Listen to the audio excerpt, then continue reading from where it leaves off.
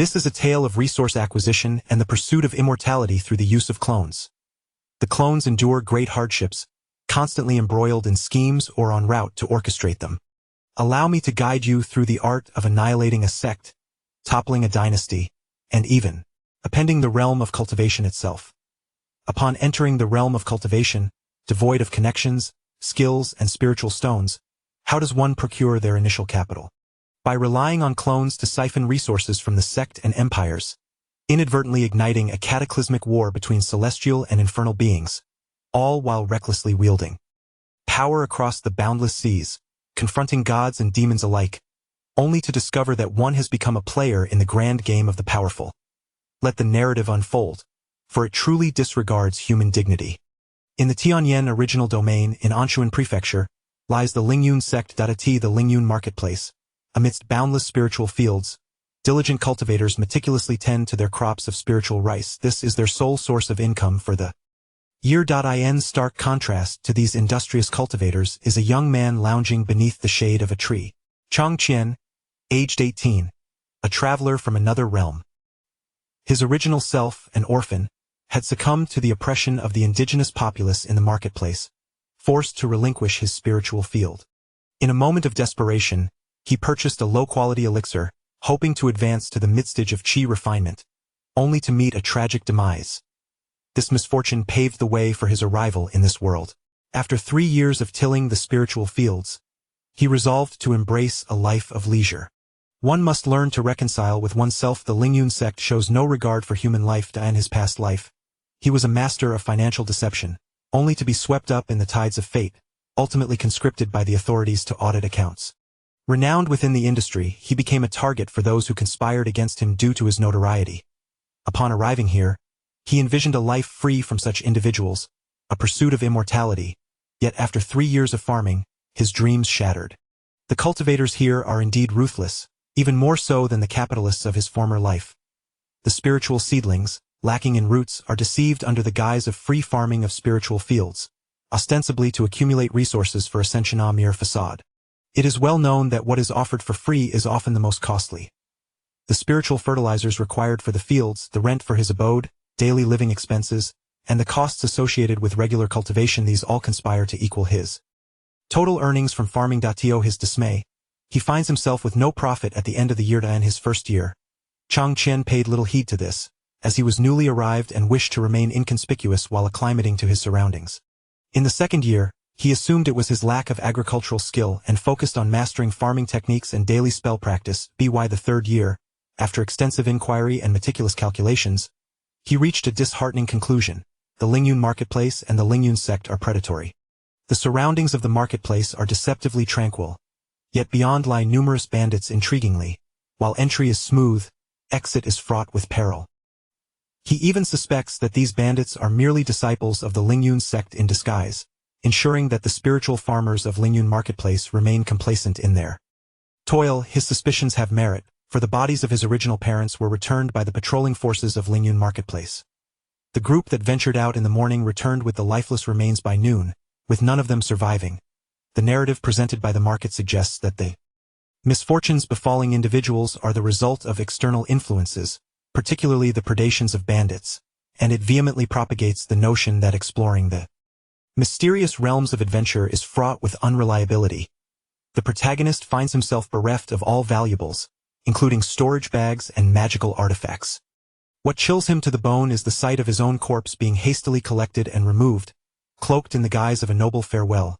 The phrase "dust to dust" is invoked as the remains are dispatched to the market for incineration in a special furnace, mingled with the excrement of magical beasts, ultimately transformed into spiritual fertilizer worth a mere pound of spirit stones. That it is a gruesome reality that these wandering cultivators and spirit farmers are systematically exploited, leaving them utterly destitute.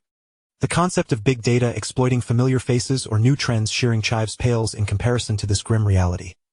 After all, even familiar exploitation does not result in complete annihilation. A mere shearing of chives leaves roots intact. Thus, the notion of farming becomes utterly unappealing. For some time, he has been contemplating a means to break free from this cycle, and only yesterday did a glimmer of insight emerge.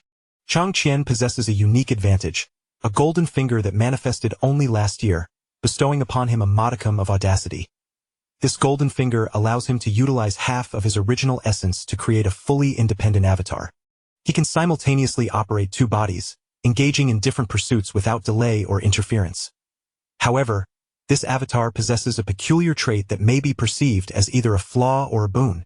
Its advancement is solely reliant on consuming spirit stones. Only through this means can it become stronger, achieving only the pinnacle of its current realm and never transcending to the next.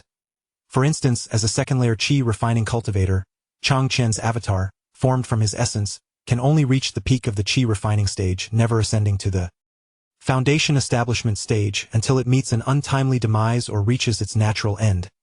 When the avatar dissipates, it returns a portion of its cultivation to the original body, yet the essence itself is irrevocably lost.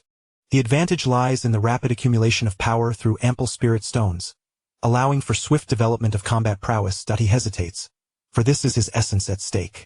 Those who have dabbled in the ways of the immortal understand the preciousness of one's origin. Half of his essence feels like a perilous gamble, as even if it can be replenished later, the cost in spirit stones could be astronomical, not to mention the rarity of the heavenly materials and miraculous elixirs required. Intuitively, he senses that in the future, he may go to great lengths for those resources capable of compensating for his lost essence. Thus, what purpose does creating an avatar serve? This remains an unanswered question, as the idea of farming is utterly unthinkable. Until yesterday, when he learned of a significant event, the Biennial Ascension Conference is to be held in the market. This conference serves to test the spiritual roots of individuals aged 814, with those possessing exceptional roots granted entry into the Lingyun sect, embarking on the path to immortality. Chang Qian perceives this as an opportunity to manifest an avatar, join the sect, and benefit from its resources. The pressing concern now is whether the avatar can gain entry into the Lingyun sect. Should it mirror his own lackluster talents, it would inevitably result in being relegated to a few acres of spiritual farmland, condemned to a life akin to that of a beast of burden. Alas, this merciless market shall eventually meet its reckoning, he mutters, shouldering his magical hoe and meandering back home. Along the roadside, two elderly farmers observe Chang Qian's retreating figure, exchanging whispers and pointing in his direction. Alas, what an honest child he once was, now forced into such a state by the people of the neighborhood. Such delusions of instant success have led to his self-despair. His life shall amount to nothing. Only those like us, diligently toiling, accumulating over generations, will have the opportunity to join the immortal sect and fundamentally alter the fate of our lineage. Indeed, who has ever achieved greatness in a single leap? It often takes several generations for a family to produce even one disciple of the immortal sect, who then ascends to prosperity. With lofty aspirations but lacking skills, he will inevitably stumble. I must take my leave. I still have 2 fields to tend to. Chang Qian was oblivious to their conversation. Even if he had heard, he would not have cared. His mind was solely focused on leveraging the information he possessed to create a clone. He longed to escape his wretched existence. Who among us is not subject to gossip? Who does not speak ill of others behind their backs? Moreover, those who have been dulled by life are merely a part of the multitude, achieving nothing significant. Have they never contemplated soaring to the heavens, joining the celestial sect, and earning reverence? Have they never envisioned riding the winds on a sword, journeying to the northern sea at dawn and to Kanggu at dusk? Have they never dreamt of grasping the sun and moon in their palms, commanding rivers and mountains at will? They are simply confined to this meager plot of spiritual farmland by the Lingyun sect, by their own talents, and by their inner weakness. With their bodies unable to transcend, their spirits are shackled, reduced to mere sparrows. As the ancestors wisely said, how can a sparrow comprehend the ambition of a swan? I, Chang Qian, shall live anew. I would rather die a glorious death than be herded like cattle, living a wretched existence. After all, I have traversed realms. How can I settle for a life as a mere beast? Wouldn't that render my journey meaningless? Chang Qian returned to his dilapidated abode, retrieving his entire fortune from beneath the stove, 120 spirit stones. These were the savings left to him by his parents, accumulated through frugality and hardship. Now, these spirit stones were about to find their purpose. It pained him greatly. Damn it. Consider it a venture investment. If I succeed, he'll live a life of luxury. If not, he'll just farm a couple of plots. He slammed the door shut and made his way toward the marketplace at the foot of the mountain. There, He intended to manifest his clone and devise a fitting identity for it. In the realm of cultivation, for those at the bottom, the rules and regulations are exceedingly stringent. The constraints are tightly enforced. Chapter 2. A bold idea entering Lingyun Square felt akin to stepping into another realm. Here, one could truly sense the essence of cultivation. Various stalls lined the streets, offering elixirs, talismans, and spiritual materials. However, these treasures were far beyond the means of Chang Qian, a humble spiritual farmer. The vendors primarily catered to the affluent youths of noble families, the disciples stationed at Lingyun sect, their families, and the local inhabitants, those who could freely traverse the bustling marketplace. In contrast, the wandering spiritual farmers like Chang Qian existed in a separate, isolated world. Chang Qian arrived at the residence of Lingyun sect, where preparations for the upcoming Ascension Conference were already underway. A colossal spirit-testing stone towered in the center of the courtyard. Observing this scene, Chang Qian clenched his fist and made his way towards the guarding hall.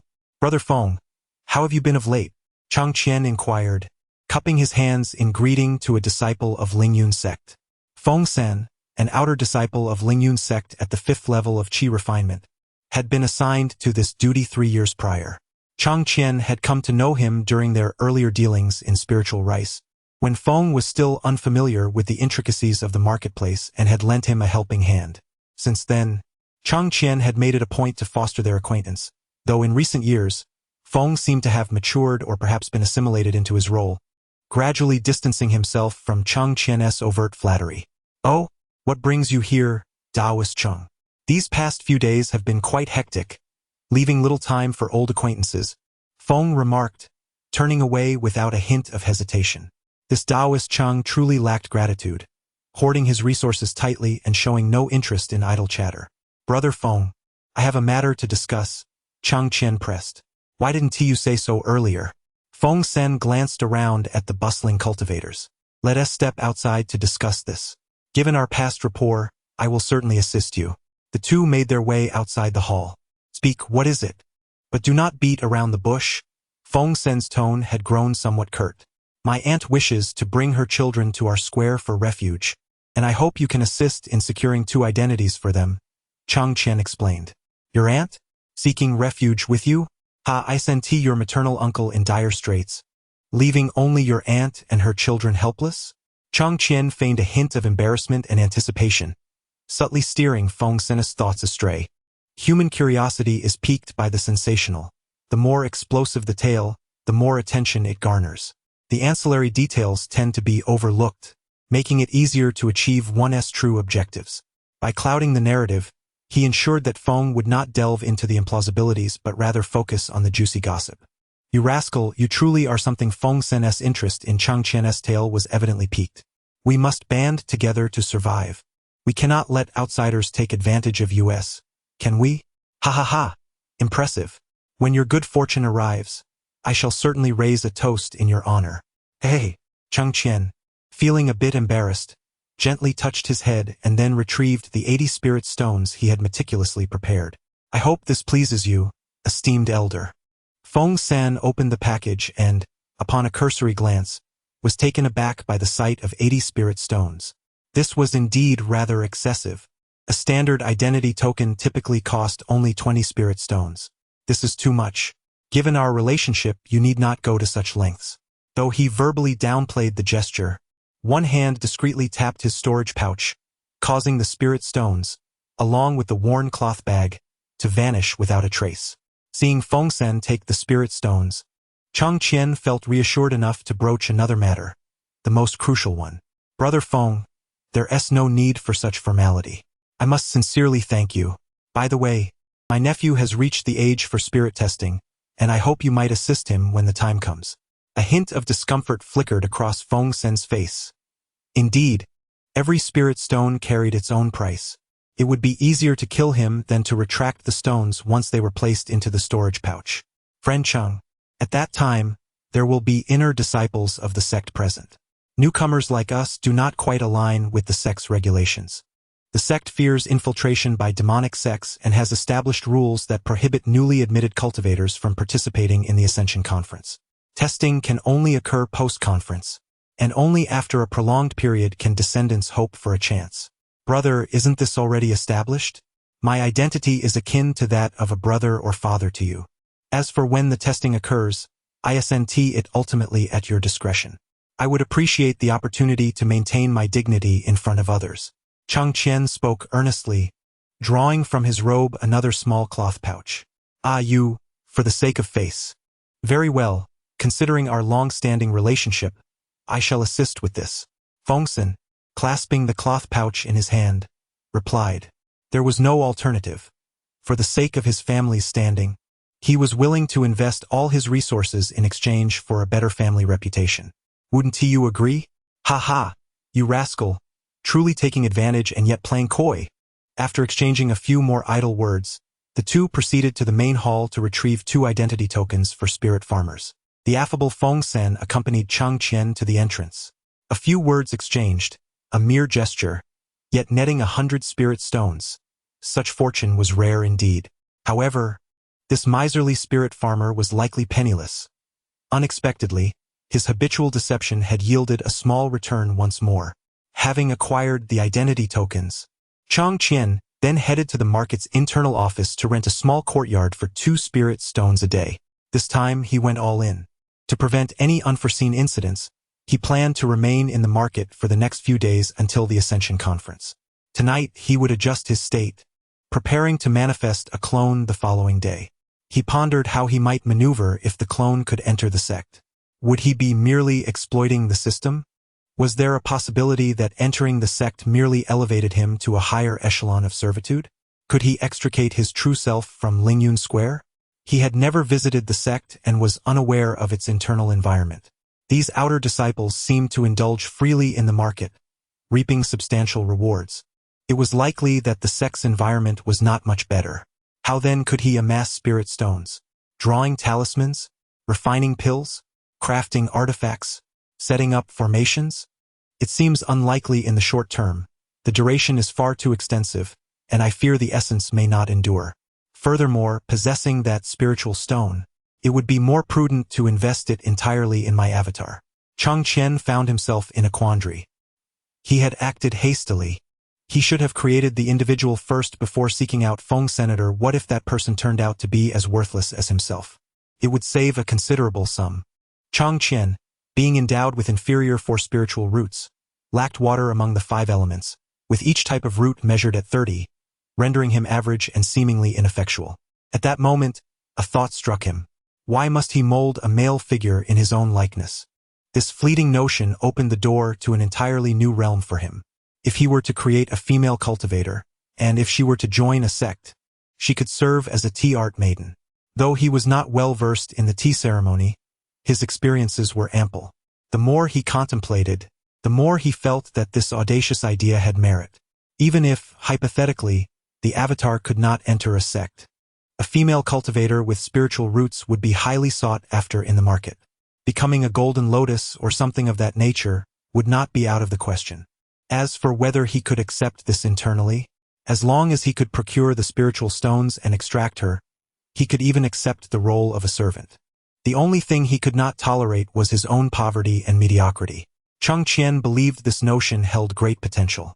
He was not inherently virtuous. If the avatar were a female cultivator, he could undoubtedly leverage that identity to engage in various exploits. At this moment, visions of figures like Daji and Bao Si flashed through his mind.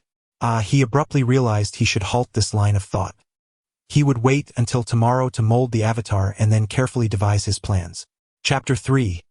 Self-indulgence is not permitted. At the break of dawn, Chang Qian bathed and dressed meticulously, ensuring his attire reflected his reverence for the world around him. The act of shaping beings was akin to drawing cards. It was not merely the outcome that mattered, but the process and the sense of ritual. Firmly believing that as long as the ritual was executed with utmost sincerity, there was no card he could not draw. If he failed to draw one, it must be due to a lack of proper ritualistic fervor. After his ablutions, he placed the prepared yellow paper gently upon the table. He lit candles, purified his hands, and presented 3 incense sticks. He invoked the heavens above, offering his devoutness in hopes of gathering blessings and welcoming auspiciousness. Holding the incense in his left hand, he ignited it before the candles, carefully shielding the flame with his right. Switching the incense to his right hand, he inserted it into the incense burner. The sequence, first center, then left, and finally right, symbolized the three treasures. Once he finished with the incense, he took 3 steps back and performed the 3 kneelings and 9 prostrations, demonstrating his sincere respect. With the ritual imbued with a profound sense of significance, he felt that an additional bow could only bring further merit.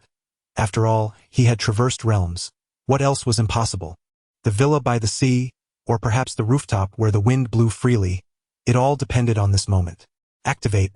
Chang Qian felt a peculiar sensation as something within him was drawn out, likely a loss of his essence, leaving him feeling momentarily hollow. Suddenly, a misty entity materialized before him, shimmering with iridescent light. Elated, he realized he could also mold other races, such as mythical beasts. The potential for manipulation expanded significantly. Without delving deeper into contemplation, he focused on the present. The dense fog shifted in accordance with his thoughts, morphing into various forms. A new outfit here, a teacher there. After a brief period of playful experimentation, he noticed that his essence seemed to be gradually dissipating, prompting him to hastily mold beings. Was there an option for spiritual roots? Upon witnessing this, Chang Qian understood he was secure. After a moment's manipulation, he discerned that this spiritual root template indeed belonged to him. 4 roots in total. However, he could adjust the values. By reducing the fire root to 0, it vanished, leaving only 3 roots. Adding a slight value to the original position would revert it to 4 roots. Contemplating his desires for greater resources, he realized he needed to possess value. An extraordinary disciple, paragon of the sect. Without hesitation, he randomly selected a golden spiritual root, filling it to the brim, low, medium, high, and earth grade. The earth grade golden spiritual root marked the arrival of a sect prodigy. Weak and exhausted, he collapsed to the ground, having completed his duplication. Remarkably, he could see himself, and the 2 forms did not interfere with one another. Chang Qian surveyed his appearance, and it must be said, his aesthetic sense was indeed commendable. At that moment, he resembled a newly blossomed lotus, graceful and perfectly proportioned. His long hair cascaded like a waterfall, jet black with a subtle sheen, and his eyes sparkled with clarity akin to autumn waters. His straight nose and lightly tinted lips curved into a gentle smile. His skin was fairer than snow, delicate as porcelain, exuding a certain elegance. Chang Qian nodded. In this guise, how could he not captivate the disciples of the sect? When the time came, he would possess 1,000 ways to coax them into willingly offering their spiritual stones. Indeed, 1,000. Alas, he could no longer gaze upon himself. This is unacceptable. One must, at the very least, possess a baseline of principles. Indulging in self-pleasure is tantamount to transgressing the heavens. The frail Chang Qian struggled to make his way outside. On the street, he sought a tailor's shop, only to find the garments excessively new and exorbitantly priced. Not wishing to waste time, he resolutely spent a precious spirit stone to procure a set of second-hand clothing from a woman engaged in various chores. When she handed him the clothes, her peculiar gaze seemed to question the eccentricity of those in the district, wondering why someone would desire the attire of an older woman. Chang Qian, however, paid no mind to the thoughts of others, as he preferred to labor for his own needs and collected some soot from the pots. Upon returning to his small courtyard, he draped himself in a blanket and ambled barefoot within the confines of his room. How does it feel? Quite well, indeed, though conversing with oneself feels rather strange. His voice rang like silver bells, crisp and refreshing. Ha ha ha, while others may suffer from dissociative identity disorder, I am merely fragmented. Can I be blamed? Tossing the blanket onto the bed, he rolled on the floor. Chang Qian scattered the soot he had collected, mingling it with the dust from outside. His once jade-like skin gradually transformed into a darkened hue. As he spun in circles, scrutinizing every inch of his skin, he remarked, "Not quite right. Just a moment." He dashed to the outer room, seized a teapot, and took a hearty swig, spraying it about as he twirled. "Come now, let us roll a few more times. My face and hair must bear traces of dirt." Indeed, his neck remained somewhat pale. He decided to smudge it with ash, spritz it with water, and rub it down. He also aimed for some abrasions on the outer thighs and arm joints. Ouch, even the sight of it is painful. That should suffice. Just a sprinkle of plant ash will do. It may appear grimy, but it serves as a disinfectant. Heaven forbid I attend the Ascension gathering and succumb to an infection. What was Chang Qian up to? Naturally, he was crafting an identity. One who has fled from disaster cannot possibly be spotless. While there is no issue with claiming to have bathed at home prior to the Ascension gathering, Chang Qian would not entertain such notions, as this pertained to a second objective concerning the captivating debut of a stunning prodigy. For now, that matter shall be set aside. As for the hypothetical ant's weaknesses, let them perish along the journey. What a coincidence, indeed. At this moment, his alter ego had transformed into a dark-skinned girl, adorned with scars. Chang Qian handed over the clothes that had just been trampled upon. Once donned, the difference was stark. She appeared utterly transformed. Now, bestow upon yourself a name. Let us not truly descend into multiple personalities. Shall we? How about Luo Shui, with the surname Su? Su Luo Shui should suffice. After conversing with himself for a while longer, he instructed Su Luo Shui to rest on the ground outside, now awaiting the Ascension gathering in silence. As long as no mishaps occurred during the event, this opportunity would lead to a seaside villa. With a single spirit root of the earth attribute, particularly of the gold element, he was undoubtedly a budding sword immortal. With such talent, physique, and appearance, combined with a touch of tea artistry, he could hardly fathom what those young disciples from the sects would bring to bear. Spirit stones. Come forth. With an ample supply of spiritual stones, his true self could replenish its essence and pursue cultivation with peace of mind. As one's realm ascends, the value of the avatars increases, and the resources they yield multiply, thereby elevating the true self to even greater heights. A closed loop of logic, indeed, dear friends. Imagine reaching the formidable realms of nascent soul transformation and beyond. The structure resembles a pyramid. As one ascends, the number of individuals diminishes. His avatars, laden with spiritual stones, could swiftly attain the pinnacle of achievement. At that juncture, should anything be lacking, there would be no need for petty tricks. One could simply overpower others with sheer cultivation. After all, any misdeeds would be attributed to the avatars, leaving Chang Qian unscathed. Even the notion of immortality is not an unattainable or elusive dream. Chang Qian might very well sit alone through the ages, gazing down upon all living beings. Chapter 4. The celestial prodigy of the sect. Every 5 years, the Lingyun sect hosts a grand ascension conference in the various markets under its jurisdiction. Outside the Lingyun Square, the crowd surged like a tidal wave, a cacophony of voices creating an extraordinary atmosphere. Most cultivators wore expressions of excitement and anticipation, for this was an opportunity for ordinary practitioners to transcend their status and leap into greatness.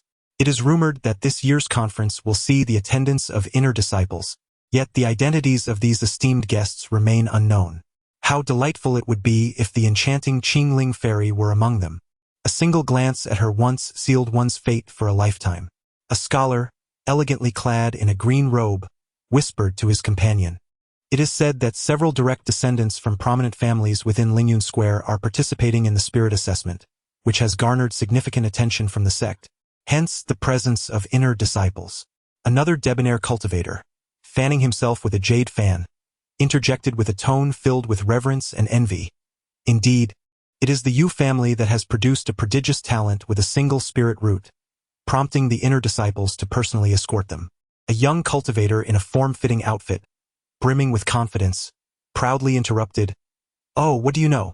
It is indeed the Yu family, renowned for their exceptional abilities." "Is that so? This friend seems to be quite knowledgeable. Are you perhaps a high-ranking member of the Yu clan?" questioned a male cultivator, his sharp gaze fixed on the young man as he clasped his sword. Not at all, merely a distant relative of the Yu family," he replied with a self-assured grin. As the sun rose higher, several disciples donned in the Lingyun sect's formal robes emerged from the encampment. Behind them walked a middle-aged cultivator clad in splendid attire, who gradually approached the spirit assessment stone. Their arrival instantly hushed the raucous crowd, leaving only the sound of hushed breaths. "Dear friends, welcome to the Lingyun Square Ascension Conference. Today, We shall bear witness as the disciples of the market transcend the mundane and embark on the path of immortality. The man in splendid attire proclaimed, his voice resonating throughout Lingyun Square, igniting the fervor within every heart. May each of you achieve your desires and not squander your youth. As cultivators, we must strive towards the goal of enlightenment and longevity, moving forward with determination. A graceful woman appeared beside the man in splendid attire, her voice gentle yet equally inspiring. The man nodded in acknowledgement, and the woman bowed slightly. The uniformly dressed disciples of the Lingyun sect shouted in unison, "We pay our respects to Master Lu Yujun, a third-level foundation establishment cultivator, stationed at Lingyun Square. Greetings, Sister Mu Qingling at the peak of the Qi refinement stage and inner disciple." After nodding in mutual acknowledgement, the solemn tolling of a bell resonated through the air, marking the official commencement of the Ascension Conference. Guided by the sect's stationed disciples, the young men and women participating in the spirit assessment ascended the steps, one by one, standing at the entrance of the encampment. Their expressions varied from grave to confident, each diminutive figure bearing the weight of boundless aspirations and desires for the path of immortality. Chang Qian escorted Su Luoshui to Feng Sen's side. Upon seeing the dirt-streaked Su Luoshui, Feng Sen quietly remarked, "You didn't even give her a bath? She just arrived today. I feared it would delay her." Chang Qian replied. Feng Sen nodded and positioned Su Luoshui at the center of the line. As Chang Qian observed her blend into the spirit assessment queue, he let out a deep sigh of relief. "Where did you beggar come from?" A chubby little boy pinched his nose and gently poked Su Luoshui with his fingertip, speaking in a hushed tone. "Indeed, attending the Ascension Conference in your current state is rather disrespectful to the immortals, don't you think?" The child in front of Su Luoshui seemed to be currying favor with the chubby boy, offering his agreement. Su Luoshui rolled her eyes at the childish remarks. With only her brother left at home, she was unaware of the need for purification rites. Such was the way of all spirit farmers. The chubby boy and the child ahead exchanged disdainful glances, clearly looking down upon her. What a delusional farmer, they thought. Were it not for the solemnity of the Ascension Conference, they would certainly not allow a spirit farmer's descendant to stand so close. However, the rules set by the Lingyun sect were not to be trifled with by their noble families. The Lingyun sect has shown too much leniency towards these spirit farmers. With a shared huff, they distanced themselves from Su Luoshui. As time passed, the line gradually inched forward. The crowd gathered near the Ascension Conference erupted occasionally into gasps or sighs. The little ones in the line grew increasingly anxious. Yet Su Luoshui remained calm. As long as the spirit testing stone posed no issues, she would undoubtedly overshadow everyone present today. By the spirit testing stone, Lu Yujun conversed quietly with Mu Qingling. "How has your master been lately?" "Uncle Lao is concerned. My master has been in good health." "Did you come here for that lad from the Yu family?" "Yes. Master Yu has invited Master Hao Yu to accept him as a disciple, and I was asked to escort him personally." The Yu family. They've truly reached new heights. It all comes down to the quality of one's spiritual root. There is a distinction even among single spiritual roots. Lu Yujun replied with a smile. "By the way, I sense you are preparing for a breakthrough. My master advised me not to rush, to solidify my foundation first. I truly envy you prodigies. You flatter me, uncle." As the line approached Su Luoshui, a commotion arose in the crowd. Look! It's the Yu family's young Qilin testing his spirit. With such demeanor, he is bound to become a significant figure in the future. After all, he hails from our Lingyun Square. How honorable! Honorable my foot! What connection does he have with you? The Yu family is aiming for a millennium legacy. Chang Qian disregarded the spectators' quarrels, standing on tiptoe to peer inside. A handsome young gentleman approached the spirit-testing stone, placing his palm upon it. In an instant, a crimson light erupted from the stone's surface, followed by the recording of the scale behind the stone. The audience buzzed with excitement. A single spiritual root. It truly is a single spiritual root. Oh heavens! I am witnessing the emergence of a single spiritual root. For many, this was a rare sight, a topic to boast about in casual conversations for a lifetime. Lu Yujun glanced at Mu Qingling and then inquired of the person recording the readings from the spirit testing stone. "What is the result?" "The quality of 1's spiritual root, a closely guarded secret, is typically not disclosed to outsiders, as it is considered the private knowledge of sects and cultivators. 75 came the response. What do you think? He turned to Mu Qingling. Mediocre, barely qualifying as a superior fire spiritual root. Mu Qingling, on the other hand, possessed a superior water spiritual root, reputed to be nearly at the earth grade. Even among the prestigious Yuan Ying sects, such talents are exceedingly rare, marking her as a prodigy of the Lingyun sect. Silence, continue, she commanded, beckoning Yu Daji to her side. Her sharp reprimand quelled the raucous crowd of onlookers, including the cultivators from the Yu family and those waiting in line, restoring an air of calm. At last, it was Su Luoshue's turn. She approached the spirit-testing stone, prompting a flurry of whispers among the spectators. Where did this disheveled girl come from? Shouldn't she have tidied herself up? Isn't this disrespectful to our fairies and elders? One scoffed. Ha! She's probably just some wild girl from a spirit farmeress family, foolishly dreaming of soaring to great heights. How presumptuous! Can a phoenix really rise from a chicken coop? Ignoring the disdainful glances from several disciples and the murmurs surrounding her, she extended her grimy little hand and pressed it against the stone. In an instant, a brilliant golden light erupted from the surface of the spirit-testing stone. No, it's impossible. How can this wild girl possibly be a single spiritual root? Exclaimed the boy in front of Su Luoshue, disbelief etched across his face. He was a 3-root cultivator. How could she surpass him? Lu Yujun and Mu Qingling, who were idly chatting while waiting for their turn, were equally taken aback. Especially Mu Qingling, who immediately inquired, "What is the reading?" There is no reading, came the bewildered reply. Chapter 5. Clinging to a strong support, Lu Yujun, a cultivator at the 3rd level of foundation establishment, and Mu Qingling, possessing a single spiritual root, were well aware of the implications behind the absence of measurement. They promptly approached the spirit-testing stone, only to discover that it indeed lacked any markings. The onlookers in the courtyard whispered among themselves, perplexed by the unfolding situation. What could be amiss? Was the spirit-testing stone malfunctioning? It seemed likely. Otherwise, how could a single spiritual root appear consecutively, especially one belonging to such a grimy wild girl? Humph, it must be that the stone is defective. Our Yu family's genius is simply too remarkable for it to function correctly, resulting in yet another single spiritual root. What right does this wild girl, who appears from nowhere, have to compare to our Yu family's young master? Yu Daji stood there, stunned. How could this be? How could there still be a single spiritual root? Wasn't this supposed to be my stage? Wasn't I meant to be the center of attention among the cultivators? Destined to become a legend? After Su Luoshue completed the test, despite being unaware of what had transpired, the 2 esteemed cultivators rushed to the back of the spirit-testing stone. Yet, it mattered little. With a ground-level golden spiritual root, I would surpass everything and soar to new heights. What's your opinion on this? Lu Yujun did not regard Mu Qingling as a mere junior disciple. She was not merely establishing her foundation. She was aiming for a far greater horizon, and one could argue that her journey truly began with her foundation establishment. In contrast, he, having reached the mid-stage of foundation establishment, was nearing the end of his path. Although those in the foundation establishment stage were rare, being 1 in 100 or even 1,000, when compared to true prodigies, it left one feeling despondent. Thus, it was prudent to maintain a certain respect for geniuses, particularly those with influential backgrounds. As for whether one could rise above ground level, that would depend on returning to the sect. Let us proceed. I will accompany you back. All right.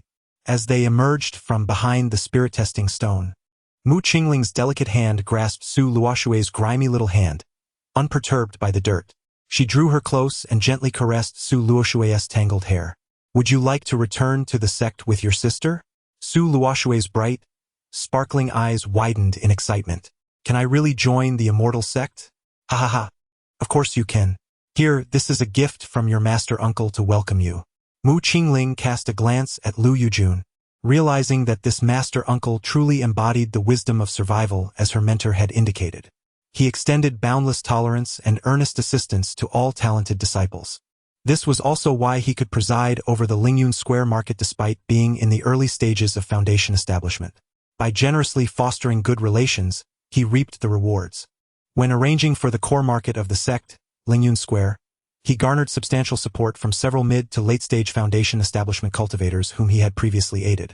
Su Luoshui gazed longingly at the golden-purple storage bag, akin to a treasure pouch, then looked up at Mu Qingling. Her actions were undoubtedly purposeful. It was evident that Mu Qingling, as an inner sect disciple and a female, subtly held a higher status than Lu Yujun. She was unaware of the sect's circumstances but thought it prudent to cling to a strong support for now. Through her gestures and glances, she conveyed a sense of reliance. Who could resist a well-behaved child? Mu Qingling's face blossomed with a smile, her eyes reflecting a hint of compassion. What a splendid child she is. Please take this. As a sign of respect from the elder, I cannot refuse. Keep Lu Shirshu's kindness close to your heart. Su Luoshui obediently accepted the storage bag, gently expressing her gratitude to Lu Yujun. Lu Yujun felt immense satisfaction. 500 spirit stones along with the storage bag amounted to merely 1,000 spirit stones in total. To forge a connection with a single-rooted talent of the Earth grade was an exceedingly worthwhile transaction. The Ascension Conference continued, and the onlookers fell silent. It was evident that this untidy wild girl possessed talents surpassing even that of Yu's Qilin's son. Those who had previously been certain that the spirit stone was defective began to slip away from the crowd, embarrassed to remain and face ridicule. While in line, the chubby boy behind Su Luoshui gritted his teeth and stepped forward to the spirit stone. Pumping himself up, he assured himself that he too was a genius. Placing his palm on the stone, it flickered with 5 beams of light, metal, wood, water, fire, and earth, all present. Chang Qian couldn't help but chuckle inwardly. Previously, through Su Luoshui's perspective, he had thought this lad was a talent. It turned out he was even less capable, a moment of heaven, a moment of hell. Those who had subtly aimed to curry favor with the chubby boy burst into laughter from the ranks of those who could enter the immortal gates. The stunned boy was jolted awake by the harsh sound. Mixed roots disqualified. Next, the cold voice from beside him rang out. Still lingering here? Get out, sneered a member of a small clan who had mocked him. You! Put your hand down. Who do you think you are? Our current statuses are worlds apart. Did you think you were some kind of young master? Su Luoshui observed the unfolding drama up close, feeling as if she were part of it. The most looked down upon individual had suddenly leapt to become a high-ranking disciple of the sect. The arrogant young master, who had previously looked down on others, found himself trampled by those small clan members he had once sought to please. The Ascension Conference finally concluded in the afternoon. In the entire Lingyun Square, there were 2 with single roots, 1 with dual roots, and 7 with triple roots. Lu Yujun was extremely satisfied. Typically, having 1 with dual roots was commendable, yet today 2 with single roots emerged. 1 backed by a family and a sect, while the other was like a blank slate. As long as the latter cultivated successfully and recalled this day, the benefits would far exceed those offered by the sect. Sister, can I bring my brother to the sect? Su Luoshui inquired, shaking Mu Qingling's hand. Yes, but he can only be arranged in the outer sect as a laborer. He can be moved to the inner sect once you establish your foundation. Thank you, sister. You must call Misha Ji. Understood? Mu Qingling gently patted Su Luoshui's dark cheek. Understood, sister. Oh, you. Do as you wish. She had just spoken with Su Luoshui and learned of her tragic background. Su Luoshui's persona before these elites was that of a pure, obedient girl, evoking affection. Therefore, during their conversation, she spoke nothing but the truth. He recounted how his cousin had devoted all his wealth to earn a place at the Ascension Conference. It was only natural that he could extricate his true self from Lingyun Square, leaving behind a profound impression of sibling affection and heartfelt gratitude. Those who embody gratitude are, if not universally adored, at least seldom repelled. This sentiment holds particularly true in the realm of cultivation, where relationships are often maintained through mentorship and familial ties. As for the notion of recently arriving at Lingyun Square, Mu Qingling and even Lu Yujun were hardly concerned. Rules are typically established for those lower-tier cultivators who lack the ability to create significant waves. For prodigies of the 5th grade or higher with singular spiritual roots, it is painfully evident that as long as they do not betray their masters or ancestral teachings, their tolerance is boundlessly generous. Indeed, bribing the station disciples to participate in the Ascension Conference had transformed them into paragons of sibling love and gratitude in the eyes of the onlookers. Lu Yujun was particularly elated, even contemplating summoning the bribed station disciple for a well-deserved reward. Several celestial seedlings boarded Lu Yujun's flying vessel, while the Qilin offspring of the Yu family and the wild girl Su Luoshui, hailing from a lineage of spirit farmers, stepped onto Mu Qingling's craft. Among the envious gazes of numerous cultivators, Chang Qian was beckoned over with a call of brother. Meanwhile, Feng Sen trembled slightly, for he had drained the spiritual stones from a family of singular spiritual root cultivators. Yet, Chang Qian remained indifferent to such matters, understanding that achieving his objectives was paramount. It was merely a straightforward transaction. The flying vessel soared into the sky, vanishing into the distance within mere breaths, leaving behind 2 trails of vapor. Once Lingyun Square faded from view, Chang Qian settled quietly in a corner. He preferred to remain unobtrusive, for he had prepared a grand feast for his fellow disciples from the sect. It was wise to play the part of a humble bystander, lest a boisterous sheep mistake him for a target. After Su Luoshui, his doppelganger, exchanged a few words with his true self, she sat beside Mu Qingling, who piloted the vessel. Mu Qingling regarded Su Luoshui, who would soon call her brother and ensure she was well fed, and a gentle smile graced her lips. Thus, they embarked on a journey, riding the winds toward the path of immortality and the quest for eternal life. Chapter 6. The transformation of the ugly duckling into a beautiful swan. Lingyun Gate is the esteemed sect of the Golden Core located in Anshuan Prefecture of the Tianyan origin domain. The most accomplished practitioners within the sect attain the 5th level of the Golden Core. This vast domain was seized by human cultivators during the pioneering wars centuries ago, thus lacking a profound historical legacy. Chang Qian gazed at the towering mountains, with clouds cascading through their midsection like a jade ribbon. Over the course of several centuries, this place has evolved into a sanctuary of spiritual energy, a veritable haven for cultivation, unmatched by most sects in Anshuan Prefecture. His flying vessel came to a halt before the mountain gate, followed by a succession of other vessels descending. These were all transporting celestial seedlings selected from various marketplaces or mundane realms. Mu Qingling waved to an outer sect disciple at the gate, signaling him to approach. Please lead him to a place for temporary accommodation and refrain from assigning any tasks, she instructed. Yes, senior sister, he replied. You may follow him to settle in. Should you require anything, do not hesitate to reach out to the outer sect steward, mentioning my name. I must now accompany Luo Shui to the entrance ceremony. Once I have attended to this, you shall have the opportunity to reunite. After arranging for Chang Qian, she led Su Luoshui and Yu Daji towards the main peak. I wonder who this companion is, and how he is acquainted with senior sister Qingling. One disciple mused. Greetings, fellow cultivator. I am not well acquainted with senior sister Qingling, Yu Daji replied. Ah, then you must be a relative of some genius, the disciple speculated. You could say that, Yu Daji acknowledged with a knowing smile.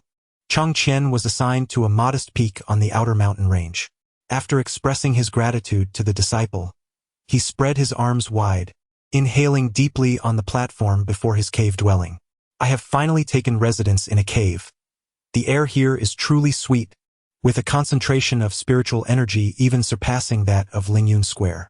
This area is a remnant of a high-grade spiritual vein, significantly stronger than the low-grade spiritual vein found in Lingyun Square.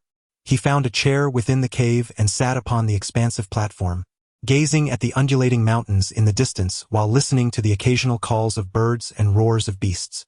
Now this is what cultivation is all about, he mused.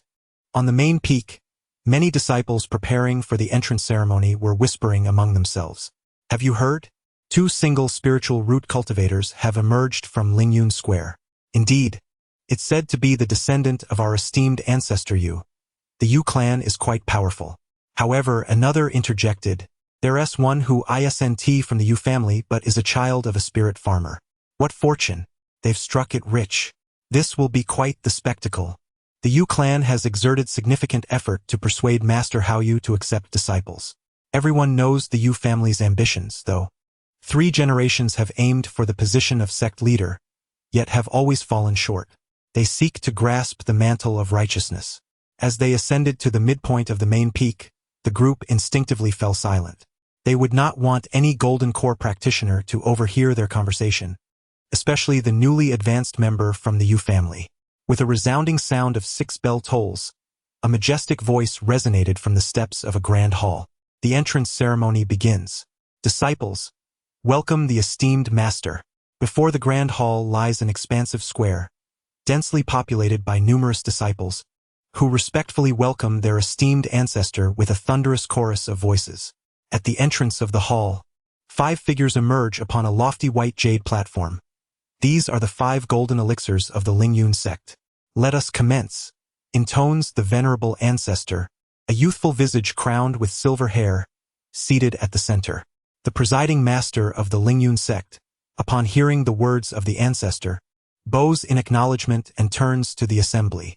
The celestial seedlings shall enter. The sound of bells and drums resonates throughout the square, as the disciples part to either side, clearing a path down the center. Su Luoshui stands alone in the front row. Upon joining the sect, she underwent another evaluation of her spiritual roots, which revealed a remarkable score of 120, marking her as possessing Earth-grade golden spiritual roots. The second row hosts another individual, the esteemed Daji, while the third row accommodates 7 or 8 others. Beyond them lies a considerable throng of disciples, creating a notable distance. A disciple gestures, signaling Su Luoshui to advance. The assembled disciples stretch their necks, gazing towards the entrance, where a figure cloaked in darkness reveals itself.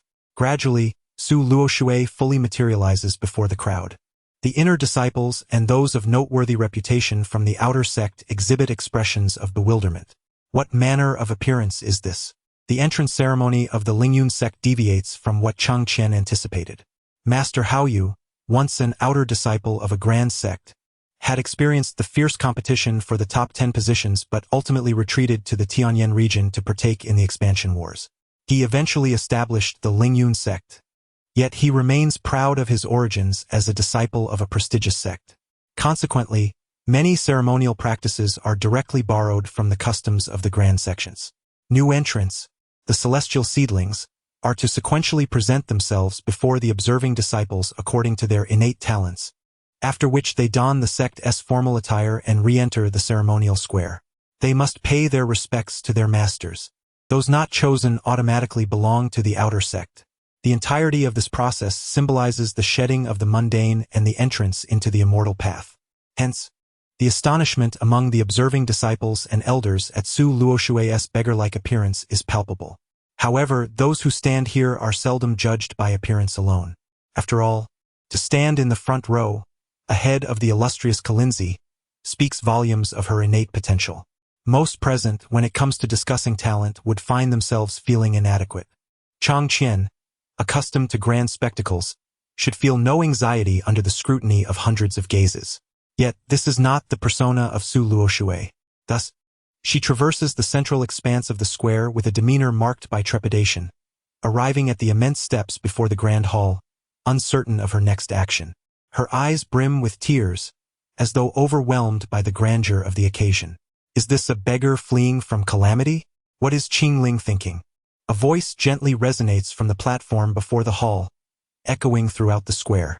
Some inner disciples exchange glances, signifying, "Look, the spectacle is about to unfold."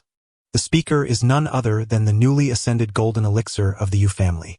Even the disciples in attendance are aware that one should not judge by appearances. How could a prominent figure of the golden elixir sect be oblivious to this? It is merely an excuse to create trouble. A profound silence enveloped the scene, and tears brimmed in Su Luoshui's eyes. Continue. A voice of authority, devoid of any emotion, resonated through the air. It was the voice of Master Haoyu. With a gesture of bestowal, the chief disciple of the inner sect, Xiao Wenchuan, stepped forward, carrying a set of ceremonial robes. Su Luoshui gritted her teeth, carefully accepting the garment with both hands. "Sister, follow me," Xiao Wenchuan said softly, leading Su Luoshui towards a side hall. Along the way, he sought out a familiar female disciple. Changing clothes was not something a man ought to do alongside a woman, especially since his sister, resembling a dark sphere, would need to apply the cleansing spell several times. The ceremony continued, and Xiao Wenchuan found himself waiting, sighing inwardly. Women can be quite troublesome. Previously, the male disciples merely needed a cleansing spell to change their attire, and all was well. Moreover, the halls of the main peak were shrouded in arrays, leaving him unaware of the progress inside, forcing him to wait idly. With a creak, the door behind him swung open. Xiao Wenchuan turned around, momentarily frozen in place. The robes were slightly oversized, but Su Luoshui managed to wear them with grace. Her delicate nose and radiant eyes sparkled like lightning, while her hair was tied in a high ponytail, with wisps dancing gently in the breeze.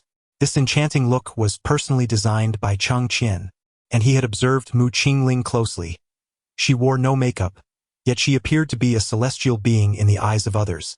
However, her natural beauty was evident, with her forehead prominently displayed. Female cultivators rarely appeared unattractive, so Chang Qian sought to create a visual impact through elegance and style. How could one leave the most profound and lasting impression? Through contrast.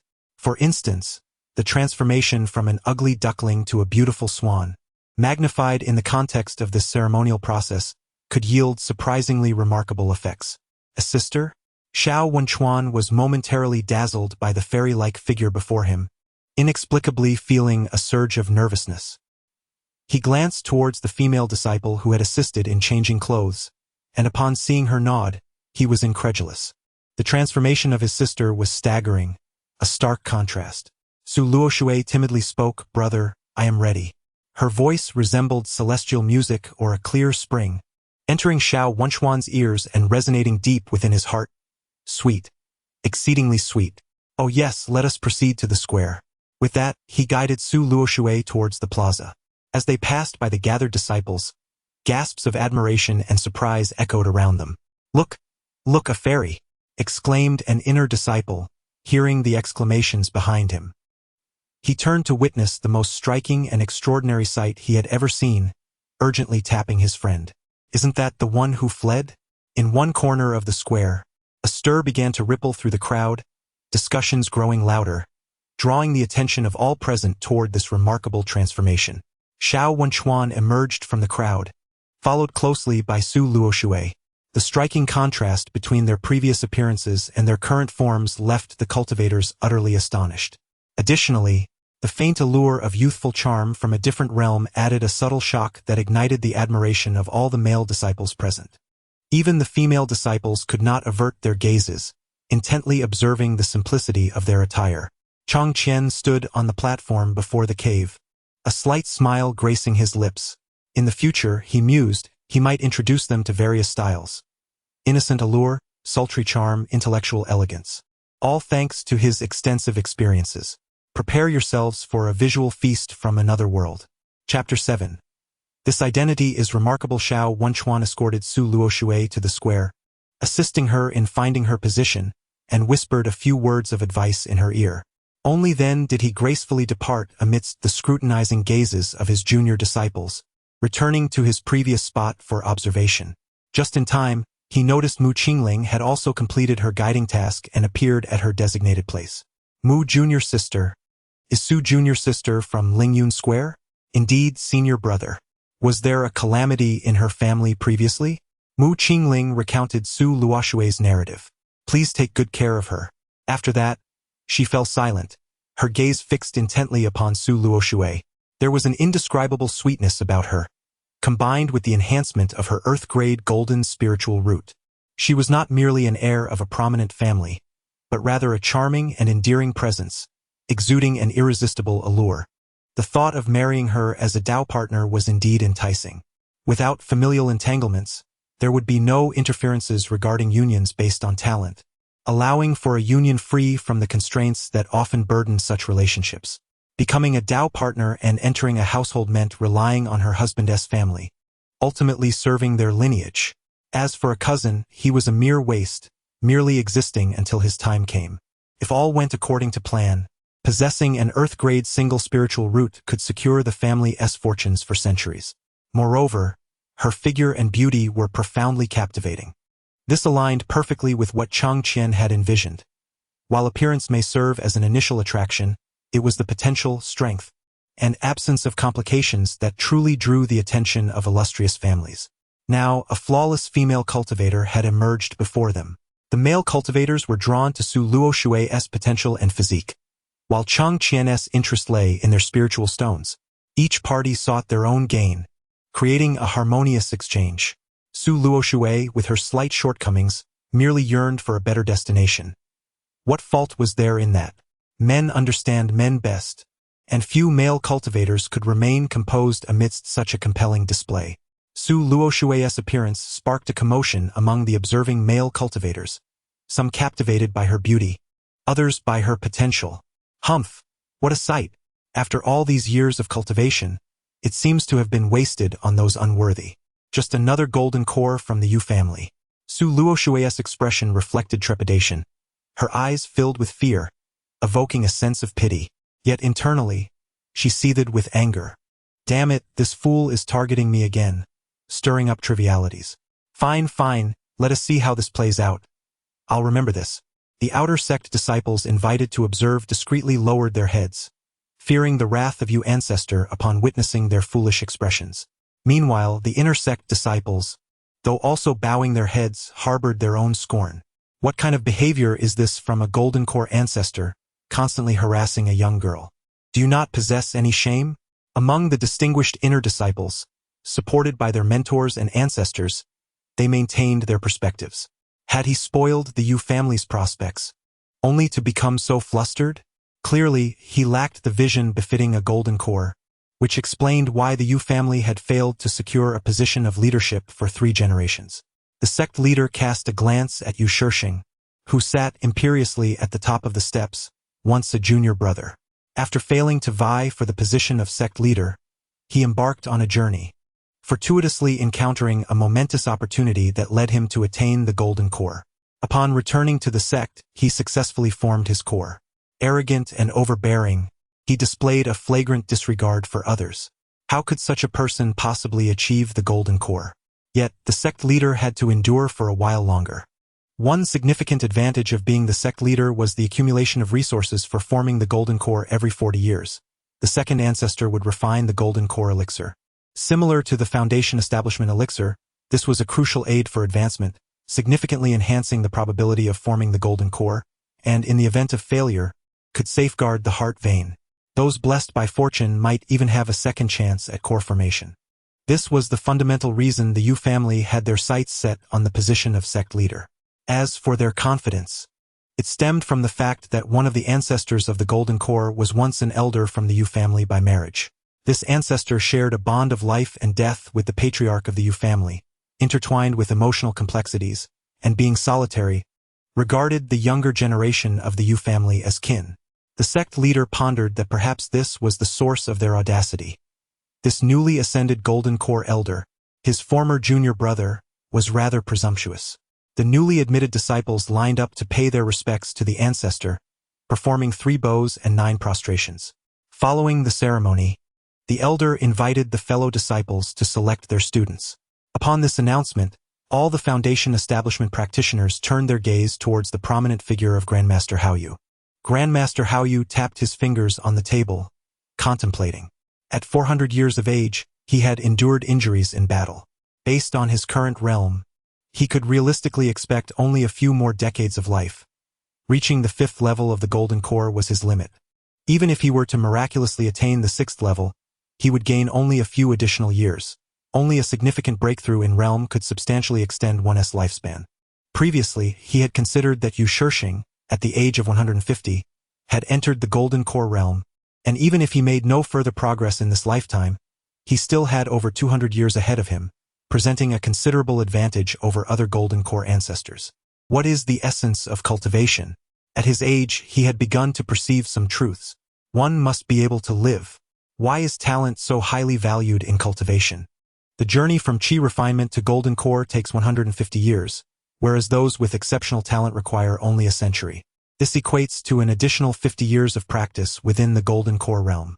Many cultivators fall short of just a little lifespan, ultimately missing the chance to ascend to the nascent soul, regrettably passing away.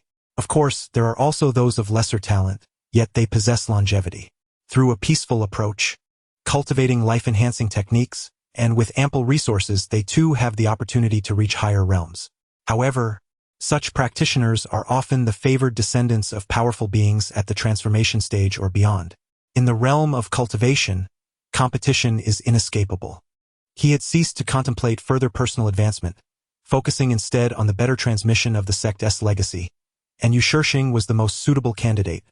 Being the youngest, he had the greatest potential to protect the sect for a longer duration. Thus, he agreed to accept the single spirit root disciple from the Yu family. He is well aware of the intentions harbored by the Yu family, which merely revolve around the desire to seize the position of the sect master and to maintain that authority firmly within their grasp. However, this does not concern him. As long as the reputation of the Lingyun sect endures, his status as the ancestral master shall also persist. As for the rumors suggesting that the Yu family aims to usurp the sect, he scoffs at such notions. The path of familial dominance is unfeasible within the realm of Tianyan. Only the great domains of Zhongzhou or even empires spanning multiple territories could achieve such ambitions. Moreover, once he departs from this world, he shall have no care for the tumultuous waters that may follow. Presently, he has discovered a new opportunity. This young girl is indeed a pleasant surprise. He could readily elevate her to the position of sect master before his demise, and even those golden elixirs who are reluctant to see the Yu family monopolize power would likely support her after his passing. After all, the righteousness of the Tao and its orthodoxy holds significant weight at times. Su Luoshui, do you wish to take me as your master? Without waiting for Su Luoshui's response, Master Haoyu pressed on. Having resolved his intentions, he sought to suppress the influence of the Yu family without directly intervening, yet he felt it necessary to make his stance clear. I can impart to you the Yuan Ying technique, the Zidian Gengjin sword classic, which I obtained 3 centuries ago at the Lingshao sword sect. Upon hearing this, gasps of astonishment filled the air. This technique belongs to the Lingshao sword sect, known for its formidable practitioners. While it may not be their core method, being included by such a prestigious sect certainly indicates its remarkable qualities. The few golden elixirs present regarded Master Haoyu with speculation, pondering whether this old fellow had other treasures hidden away. Their gazes then turned toward Yu Shishing, each lost in thought. The sect master, Dong Wanhua, quickly grasped the implications of Master Haoyu's words. This was a prelude to paving the way for his disciple while subtly admonishing the Yu family. He urged Su Luoshui to kneel and express her gratitude. Su Luoshui promptly knelt, thanking her master for the imparted teachings. Excellent, excellent. Come, stand by my side to observe. With a wave of his hand, Su Luoshui soared into the air and gracefully settled beside Master Haoyu. Within the cave dwelling, Chang Qian clenched his fists in excitement. Now, her status is invincible. The previous schemes of social climbing, fraudulent marriage, and deceitful dowries must undergo significant revision. She can now aspire to greater ambitions. Why engage in risky endeavors rather than focus on cultivating within the sect? Because her clone can only reach the pinnacle of qi refinement. Furthermore, her true self still requires nourishment from the original source, and without spirit stones, how can that be accomplished? If she does not seize the opportunity to acquire spirit stones, how many years of cultivation can she afford? Let alone whether her true self can wait. If her clone remains stagnant for 10, 20, or even 100 years without advancing to the foundation establishment stage, would it not draw suspicion? Engaging in futile endeavors is not an option for us. Brother Haoyu, is this course of action truly wise? Chapter 8. The master of tea arts emerges. Yu Shishing no longer addressed his esteemed elder, Haoyu, with the proper reverence. Although they were all at the golden core stage, it was still inappropriate not to honor someone as the founding ancestor. This was a display of disrespect, as evident by the other golden cores who continued to refer to Haoyu as their master. Yu Shishing was genuinely incensed. He had gone to great lengths and made significant sacrifices to placate various factions and persuade Master Haoyu to accept disciples. Once he had successfully navigated this process, the Yu family could ascend to dominate the sect's leadership, utilizing its resources to continuously produce golden core cultivators, potentially even birthing a nascent soul. In this Anshuan prefecture, they could reign supreme. However, now his plans had been thwarted, and it seemed that Master Haoyu harbored intentions to suppress the Yu family. It was all due to this insufferable little wretch. He truly wished he could crush her. He silently cursed the inept individuals residing in the ancestral home of Lingyun Square for their failure to act decisively. Unbeknownst to him, Lu Yujun had previously escorted 2 elderly Foundation establishment cultivators from the ancestral home, who were utterly incapable of handling the situation. As these words were spoken, both the inner disciples and the invited outer disciples lowered their heads, straining to eavesdrop. The uninformed outer disciples and some inner disciples assumed that the Yu patriarch was merely defending his prized progeny. However, those privy to the underlying circumstances discerned 2 layers of meaning. First, the Yu family had expended vast amounts of spirit stones and engaged in numerous exchanges of benefits, only to have it all rendered meaningless by a single utterance. Was that not unreasonable? Second, even if you choose not to accept the Yu family's descendants as disciples, you cannot suppress them. Such conduct is exceedingly unprincipled. The oppressive aura of Master Hao Yu filled the grand hall, rendering the atmosphere almost palpable. Su Luoshui mused to herself, is this the weight of a golden core's presence? She observed her seemingly indifferent master, who made no move to intervene, and began to contemplate the unfolding events. In her understanding, this was akin to a company founder and chairman being provoked by a newly emerged minor shareholder during a welcoming assembly.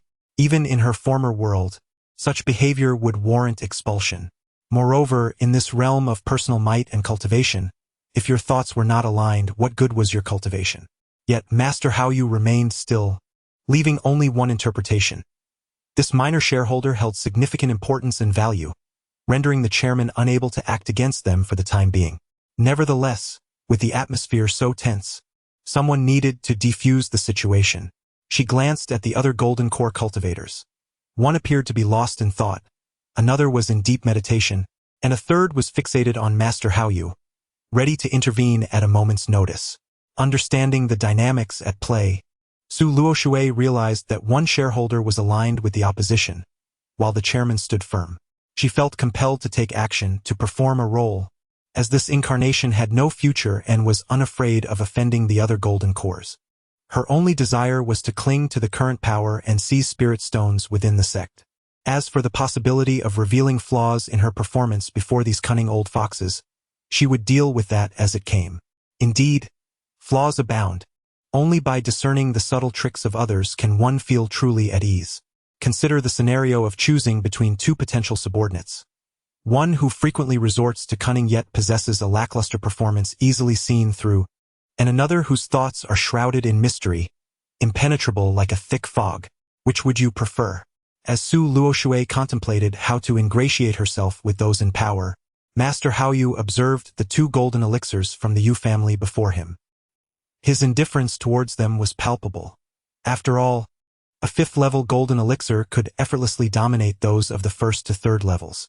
Though a flicker of irritation sparked within him, he understood the necessity of restraint for the sake of his sect. What if his sole disciple faced unforeseen circumstances and failed to ascend to the golden elixir stage? A genius must be nurtured to fulfill their potential.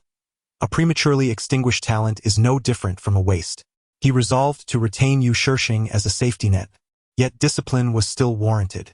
However, the absence of anyone stepping forward to intercede made for an awkward atmosphere. He had signaled the sect leader, but the leader merely lowered his gaze. Oh, Yu Shirshing, how unappealing you are to others. Master, might I request a change in my cultivation technique? Su Luoshui's voice rang out like clear pearls falling on a jade plate. Her tearful demeanor prompted her to kneel before Master Hao Yu with a soft thud. The master, momentarily lost in thought, found himself intrigued by this display. Even the leader, who had been looking down, now craned his neck to observe, unable to rely on spiritual senses, opting instead for a more tangible approach. Those present were astute. Su Luoshui's performance was easily discernible, and they understood her underlying intentions. She merely sought to ease the tension by providing the old man with a way out. Nevertheless, this young girl, having just become a disciple, already knew to defend her master, a rather amusing sight. This was also something Cheng Qian was unaware of, namely that the provoking master was indeed a golden elixir of the Yu family, oblivious to their machinations and the unfolding circumstances. Had he known, he could have played his cards more cleverly. Since he had already obstructed their path and offended them deeply, he might as well strike hard. aiming to wound their hearts if he could not extinguish their lives. With that kneel, the tense atmosphere on the platform instantly normalized. Master Haoyu felt a sense of gratification. His disciple had shown the initiative to defend him. Although her words missed the mark and her performance was somewhat clumsy, such intent was commendable. Luo Shui, rise. This is not directed at you, Master Haoyu said with a gentle demeanor before his expression darkened as he addressed Yu Shishing. Let this matter rest. My decision is final. Brother Haoyu, I implore you to reconsider, Yu Shishing replied, showing indifference towards any particular technique, even dismissing the notion of taking Yu Daji as his disciple. Yet, he remained acutely aware of the suppressive signals emanating from the esteemed Master Haoyu towards the Yu family, as well as the resolute determination behind them. At the 5th level of the Golden Core, he certainly could not contend with that external clan elder. However, he had to consider the interests of his family. Did he truly believe he could act recklessly before a Golden Core master? It was precisely in such public settings that he could leverage the situation to compel a retraction of the pressure he had exerted on his family. The atmosphere had grown increasingly tense. With deliberate steps, approached Yu Shishing. With a thud, she knelt before him, executing 2 profound bows. Thud, thud, thud, her forehead struck the ground thrice, drawing blood. Master, it seems you harbor some disdain for me. Yet here I am, bowing in contrition and beseeching your forgiveness, she proclaimed. Yu Shishing was somewhat taken aback. Why was this troublesome woman continually interjecting herself? Did she even comprehend the situation? Or was she merely creating chaos? At that moment, Master Haoyu found it increasingly difficult to restrain himself. Compelling his disciple to kneel was an unbearable affront to his dignity. Yet, he also understood that Su Luoshui had yet to adjust her mindset. After all, having previously occupied the lowest rungs of society, it was only natural for her to harbor fears. Nonetheless, his pride had been wounded. Please rise, dear disciple Luoshui, he implored. The aloof elder, lost in contemplation, finally spoke, gesturing to lift Su Luoshui from her position. My dear disciple, this is rather excessive. You are a Golden Core master. Must you engage in a power struggle with a novice who has yet to embark on the path of immortality? His voice resonated throughout the square. At this moment, Su Luoshui realized the elder's surname was Yu, and she understood the previous attitude he had displayed. Had she known sooner, it would have saved her some embarrassment. However, it was of little consequence. Now that she recognized him, she would certainly deliver a surprise in the future. The elder who had assisted her was indeed a remarkable figure, albeit quite disheartening. The esteemed Golden Core elder, Yu Shishing, had forced an ordinary person, one who had not even formally begun their cultivation, to kneel and bow. Such a reputation could only be described as cursed. Su Luoshui resolved to intensify her efforts against our esteemed elder Yu. Was it because I had overshadowed that prodigious scion of the Yu family that he harbored such animosity towards me? Bowing her head as if she had erred, she stood in place, murmuring softly. Among those present, the lowest were at the peak of the foundation establishment stage. Her murmurs were no different from speaking directly into their ears. A chuckle escaped from the previously meditative Golden Core elder. Yu Shishing's countenance darkened considerably. Chapter 9. Do not seek me again, for I fear misunderstandings with my senior brother. What shall you do when an unforeseen event arises that you cannot resolve? One may either exacerbate the conflict, allowing those capable of resolution to intervene, or resort to theatrics, diverting the situation elsewhere. Such professional nuances were deftly mastered by Su Luoshui. With her clumsy acting and feigned innocence, her tantrums transformed what was initially a power struggle into a farcical spectacle. Yu Shishing, vexed and sullied, departed in indignation. As for any thoughts of retaliation or petty grievances against Su Luoshui, he remained utterly indifferent, perhaps even hoping to elicit some sympathy and devise a means to gain further advantage. As the initiation ceremony concluded, 2 rumors began to circulate within the sect. The first spoke of how Yushizu's cherished disciple, whose beauty was likened to that of a celestial being, akin to a figure from an exquisite painting. The stark contrast between the sordid designs of Changqian and the purity of the disciple created an overwhelming disparity, effectively applying a filter to the perceptions of onlookers. Indeed, such contrasts were what stirred the hearts of men, leaving indelible impressions. The second rumor pertained to Yu Shishing, who had openly challenged Hao Yushizu and bullied the newly accepted Su Luoshui. Those inner disciples who had not attended the ceremony felt as though they had missed a fortune. Su Luoshui had now taken residence within the inner sect, assigned to a mountain peak as her cultivation sanctuary. In comparison to Cheng Qian's modest external cave dwelling, it resembled a grand estate in the capital juxtaposed against a thatched hut in a remote hillside. In recent days, Su Luoshui's abode had seen a steady stream of visitors, each arriving with gifts in hand. Xia Wenquin, the chief disciple, was particularly diligent in his visits. His master was the transcendent golden core who had been entranced during the initiation ceremony. Xia Wenquin possessed a mid-grade fire spiritual root, and his interest in Su Luoshui stemmed from two reasons. Firstly, she was undeniably beautiful, a delight to behold, and although cultivators often overlook external appearances, many still adjust their countenance during their foundational stages. Yet, Su Luoshui exuded a distinct allure. Her every smile and attire captivated him. To forge a partnership with such a female cultivator would surely be a delightful endeavor. Secondly, there were pragmatic interests at play. As he contemplated his future path, he was on the brink of establishing his foundation, after which he would need to vie for the position of sect leader. He harbored no concerns regarding his cultivation prowess. Rather, he sought the backing of additional golden core practitioners. The decision-making power resided with several masters, and the position of sect leader was intertwined with opportunities for golden core advancement, making it imperative to contend for it. Currently, he faced a dilemma. A rival had emerged, possessing a superior grade fire spiritual root. While he was not intimidated by competition, especially with his first mover advantage, this particular rival was backed by 2 golden cores, an extraordinary circumstance. His exclusive cultivation resources were at risk of being usurped, and the position of sect leader would soon see a formidable competitor arise. However, Su Luoshui's presence presented him with an opportunity. Should he succeed in forming a partnership with her, he could secure the support of both her master and Hao Yushizu. Once he leveraged his position as the sect master to ascend to the golden core stage, he would be able to offer substantial support to Su Luoshui.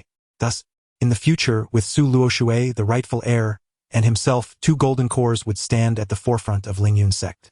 Once all the esteemed ancestors have passed, would it not inevitably fall under the surname Shao? Sister Luoshui, has Master Hao Yu entered seclusion again? Su Luoshui obediently stood beside Shao Wenchuan and nodded. Yes, senior brother. If you encounter any issues in your cultivation, feel free to seek assistance from me or Sister Qingling. We both possess considerable experience in refining with singular spiritual roots. Thank you, senior brother, but I worry that if I frequently seek your guidance, it might disrupt your own cultivation. Ha ha ha, you worry too much, sister. I am on the verge of establishing my foundation. I am currently comprehending the Tao and seeking opportunities. Perhaps I might discover a breakthrough through you. Then, when you have the time, do come visit me more often. I feel quite alone here. Although I have met several people recently, I still feel closer to you and Sister Qingling. I fear that if I visit too often, unkind rumors may arise within the inner sect. You are my guiding light to the immortal realm. Su Luoshui offered Shao Wenchuan a plausible excuse. If you do not visit more frequently, how can you instill some urgency in those senior brothers and sisters? They are moving so slowly. When will I ever reach the pinnacle of qi refinement? If you do not swiftly showcase your worth, how can you capture everyone's attention? How can you compel them to invest heavily in you? Time is precious. Let us hasten our progress as we share mutual affections. At worst, I will wipe away my tears later and declare it all my sister's fault for treating you like an elder brother and causing you trouble. That would settle it. If we do not seize the time, when will I be able to provide resources for my cultivation? Sister Luoshui, are you in your cave dwelling? A somewhat youthful voice echoed, belonging to Yu Daji. The Yu family was not naive. Since the matters of apprenticeship and suppression could not be changed, they quickly sought new strategies. Naturally, they set their sights on Su Luoshui. Bringing the unanchored Su Luoshui into their family would yield the same result, and it would add a potential golden core to their ranks. The only concern was the opposition from the existing golden cores, but once the rice was cooked, they would be unable to prevent it, wouldn't they? Thus, Yu Daji made multiple visits, partly to apologize and partly to build rapport. Since Su Luoshui had seized his opportunity for apprenticeship, marrying her and bringing her into the family could alleviate his resentment. With the current pressure of cultivation being relatively light, he was quite invested in this matter. Upon hearing that voice, Su Luoshui looked at Xiao Wenchuan sitting across from her, and a plan formed in her mind. Let us apply some pressure on our senior brother. Indeed, senior brother, this is junior brother Yu. Xiao Wenchuan smiled and nodded. He likely understood the Yu family's intentions. To be honest, if he were in their position, he would pursue the same course of action. Su Luoshui was at a pivotal moment regarding the interests of the sect, and given her captivating beauty, Xiao Wenchuan sensed that the competition for her favor would be quite fierce. Upon entering the cave dwelling, Yu Daji immediately spotted Xiao Wenchuan. Immediately approaching to greet the senior brother, I said, "Greetings, esteemed chief brother. Ah, have you settled in well?" Xiao Wenchuan lifted his teacup, his tone measured and deliberate. Yes. One must devote time to cultivation and not squander one's talent. Should you encounter any difficulties in your practice, feel free to seek me out. Thank you, senior brother. Junior brother Yu, is there something you wish to discuss with me? Did you not just visit yesterday? Senior sister Luo Shui, our cohort of new disciples has a gathering, as is customary. I have been tasked by the others to seek you out. When is it? This evening at the outer gate. Xiao Wenchuan fiddled with his teacup beside them. Shall I accompany you? Of course. Yu Daji appeared pleased, as it seemed his sincere apology and the gifts he had presented a few days prior had borne some fruit. At least the sense of wariness had dissipated. Senior brother, I must accompany junior brother Yu to the outer gate, and I regret that I cannot entertain you today. I had intended to prepare some dishes myself as a token of gratitude. No matter, another day will suffice. But remember, you owe me a meal. Certainly, I will always welcome you. The three of them made their way outside. Just before parting, Xiao Wenchuan discreetly pulled Yu Daji aside and cautioned Su Luoshui. Junior sister, you are too naive. Some matters are not as simple as they seem. What do you mean, senior brother? The Yu family harbors great ambitions. Moreover, obstructing one's path is akin to taking a life. Your presence has disrupted the grand designs of Grandmaster Yu. You witnessed his demeanor the other day. Yet, junior brother Yu's apology was earnest, and he presented me with numerous gifts on behalf of Grandmaster Yu. That is precisely what I mean by your naivety. There is not enough time to elaborate today, but I shall explain more about the Yu family tomorrow. You must exercise caution in your dealings with them. Understand? I speak these words for your own good. Yes, thank you for your guidance, senior brother. I will be vigilant. After exchanging farewells, Su Luoshui deliberately distanced herself from Yu Daji, engaging in minimal conversation, creating a palpable sense of estrangement. Yu Daji certainly sensed this shift, attributing it to something Xiao Wenchuan had said earlier. Otherwise, Su Luoshui would not have exhibited such a noticeable change. It was fortunate that Su Luoshui was somewhat innocent, as her reactions were so overt. Otherwise, he might have remained oblivious, believing their relationship had improved. Though caution had returned, he at least understood where to begin. Upon reaching the outer gate, Su Luoshui hesitated momentarily. What is it, senior sister? I no longer wish to attend the gathering. Instead, I would prefer to visit my cousin. Senior brother Xiao advised me to be more cautious, and I have come to see the merit in his words. Senior sister, he has ulterior motives. Seeing our relationship grow closer, he is likely scheming against me. Enough. Enough. Senior brother would not harm me. The day is growing dim. I must hurry to see my cousin and return promptly. Also, please refrain from seeking me out for a while. I fear senior brother might misunderstand.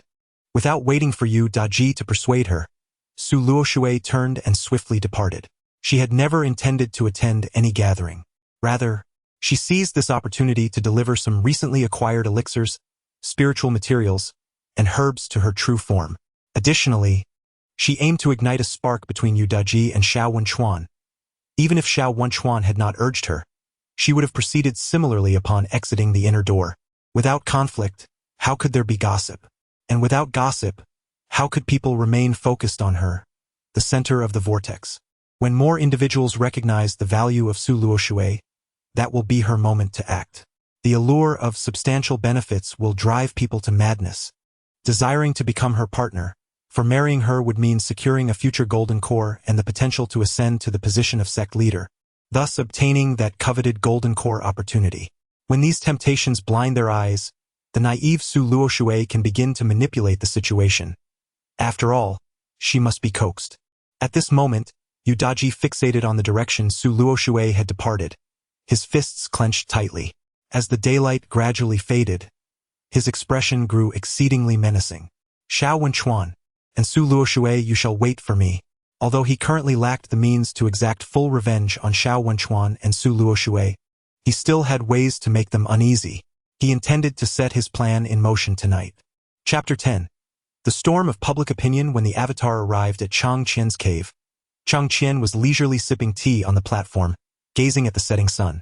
He accepted the storage bag without a glance, fully aware of its contents. The Avatar found a chair and settled onto the platform, preparing to review and refine the subsequent plans. He intended to visit the transmission pavilion to seek suitable techniques for those with 4 spiritual roots.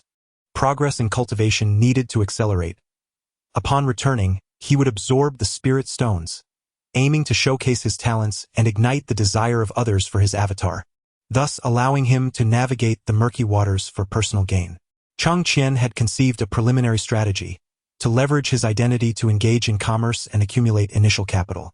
Subsequently, he aimed to create a PowerPoint presentation for this venture, selling concepts and exploiting those affluent families. The scattered cultivators and outer disciples possessed only a few spirit stones.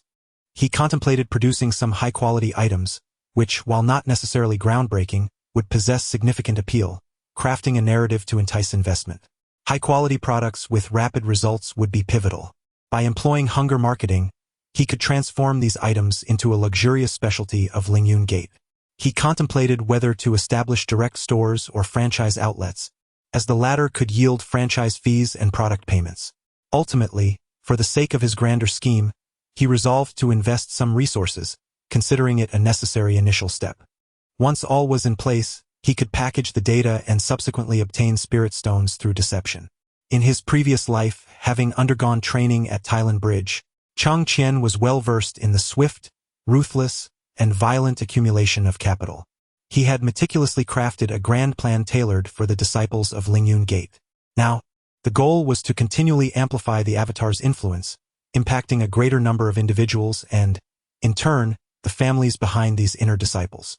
When these families entered the fray, it would culminate in a revelry of spirit stones. Chang Qian diligently analyzed and cross-verified the details within the plan's outline, persistently seeking vulnerabilities and refining the strategy. The only remaining task was to provoke a confrontation between De Ji and Xiao Wenchuan, at which point he could unveil his scheme. Have you heard? Chief Xiao seems to have gotten involved with the newly ascended top female cultivator, Su Luoxue. I heard that Su Shimi is actually involved with that lad from the Yu family, and she was caught red-handed by senior brother Xiao. Oh, unexpected indeed. Su Shimi doesn't seem like that kind of person. This matter is quite ambiguous. I heard from a senior that senior brother Wan was even seen having a secret meeting with Su Shimi. But doesn't senior brother Wan have a partner? Precisely. The inner disciples whispered among themselves, discussing the most sensational topic of recent times. The central figures were Su Luoxue and Xiao Wenchuan, while others were deliberately left unmentioned. Su Luoxue, on her way to find senior sister Qingling, inadvertently overheard this chatter. However, she remained indifferent. Public opinion, as she understood, could be manipulated. The simplest and most brutal method to tarnish a woman's reputation was to spread malicious rumors. In another realm, one must bear responsibilities, while here, the costs are virtually non-existent. Such a topic, rich in circulation, spreads through word of mouth, rendering it nearly impossible to trace its origins. The subtlety is profound. As for the rumors surrounding H, regardless of their veracity or ease of refutation, even if one were to present irrefutable evidence of their innocence, it would already be too late. The speed of dissemination is overwhelming, captivating the public's attention and providing vast realms for imagination, which, when intertwined with personal embellishments, becomes deeply ingrained in hearts and minds. Consequently, even if evidence were forcefully presented, many would still harbor shadows of conjecture in their innermost thoughts. Your pristine reputation, once unblemished, now bears cracks and is on the verge of collapse, irreparable. Su Luoshui, however, remains indifferent. Whether in black or red, notoriety still equates to fame. Even if the rumors suggest that Su Luoshui is licentious and shameless, would those who propagate such tales from their moral high ground be willing to spend a pleasant night with such a woman? The answer is unequivocal. Qingling Shiji, come and see this exquisite creation of mine, which I have named Lingyun Xiong. Lingyun Xiong? What is it for? Su Luoshui assisted Mu Qingling in applying it to her clothing. Sister Mu, you possess quite the remarkable foundation. Mu Qingling felt a slight flush from Su Luoshui's touch. Cultivators have strong control over their bodies, and Su Luoshui's inadvertent contact elicited an instinctive reaction. After a bit of fuss, Su Luoshui clapped her small, pristine hands together. Now, just like this, take a whiff. Do you detect a subtle, elegant fragrance? The key is that this concoction can also soothe your spirit while you cultivate. Mu Qingling raised her arm to sniff. This scent is indeed pleasant. However, the application method is a bit. Well, for now it will suffice. Once Lingyun Xiong is finalized, I will arrange for someone to create a spray device. That would be much better. Did you incorporate the awakening fragrance within? Indeed, sister, you are quite astute. You should focus your thoughts more on cultivation. This is merely an embellishment for you. Mu Qingling was not overly concerned about Su Luoshui's cultivation level. As a cultivator with a top-tier single spiritual root, she understood the terrifying speed of advancement associated with such roots, especially since Su Luoshui's innate talent far surpassed her own. A gentle reminder would suffice. By the way, have you heard any unfavorable rumors within the sect? What rumors? Su Luoshui feigned ignorance. Oh, never mind then. You must concentrate on your cultivation during this period, particularly with your Lingyun Xiong. Yes, focus on your Lingyun Xiong. Once you enter the Qi refinement stage, you will possess spiritual power, making many things easier, won't it? Yes, I will heed my sister's advice and retreat to focus on my practice. And what about your cousin? How do you plan to arrange that? Su Luoshui gently shook the porcelain vial in her hand. She had concocted this elixir with the intent of amassing spirit stones to support someone's cultivation. Indeed, a commendable endeavor. The two engaged in further discourse regarding cultivation, after which Su Luoshui left behind the fragrant essence and took her leave. Along her path, she was met with a myriad of gazes. Some shook their heads, others nodded, some appeared ravenous, while a few regarded her with disdain, yet their eyes burned with fervor. Ah, the Yu family! They truly deserve her heartfelt gratitude for this opportunity. Upon returning to her cave dwelling, she activated the formation and commenced her seclusion. It was imperative for her to enter the Qi refinement stage and manifest some of her latent talent, so that all could bear witness. It was time to spur these ambitious cultivators into action. They needed to place their bets, for once her cultivation soared and she reached the foundation establishment stage, opportunities would dwindle. Seated in the meditation chamber of her cave, she found a small spirit-gathering array, regrettably ineffective for her avatar. She longed to dismantle the formation and transport it to her main body, yet alas, it was an integral part of the cave's larger array, and she had to abandon that thought. She poured out the spirit stones from her storage bag. A mound of stones represented her recent gains, approximately 3,000, which constituted the entirety of a typical late-stage Qi refinement cultivator's wealth. A single foundation establishment pill was worth over 10,000 spirit stones. Regrettably, this influx of wealth was both unstable and slow. A significant portion of her spirit stones would need to be acquired through some swift financial maneuvers. Once her narrative gained traction and the Lingyun Fragrant Essence project took off, the spirit stones would flow in abundantly. Crafting this essence was relatively simple. Even in her mortal form, she could produce it by sourcing some delicately fragrant spirit flowers and distilling their essential oils. Next, she would distill a substantial amount of ordinary wine to obtain a high-proof liquor, which would serve as a solvent to thoroughly mix with the essential oils. Adding a touch of invigorating incense or other stimulating substances, allowing it to sit for a spell, filtering it, and adjusting the concentration with spring water, while incorporating some spirit bee honey to enhance its longevity, would yield the desired product. The essence was not particularly challenging to create. The true essence lay in the identity of its creator and the story behind it, which were the pivotal elements in manipulating financial strategies. As she practiced, the spirit stones in her hand disintegrated into fine ash, the once mountainous pile visibly diminishing. During her cultivation, Xiao Wenchuan appeared outside her cave, observing the activated formation, deducing that Su Luoshui must be in seclusion. Humph, the Yu family certainly possesses cunning. Sister Luoshui must have found it unbearable to confront the situation and thus chose to retreat into solitude. If that is the case, she cannot hold it against me. Chapter 11. Realizing a modicum of talent emerging from her secluded chamber, Su Luoshui stretched languidly. The method of cultivating with the spirit-absorbing stone was undeniably delightful. In less than half a month, she had reached the second layer of qi refinement. This should suffice. One must not be overly hasty. Those who advance a step ahead are deemed geniuses, while those who leap 10 steps ahead are considered prodigies. Moreover, she intended to remain in seclusion for another fortnight before venturing out again. During this period, she would diligently create some ethereal incense. She was particularly thrilled with the purple lightning and metal sword classic. Truly, it was a technique of the nascent soul stage. Although she currently only grasped the qi refinement portion, it did not hinder her from perceiving the formidable nature of the sword classic. Its offensive power was exceptionally potent, and she could already feel sword qi manifesting within her, continuously damaging and mending her internal meridians. Sword cultivation was indeed no idle boast. It was merciless to others and even more so to oneself. Regrettably, Chang Qian was unable to cultivate this sword classic. However, the inherent techniques and sword forms could still be practiced, albeit with diminished effectiveness. Chang Qian selected two particularly useful techniques.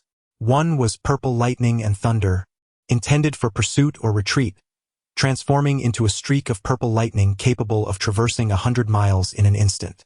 Yet, given Chang Qian's aptitude, covering 10 miles in a flash was commendable as well. The other was an unnamed technique, a method of spiritual consciousness attack, also serving as a means of honing one's spiritual awareness. Upon reaching the foundation establishment stage, one's sea of consciousness would undergo a profound transformation, enabling the practitioner to convert their spiritual awareness into either spiritual lightning or a spiritual sword. The effectiveness of these techniques greatly depended on the fortuitous circumstances during foundation establishment. Spiritual lightning could strike an opponent's sea of consciousness swiftly, with the advantage of speed but the disadvantage of limited power. If the opponent possessed defensive spiritual artifacts or techniques, it might merely startle them. Even without any defensive measures, a concentrated attack could cause significant tremors within their sea of consciousness, momentarily immobilizing them without inflicting substantial harm. However, mastering the spiritual sword technique would allow one to condense a spiritual sword to directly assault the opponent's sea of consciousness and soul, leading to catastrophic consequences if the opponent was unprepared, resulting in shattered consciousness and obliterated soul. As Chang Qian focused intently on her training with these two secret techniques, a tempest of intrigue brewed within the sect. Xiao Wenchuan had also commenced his actions. Since one could not easily target the Yu family, he decided to unsettle those around them. Utilizing his extensive connections cultivated over years within the inner sect, several of Yu Daji's entourage were dispatched on various sect missions, whether to guard mining sites or to oversee mundane realms. Within a few days, very few remained by Yu Daji's side. Allegiances were being chosen, but only if they promised substantial benefits. Those who had previously followed him were now being forcibly reassigned by the sect to impoverished locales. The motivations for aligning with him were rooted in the expectation of greater cultivation resources, yet now, those who had chosen to accompany him found themselves discarded in remote corners. Unable to endure the situation any longer, Yu Daji sought out Senior Brother Xiao in a public setting, the affairs hall. Senior Brother Xiao, your actions are excessively domineering, he asserted. Xiao Wenchuan, with a smile, faced Yu Daji directly. What do you mean, Junior Brother? The disciples assigned with tasks, along with the registered senior brothers, gradually slowed their movements. Were these two at odds with each other? Upon considering their identities, the inner disciples exhibited an expression of realization. Their backgrounds were significant, with the presence of golden core cultivators standing behind them, and in one case, two stood behind a junior brother. Both possessed the fire spiritual root, which led to competition over cultivation resources. Rumors suggested a connection to Sister Su Luoshui. The disciples and the stewards transformed into mere spectators, akin to bystanders in a field. What pretense is this? Did you not drive away those around me? One may indulge in food, but one must not speak carelessly, junior brother Yu. After speaking, Xiao Wenchuan rose and stepped out from behind his desk. First, I have no authority over the movements of inner sect cultivators. Second, I see no need to engage in what you consider necessary. Such thoughts are juvenile. Third, I am your senior brother, and you are my junior. Until you establish your foundation, you ought to show me at least a modicum of respect. Moreover, this is the miscellaneous hall of the sect, not your family courtyard, nor a place for your raucous outbursts.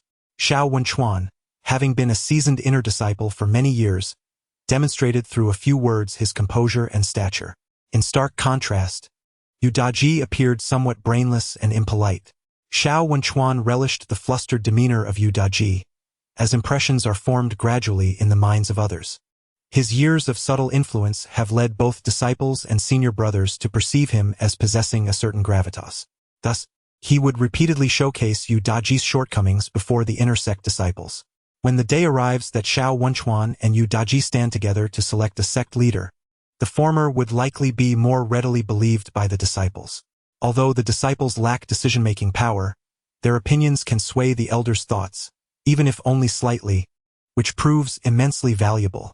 At that moment, Yu Daji recognized his impulsiveness and hastily apologized to the stewards of the miscellaneous hall before departing in a huff. Many onlookers felt a twinge of disappointment at the lack of confrontation. This scene quickly spread through the inner sect, and if there were a trending topic, this minor conflict would have topped the charts of the Lingyun sect's inner sect. The previous rumors surrounding Su Luoshui faded into obscurity. Their fervor diminished. Su Luoshui placed the more than 20 bottles of Lingyun immortal fragrance into her storage pouch. This was her harvest over the past half-month. Upon emerging from seclusion, she planned to gift these to renowned female cultivators. By cultivating connections with them, she intended to gradually penetrate the sex market, and then leverage the interest of those senior brothers and disciples, enticed by her beauty and substantial benefits, to distribute the Lingyun fragrance throughout the various markets under the Lingyun sect. She believed that showcasing her capabilities at the second level of qi refinement would be sufficient to draw them into her pursuit. Through ambiguous relationships, she aimed to swiftly establish her plans. Her ambition was to expand the Lingyun immortal fragrance business within 5 years and subsequently orchestrate her grand scheme. With the aid of these spiritual stones, she swiftly ascended to the pinnacle of qi refinement within 5 to 6 years, showcasing her formidable talents with a certain degree of prowess. She could approach the final step with greater composure. The plan was indeed commendable. However, it is lamentable that events seldom unfold in accordance with our expectations. Unexpected occurrences in one form or another are bound to arise. Su Luoshui emerged from her seclusion, achieving the second level of qi refinement in just a month. This news sent ripples through the inner sect, causing quite the upheaval. Such a rapid advancement was unprecedented. Although disciples of the inner sect generally progress steadily through the first 3 levels of qi refinement, none had ever experienced such swiftness. Even among those with single spiritual roots, there was a collective admiration for the potency of earth-grade single spiritual roots. Typically, disciples of the inner sect with upper-tier 3 spiritual roots require about a year to reach the second level of qi refinement, provided they have ample resources and an environment rich in spiritual energy. Elite disciples with mid to lower-tier dual spiritual roots typically take around 7 to 10 months to attain the same level. Those vying for a position among the top 10 inner sect disciples would require a minimum of 4 months, including Mu Qingling. It is therefore easy to imagine the profound shock caused by Su Luoshui's accomplishment of reaching the second level of qi refinement in merely a month. The might of an earth-grade spiritual root is astonishing. One can only speculate about the capabilities of a heaven-grade root. Perhaps every breath would elevate one's cultivation. Were Su Luoshui aware of their thoughts, she would undoubtedly burst into laughter, attributing her rapid advancement to the exchange of over 3,000 spiritual stones. The delivery of Lingyun immortal fragrance achieved one of its objectives, and now she is poised to step onto the stage of Lingyun sect. Though she is merely at the second level of qi refinement, her demonstrated potential grants her a measure of qualification. Chapter 12. One of the 3 great illusions in recent times, Chang Qian has been enjoying an exceptionally pleasant existence, akin to the most comfortable days of his 2 lifetimes combined. Alas, this serene and leisurely period has come to an end. Chang Daoist. This is a specialty of the Misty Waves Pavilion, a first-tier silver star spirit fish. Its exquisite flavor can replenish your vitality. I noticed the damage to your essence the other day. This spirit fish may help remedy it slightly. I feel quite embarrassed. Thank you very much, Lu Daoist. Lu Xingji, one of the top 10 disciples of the inner sect, stands at the pinnacle of qi refinement.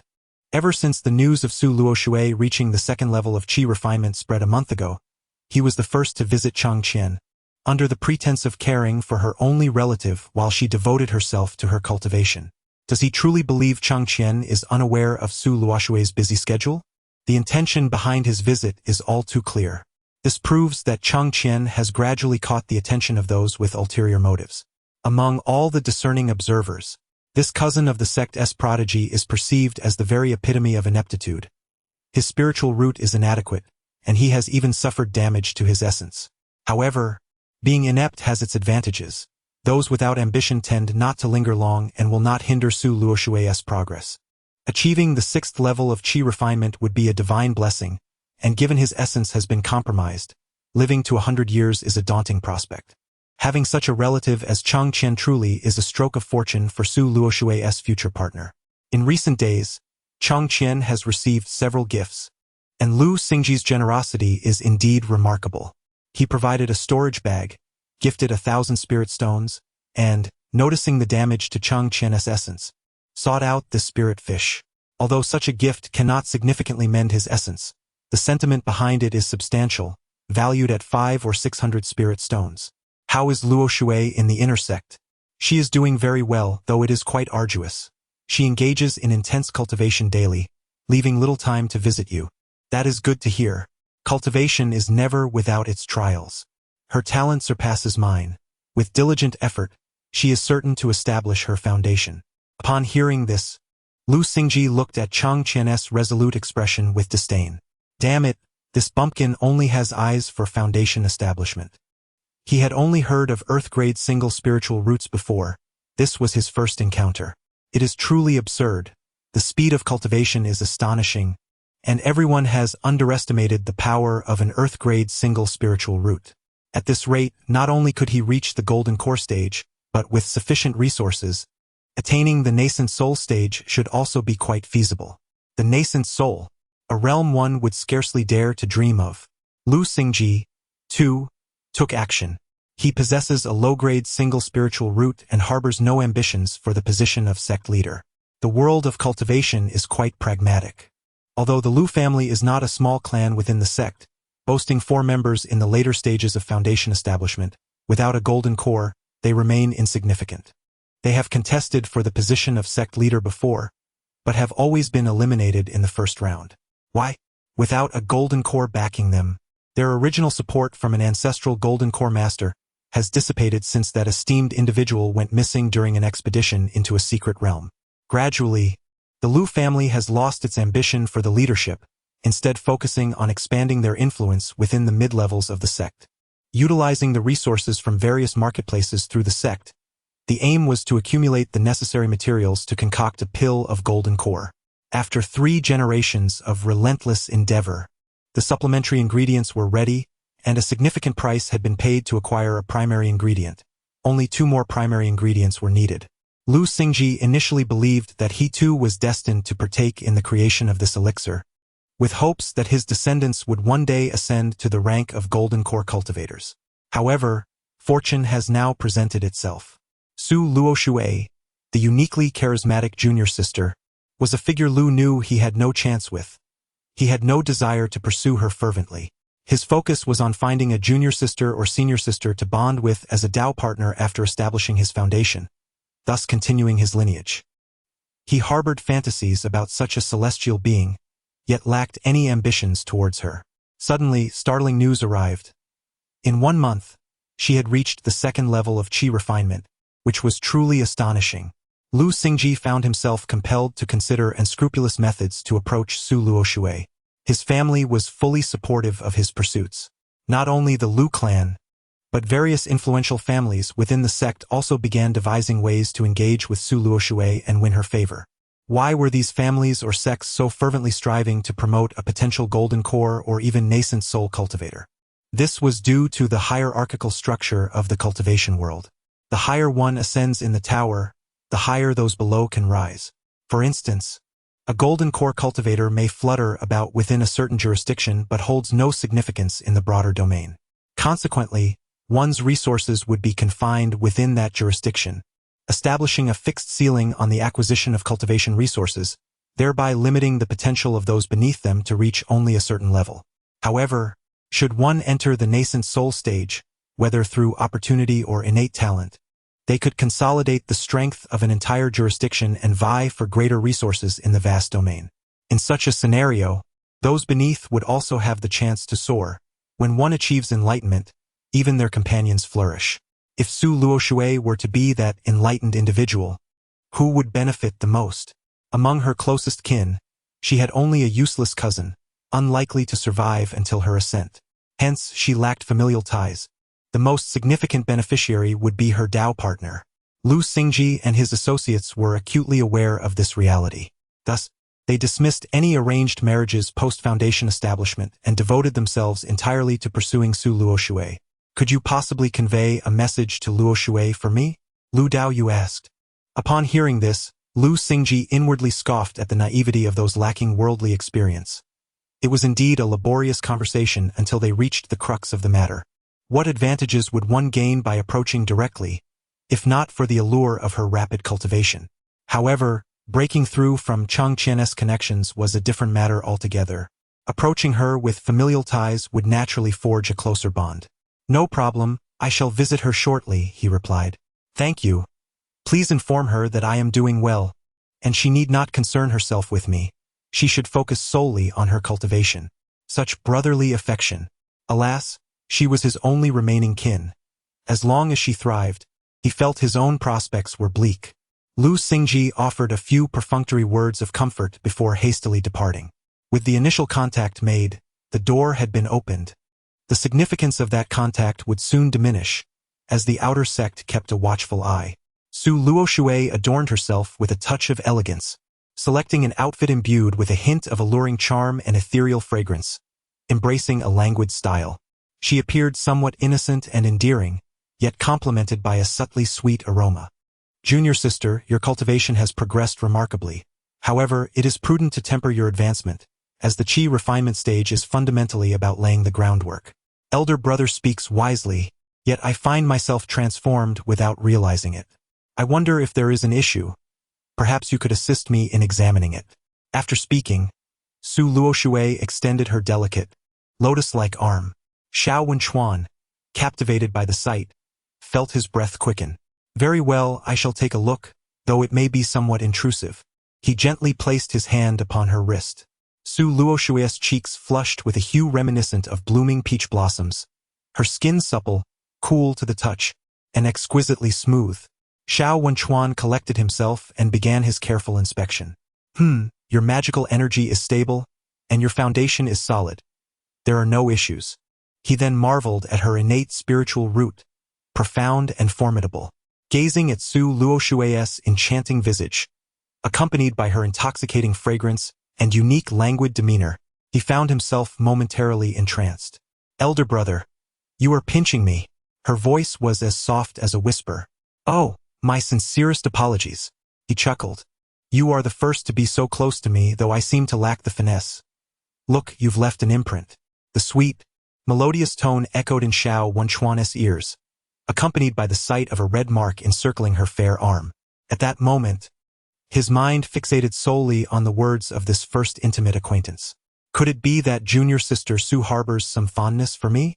Su Luoshui observed the daydreaming inner sect disciple before her, amused, realizing that the three great illusions of life are indeed omnipresent. Just as Xiao Wenchuan was lost in his reverie, a voice from outside interrupted. Junior sister Su, are you within the cave dwelling? Chapter 13. The unattainable forever stirs. Lu Xingji observed the two individuals before him, both seemingly a touch uneasy and restless. He shared an exceptionally close bond with Xiao Wenchuan. One could say it was as strong as having traversed the secret realms together. Yet, an unsettling feeling crept over Lu Xingji, compounded by Su Luoshui's expression. Could it be that these two were embroiled in some wrongdoing? What brings you here? Xiao Wenchuan, sensing Lu Xingji's probing gaze, hastily inquired. A peculiar sensation akin to being caught in a misdeed fluttered within him, despite having done nothing wrong. Oh, a cousin of mine from the outer sect is acquainted with senior sister Luoshui's cousin. Coincidentally, I was tasked with delivering a message to her while attending to my own affairs. How has my cousin been lately? He's quite well. Upon learning he was your cousin, I made a special visit to convey some words. He advised you to focus entirely on your cultivation and not to visit him, lest it distract you from your practice. Cousin. Su Luoshui's eyes glimmered with unshed tears. Your cousin speaks wisely. Only by elevating your own cultivation can you assist him in the future. Lu Xingji was indeed aware of Su Luoshui's cousin's circumstances, having previously dismissed him as inconsequential, yet it astonished him to discover the depth of their bond. He then glanced at Lu Xingji, wondering if this young man might one day become a rival. Do not be too sorrowful, senior sister Luoshui. I had a pleasant conversation with Daoist Cheng, procuring some spiritual fish for him to replenish his vitality, and I arranged for the outer sect's disciples to assist in his care. Thank you, senior brother Lu.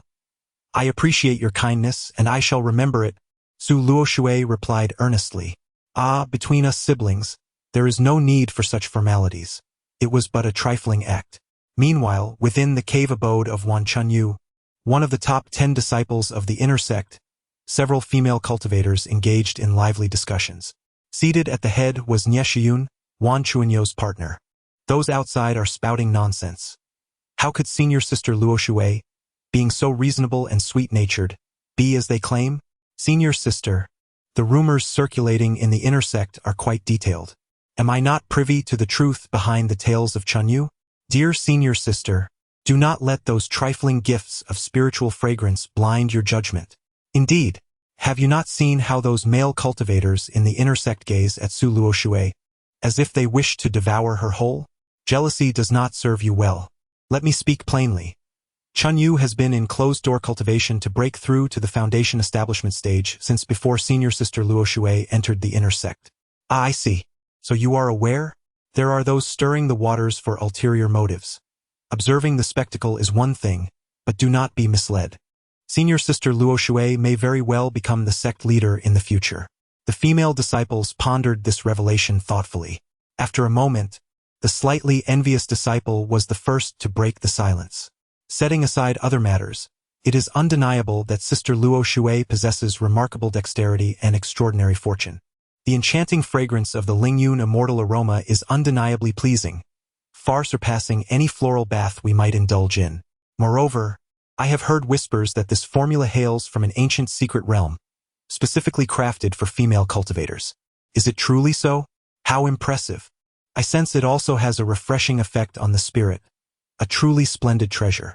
If sister has the time, might she inquire if there are any surplus supplies of this Lingyun immortal aroma for purchase? I wish to acquire some for personal use. I too desire it. Observing the transformation in the attitudes of her companions since their entry into the inner sect, Nie Xiaoying felt a sense of satisfaction. These companions may very well find their destined partners, and due to their connection, those partners will naturally be drawn closer. With Nie Xiaoying cultivating her circle of friends, they may very well secure a certain influence within the sect in the future.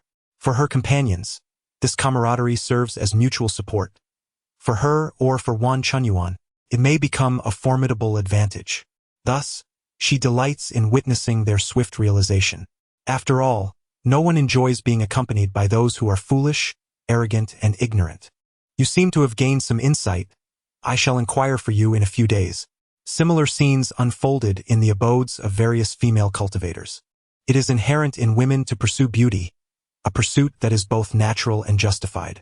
The allure of novel items that enhance one's charm is met with an almost obsessive pursuit, especially when such items carry the faint yet intriguing aura of an ancient formula. The Lingyun immortal aroma swiftly spread among the female cultivators of the inner sect. Various scents linger throughout the day without consuming any spiritual energy, as if they emanate naturally. Walking through the crowd, One can feel the gazes and hushed discussions of the male cultivators behind. Truly delightful. The aroma is exquisite. This has bestowed a significant emotional value upon the female disciples of the inner sect. Furthermore, whether due to the invigorating scent or a psychological effect, it aids in calming the mind for cultivation. Those who have experienced it sing its praises. Udaji, too, caught a whiff of that intoxicating fragrance from a senior sister and found himself captivated. In conversation, he learned that it was a gift from Su Luoshui to the sister. Reflecting on Su Luoshui, he realized his previous miscalculation. He failed to tarnish her reputation or expose Xiao Wenchuan's hypocritical facade. Instead, he found himself increasingly isolated as those around him distanced themselves. Now, he harbors an obsession with Su Luoshui, especially after learning she has reached the second layer of qi refining within a month. Being a single spiritual root cultivator himself, he is acutely aware of how astonishing such speed is. His prior arrogance, stemming from his identity brought from Lingyun workshop, has been relinquished. He must swiftly devise a means to reconnect with Su Luoshui. Her current standing as a potential partner is akin to that of the next or even subsequent sect leader. Just yesterday, he heard from his uncle that even many foundation-building cultivators are feeling a stir of interest. According to Su Luoshui's current progress, it is likely that she will succeed Dong Wanhua as the head after his term ends. By that time, she will have already established her foundation. The others are feeling a bit anxious, closely observing Su Luoshui. The reason no one has stepped forward yet, whether for the sake of mutual benefit or in hopes of becoming a Dao partner, is that they wish to wait and see how long it takes her to reach the 6th level of qi refinement. Although the initial 3 levels may progress swiftly, it does not guarantee continued rapid advancement, as they want to avoid making fools of themselves by acting prematurely, especially since the foundation establishment seniors care about their reputation. Today, upon hearing about the Lingyun immortal fragrance, he had a sudden inspiration. Could he use this opportunity to rekindle a connection with Su Luoshui? In their previous exchanges, he had sensed her yearning for spirit stones. When he gifted her with spirit stones, her joy was palpable, while gifts of uncertain value elicited only polite responses. He had once jested that even after entering the inner sect and becoming the sole disciple of Master Haoyu, she could not completely mask the essence of a spirit farmer that lingered about her. Now, however, he viewed this as a positive trait, a perfect opportunity to test the waters with spirit stones. In the words of the senior sisters who received the immortal fragrance, and from the perspectives of ordinary inner disciples who could not partake in the delights of the swan meat, Su Luoshui appeared flawless, exemplary in every aspect. Yet, the education he received from a young age taught him that perfection is an illusion. Perhaps her fondness for spirit stones is her vulnerability. If he successfully probes this weakness, he might find a way to seize the opportunity. With this thought in mind, he made his way to his clan uncle's cave abode, needing to discuss acquiring a substantial sum of spirit stones. Meanwhile, Su Luoshui had seen off 2 senior brothers and activated the array of her cave, one step at a time shedding her garments as she approached the cliffside of her abode. There, she discovered an open-air pool filled with a spirit spring, sheltered by a formation that concealed it from prying eyes. Even if someone were to see, she remained unfazed. Soaking in the refreshing waters of the spirit spring, she alleviated the fatigue from the day's intricate maneuvers. Reflecting on the conversations of the day, she pondered if there were any missteps and considered the expressions exchanged between them. Her next objective was to acquire a sum of spirit stones, using the next 6 months to advance her cultivation, perhaps to the 4th level of qi refinement. Though many had begun to reach out to her, she had yet to encounter the individuals she had envisioned, particularly those foundation establishment cultivators wielding sect authority. Yet, the question lingered, where would she procure these spirit stones? The cost for the 2nd level was 3,000 spirit stones. Would the 4th level demand 7 or even 8,000? Contemplating the future requirements for spirit stones filled her with trepidation. Should she apply greater intensity to their endeavors? Or perhaps seek out a senior brother to inspire a more optimistic vision? Chapter 14. You have earned it, and handsomely so. After fretting over the source of spirit stones, Su Luoshui found herself unexpectedly visited by them the following day. Consequently, her plan to entice a certain senior brother with a taste of sweetness was naturally set aside. Sister Xiao, I was just about to seek you out. Su Luoshui exclaimed as she approached Nie Shuyun, entwining an arm around her and leading her into the cave dwelling. What brings you to me? Well, it's just... How should I broach the topic? Observing Su Luoshui's hesitance, Nie Shuyun quickly discerned the matter at hand. Ha ha ha, is it the rumors spun by those gossips from the inner sect? Ah, you already know. I have been in the sect for many years, and I still maintain good relations with some junior sisters. Why didn't you come to me? Allow me to clarify. What is there to explain? Pay no heed to those rumors. Chun Yuan is in seclusion and hasn't even seen you. I naturally understand that these slanders were concocted by ill-intentioned individuals. I didn't take it to heart, so why would I seek you out? Oh dear. You've made me worry for quite some time. This sect is full of twists and turns. You'll grow accustomed to it after a few more years. After inviting Nie Shuyun to sit, Su Luoshui poured her a cup of spirit tea. Sister Luoshui, I came to you today to purchase some Lingyun immortal fragrance from you. Speak plainly, Sister Xiu. If you need anything from me, just say so, and I shall gift it to you. I am delighted to see you enjoy what I make. It's not just for myself. Some junior sisters have entrusted me to buy it as well. I hope to introduce you all to one another. Very well.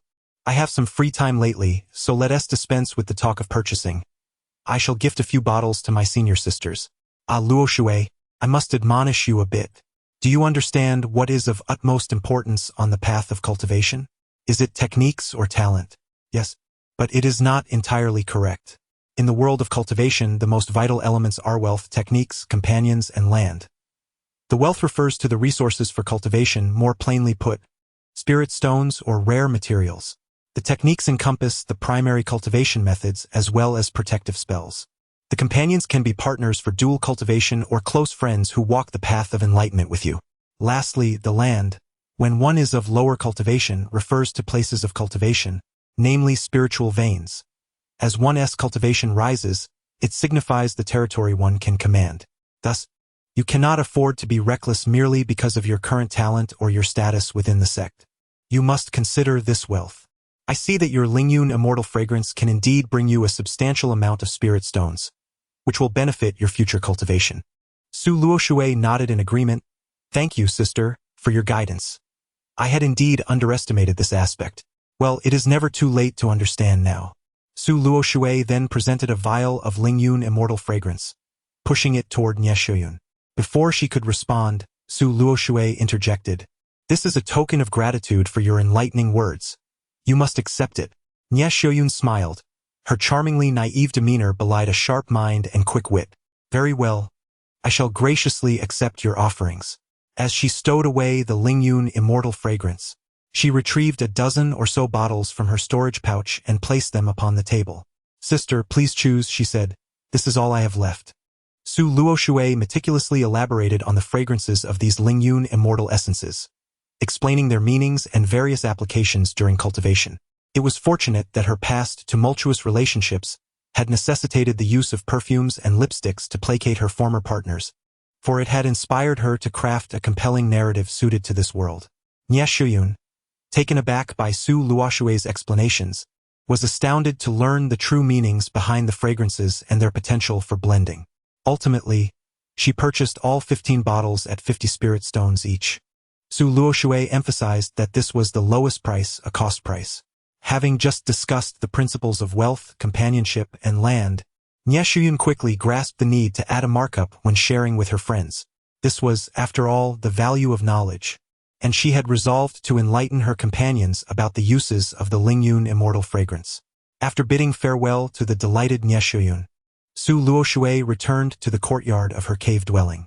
It seemed that she could leverage the Lingyun immortal fragrance business to enhance her cultivation during this period. She calculated her costs. The primary expense was the cost of the awakening incense, which was approximately 20 spirit stones for a single stick, capable of producing 10 bottles of Lingyun immortal fragrance. The flowers were gathered from the mountains. The wine was a gift, a vast quantity of mundane wine, worth not a single spirit stone. The honey from the spirit bees and other additives amounted to only 3 to 5 spirit stones. The spiritual water was drawn from the bathing area of her cave. Thus, the cost of 1 bottle of Lingyun immortal fragrance was less than 2 spirit stones, while she sold it for 50. This is the allure of storytelling. Much like diamonds, Can you discern the difference between natural and synthetic? Yet one is eternal, a timeless tale intertwined with love and marriage, leading to a soaring price. Women, in particular, are often captivated by such narratives, frequently disregarding the actual value of the item, ready to part with their wealth. The profit was indeed substantial, yet not sufficiently so. The pace was too slow. As the market became saturated, returns would diminish unless expansion occurred, but the significance of that expansion was limited. Small-scale endeavors would not attract attention, but when substantial profits were presented, alchemists would find creating Lingyun immortal fragrance an effortless task.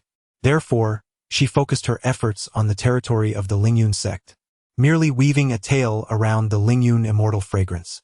The product's identity mattered little. The story constituted its core value. The tremor of the formation interrupted Su Luoshui's contemplation. Upon opening the formation, she discovered it was Yu Daji who had arrived. Su Luoshui breathed a sigh of relief. She had genuinely feared that this young man might cease to seek her out in the future. How would she continue to perform without him? Thankfully, he had come after all. With a deep sigh of relief within, her expression suddenly turned cold. Junior brother Yu, why are you here again? Senior sister Luoshui, I have urgent matters to discuss. Let us speak here then. Very well, senior sister. Is this item you created? He spoke as he retrieved a bottle of Lingyun immortal fragrance from his storage bag. Yes, is there a problem? Well, senior sister, many cultivators in the sex market have been seeking this fragrance. Took me a while to trace its source back to you, and I wish to discuss a potential collaboration. I merely created it for fun. My family has dealings across all 8 markets under the sect. We wish to purchase in bulk or possibly acquire your production formula outright. Su Luoshui pondered for a moment. Come inside with me. You must thank Sister Shoyun. Had she not enlightened me about financial principles, I would not have invited you in. Indeed, I will certainly express my gratitude. Yet, in her heart she thought, Su Luoshui, I found your weakness. Indeed, the child of a spirit farmer at their core remains a spirit farmer, and their thirst for spirit stones does not wane with changes in status. The two then meticulously discussed the terms of collaboration. The Yu family would provide raw materials, including abundant fresh flowers and spirit flowers. Su Luoshui would supply various floral essential oils and a complete final ratio. For each bottle of essential oil, she would charge 900 spirit stones, with each bottle yielding approximately 30 bottles of Lingyun immortal fragrance. She would swiftly develop a high-end version made from spirit flowers, which would be a formidable asset. For these lower-tier Lingyun immortal fragrance formulas and production methods, she would receive 30% of the sales revenue. This meant that for a bottle priced at 80 spirit stones, she would earn 54 spirit stones, while the Yu family would only retain 26 spirit stones. Upon calculating the costs, Yu Daji realized the substantial profits. The profit margin for Lingyun immortal fragrance was indeed impressive. Yes, you've made a significant profit. Yu Daji was not particularly concerned about how many spirit stones Su Luoshui earned. He was more focused on her shift in attitude. The binding of interests could more easily bridge the gap between them. Thank you, senior sister Luoshui. However, it was still premature to discuss these matters. The product needed to sell first. Unexpectedly, the first family to be drawn into this venture was the Yu family, whereas Su Luoshui had initially planned to involve Brother Zhao's family. Nevertheless, the sooner they were ensnared, the deeper their entanglement would become. Conveniently, the Yu family's upcoming festival was already noted in her little ledger. Chapter 15. A flourishing business within the inner sanctum of Lingyun sect. The ethereal fragrance of Lingyun immortal essence subtly began to rise. As this exquisite scent gained popularity, it seemed to usher in an unspoken transformation within the sect. The previously monotonous sect garments, now adorned with an array of enchanting fragrances, harmoniously complemented the figures of the female disciples, imparting a unique elegance. As the women moved gracefully about the premises, they occasionally drew the admiring gazes of onlookers. Many of them, reveling in the newfound attention, felt an undeniable sense of pride. As night fell, gentle murmurs echoed from every corner of the sect, filled with praises and discussions about the Lingyun immortal essence. Some female cultivators eagerly shared their latest acquisitions, recounting the distinct aromas and the stories behind them, which elicited a chorus of soft gasps. Others lamented their inability to procure their desired fragrances. The culture of Lingyun immortal essence gradually permeated among the female cultivators of the sect. Even Chang Qian, who had recently taken to fishing, could often catch a whiff of these delightful scents while traversing the outer sect pathways. Some fragrances were fresh and delicate, reminiscent of a gentle mountain breeze, while others were rich and full-bodied, akin to aged celestial brews. A few even carried a hint of spiritual energy, invigorating the senses. This must be the rare Linghua limited edition. Who would have thought there were such affluent female cultivators in the outer sect, so wealthy indeed? The rapid rise of Lingyun immortal essence was largely propelled by a few prominent female disciples within the inner sect. The masters of these disciples were typically foundational female cultivators, and it was only natural for the disciples to show their gratitude with fragrant gifts. Even male masters were obliged to present offerings to their wives. Thus, the allure of Lingyun immortal essence spread among the mid-tier cultivators.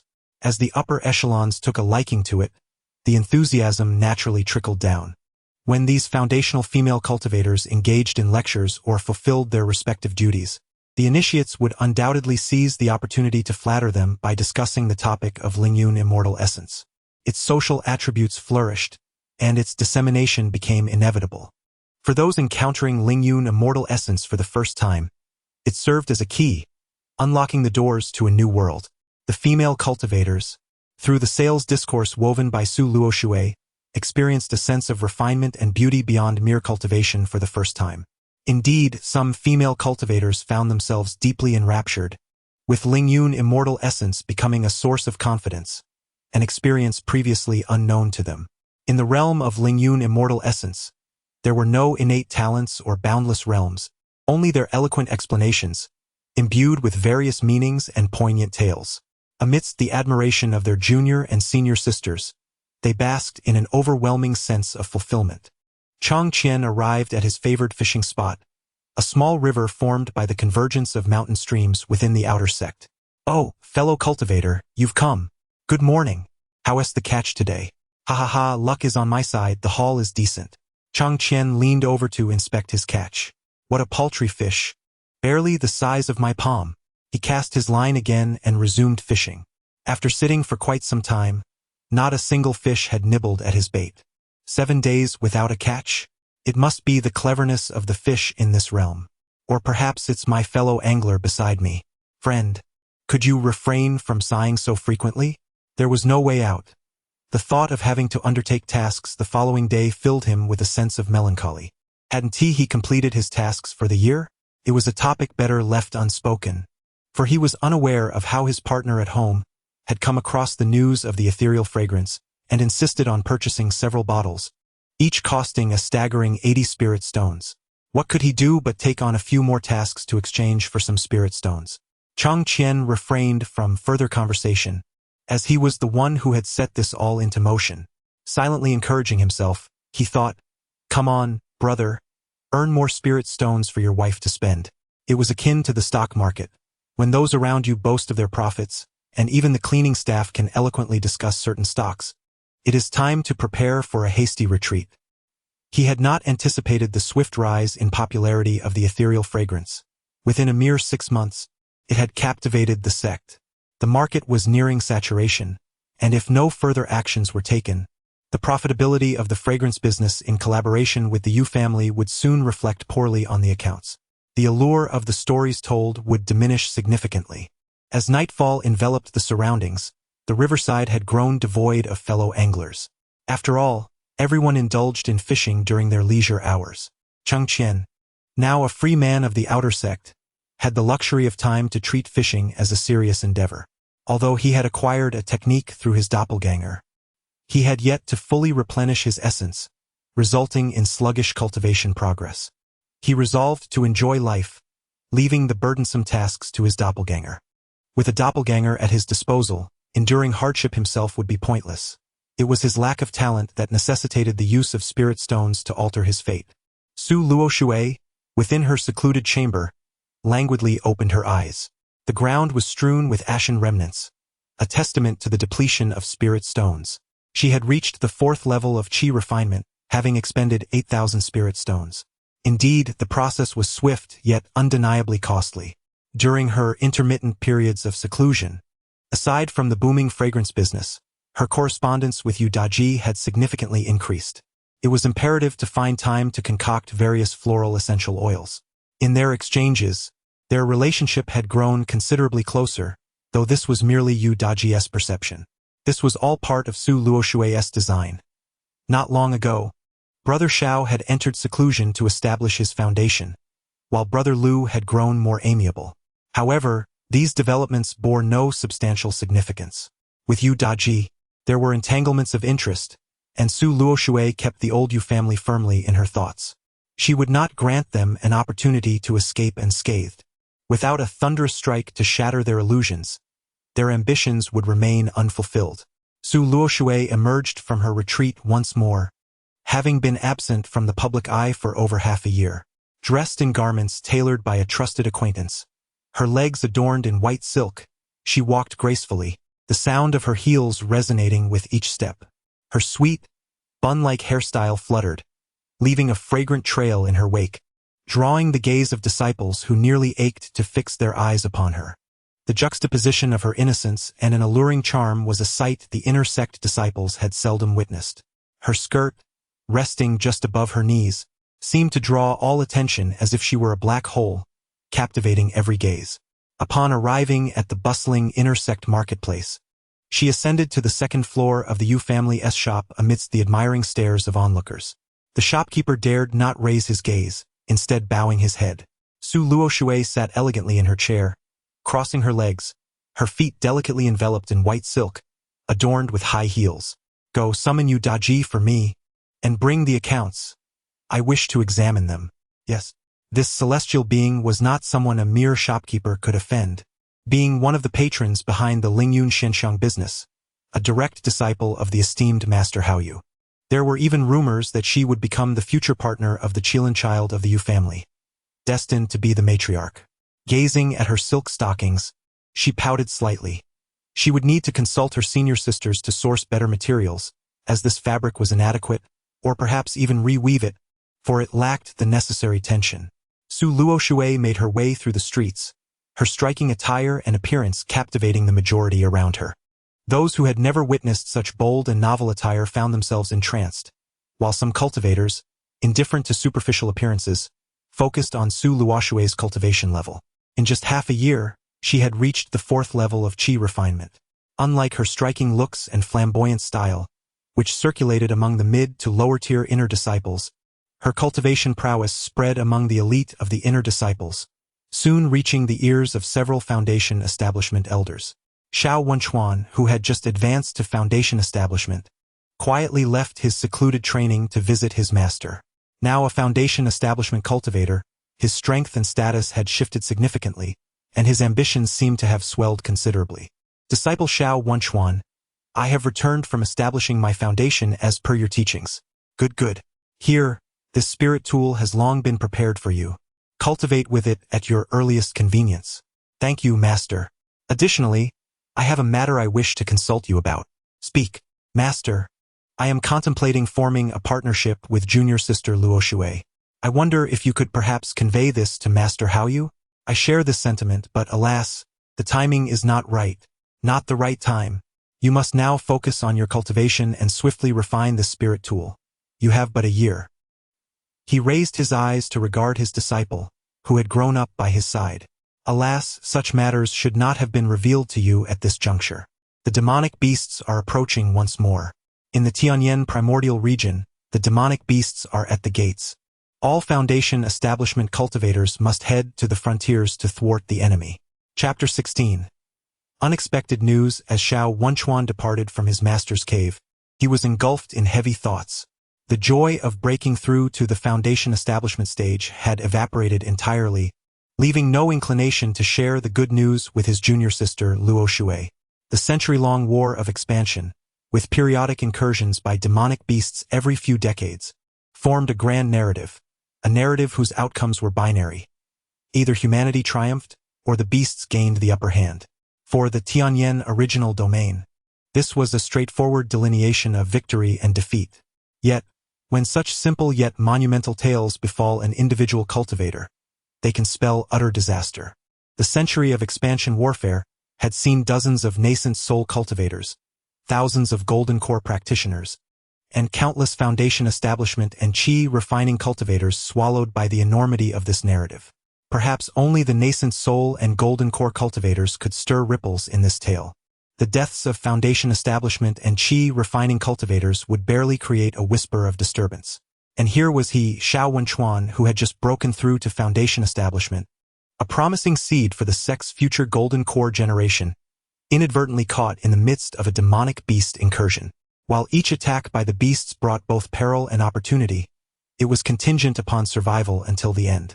In the battleground where humanity, predominantly at the foundation establishment stage, confronted the demonic beasts, he found himself among the weakest.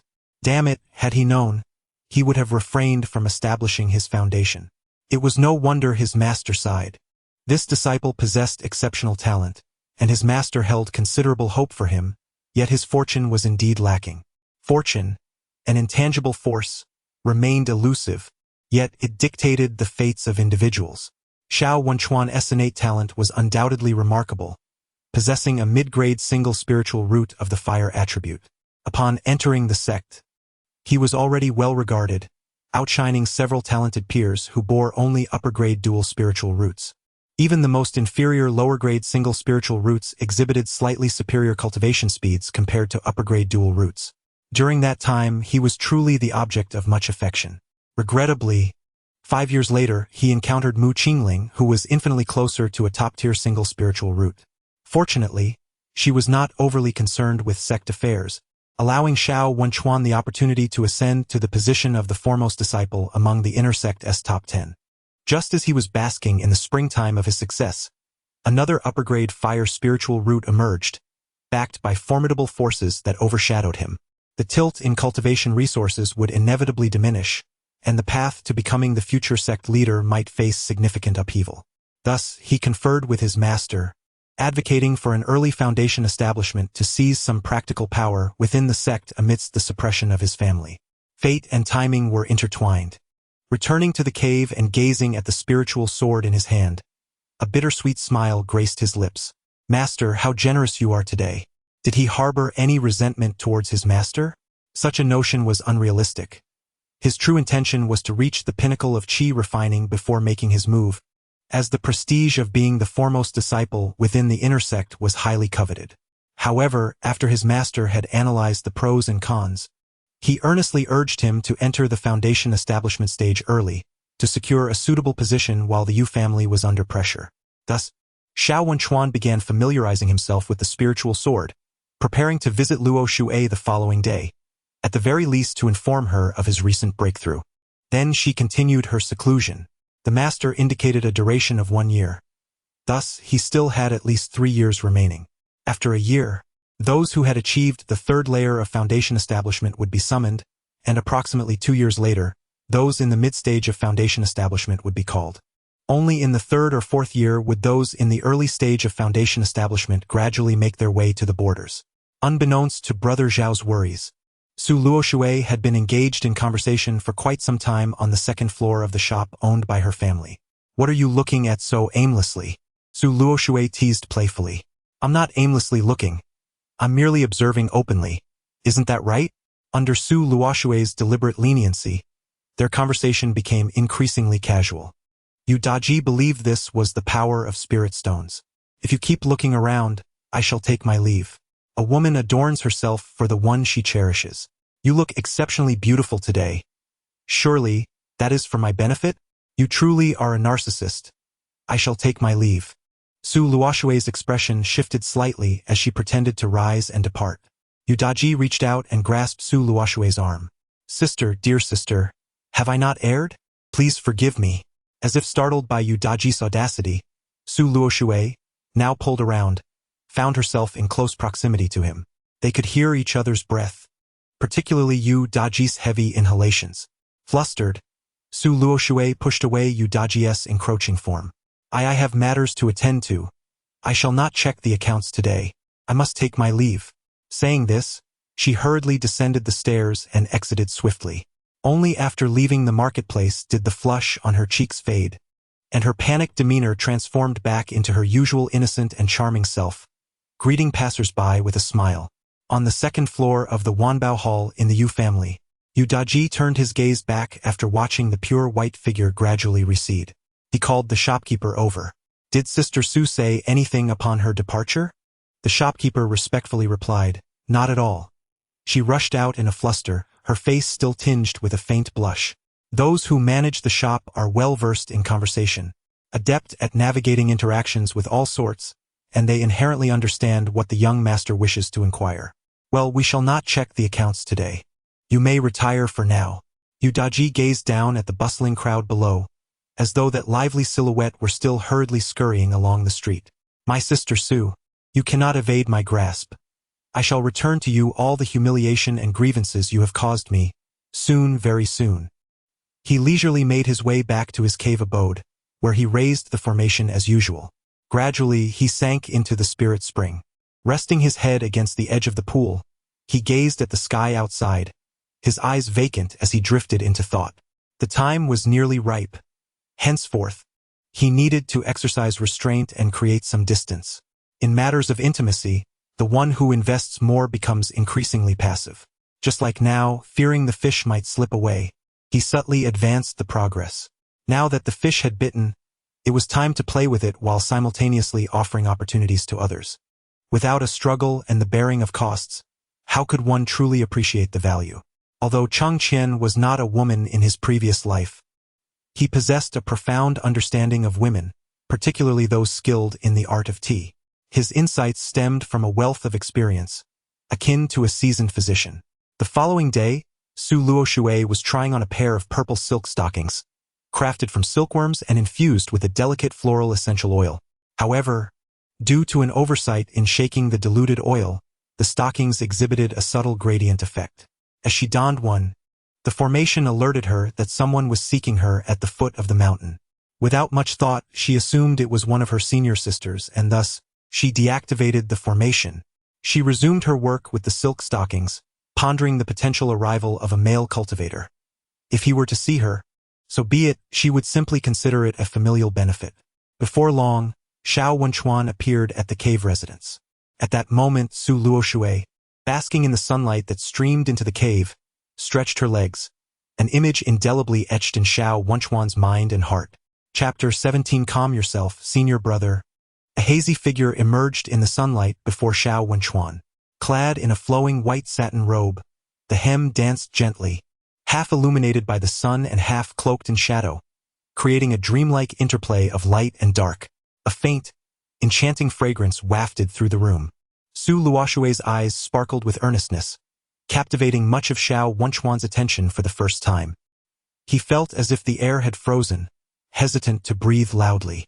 His gaze followed the delicate movements of Su Luoshui's fingertips, which glided gracefully, as if imbued with life, ensnaring his heart tightly. A blush spread across Su Luoshui's face, her eyes shimmering with a beguiling light amidst the contrasts of brightness and shadow. Standing entranced in the sunlight, Xiao Wenchuan dared not disrupt this enchanting scene. Unconsciously, he stepped closer, gradually obstructing the sunlight that streamed through the doorway, casting his shadow upon the petite figure within. At that moment, Su Luoshui regained her composure, glancing toward the entrance of the cave. "Ah, senior brother," she exclaimed, hurriedly grasping a long robe from the bed and clutching it tightly, her nervousness evident as she curled up. Xiao Wenchuan felt an overwhelming surge of energy, his demeanor becoming somewhat flustered. To his surprise, this serious young man seemed quite taken by the situation. The proximity allowed him to catch a whiff of a refined fragrance, the unmistakable aroma of Luoshui's ethereal essence. At that moment, he felt as if he had stepped into a furnace on a sweltering summer day. Su Luoshui quickly clutched the robe to her and, calculating the passage of time, realized it was nearly time to cease their playful banter before it became excessive. The unattainable is always the most desirable. Senior brother. Senior brother? It's Luoshui, your junior sister. Her repeated calls seemed to pull Xiao Wenchuan's wandering mind back to reality. Upon regaining his senses, he stammered, "Ah, junior sister, I apologize.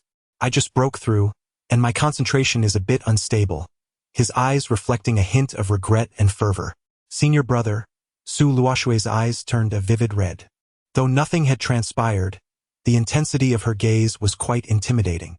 She certainly needed to feign fear. After a considerable effort to soothe her, he finally managed to calm her down.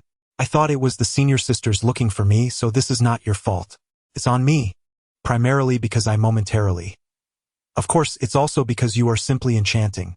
If you keep saying that, I might just get angry. After a playful tussle, they finally broached the main subject. Junior sister, I may need to enter seclusion again soon. I might not be able to assist you with any matters. Senior brother, don't say such things. You are my guide and have already helped me immensely. But didn't you just emerge from seclusion? Why enter again? Su Luoshui protested, though her heart secretly pleaded, please, don't retreat into seclusion. All that effort you just displayed would be in vain. I was counting on you to confront Yu Daji in the arena. I must confide in you, but please, do not share this with others. The demon beasts have breached the borders, and it is anticipated that a mobilization order will arrive in our vicinity within the next 2 to 3 years. Demon beasts attacking the borders? Indeed, every few decades, these creatures launch assaults on frontier territories. The region we inhabit lies at the confluence of human and demon realms, once predominantly under the dominion of the latter. The demon clan strategically expends a portion of their lower-tier beasts while simultaneously assaulting our defenses. Should the opportunity arise, they may penetrate deeply, potentially reclaiming the entirety of the Tianyan original domain. Thus, each time the demon beasts encroach, foundational cultivators are gradually summoned to the front lines in batches for rotation. Unfortunately, I find myself in the midst of foundational cultivation at this critical juncture. Ah, that must be perilous, senior brother. Is there no way to avoid it? A hint of concern emerges. Fear not. While danger is indeed present, with our master overseeing matters, I should emerge unscathed. It is impossible to evade this duty. Alongside the peril, there also lies opportunity. Senior brother, to venture into such a dangerous realm makes my heart uneasy. Do not fret. I am certain I will return. By then, you may very well have completed your own foundational cultivation, and besides, we still have 2 to 3 years before departure. At that moment, a voice called from outside. Is junior sister Luo Shui there? Felt like a scene from the past. The caller was none other than Lu Xingji. Su Luo Shui released Xiao Wenchuan and turned to him, saying, Senior brother Lu seldom visits. I presume you have matters to discuss today. Xiao Wenchuan sat upright, refraining from further comment. When dealing with individuals harboring ambition, one must cater to their desire for power and control. They often favor those who exhibit a gentle demeanor, and Su Luo Shui fits this role perfectly. In contrast, Yu Daji embodies a pure hypocrite, somewhat self-righteous. The more one withholds from him, the more twisted his heart becomes, leading to an intensified yearning for acquisition. Some may even pursue their desires to extremes. However, such individuals, once they attain their goals, often unleash their pent-up wrath. Should this avatar still hold significant value, Chang Qian would naturally refrain from excessive provocation, or if he did, he would not draw near. Yet, he senses that Su Luoshui's avatar may very well find it impossible to escape the vortex's eye. Nevertheless, it matters little. He has already secured a scapegoat, a fair exchange for another family. Chapter 18. The allure of direct sales. Lu Xingji approached Su Luoshui with a matter of significance, pertaining to Lingyun immortal fragrance. After a brief and perfunctory conversation with Xiao Wenchuan, who discerned that the two had pressing matters to discuss, he took his leave upon hearing the mention of Lingyun immortal fragrance. Xiao Wenchuan had little interest in Su's modest venture. While earning spirit stones was commendable, could it ever rival the resources controlled by the sect leader? Once Xiao Wenchuan departed, a long-suppressed smile finally graced Lu Xingji's face. Junior sister, observe the fruits of our labor, he proclaimed, producing a storage pouch containing over 2,000 spirit stones. How had these spirit stones come to be? This was an idea Su Luoshui had conceived.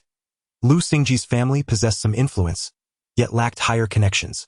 While their efforts to create conflict and elevate their status bore little value, they could indeed address a significant gap by integrating all the prominent families into the grand scheme. However, Those mid-sized families or esteemed wandering cultivators, as well as sect disciples, could not be included. Since they were set to embark on a grand endeavor, they might as well encompass these individuals as well.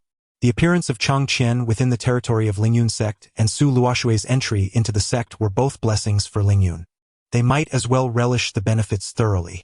Thus, he imparted to Lu Xingji the principles of direct sales. Su Luoshui artfully integrated the modern concept of direct sales into a strategy designed to accumulate spirit stones through the promotion of Lingyun immortal fragrance. She meticulously crafted a model that would entice wandering cultivators to participate while concealing its true nature, all under the guise of direct sales. Su Luoshui developed a high-value version of Lingyun immortal fragrance, claiming it was crafted from rare spiritual herbs, ethereal flowers, secretions from mystical beasts, and the essence of a millennium-old spirit spring. This concoction not only enhanced one's natural fragrance but, with prolonged use, could also elevate one's cultivation and promote tranquility. In truth, it was merely a blend of essential oils derived from spiritual flowers, diluted significantly with a base that possessed spiritual properties, augmented with mundane floral essences for fragrance. A hint of awakening incense was included, along with a powder derived from the universal spirit pill. This particular pill, which Su Luoshui had meticulously experimented with, could stimulate latent potential in combat, serving as a sort of stimulant. When a small amount of this powder was infused into the Lingyun immortal fragrance, it created a subtle illusion of slight cultivation enhancement. This formulation was perfectly suited for the Lingyun immortal fragrance, and the cost of the spirit pill was modest, making it a commonly used item within combat, readily available in the sect. Su Luoshui had consulted alchemists regarding this fragrance. Second-tier alchemists would struggle to discern its true nature, while only a third-tier golden core master could do so with clarity. This was sufficient for Su Luoshui. To further embellish the product, she concocted an ancient legend, claiming it was unearthed from the cave of a bygone practitioner. This tale recounted the compassion of ancient cultivators who could not bear to see lower-tier practitioners lacking spirit stones to purchase an abundance of medicinal pills. Thus, the fragrance was crafted as a means of welfare for their families. Additionally, she preliminarily designed a hierarchical structure and a sales rebate system. The entry fee was set at a foundational price of 50 spirit stones per bottle, ensuring that the initial offering remained affordable, mindful that pricing it too low could adversely affect their family's market for Lingyun immortal fragrance. She had a grand vision, desiring to establish 10 spirit stones, ensuring that everyone could afford them and join their immortal fragrance initiative. The initial purchase required one to become a member of the Immortal Fragrance Pavilion, with an additional payment of 10 spirit stones as a membership fee, granting access to subsequent discounts and rebates. For junior stewards, recommending new stewards to join would yield a reward of 10 of the new steward's initial purchase amount for each successful referral. For intermediate stewards, accumulating 10 new steward recommendations would elevate their status to intermediate steward. In addition to enjoying all rights of a junior steward, they would also receive 5 of each sale made by their direct subordinates who are junior stewards as a management reward. For senior stewards, accumulating 50 new steward recommendations or achieving a certain sales volume would promote them to senior steward, bestowing them with a higher percentage of team sales dividends and exclusive customized products. A multi-layered incentive structure would allow for the establishment of higher ranks such as principal stewards and elders above senior stewards, further subdividing based on team size and sales performance to facilitate greater profit sharing. Su Luoshui would control the pace, limiting sales based on the progress from the Yu family, creating an illusion of scarcity through limited monthly production. Specific dates or moments of breakthrough in cultivation would offer time-limited discounts or gifts to stimulate purchasing desires. For instance, upon reaching the 3rd, 6th, or 9th levels of qi refinement, or upon foundation establishment, one would be granted opportunities to purchase at significant discounts. At that time, there would also be claims that certain raw materials needed to be periodically sourced from deep secret realms, enhancing the product's mysterious allure and scarcity value. The most crucial aspect of direct sales is the art of persuasion, much like Su Luoshui's current approach with Lu Xingji. She regularly summoned Lu Xingji to her cave abode, providing him spirit stones while also delivering one-on-one lectures. As Lu Xingji witnessed substantial gains from spirit stones, he would naturally become invested and genuinely supportive. Eventually, He would be tasked with conducting lectures for the stewards beneath him. In the later stages, seasoned stewards would be invited to share their insights and transformations brought about by the immortal fragrance, reinforcing the product's remarkable effects. Monthly or quarterly sales champions would share success stories, showcasing tales of cultivators achieving breakthroughs or financial freedom through the sales of immortal fragrance, inspiring more individuals to join. Out of this batch of spirit stones, 30% belongs to you, Brother Lu, amounting to 600 spirit stones. Su Luoshui retrieved 600 gleaming spirit stones from her storage bag, pushing a small pile shimmering before Lu Xingji's eyes. Compared to the earlier stunning sight of her purple legs, the glistening spirit stones ignited even greater excitement within him. Lu Xingji was no stranger to spirit stones, yet within just a few days, he had managed to acquire 600 spirit stones through a limited scope of sales. The rapid pace of earning spirit stones instilled a sense of trepidation within him. Although Su Luoshui frequently mentioned that such earnings would not be a daily occurrence in the future, the prospect still thrilled him immensely. In his leisure moments, he meticulously calculated, following Su Luoshui's guidance, the potential of developing a network of steward subordinates. A year hence, his income from spirit stones would reach a staggering level, to the extent that he would dare to contemplate attending a grand auction in the Celestial City to procure the primary materials for concocting a golden elixir.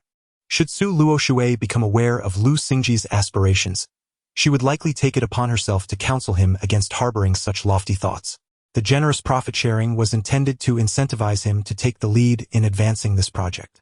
As for the spirit stones, they would undoubtedly find their way back into Su Luoshui's possession, willingly, and perhaps even with him beseeching her to accept them. Thus, Brother Lu, indulge in your dreams for now. After imparting some sales techniques to Lu Xingji and providing him with a batch of goods, she departed with a buoyant spirit. Once he was gone, she propped her legs upon the table, cradling a platter of spirit fruits, unabashedly savoring them without a hint of feminine decorum. Meanwhile, her thoughts drifted to the encroachment of demonic beasts. Should her true form make a hasty retreat? Chang Qian was also contemplating this matter, ultimately deciding against fleeing for the time being. The recent developments had been promising, and he could not afford to jeopardize his progress. Perhaps it would be prudent to wait another 2 years. After all, his true form was of little concern to anyone. Meanwhile, the avatar Su Luoshui needed to steadily promote various projects while also keeping an eye on the channels for departing from the Tianyan original domain. As darkness descended, the time spent instructing Lu Xingji indeed proved to be a distraction. Su Luoshui chose not to activate the luminous pearl within her cave abode. Instead, she pondered the affairs of the Yu family in the shadows, her fingers gliding over the silk stockings, relishing the cool sensation of the fabric. Chapter 19. News of rare treasures. Su Luoshui gradually advanced the progress of the silk stockings within the sect. The senior sisters, particularly those with partners, took a particular liking to this item. Complementary garments discreetly gained popularity among these individuals. Even Mu Qingling donned a pair of striking cloud-patterned white stockings that accentuated her tall stature, her cold and elegant demeanor perfectly showcased. Although she verbally expressed her concerns to Su Luoshui, her heart brimmed with joy. Which girl does not adore beautiful attire? The atmosphere within the inner sect underwent a transformation. Numerous female cultivators adorned themselves in attire distinctly different from the sect's standard uniform, gracefully traversing the inner sanctum in their silk stockings. Su Luoshui, the instigator, was even labeled a spy infiltrated by the demonic sect by some traditionalists. However, such murmurs were swiftly silenced by the female disciples. This was Su Luoshui's contingency plan. Should Ling Yun Shenxiang fail, she would at least possess an alternative means of acquiring spirit stones to ensure her own cultivation. One day, Mu Qingling visited Su Luoshui's cave dwelling. Junior sister, I have inquired into the matter you entrusted to me. Is it true? Thank you so much. Senior sister, this has been a knot in my heart, a matter of cause and effect. If it can be resolved, I wouldn't know how to express my gratitude. Mu Qingling discerned that Su Luoshui's joy was genuine. It was quite natural. The information Su Luoshui sought pertained to a rare treasure capable of replenishing one's essence. This was crucial for the cultivation of the body, a significant matter for the future. Utilizing the scripture repository of the Lingyun sect, Su Luoshui had identified the most suitable cultivation method for the body the 4 Seasons Longevity Technique. This technique was tailored for cultivators with 4 spiritual roots. Although its efficacy and cultivation speed were mediocre, it significantly extended one's lifespan post-cultivation. This was of paramount importance to Chang Qian. From the moment he entered this world, he had grasped a truth that many cultivators only realized at the brink of death. It is not the strength of sword cultivators or those with singular spiritual roots that defines true power, but rather longevity. Thus, from the very beginning, he had focused on these life-preserving techniques. After all, he intended to elevate his realm through spirit stones and elixirs. Practicing a technique that enhances longevity was the most cost-effective approach. Furthermore, considering the potential need for avatars in the future, time would inevitably stretch unless he reached an unparalleled level, enabling him to act freely through his avatars. Otherwise, he would largely rely on the identity of his avatars to strategize and acquire resources. It was possible that a lengthy period would ensue, and he could find himself in a precarious situation before his plans came to fruition. Lifespan is of utmost importance. At this moment in Chang Qian's cave, he too rose to his feet, yearning for the rare treasure that could replenish his essence. He remained keenly attentive to Su Luoshui's developments. "Junior sister, do not rejoice too soon," he cautioned, observing a look of confusion appear on Su Luoshui's face. "What I have managed to uncover this time is a second-tier treasure, Dragon Bone Frost Liquid. This spiritual item is certain to replenish your cousin's essence, originally intended for use by Golden Core cultivators. Indeed, senior sister, I understand that acquiring this spiritual artifact will undoubtedly demand a considerable sacrifice. Please, do enlighten me on its whereabouts." Purchasing it through alternative means is one of her contingency plans. While she enjoys her current status, she intends to procure as many of these elixirs as possible. She has also secured a source restoration pill from the sect's ancestral master, though it requires contributions to the sect for exchange. For now, that is not a priority, but opportunities will surely arise in the future. Furthermore, she awaits the day she reaches the pinnacle of chi refinement, hoping to request heavenly materials from her master to replenish her essence, or perhaps to devise a ruse to acquire these spiritual resources. This artifact belongs to the Yu family. Their ancestral master once encountered a significant fortuity, not only obtaining the chance to condense a golden core but also acquiring other treasures, among which is the Dragon Bone Frost Liquid. The Yu family, indeed. However, I advise against direct negotiations. I fear they may harbor ulterior motives and exploit your vulnerability to compel you into actions you would rather avoid. I understand, senior sister. I shall deliberate on this matter carefully. Observing Su Luoshui lost in thought, Mu Qingling seemed to have made a resolution. "Junior sister, I have something to say, though I am uncertain if it is appropriate. Please, senior sister, speak freely. The bond between you and Chang Qian is indeed enviable. His deeds for you command respect. Yet, the reality is that despite any restoration of his essence, his innate talent may not allow him to progress far. It is even doubtful whether he can reach the foundation establishment stage. Such is the harshness of our reality, but we have no alternative. Our cultivation is inherently a defiance against fate, a struggle for survival. To carry such a burden. I grasp your meaning, senior sister, yet I find it challenging to reconcile with my feelings, at least for now. I will weigh my options thoroughly." Su Luoshui offered Mu Qingling some attire and sent her on her way. In her eyes, the existence of this artifact within the Yu family was fortuitous. It would be ideal if Yu Daji were to learn of it. If, as you say, they intend to coerce her, that would be even more advantageous. However, there is no rush. Knowing its location suffices for now, for her primary focus must be advancing the clothing project. A woman of high talent, capable of earning spirit stones while maintaining legitimacy, possesses an allure that is truly compelling. Chang Qian has also been scouring the outer sect's library for various materials that may restore his life essence. Regrettably, such resources are exceedingly rare. They are invariably of the highest quality, and even the elixirs require an exorbitant amount of materials for their refinement, rendering them prohibitively expensive. Chang Qian sighed as he regarded his chi refinement at the 3rd level. Despite the considerable investment in elixirs and herbs, his progress remained painfully slow. He wished to assess how his diminished essence might impact his cultivation. The good news is that he can still cultivate, But the bad news is that the speed of his advancement is disheartening. Fortunately, his nature is inherently optimistic, accompanied by a unique sense of relaxation. Otherwise, witnessing the disparity between his resource expenditure and cultivation progress would likely lead to despair. Su Luoshui returned once more to the Inner Sect S marketplace, ascending to the second floor of the Yu family S shop, where she perused the ledger in her hands. She instinctively monitors the market's reactions in the ledger, adapting her sales strategies and product output according to the market fluctuations. It has become imperative for us to expand both our production and sales scales. How? Udaji snapped out of his reverie, having been lost in thoughts regarding Su Luoshui's presence. Increasing the purchase volume is essential. I will also introduce bundled sales, such as offering a limited edition Lingyun Shenxiang fragrance with a complimentary matching outfit. Ah, what a brilliant idea! I never imagined senior sister Su could possess such ingenuity. It is entirely unexpected, quite unlike the daughter of a mere spirit farmer. Isn't it?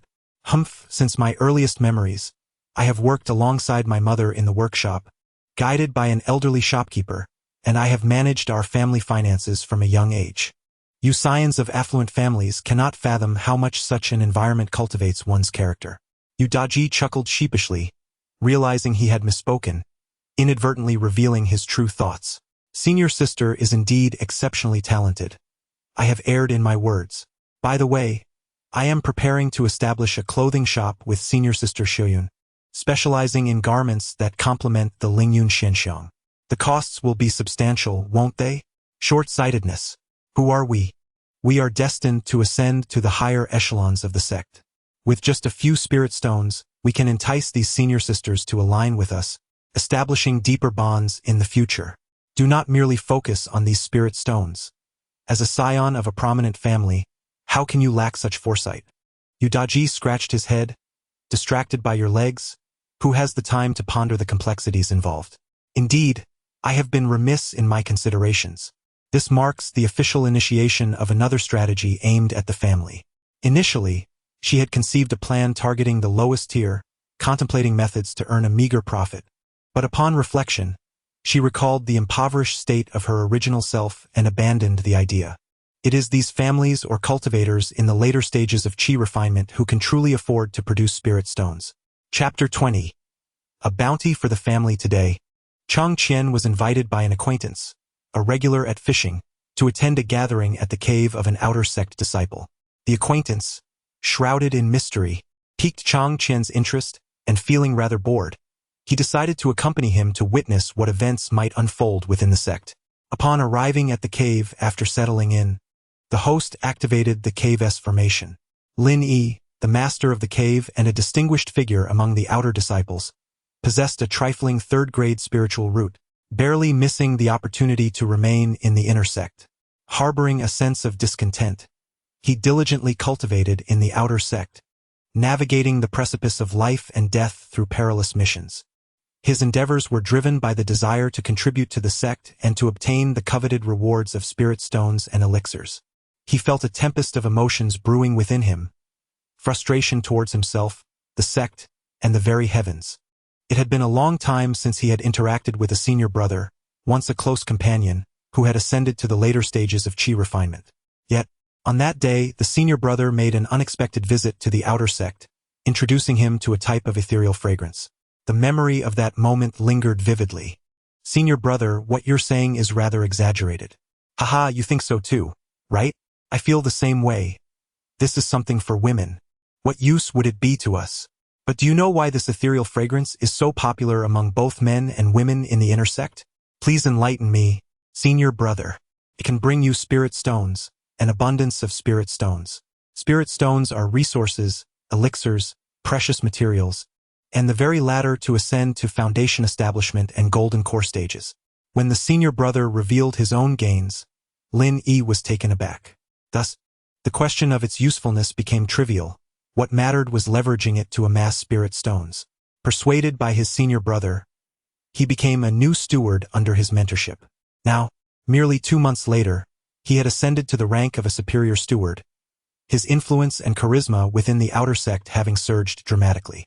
This unexpected delight filled him with joy, He relished the experience of recounting his journey within the cave, embellishing it artistically to earn spirit stones. The spirit stones in his storage bag were on the verge of surpassing 2,000, a figure he had never dared to dream of. He felt gratitude toward that senior brother. However, he needed not express excessive thanks, as the brother had already profited more than he. He yearned to ascend further, to become the first overseer of the Outer Sect's Ethereal Fragrance Initiative, thereby achieving independence, free from his superior's share. As he surveyed the seated disciples, he set aside his reminiscences and aspirations. With fervor, he stood up, his eyes gleaming with a unique light, as if he held the key to the path of transcendence. Dear fellow disciples, have you ever pondered why, despite our relentless cultivation, we struggle to break through our bottlenecks? Is it due to a lack of effort? No, it is because we lack the proper guidance, an opportunity that allows us to achieve twice the results with half the effort. At this moment, Lin Yi's voice resonated with fervor and inspiration. He paused, casting his gaze over the assembly, before continuing. Not long ago, I encountered a senior disciple from the Inner Sect, who happens to be my fellow townsman. Surely, many of you share the same roots with contemporaries who have ascended to become your esteemed seniors within the Inner Sect. I wish to express my heartfelt gratitude to him, sincerely addressing him as my senior brother, for he introduced me to the widely acclaimed cultivation aid known as Lingyun Immortal Fragrance. This remarkable elixir, which I previously dismissed with skepticism, has since become an object of my reverence. It transcends mere liquid. It is a treasure of the cultivation realm, a key that facilitates our advancement in spiritual prowess. Initially, I was instructed to keep this secret, to refrain from disclosing it to outsiders. However, I could not bear to watch my former comrades struggle in the Outer Sect while I silently indulged in the exclusive privileges of the Inner Sect. In my moments of confusion, it was the brothers and sisters from the Outer Sect who guided me. During times of hardship, they were the ones who extended their support. Thus, I took the considerable risk of bringing Lingyun Immortal Fragrance to my fellow brothers and sisters in the Outer Sect. Some among my peers might inquire whether this substance truly possesses the miraculous qualities I claim. My answer is no. A gasp of disbelief ripples through the crowd, as if to say, after all this talk, it turns out this thing is useless? Yet, he stood there, brimming with enthusiasm, observing as the younger disciples whispered among themselves until silence enveloped the group. The wonders I described fall short of the actual effects. Do you know? This Lingyun Immortal Fragrance guides us into profound meditative states, allowing our spiritual energy to flow freely in dreams, thereby accelerating our cultivation journey. It awakens the latent spiritual roots within us, enabling us to traverse further along the path of cultivation. Lin Yi's words were laced with temptation. Previously, I was at the 5th level of Qi refinement, as you all know, but in just 2 months I have ascended to the 6th level, now a practitioner in the later stages of Qi refinement. I can feel my cultivation continuing to grow rapidly. I even believe that if I were to start anew, I could certainly enter the Inner Sect and become a standout among its ranks, thanks to Lingyun Immortal Fragrance. He noticed several young disciples beginning to display expressions of longing and seized the moment to elaborate. Furthermore, this journey of cultivation is not a solitary endeavor. A prominent figure in the Inner Sect has learned of my situation, empathizing with our struggles, and has orchestrated a fragrance program specifically designed for us practitioners without connections, paving a path to greatness. This benevolent individual from the Inner Sect has my deepest gratitude, as I am one of the beneficiaries of this initiative. Our fragrance program is akin to a large family, a community of mutual assistance. As long as you are willing to join us and recommend new members, you will not only gain access to Lingyun Immortal Fragrance at a preferential price, but also earn substantial rewards. Dear brothers and sisters, allow me to share with you a heartfelt sentiment. In the past, when I ventured to the marketplace of our sect, I would only dare to tread in the stalls set up by our fellow disciples, often retreating to the more secluded corners to peruse the wares. Each time I resolved to make a purchase, it was an arduous struggle, fraught with inner conflict. I believe many of you present can relate to this sentiment. Observing the nods of agreement from the crowd, he continued, however, now when I visit the marketplace, I purchase daily necessities without a second thought, even wandering into the shops of prominent families, taking the time to admire their offerings. If something catches my eye, I do not hesitate to acquire it. I have no shame in admitting that I possess a particular fondness for flying swords. In the past, I could only gaze upon them, yet now my storage bag contains 4. With that, he produced 4 flying swords to showcase to the audience. They are not exorbitantly priced.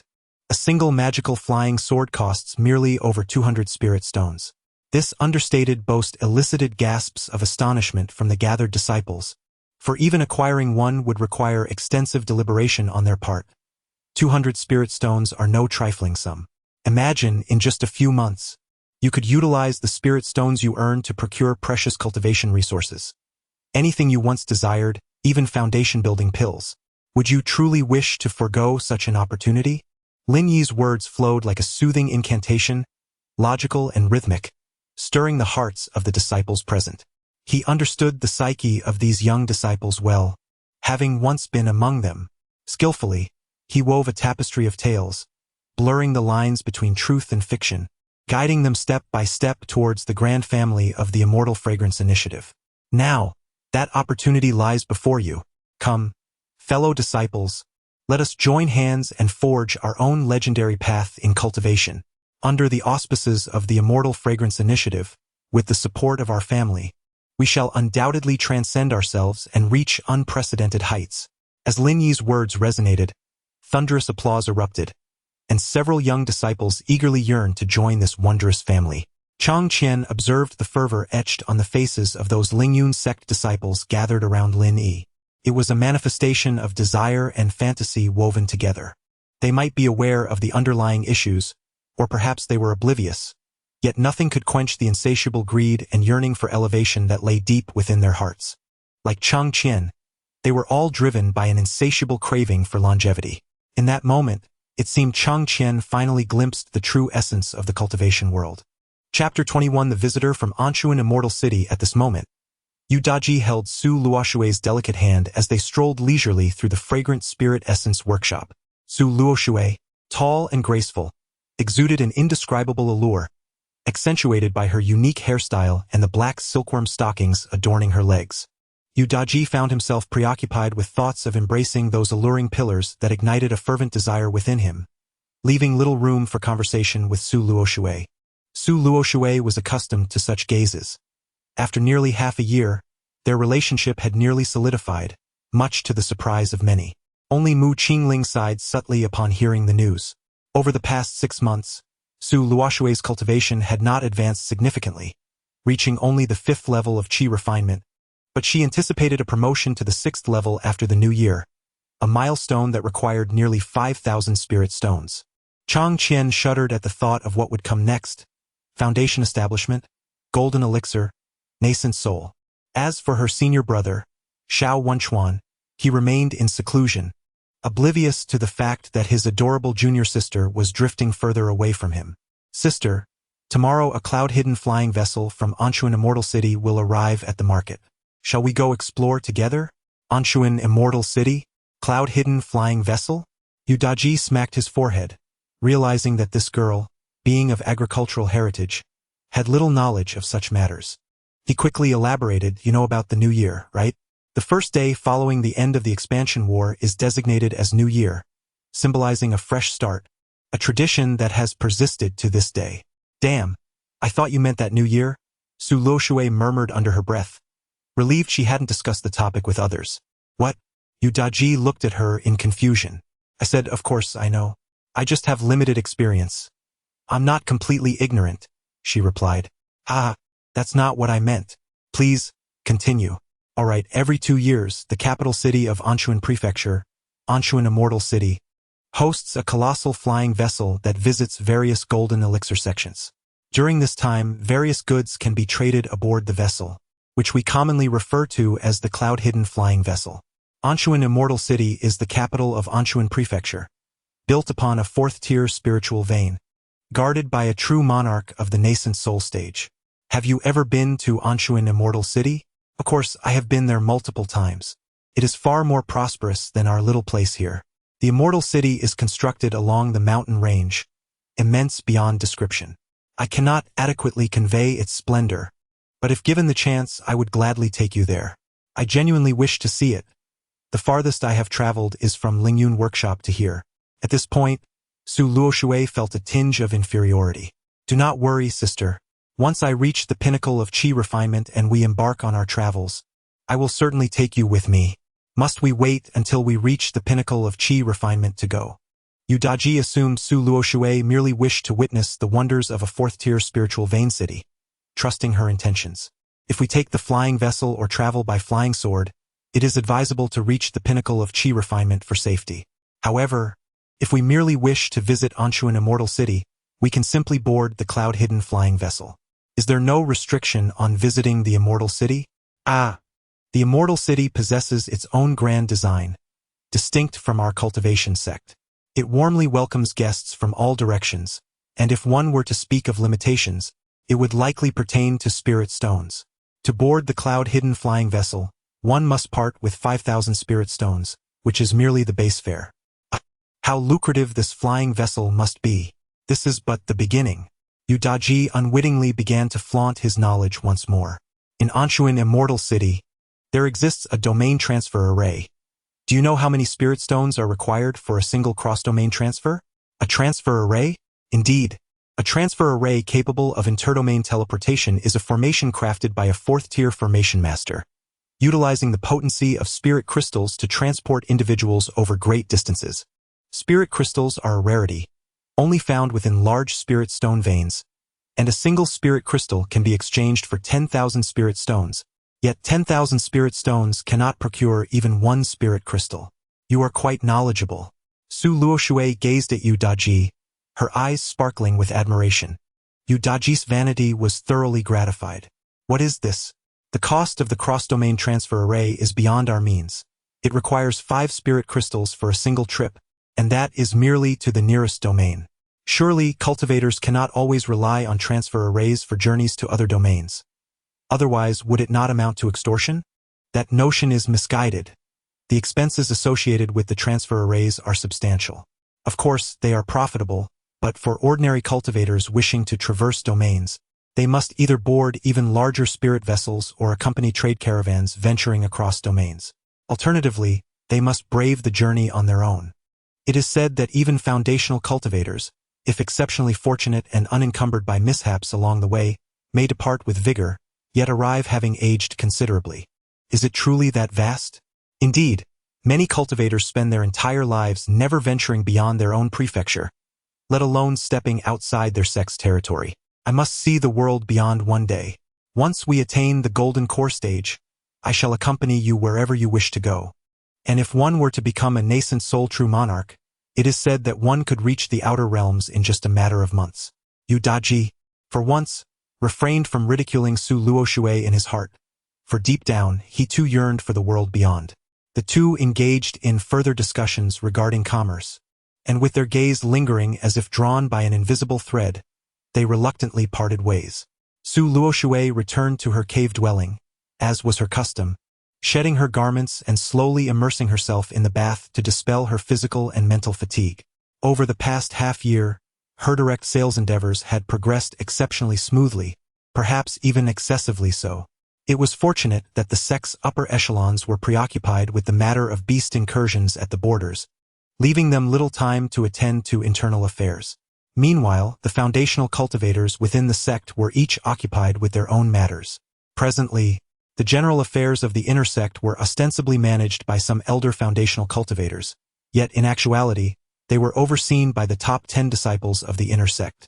With the sect's grand competition yet to arrive, Xiao Wenchuan and 3 other brothers who had recently broken through to foundational level were too preoccupied to involve themselves in sect matters. Preserving their own lives was of utmost importance. The other senior disciples are largely reluctant to involve themselves in sect affairs, fearing it might impede their cultivation. They are focused on consolidating or suppressing their own powers. At such a pivotal moment, who would dare to seek a breakthrough? Consequently, within the inner sect, it is surprisingly Lu Xingji, the direct sales chief, who manages the day-to-day operations. Assisting him, as designated by the sect leader, is Su Luoshui, the shadowy figure behind the direct sales enterprise. It is truly lamentable that the direct sales endeavor has not flourished. All dissenting cultivators have been dispatched by the duo through various means, solidifying the dominance of direct sales. In fact, some individuals witnessing this situation have chosen to join rather than resist, contributing a sum of spirit stones as their price of conformity. Chang Qian tidied his appearance, planning to visit the inner sect tomorrow, now armed with an inner sect token, courtesy of his cousin Su Luoshui. Presently, Su Luoshui wields immense power. Bestowing a token is a mere trifle for her. Were it not for the fear of attracting undue attention to his true self, he might have sought direct access to the inner sect, aiming for a cave abode rich in spiritual energy for his cultivation. He intends to inspect the cloud-hidden flying vessel from Anxuanxian City. It may represent the safest route for his potential escape. Previously, he had explored several paths leading to the outer realms, but most required navigating through numerous marketplaces, ultimately reaching Guolan Prefecture, where one could descend the great river within its borders to reach the outer domains. As for spirit stones, for Chang Qian, they pale in significance compared to the paramount importance of safety. Chapter 22. The path to the outer realms on the inner peak of Lingyun Gate. There exists a vast platform formed by the truncation of the mountain's summit. Early in the morning, the base of this peak was already teeming with people. Brother, what do you intend to purchase this time? Ah, my supply of spirit stones is rather meager. I merely wish to board the vessel for a glimpse. I suspect you are eager to witness the enchanting demoness of the demonic sect? The remark elicited laughter from those around. The Yunying flying vessel boasts a unique feature. It houses the illustrious Wanhuij, a legitimate establishment of the demonic sect. Unlike other sects, Wanhuij is exclusively female, with most practitioners engaging in dual cultivation methods, some benefiting both parties, while others favor the female practitioners. Moreover, Wanhuij lacks a fixed sect residence. To Chang Qian, it resembles a corporate headquarters situated in the Zihuan Tianlang domain of Zhongzhou, with branches established across various locales. Indeed, it is a demonic sect, yet few dare to provoke it, and many take pride in attracting Wanhuij's presence. The reason is simple. They cannot contend with it. It is said that the esteemed leader of Wanhuij is an unparalleled master of the void refinement realm. Thus, Wanhuij is merely a source of wisdom, posing no threat, and serves to strengthen the resolve of righteous cultivators, allowing it to operate freely. Suddenly, a commotion arose from the crowd, prompting many to gaze towards the distance. A dark speck pierced through the layers of clouds. In a mere breath, the colossal vessel appeared above Lingyun Gate. A golden core patriarch soared into the air, entering the flying vessel and moments later, emerged at the bow, gesturing to open a gap in the sect's grand formation. The Yunying flying vessel glided gently into the opening, casting a vast shadow over the spectators. It came to a smooth halt upon the expansive platform. Anxuanxian has come to pay its respects, echoed a voice as the golden core patriarch, accompanied by others aboard the vessel, soared into the grand hall of Lingyun Gate, leaving behind a trail of laughter. From the side of the enormous vessel, a series of clicking sounds resonated. It resembled the folding of ship planks, retracting layer by layer to reveal a broad staircase leading directly to the gangway. One could enter various cabins of the vessel at will, according to their needs. Chang Qian made his way to the deck. Observing the cabins along the way, each one appeared akin to a miniature city, expanding his horizons and truly enriching his experience. Su Luoshui ventured into the cabin on the third level, where pavilions and towers flourished in abundance. The purpose of this journey was to visit Wanhuij for a business transaction. Listening to Yu Daji's introductions along the way, he lamented that this avatar could only reach the peak of qi refinement. Otherwise, joining Wanhuij would have been a splendid choice. Wanhuij occupies a vast expanse, with each courtyard distinct from the others, and the entrance is adorned with an immense floral pavilion. Truly, it possesses a notable pedigree. What brings you two to seek my audience? Inquired the pavilion master, aware of the presence of a golden core descendant and a direct disciple, curious about their intentions. Nevertheless, on the territory of Lingyun Gate, such courtesy must be extended. As the two individuals sought to identify themselves, they presented their respective identities. For how could two nascent qi cultivators dare to approach the esteemed leader of a sect? We wish to discuss a business proposition with the Wanhua Pavilion. Please examine this item. Yu Daji retrieved a limited edition of the Lingyun Immortal Fragrance from his storage pouch. The current iteration of this fragrance featured a small nozzle that required only a slight infusion of spiritual energy to dispense the aroma, achieving a level of uniformity even surpassing that of similar mechanisms from another realm. What is this item? This is the Lingyun Immortal Fragrance, an ancient recipe specifically crafted for female cultivators. We have also designed several variants that can enhance. Yu Daji spoke eloquently, engaging in a back-and-forth dialogue. When the pavilion master summoned individuals to test the product, its efficacy became apparent in just a few cups of tea. The maidens were thoroughly impressed, and the pavilion master promptly purchased Yu Daji's entire stock. Once the agreement was reached, Su Luoshui interjected, "You may return first. I have further matters to discuss with the pavilion master." Yu Daji, somewhat perplexed, wondered what additional business could arise. Glancing at the silken wrap around Su Luoshui's leg, understanding dawned upon him. This transaction had netted him nearly 100,000 spirit stones. The Wanhua Pavilion was indeed affluent. After Yu Daji's departure, the pavilion master spoke slowly. "I wonder what else is on your mind? I wish to negotiate 2 business dealings with you, or rather with the Wanhua Pavilion," she replied, intrigued. This was the first time someone had persistently engaged in legitimate business with her within the sect. "Pray, elaborate." "The first proposition entails my desire to sell the formula for the Lingyun Immortal Fragrance to your esteemed pavilion. In such a powerful organization, the trivial amount Yu Daji offered is but a drop in the ocean. Ultimately, they would surely decipher the formula themselves and manufacture it independently, rather than wait until they perceive that the Lingyun sect can no longer supply them and decide to analyze its components for their own production. It is wiser to be proactive and sell it at a premium now." She was acutely aware of the alternative applications of the Lingyun Immortal Fragrance. Incorporating certain enhancing agents would be a trivial task. It was ideally suited for the Wanhua Pavilion, and thus they would undoubtedly seek to produce it themselves. Therefore, securing a one-time sale before they recognized its true value was the most prudent course of action. Su Luoshui presented a jade slip filled with the recipe. The pavilion master's consciousness probed the contents, her interest piqued, especially upon discovering the inclusion of seductive pill powder. Aside from the seductive pill, can anything else be added? Certainly, as long as it can be extracted. Alternatively, you could use more advanced spiritual flowers to create essential oils. Theoretically, any type of pill could be utilized. You are quite astute. I find myself appreciating you. Were you not a direct disciple of the Golden Core, I would have considered bringing you to my side. The pavilion master recognized the immense value of the Lingyun Immortal Fragrance. She understood that this nascent Qi female cultivator had made the most astute decision, allowing her to still profit from spirit stones. Once the Wanhua Pavilion valued the Lingyun Immortal Fragrance, it was possible that the original version would be deemed a mere imitation of their secret recipe. "Thank you for your recognition, but regrettably, I cannot comply. Now, how many spirit stones do you seek? Do not rush. I have more items for sale." With that, she retrieved several sets of garments and accompanying silks from her storage pouch, including exquisite kipeos designed in accordance with the aesthetics of this world. Some garments are crafted in accordance with the fashions of this world, diverging from the conventional attire of sections.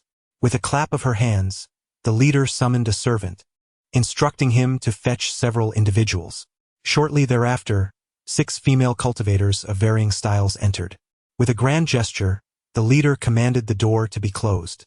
At first glance, her attention was drawn to Su Luoshui's peculiar attire. What appeared to be trousers yet were not, and socks that defied their purpose. Su Luoshui's ensemble and demeanor were markedly distinct from any sect woman she had encountered, exuding a unique charm. Each of the women selected an outfit to try on.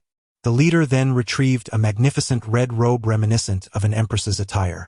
The group, with hushed excitement, changed their clothes before Su Luoshui. Once adorned, the leader waved her hand to conjure a vast mirror. She remained in place, the vibrant red of her robe a hue not easily donned by the ordinary. Yet she was anything but ordinary. At that moment, she stood poised and commanding, akin to an empress herself, though the neckline was somewhat low. As she took a few steps, the robe parted slightly, revealing its design. Observing the attire of those around her, she felt a stir of admiration, recognizing that the disciples' cultivation would undoubtedly flourish. "You may leave now, feel free to try them on," she declared. "Heavenly silkworm silk is quite precious. Should a guest damage it, a fee of 100 spirit stones will be incurred." The leader glanced at Su Luoshui with surprise, not anticipating the girl's perceptiveness. Reflecting on Yu Daji, she surmised the situation with clarity. Collect 200. Now, be off, she commanded, sweeping her sleeve dramatically as she took a commanding seat opposite Su Luoshui. She felt a sense of satisfaction with her attire, contemplating the creation of a spirit instrument in this style, fully aware of the inclinations of male cultivators. As they reached the foundation establishment stage, their focus on such enhancements intensified. This was even more pronounced for golden core cultivators, often resulting in a dramatic decline in their cultivation speed. Absorbing the spiritual energy of heaven and earth, could that truly be considered cultivation? Yet, this garment and its accompanying aura sparked a glimmer of hope within her. The higher the realm of the cultivators, the more they thrived on such attire. Destruction. Conquest, these were the hallmarks of every cut and style. This was the dying formula for heavenly silkworm silk. The leader accepted it without a glance, asking, "Now, what is it that you desire?" Chapter 23.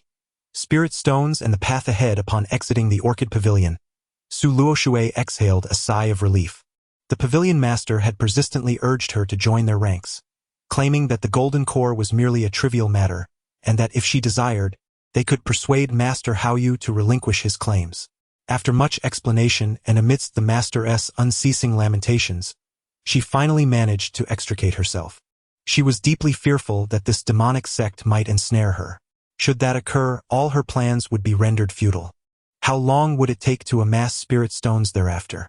Without the prospect of advancement, Su Luoshui would be rendered utterly ineffectual. Now was not the opportune moment to align herself with a powerful faction.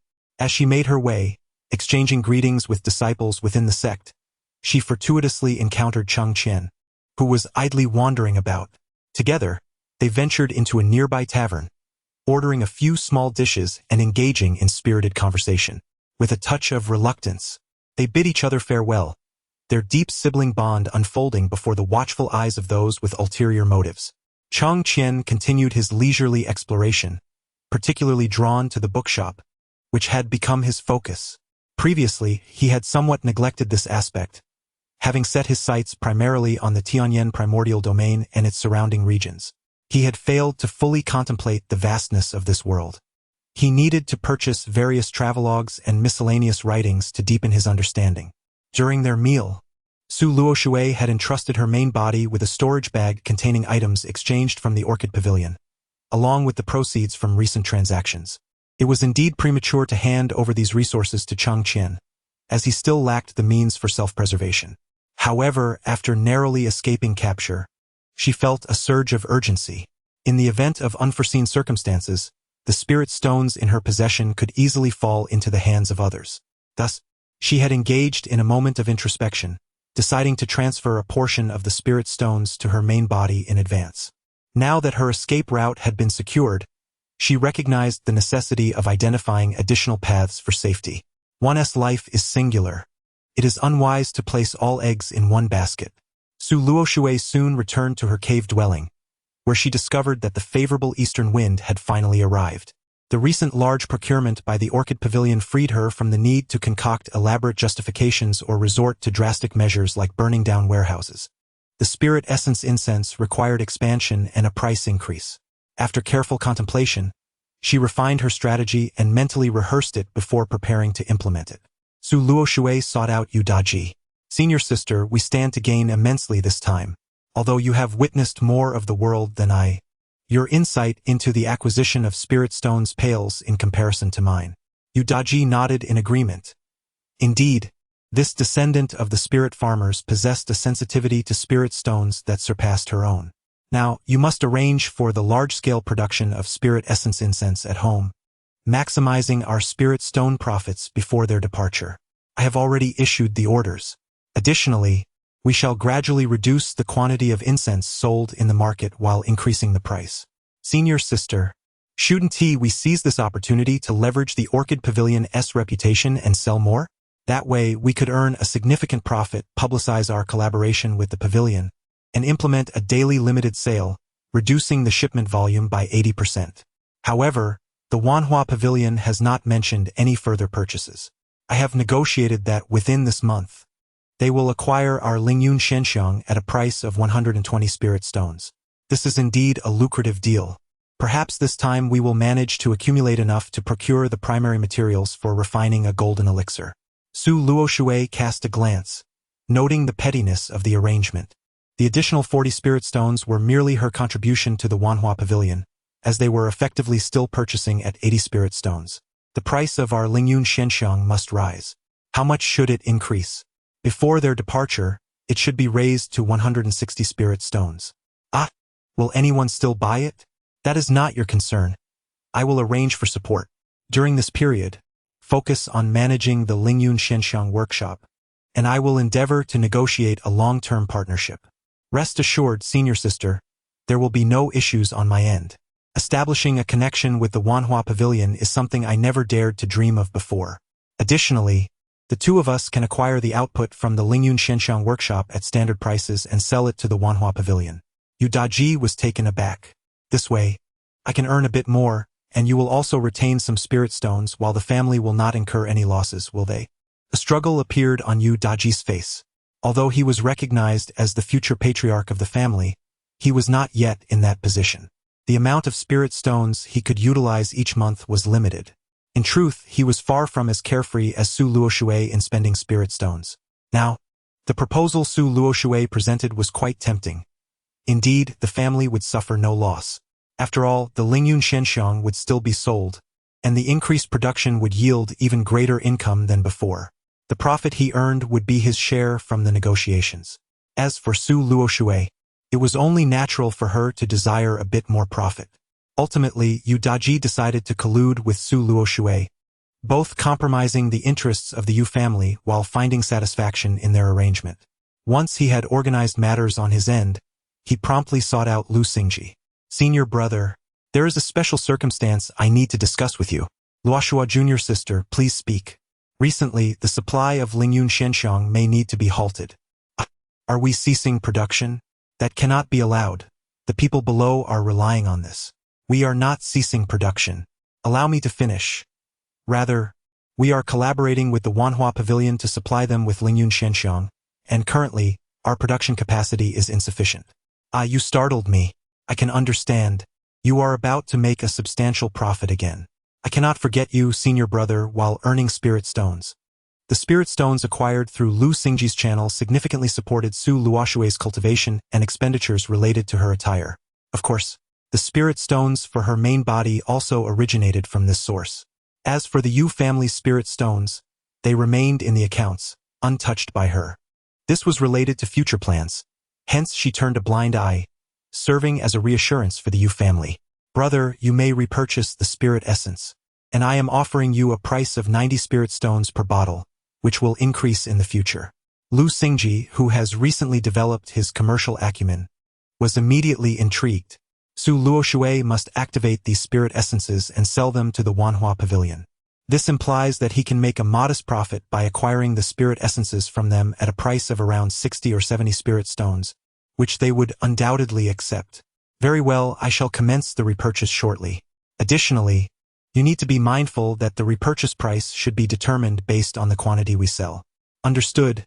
If their stock decreases, I will elevate the price, approaching 90 spirit stones. Brother, if this matter is executed well, it may allow you to advance further in your foundational period. Rest assured, I will personally oversee this initiative. Furthermore, when the repurchase price reaches 90 spirit stones, you must find a way to subtly suggest to them that they can acquire the spirit essences from the Yu family in the marketplace, which can also be purchased at a high price. At that time, come to me, and I will adjust the pricing based on the situation. Only with substantial purchasing demand can the price of the spirit essence surge in a short time frame.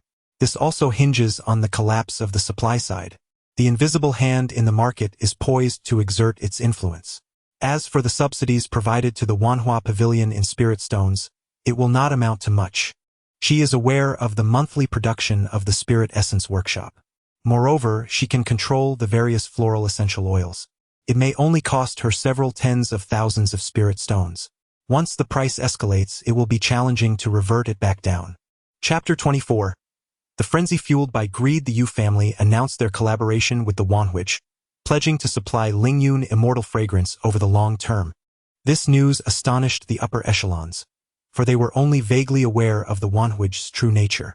The Yu family, once suppressed, had now risen again by associating with the Wanhui. They could not help but consider the pivotal figure in this development, Su Luoshui.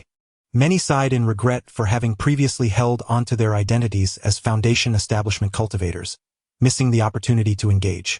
Now, a mere Lingyun immortal fragrance had brought the Yu family a continuous influx of spirit stones and immense prestige.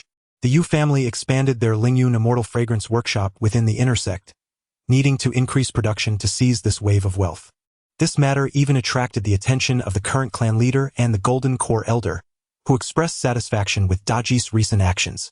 They encouraged him to swiftly secure Su Luoshui, ensuring that this female disciple, who could generate spirit stones and help the Yu family secure a position of authority, would be completely under their control. Outer sect disciple Lin Yi received news from his inner sect senior brother about the immortal fragrance plan, which had also reached an agreement with the Wanhui, beginning to repurchase Lingyun immortal fragrance from families at a price of 70 spirit stones. He felt elated, for this seemingly useless commodity he had previously purchased with spirit stones could now be sold.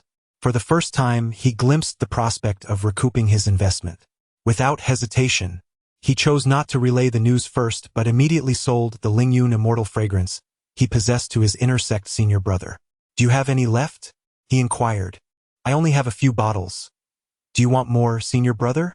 Please help me find as many as you can." Lin Yi was somewhat puzzled. Why was his senior brother buying so many? He had initially assumed it was merely a task, but now he suspected there was more to the situation. Suddenly, a possibility struck him. Could it be that the Wanhui's repurchase price was exceedingly high?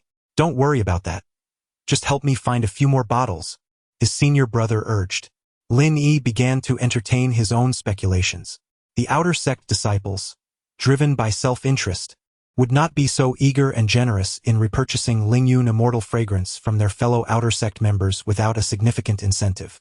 He casually procured 2 bottles for him, and just before leaving, his senior brother reiterated the importance of finding more, assuring him not to fear a lack of spirit stones for the repurchase. Lin Yi grew increasingly suspicious. This was actually a subtle hint from Lu Xingji to his several junior disciples, suggesting they stockpile a portion, while he himself would also gather some, aiming to amass at least 30% rather than deplete their entire stock. Clearly, Lin Yi was not privy to these individual schemes, and they would not divulge such matters to him. Despite lacking information channels, he had recently developed a commendable habit of wandering through the sex market whenever he had some spirit stones in his pocket. This not only allowed him to purchase desired items, but also provided opportunities to glean information in tea houses and taverns. He chose not to act immediately on his senior brother's request, as his priority was to gather more information. If there were indeed profits to be made, why should he remain merely a junior disciple? After a leisurely stroll, he did not acquire any definitive news but became aware of 2 significant developments. The inner disciples, involved in the Shenxiang plan, were discreetly acquiring Lingyun Shenxiang. Meanwhile, the Yu family's store in the marketplace began to sell this precious essence in limited quantities. Upon returning to his cave dwelling, he pondered the connection between these 2 occurrences. Eventually, he recalled the actions of various families in the marketplace. Each time Lingmi was sold in limited amounts, its price would soon escalate. If his intuition proved correct, he concluded that the price of Lingyun Shenxiang would soon rise. Thus, it was plausible that the essence would indeed increase in value, and his fellow inner disciples were stockpiling it. Lin Yi erupted into laughter in his cave, firmly believing in the accuracy of his deductions. He realized he had seized an opportunity accessible only to the inner disciples. He resolved to invest half of his fortune in acquiring some Lingyun Shenxiang, reasoning that even if he eventually incurred losses, the pain would be minimal. Early the next day, he began to circulate among the outer disciples' cave dwellings, procuring the essence from their hands. Unfortunately, he was not the only astute individual. Not all outer disciples were uninformed. Soon, the Lingyun Shenxiang in the hands of ordinary disciples was snatched up by various clever minds. After a week of uncertainty, someone from the inner circle came to the outer sect to repurchase the essence. The price soared to 80 spirit stones. This was the same price they paid upon joining, and some less resolute cultivators, swayed by this price, sold all their stockpiled Lingyun Xianxiang. This meant that the spirit stones he held were pure profit since joining the Xianxiang plan, without any personal investment. The faces of these cultivators gleamed with joy. Conversely, those who had sold their essence at a lower price were deeply dissatisfied but had no recourse to demand compensation from their seniors. At this juncture, they stumbled upon what appeared to be a loophole. When recruiting new participants, they could still purchase at the price of 80 spirit stones. By factoring in the discounts for larger purchases, they could profit from the price difference. Thus, many began to recruit others to join this burgeoning family. Observing these seniors buy additional bottles of Lingyun Xianxiang in their names, they too began to partake, pocketing dozens of spirit stones in the process. The entire outer sect, extending even to family members in the marketplace, joined in this frenzy of repurchasing Lingyun Xianxiang. Where did this Lingyun Xianxiang originate? In truth, it was merely the repurchased essence circulating back, with Su Luoshui slightly subsidizing the spirit stones. Was she benevolent? Certainly not. It is said that to gain, one must first give.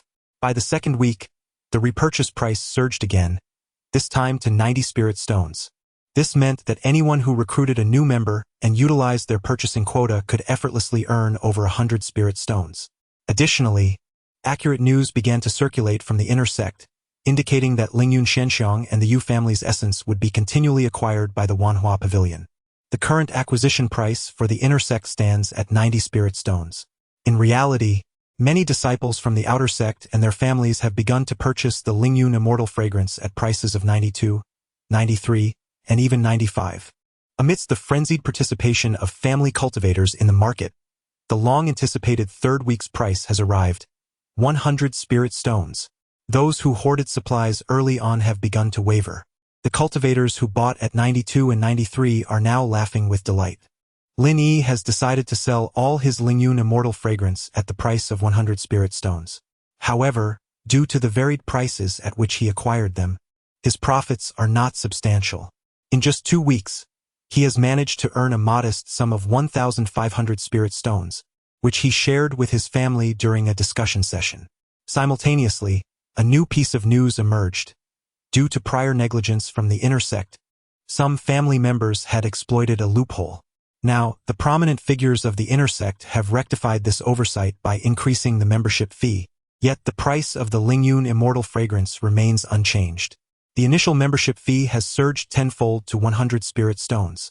Many cultivators lamented this change, but upon calculating the figures, they realized that although the membership fee has erased the profit margin of the Lingyun Immortal Fragrance, there is one crucial condition. The repurchase price of the Lingyun Immortal Fragrance will not rise again. Consequently, aside from a few stubborn individuals still attempting to acquire it at 102 or 103 spirit stones, most cultivators have chosen to wait and observe. Soon after, the price for the fourth week was announced, 110 spirit stones. Fearing that the influential figures of the inner sect might react, everyone began to recruit indiscriminately in the market. They offered 100 spirit stones merely to leverage the names of others. In an instant, the Lingyun Immortal Fragrance and the Immortal Fragrance Initiative became widely known across all markets, no longer confined to a select few. Amidst this revelry, the distribution speed of the Lingyun Immortal Fragrance has transformed. It is no longer delivered immediately but rather accompanied by a special voucher, requiring 1 or 2 days before the goods can be collected. Chapter 25. What is market manipulation? Gradually, an increasing number of individuals began to notice that after the influx of new stock, the delivery speed of Lingyun Immortal Fragrance had become increasingly sluggish. What began as a 1-day wait extended to 2 days, then 3. Even the latest price emerged at a staggering 120 spirit stones for acquisition. Surprisingly, within the confines of Lingyun sect, very few possessed any Lingyun Immortal Fragrance. The necessity of having tangible goods for repurchase led to growing discontent among certain disciples. At this juncture, a new regulation from the inner sect was disseminated. It was revealed that the production capacity of Lingyun Immortal Fragrance was critically insufficient, as nearly all of it had been taken away when the cloud-hidden flying vessel departed. Consequently, the price of Lingyun Immortal Fragrance surged across the entire Lingyun sect territory, with certain shops experiencing an increase of up to 50%. Following this information, a system that directly impacted the interests of all was introduced. Lingyun Immortal Fragrance would be released intermittently in the near future, while a continuous repurchase policy remained in effect. The Immortal Fragrance Initiative would collaborate with the Yu Family's Merchant Association to supply Lingyun Immortal Fragrance to the Wanhua Pavilion monthly. The repurchase price would fluctuate based on the production of Lingyun Immortal Fragrance and the selling price to Wanhua Pavilion in that month. A specific quota of Lingyun Immortal Fragrance would be distributed monthly, redeemable through vouchers that did not recognize individuals. Astute observers immediately recognized an opportunity, acquiring these vouchers with the expectation that prices would exceed their purchase price in the upcoming months, thereby yielding a profit. Does this strategy sound familiar? It is a financial scheme crafted by Cheng Qian, tailored to the realities of the cultivation world. This system encompasses a direct sales pyramid structure and the geometric propagation speed that awakens the deepest desires within individuals. It amalgamates elements of securities and futures as well. Most crucially, this market, whether in terms of indices or settlement goods, is entirely manipulable by Su Luoshui. By releasing her Lingyun Immortal Fragrance at a specific juncture, she can easily exchange it for spirit stones. The notion of selling to Wanhua Pavilion is merely a ruse. Ultimately, all the fragrance ends up in her possession. Furthermore, this narrative is easily justified to the Yu family, who fear that the involvement of numerous disciples in the Immortal Fragrance Initiative might disrupt their rhythm of Lingyun Immortal Fragrance. Thus, a temporarily unprecedented prosperity would emerge in this ravenous market, enabling Su Luoshui to realize another plan for her family's strength. The decision to alter the frequency from weekly to monthly was made to extend the timeline, preventing the fragrance from collapsing before the other plans could initiate. By controlling the timing of both potential failures, she could siphon off all spirit stones from the disciples of Lingyun sect and the general populace, as well as from the sect and family coffers. Cheng Qian would then possess the means to ascend in status. As for the overwhelming consequences, they would naturally fall upon Su Luoshui. The cultivators comprehended the implications of this announcement. Some disciples' eyes sparkled with excitement as they perceived an opportunity, betting that the current prices were at a low point, anticipating a subsequent rise, or believing that at some point in the future, prices would exceed their present value. If one were to commence a substantial acquisition at this moment, it would ultimately yield a bountiful harvest of spiritual stones when prices ascend. Those individuals have reaped the benefits amidst this revelry. Some cultivators, however, harbor a sense of unease regarding the certificates they possess. After all, while the Lingyun fragrance may hold little practical value, it is indeed a tangible asset. Unlike the current situation, wherein they merely possess a certificate, it evokes a certain apprehension when held in hand. Thus, amidst this inner turmoil, the certificates of the celestial fragrance swiftly began to circulate among the populace. Some wished to take a gamble, while others felt a disquiet, perfectly mirroring the mutual intentions of lovers. By the end of the first month, the price of Lingyun fragrance continued to rise, now reaching a repurchase price of 130 spiritual stones. Su Luoshui also released a portion of the fragrance, facilitating exchanges.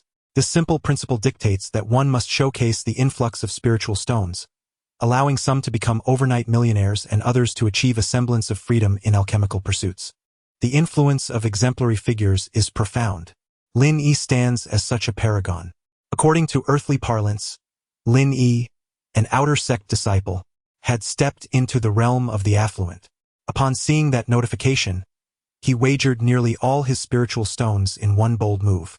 His audacity stemmed from the fact that a senior brother from the inner sect had entrusted him with a significant acquisition of certificates.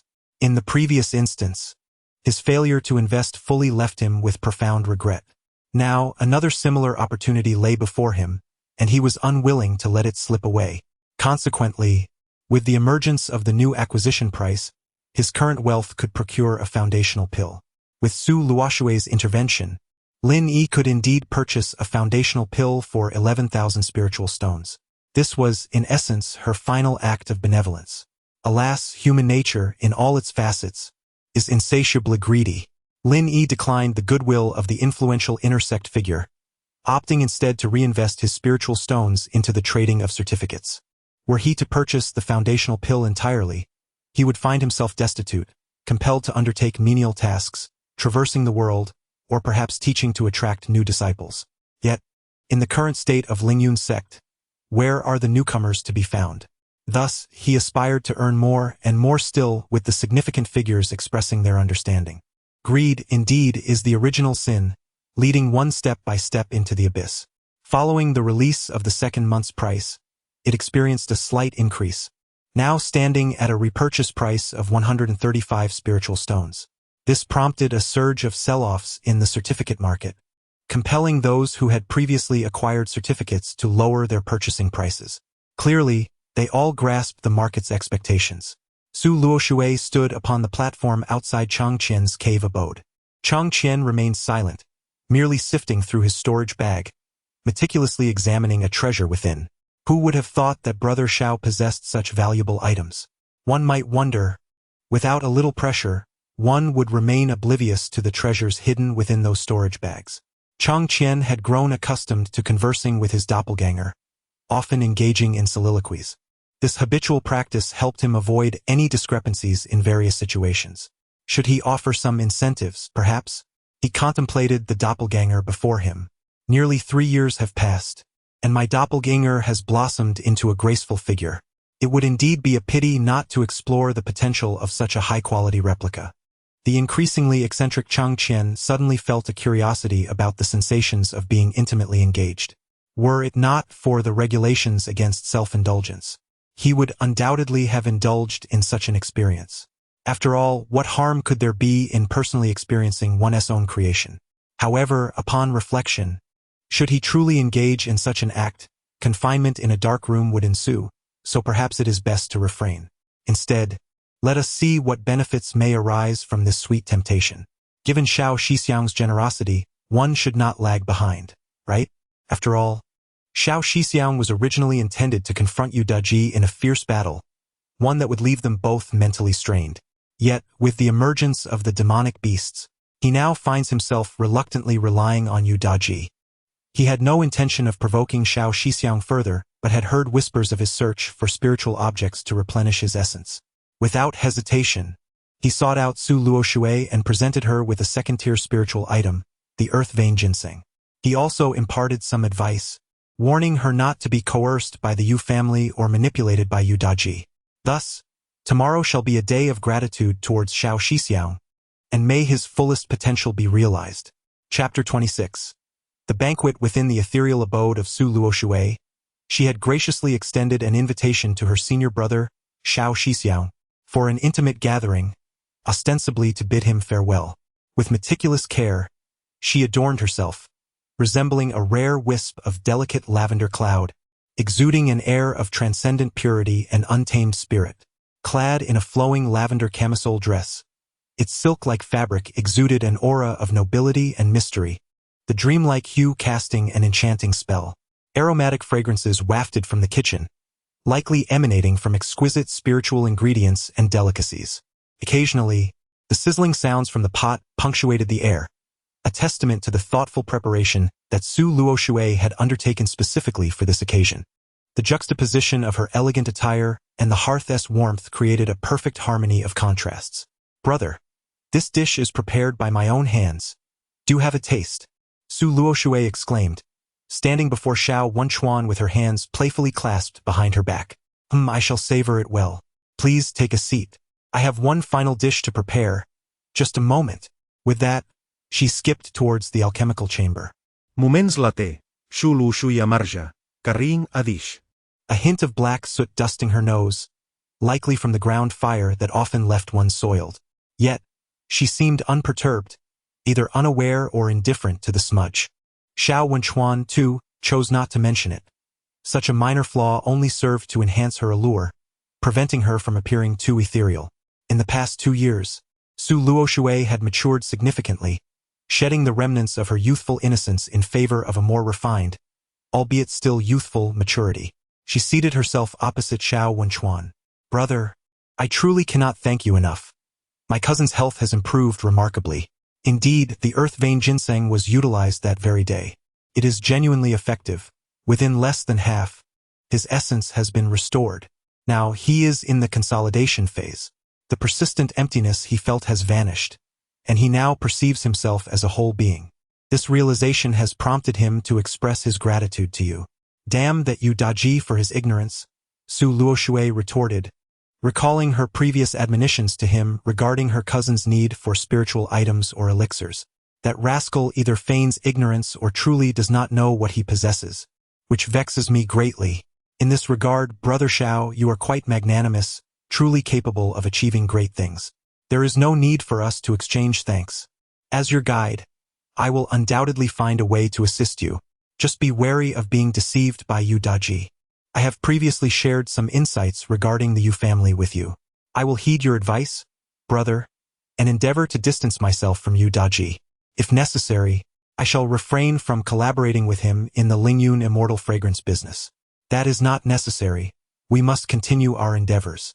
Earning more spirit stones is beneficial, and the higher-ups in the sect are pleased to see your talents flourish in this regard. Indeed, I shall focus solely on business from now on. Precisely, leverage the Yu family to advance your own interests. During my absence, you must remain vigilant against Yu Daji. Xiao Wenchuan thought to himself, I have staked my very life on my master in exchange for this rare treasure. If I venture out to slay the demon beasts, only to have Yu Daji plunder my home, I would be left with nothing, with his master at the front lines, if he were to leave as well.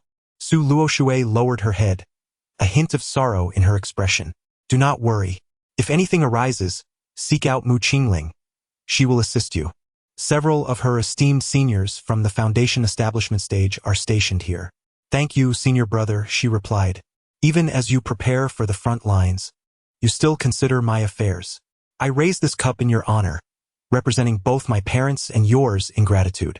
With that, she filled a cup with floral brew and drank it in one go. Ha ha ha.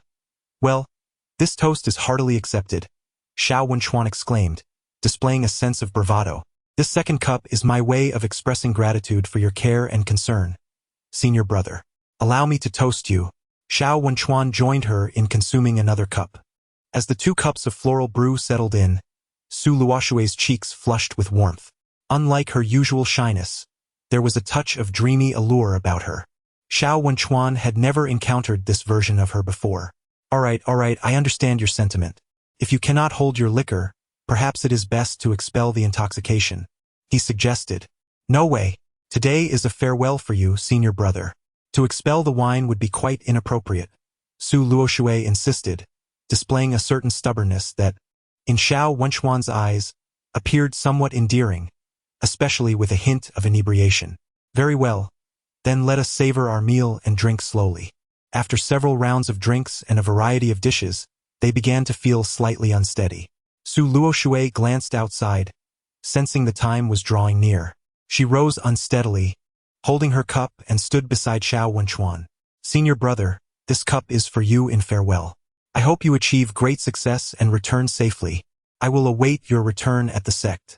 With that, she gazed intently at Xiao Wenchuan, her eyes shimmering.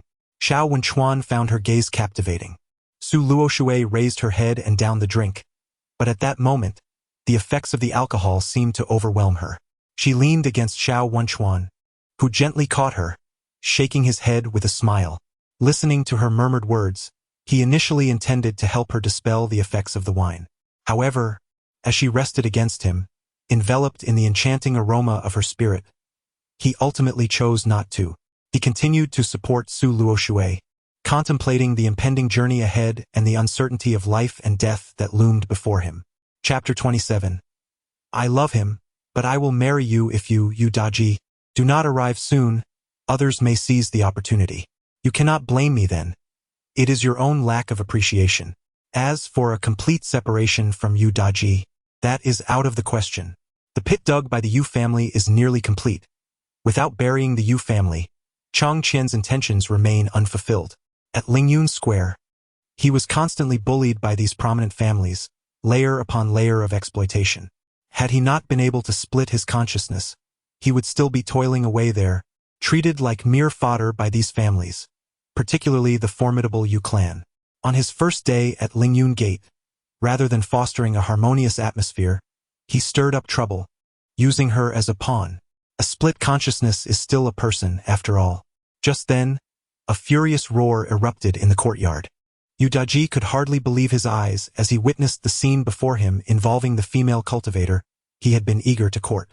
Although no disgraceful events transpired, the sight ignited a fire of rage within him. As a fourth-level Qi refinement cultivator, he faced Xiao Wenchuan, a mere first-level foundation establishment practitioner, without an ounce of fear. A fiery arrow shot forth toward Xiao Wenchuan's head. "Look out!" Xiao Wenchuan gasped, utterly taken aback by Yu Daji's unexpected appearance. What about the formation? All right. When he arrived, Su Luoshui had been cooking, and they had been chatting and tasting dishes together. After indulging in drink, he had forgotten all about the formation. He waved his hand, dispersing the fiery arrow. "Yu Daji, calm down," he implored. Yu Daji could hardly contain his laughter amidst his fury. Having long regarded Su Luoshui as his treasured possession, how could he remain calm? "How dare you tell me to calm down?" With that, he unleashed a flurry of fiery attacks. Xiao Wenchuan defended himself while attempting to explain, feeling an unsettling sense of guilt creeping in. Concerned that the fluctuations of spiritual energy might attract attention from their peers, he knew he could not truly harm a direct descendant of the Golden Core. He could only send Yu Daji flying and turn to Su Luoshui to say, "Junior sister, I must take my leave. Please wait for my return." Su Luoshui nodded slightly, alleviating Xiao Wenchuan's awkward feelings. As he passed by the fallen Yu Daji, he scoffed. Yu Daji glared furiously at Xiao Wenchuan's retreating figure before hastily entering the cave dwelling. He found Su Luoshui seated at the dining table, quickly rushing over to support her and expel the effects of alcohol from her system. As she opened her eyes, gradually regaining clarity, she took on the demeanor of a renowned actress. Upon seeing Yu Daji, her eyes turned slightly red, tears streaming down her face. Yu Daji's anger slowly dissipated as he soothed her. There, senior sister, do not cry. What exactly happened?" Supporting Su Luoshui, he guided her to a nearby stool and offered her the robe draped over it. He surmised that it must have been carelessly tossed there by that scoundrel Xiao. Thankfully, he had arrived just in time. "Senior brother Xiao helped me find rare treasures to replenish my essence. I prepared a few dishes today to express my gratitude and to celebrate with him. After consuming only a few cups of wine, I began to feel a bit lightheaded. Senior sister, why haven't you expelled the alcohol from your system?" Brother Xiao mentioned the importance of practice. "Thus, I suspected that this old rogue has long coveted your beauty. Do not speak nonsense. Today's predicament is likely due to the wine or perhaps the pressure of impending battle. My dear senior sister, I never anticipated he would act in such a manner." Su Luoshui clutched her garments tightly, appearing quite aggrieved. "Thank goodness I arrived in time. Do you have any idea what might have transpired had I not come?" Su Luoshui remained silent. "We should report this to the sect." "No," she grasped the departing Yu Daji. "No? What do you mean no? Daji, he is my guide. Even if we take a step back, there is no substantial loss, so let us leave it be." Think it through." "Yes, I have considered it. He is heading to the battlefield, and whether he returns is uncertain, so it is best not to dwell on it. I sense that you still have feelings for him. No matter how much I admire him, what difference does it make? Ultimately, we are not meant to walk the same path, and I shall still end up marrying you as my partner in the end. It is fortunate that we arranged to discuss matters today. Otherwise, you would have become someone else's partner. Enough of this conversation. Please distract our fellow disciples outside the formation. They must have sensed the fluctuations of spiritual energy. Let us not speak of today's events further. I crave some quietude. Remember your words.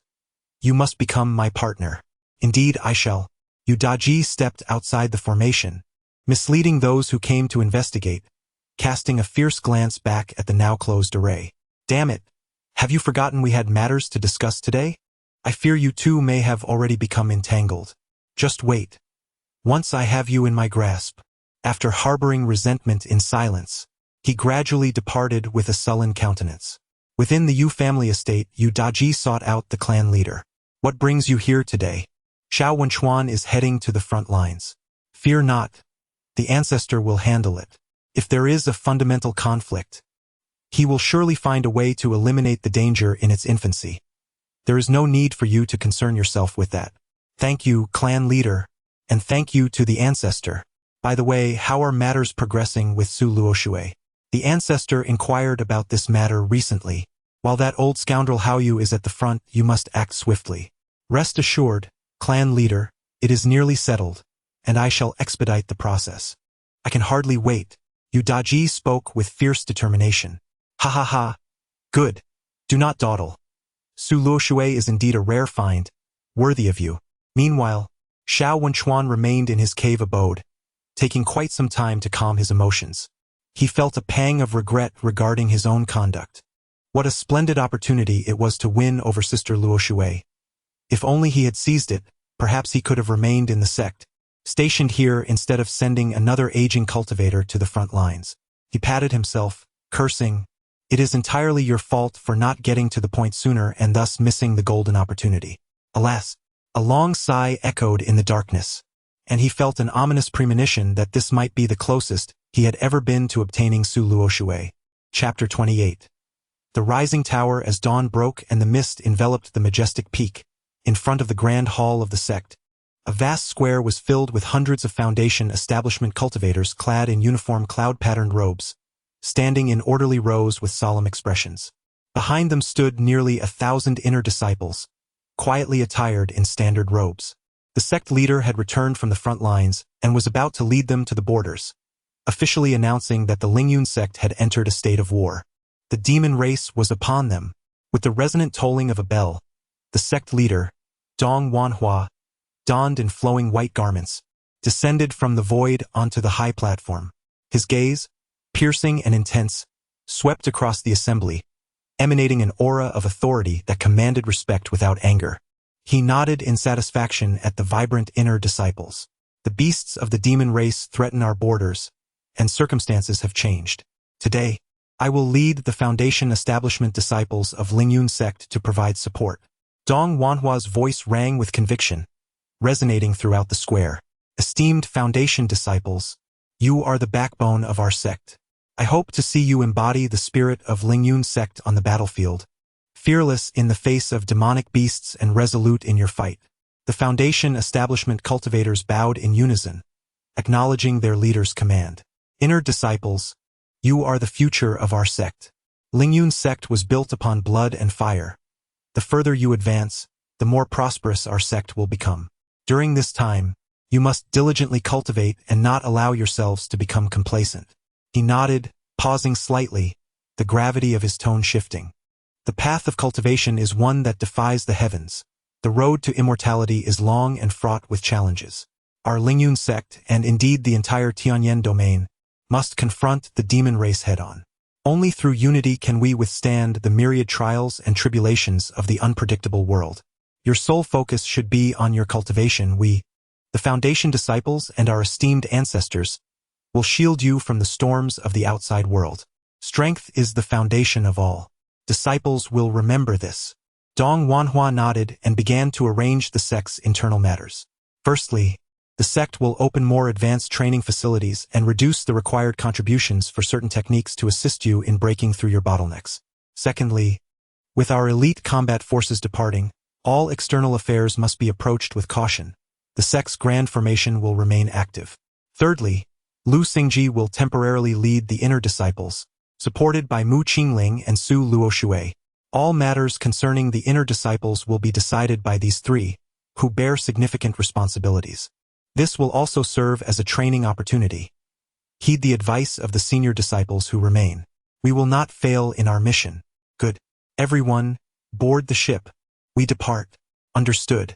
A portion of the foundation establishment cultivators took to the skies on their flying swords, transforming into streaks of light as they soared towards the massive platform beside the main peak. There, a grand transport vessel awaited, albeit appearing somewhat diminutive compared to the imposing silhouette of the cloud-hidden flying ship. This was the sect's transport vessel for troops. Xiao Wenchuan approached Su Luoshui, who wore a look of uncertainty, and explained, I have come to bid you farewell. In that moment, 1,000 words condensed into a single sentence. Senior brother, take care on your journey. You too take care. Xiao Wenchuan cast a lingering glance at Su Luoshui, as if he wished to etch her image deep within his mind. In response, Su Luoshui's eyes glistened with unshed tears as she leaned against the shoulder of Mu Qingling beside her. Turning away, Xiao Wenchuan unsheathed his flying sword and soared towards the sect's flying vessel. Numerous foundation-building cultivators present were bidding farewell to their partners and loved ones, exchanging heartfelt words of safety before transforming into streaks of light. Observing the poignant farewell between Xiao Wenchuan and Su Luoshui, Yu Daji felt his back teeth grind in frustration. How despicable! How audacious! You claim there is nothing between you. It serves you right, Xiao Wenchuan, to head to the front lines. Su Luoshui, you shall fall into my grasp. Just wait and see. Su Luoshui had recently absorbed a substantial amount of spirit stones, approximately 10,000, elevating her cultivation to the 7th layer of qi refinement. In merely 3 years, she had reached this remarkable level, surpassing her peers in the sect and even becoming a prominent figure in the Tianyan domain. During her period of seclusion, the Yu family had been aggressively expanding their influence, securing several positions of authority. Su Luoshui was aware of this, even tacitly approving of it. The Yu family's growing power was advantageous for her, as it allowed her to leverage the profits from Ling Yunxiang. One day, Lu Xing arrived, perplexed by Su Luoshui's sudden dedication to her cultivation. What could have prompted this? Was it the recent attacks by demonic beasts that spurred her into action? Surely, she couldn't have been swayed by the sect master's mere words. Now was the time to seize the opportunity and accumulate spirit stones. Junior sister, the Yu family has been quite audacious lately. What good does it do to speak to me? You should approach Yu Daji or senior sister Mu. After all, you share a close relationship with the Yu family. Speak to them and ease our burdens. I merely wish to earn enough spirit stones for my foundation building, and nothing more. Senior brother, the sect master appointed you as the chief disciple of the inner sect with the hope that you may advance further. How can you be so? I harbor no grand ambitions. Achieving the later stages of foundation building is sufficient for me. I dare not aspire for the golden core. However, you might want to reconsider your stance. While Yu Daji seeks to expand his influence, let him do so. Sometimes, being overly conspicuous is not beneficial. Lu Xing found himself momentarily perplexed by his junior sister's thoughts. On the one hand, she seemed to harbor a grudge against Yu Daji, yet they appeared to be romantically entwined, with rumors of their impending union circulating. On the other hand, her intentions hinted at a desire to see the Yu family falter. What do you mean? Because of the Ling Yunxiang business, I am bound to ally with Yu Daji. The Yu family's overwhelming power brings me no advantage. When the sect master and the ancestors return from the front lines, they will undoubtedly suppress the Yu family. As for you, the Yu family's interests are intertwined with yours. Their current strength may serve you well. Once the sect master returns to assert authority, you might even find opportunities for gain. Lu Xing suddenly understood. Indeed, the current might of the Yu family was advantageous to him, and once they faced suppression, it would benefit his junior sister. I have come to understand what must be done. Senior brother, our celestial fragrance plan is fundamental. The title of chief is sometimes not of paramount importance. Lu Xingji is nearly indoctrinated by Su Luoshui, particularly after witnessing the transactions of the celestial fragrance plan, which has left him utterly astounded. He has truly transformed a bottle of ethereal fragrance into something extraordinary. At times, he even questions whether this junior sister truly hails from a lineage of spirit farmers. After Lu Xingji's departure, Su Luoshui also emerged from her cave dwelling, intending to visit the Yu family. This evening, the Yu family is hosting a banquet under the pretext of celebrating the 200th birthday of their current patriarch. To live to 200 years is already a remarkable feat for a foundation establishment cultivator. Tonight, all her previous arrangements and schemes will culminate in this banquet. She has prepared a significant gift for the Yu family. Chapter 29. The banquet in full view within the ethereal embrace of mist. The grand mountain range of Lingyun Gate serves as the ancestral abode of the Yu family. Today, the Yu household, nestled in the heart of this majestic range, is adorned in vibrant colors, hosting a celebratory banquet in honor of the family patriarch's birthday. Although the Yu family's leader in the foundation building stage holds no significant position within Lingyun Gate and rarely appears in public, his presence is undeniably felt by all who traverse the realm of Lingyun Gate. Behind the Yu family stand two formidable golden core cultivators. Inside the estate, a plethora of spiritual flowers and rare herbs bloom in a splendid display, exuding fragrances that enchant the senses. The mingling of spiritual energy in the air creates a breathtaking scene reminiscent of a celestial paradise. The banquet hall is primarily adorned in soft azure hues, with a grand curtain woven from ancient silkworm silk suspended from the ceiling. Embroidered upon it is a soaring dragon, symbolizing power and evoking the image of a dragon soaring through the heavens. In the center of the hall lies a long table, crafted from ancient wood over a millennium old, stretching from east to west. The table is laden with an array of exquisite spiritual delicacies, each dish meticulously prepared to enhance one's cultivation. The expansive courtyard is dotted with hundreds of intricately designed jade tables, each set with special jade cups filled with crystal-clear spiritual wine, fragrant and inviting. As night descends, radiant lights streak across the sky, heralding the arrival of esteemed guests from various corners of the inner gate. Among them are influential figures like Lu Xingji and Su Luoshui, alongside lesser-known Peak Qi refiners and young scions from allied families. The arrival of each guest adds to the atmosphere of festivity and prestige. The highlight of the evening is marked by the foundation-building cultivators who remain within the sect, clad in elegant garments and bearing gifts as tokens of goodwill towards the Yu family. Groups of distinguished guests engage in lively conversation, while some stroll through the estate, admiring the beauty of the third-tier spiritual veins. Yu Daji, adorned in a specially tailored family robe, moves gracefully among the guests, expressing his gratitude for their attendance and well wishes. The strength of the Yu family is vividly showcased throughout this banquet, from the meticulous arrangements and the caliber of guests to the palpable spirit on the faces of the family members, all of which convey the Yu family's significant standing within Lingyun Gate. Amongst the attendees, the most striking figure is Su Luoshui, who has just ascended to the 7th level of Qi refinement. She has presented herself as a gift to the Yu family, formally announcing her intention to become Dao partners with Yu Daji. This revelation ignites astonishment amongst the crowd, including members of the Yu family. Perhaps the least surprised is Lu Xingji, who sits calmly, having relinquished his earlier ambitions of winning over Su Luoshui.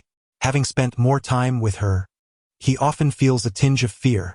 She is adept at manipulating the hearts of others.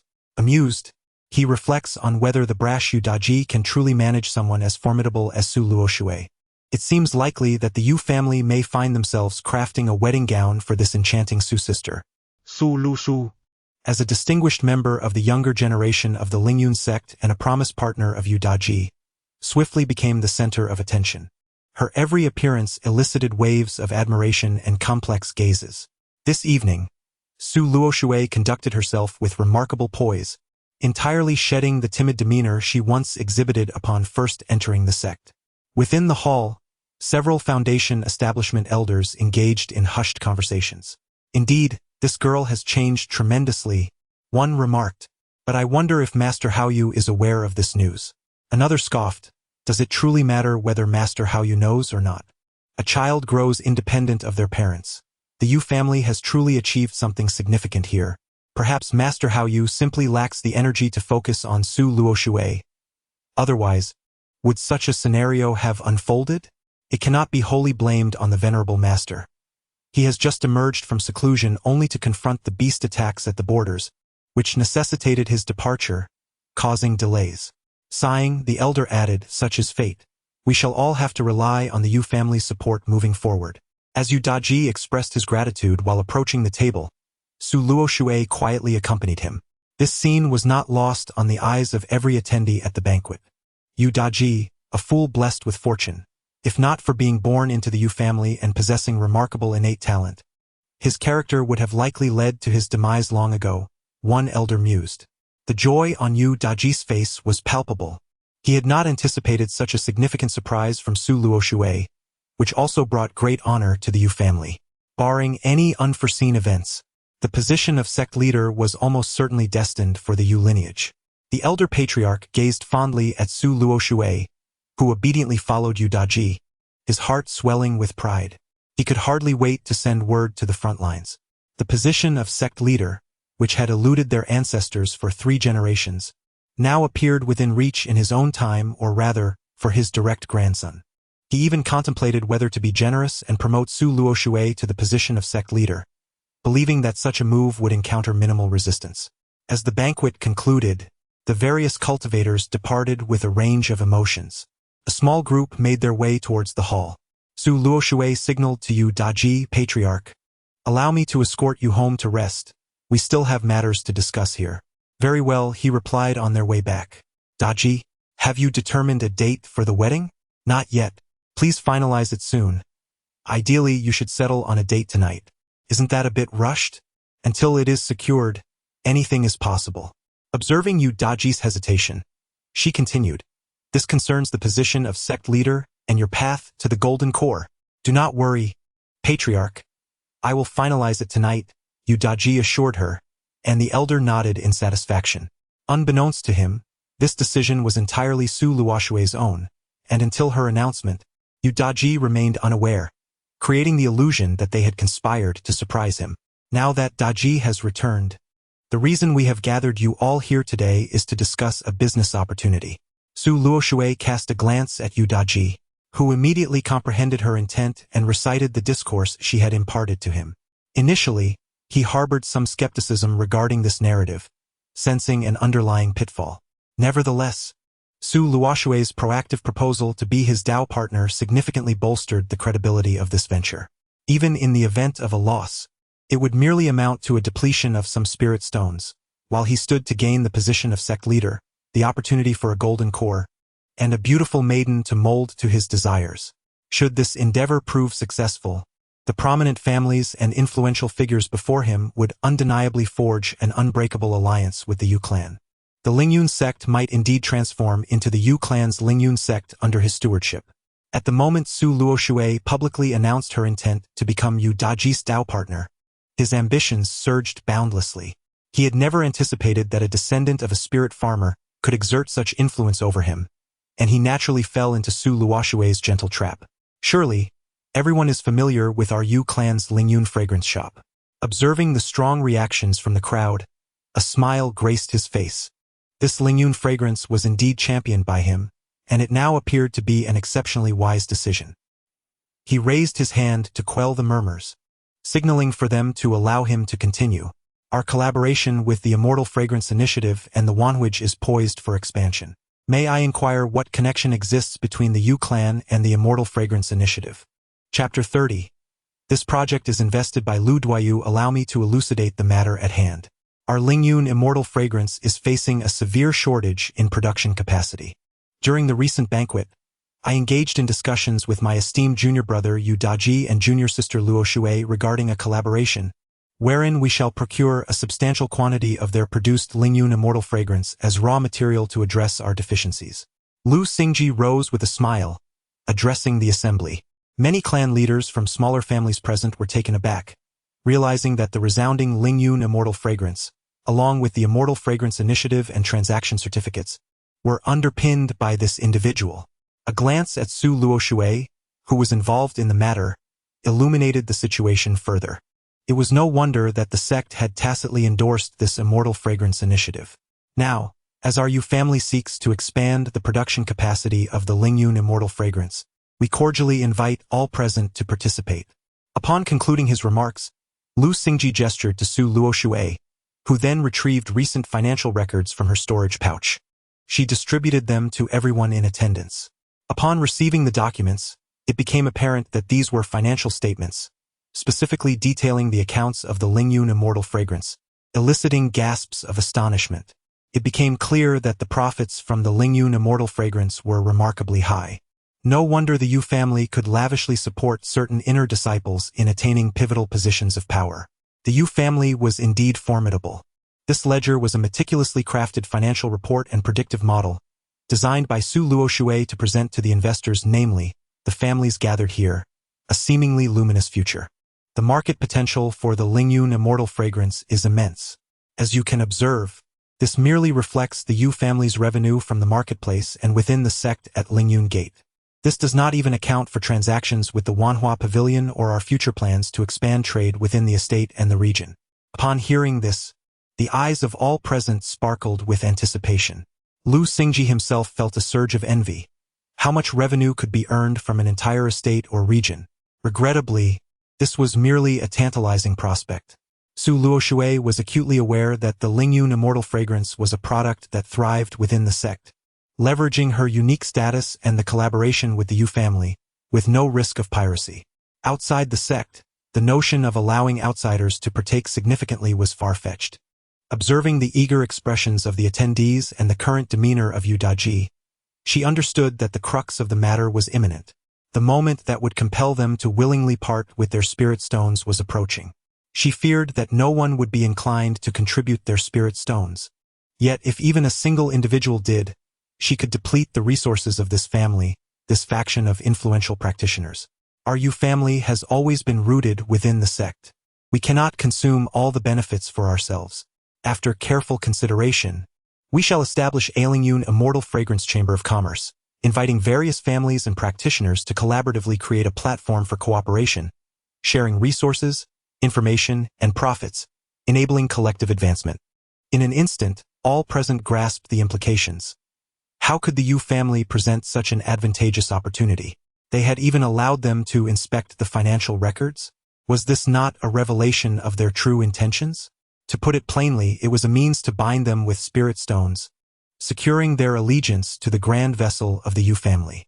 Given the habitual inclinations of the cultivation world, everyone's thoughts gravitated towards deeper ulterior motives, aspirations for the future position of sect leader and the coveted resources of Jindan.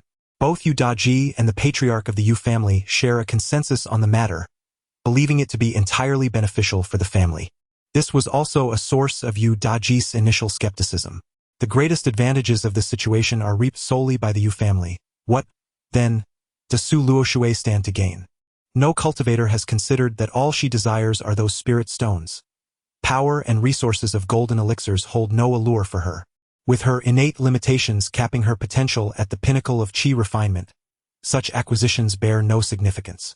It is a straightforward matter of merely extracting the spirit stones.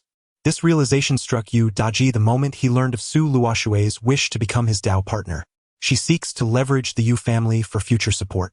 Alas, Yu Daji would never allow Su Luoshui to commandeer affairs within the Yu family upon her entry. Thus, during their banquet discussions, they resolved that since Su Luoshui is not only fond of spirit stones but also adept at accounting, she should manage the spirit stones and accounts of the Lingyun Shenxiang Chamber of Commerce. Meanwhile, Yu Daji would engage with the influential families and esteemed cultivators. Yu Daji has a firm grip on Su Luoshui. This aligns with Su Luoshui's own strategy, as she contemplates ensnaring the Yu family to actively endorse her plans. It is imperative to present them with an irresistible temptation. The Yu family's obsession lies in maintaining the position of sect leader to facilitate their transformation. Su Luoshui represents a condition they cannot refuse, and the scheme binding various families and powerful cultivators is another condition they cannot dismiss. Under the pretense of a beneficial alliance, neither Yu Daji nor the Yu family would allow her to wield actual power over the Chamber of Commerce. However, they cannot withhold some semblance of authority as compensation. Thus, managing the spirit stones and accounts becomes appropriate. Just a handful of spirit stones. What harm could it do if she were to indulge a little? The Yu family can afford it, as long as she does not hold sway in discussions. They also harbor fears, suspecting this to be a beauty trap devised by their ancestor Haoyu. Consequently, all parties find their desires fulfilled, leading to mutual satisfaction. Now, let us discuss the regulations. Our Feng family intends to join. Our Li family shall join as well. The influential Lu Xingji has also resolved to participate. This has swayed several hesitant families. Of course, this was also a topic Su Luoshui discussed with Lu Xingji earlier in her cave abode, where she informed him of the substantial profits at stake and the considerable barriers to entry involved in the alliance she formed with the Yu family. Lu Xingji, having profited greatly from Su's previous insights, has almost instantaneously decided to engage. He inquired whether he could bring along a few junior disciples. Upon Su Luoshui's serious refusal, Lu Xingji, originally intending to invest 30% of his spirit stones, resolved to invest 70% instead. Naturally, he had other motives. While he could not bring others, he could invest on their behalf, thus maximizing his own gains. He learned this strategy from Su Luoshui. Here he has made his stance clear. Su Luoshui, is it true that you intend to become Dao partners with Yu Daji? Mu Qingling resolved to persuade once more the junior sister she had brought back to the sect. Sister, it is true. Alas, I have implored you several times. Why do you persist? She continued, previously your lack of essential resources could be excused. For Brother Shao had found them for you. Why then? Sister, are we not all bound by fate? Who truly holds dominion over our destinies? In our eyes, whether it be the golden core or the nascent soul, do they not all fade with the passage of time? I am powerless to master my own fate. I can only strive to seize a more advantageous choice. The interests between my family and me are too deeply entwined to be unraveled. Is it merely for a handful of spirit stones that you have sold yourself? Sister, I am unlike you. You have grown up within the sect, a favored child of heaven, whereas I have tasted the bitter fruit of poverty, to a degree where a single meal a day felt like an indulgence. The pangs of hunger are unbearable. I have grown weary of destitution. Mu Qingling gazed at Su Luoshui before her and felt a sense of estrangement. Memories of the little imp who had called her sister flooded her mind. The mischievous one who had presented her with the ethereal fragrance of Lingyun. The girl who had gifted her with various garments and socks, laughing joyously as they bathed together. Now, she had been transformed by spirit stones, her once pure heart corroded. Mu Qingling chose not to utter another word, departing from Su Luoshui's abode with a sense of melancholy. She had sought to persuade Su Luoshui, both out of selfishness and altruism. In that moment, all such sentiments withered. This little sister, Su Luoshui, had become a stranger to her. Chapter 31. Generous dividends. Several days later, Su Luoshui arrived at the Yu family's grand estate. The servants along the way, who were essentially attendants, treated her with utmost respect, for she was to be the future matriarch's consort. How many families have joined? Perhaps half, while the other half remains cautious, unwilling to take sides just yet. Well, I am here to deliver the spirit stones and arrange for the production of the ethereal fragrance. These matters are not for me to worry about. You may handle the negotiations with them. Ha ha ha, indeed, this was our prior agreement. Yu Daji presented a storage pouch to Su Luoshui. As he turned to leave, he embraced her from behind. She paid little mind to this, focusing instead on the quantity of spirit stones contained within the pouch. Luoshui, when shall we set the date for our grand wedding? You mentioned needing a few days to consider, and today the clan leader has pressed for an answer.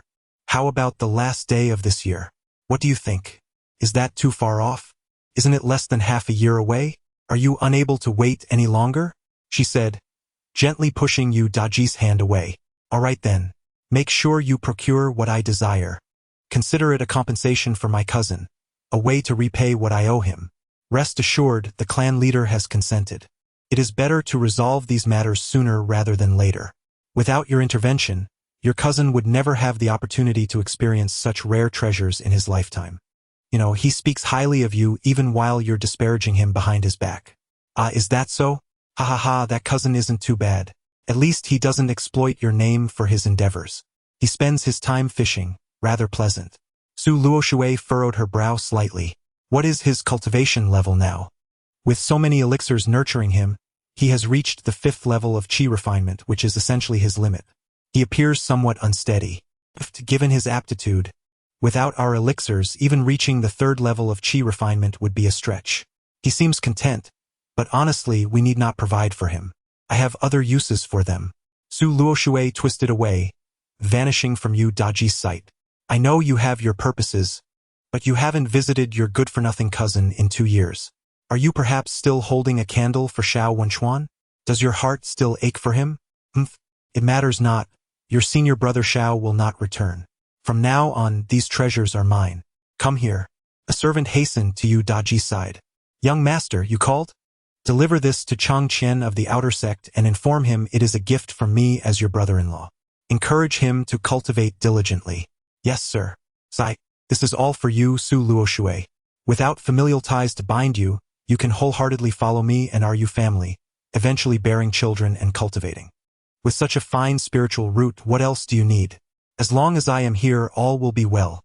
As his influence within the merchant association grew, so too did Yu Daji's ambitions. He envisioned attracting more families to join their ranks. In his mind, he was the uncrowned king of the sect. The sect leader? Surely, that would be a mere trifle to attain. As he stood at the outer door, Chang Qian gazed at the various elixirs in his hand, a smile flickering across his face as he cast them into a separate storage bag. This bag contained only the elixirs gifted by the Yu family, which he dared not consume. He chose to store them, hoping to eventually pass them on to Su Luoshui. Chang harbored a slight trepidation regarding the rather peculiar mindset of Yu Daji, often pondering whether frequent provocations might have driven the boy to the brink of madness. Upon returning to her cave abode, Su Luoshui activated the formation and opened her storage bag to inspect the spirit stones within. Surprisingly, the largest investment in this initial phase came from Lu Xingji, who contributed an impressive 100,000 spirit stones. It was evident that Brother Lu possessed considerable wealth, as few, if any, disciples from less prominent families could amass such a sum. Given his character, it was likely that he still had more spirit stones in reserve. She divided the stones into 9 portions, with the largest portion placed in a separate storage bag. The remaining 8 portions represented the dividends for the upcoming month, calculated at a rate of 10% of the initial investment. Thus, an investment of 100,000 spirit stones would yield a return of 10,000 spirit stones in the first month, with further increases in dividends expected through the new year. By then, the anticipation was that the principal would nearly double. Time passed swiftly, and the month drew to a close. The gathering place for the group was a secluded cave in the inner sect, generously provided by Lu Xingji. The assembly of families and influential cultivators necessitated a degree of discretion to avoid any leaks of information. "Have you considered how much the dividends will be this month?" One remarked. "I've only observed the rise in value of Lingyun Shenxiang. I haven't seen any sales." Another replied, "Who knows? Their discreet channels are not visible to us. As for the dividends, a few hundred spirit stones would be a pleasant surprise. Regardless, the investment was modest. Even if we incur a loss, the key is to foster good relations with the Yu family, a worthwhile endeavor for peace of mind." Several leaders of minor families nodded in agreement. Before long, Su Luoshui and Yu Daji arrived together. There was no need for pleasantries. For these seasoned individuals, nothing spoke louder than the spirit stones in hand. "Esteemed guests, the demand from the Wanhua Pavilion has slightly decreased this past month, resulting in reduced dividends," she announced, distributing the storage bags to each individual in accordance with the designated markings. A few family leaders exchanged knowing glances, seemingly affirming each other's predictions. As the group examined their storage bags, an air of tension enveloped the cave. Lu Xingji swallowed hard, overwhelmed by the realization that he had earned 10,000 spirit stones within a mere month without lifting a finger. This return rivaled even the peak periods of direct sales. Recently, however, the profits from direct sales had plummeted. After all, at the Lingyun sect level, few with spirit stones had not joined the Shenxiang direct sales initiative. Currently, one relies solely on the trade of vouchers to earn spirit stones. Given the clear fluctuations in prices each month, this is merely a means to earn a modest income. The prospect of substantial profit is daunting, as it may invite imitation. Sister Su had explicitly cautioned against this. Presently, his monthly income amounts to 10,000 spirit stones, and this month's earnings have been rather lackluster. Should fortune favor him with exceptional returns, he scarcely dares to imagine the possibilities.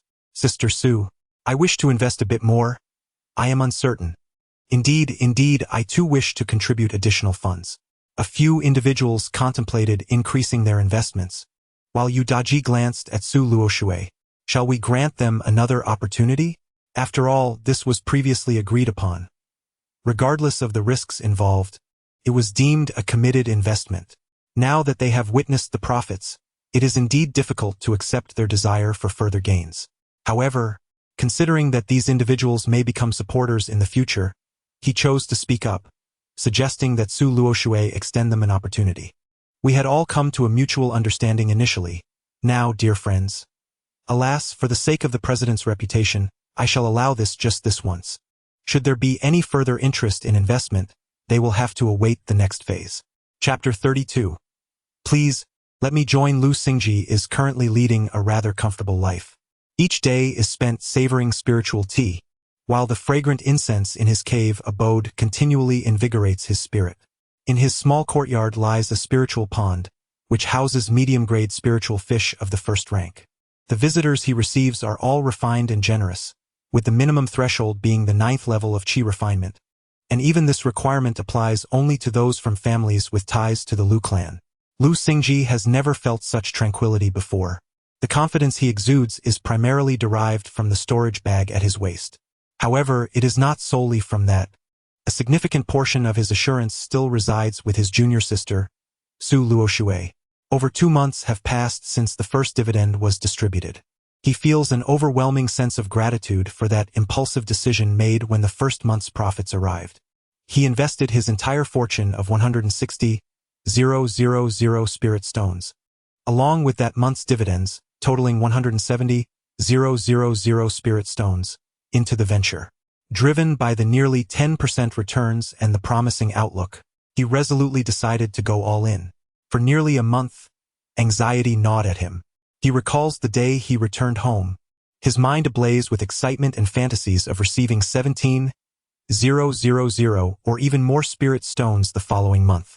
However, upon awakening the next day, he was drenched in cold sweat, filled with regret for having invested far too much, allowing himself to become overly enthusiastic.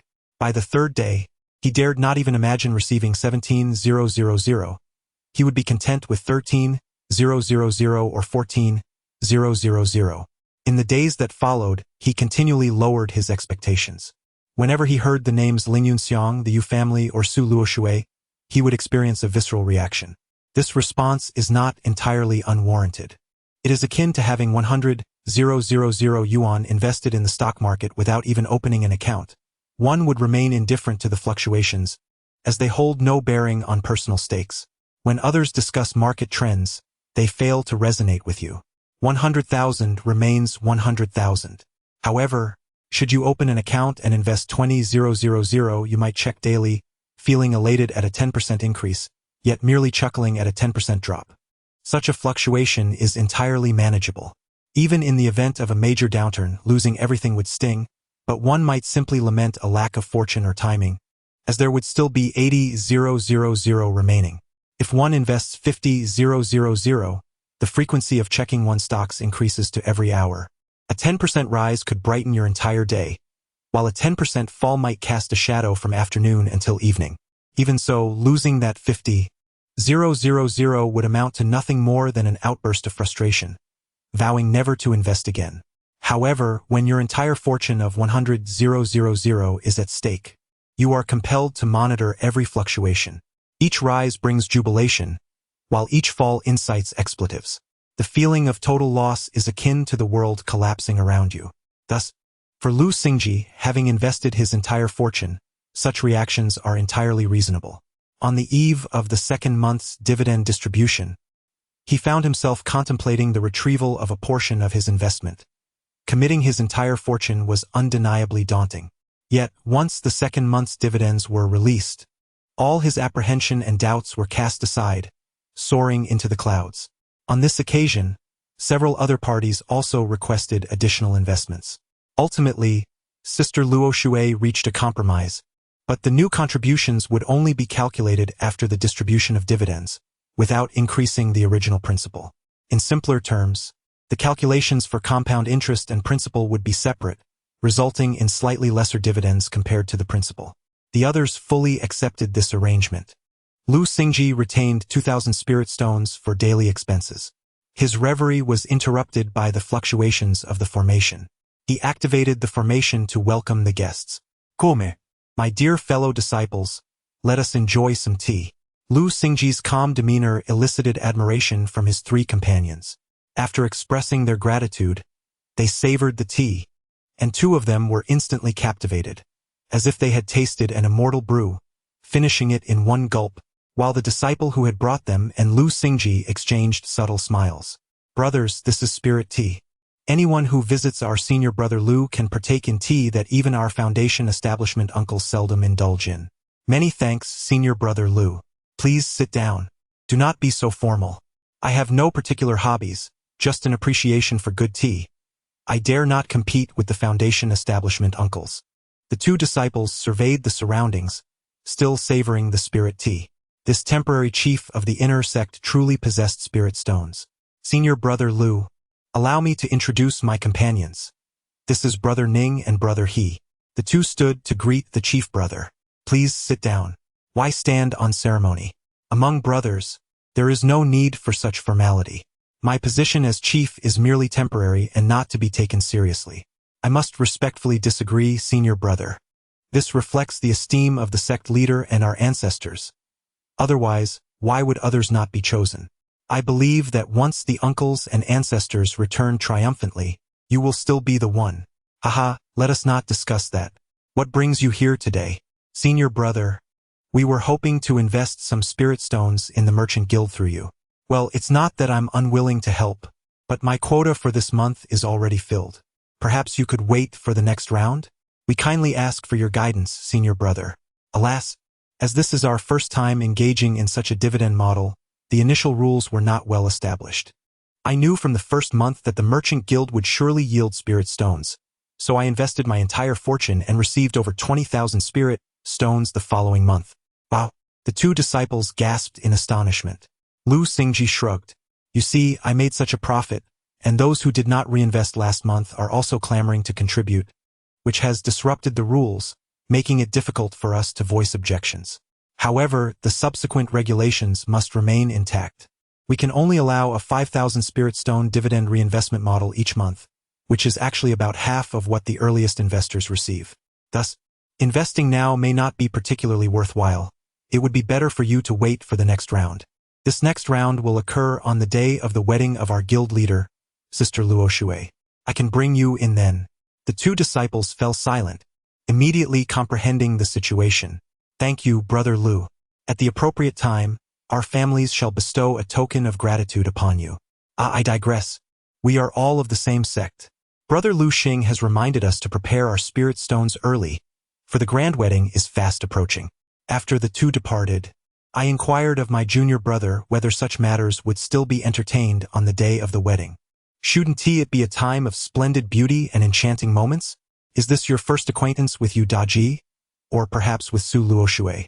Do either of these individuals truly concern themselves with such trivialities?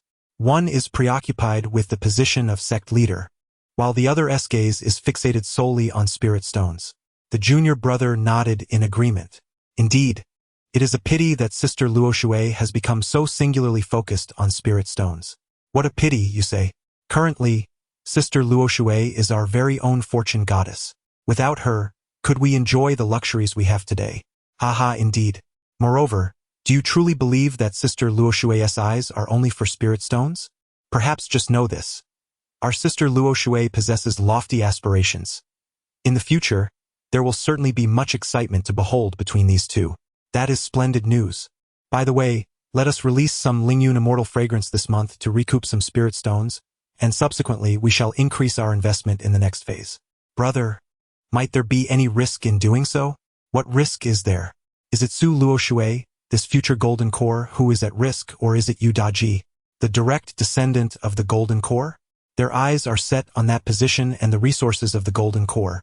We merely need to earn a few spirit stones.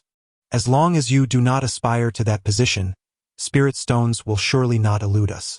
How could I ever dare to covet such a position? It is best that way. Chapter 33. The grand wedding today, Chang Qian tidied himself up meticulously, wandering about his cave dwelling. He was to attend Su Luoshui's grand wedding, and this cave, which had been his home for the past 5 years, would no longer be his refuge. His cultivation had reached the 6th level of qi refinement, signifying the later phase of this realm. His aura felt somewhat ethereal, yet not entirely insubstantial. His spiritual root attributes had seen a slight enhancement, leading him to deduce from various texts that these origin-replenishing spiritual items possess a minuscule probability of elevating one's spiritual root talent. He pondered whether his fortuitous encounter was mere coincidence, or if the loss of half one's origin before utilizing such items indeed increased the chances of improvement. However, no one else could reduce their origin by half with such negligible damage as he could. The depletion of one's origin signifies imminent demise. In the realm of human cultivation, one refines the essence of heaven and earth to augment their origin. If one's origin were to leak away, it would be tantamount to nearing death. Only Chang Qian, aided by his extraordinary abilities, could extract his origin, merely feeling weakened without any other repercussions. Perhaps, given the opportunity, he could experiment further. If this were indeed the case, he might enhance his spiritual root attributes. Imagine creating a doppelganger. How formidable would that talent be? Surely, it would incite a frenzy among those in the immortal sections. Activating the formations of his cave, he departed without a backward glance and made his way toward the inner gate.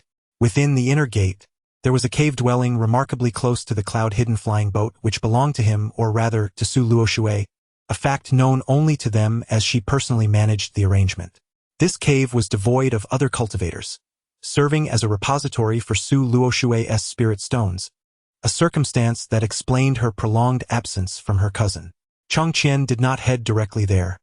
Instead, he first visited the cloud-hidden flying boat. Recently, especially with the wedding approaching, he had noticed someone brazenly watching him, likely members of the Yu family. They were wary of any last-minute disruptions he might cause. Such suspicions were unfounded. He was not one to act with such petty malice. If it weren't for waiting on the cloud-hidden flying boat, he would have welcomed an earlier wedding date. The spirit essence fragrance was becoming increasingly burdensome, the scale of the event overwhelming. The exchange vouchers were so numerous that even if he harvested all the flowers from the Lingyun sect to create essential oils, they would scarcely suffice. Even if they were sufficient, the scale of the Yu family's spirit essence fragrance workshop would require over a decade to meet demand. As for the Yu family's production of spirit essence fragrance, it was practically non-existent. The Yu family had long since hollowed out their industry, diverting their resources into spirit stone finance. The fragrance produced in the workshop paled in comparison to that crafted by Su Luoshui's own hands. Why didn't the Yu family disclose this or conceal it? The answer was simple. Prices were escalating, and they were reluctant to increase production, even concocting ways to decrease it. Were it not for Su Luoshui's adamant refusal, they would have sought an excuse to set fire to the operation. As for why the members of the Merchant Guild failed to notice this, the Yu family's workshop was indeed producing daily, and the quantities reflected in their accounts, combined with the soaring market prices, told a different story. In the realm of the non-existent Wanhuj transactions, was it not the case that she could manipulate the accounts as she wished? There has never been such an effortless fabrication of financial records. To speak candidly, Chang Qian, in his true essence, had always contemplated fleeing at any moment, but the magnitude of this calamity was somewhat overwhelming. He had not anticipated the formidable power wielded by the amalgamation of direct sales with securities and futures. This was akin to leveraging your direct sales, then further amplifying it through futures, and subsequently transforming it into securities while continuing to leverage. Just when one might think this was the extent of it, the price of Lingyun Shenxiang surged dramatically, indirectly perpetuating the rise of its certificates, akin to adding several layers of leverage.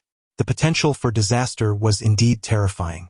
Previously, his only intention was to reap the benefits from those cultivators above the qi refining stage, not realizing that even the spirit farmers had become embroiled in this scheme. If you were Chang Qian, you would be alarmed as well.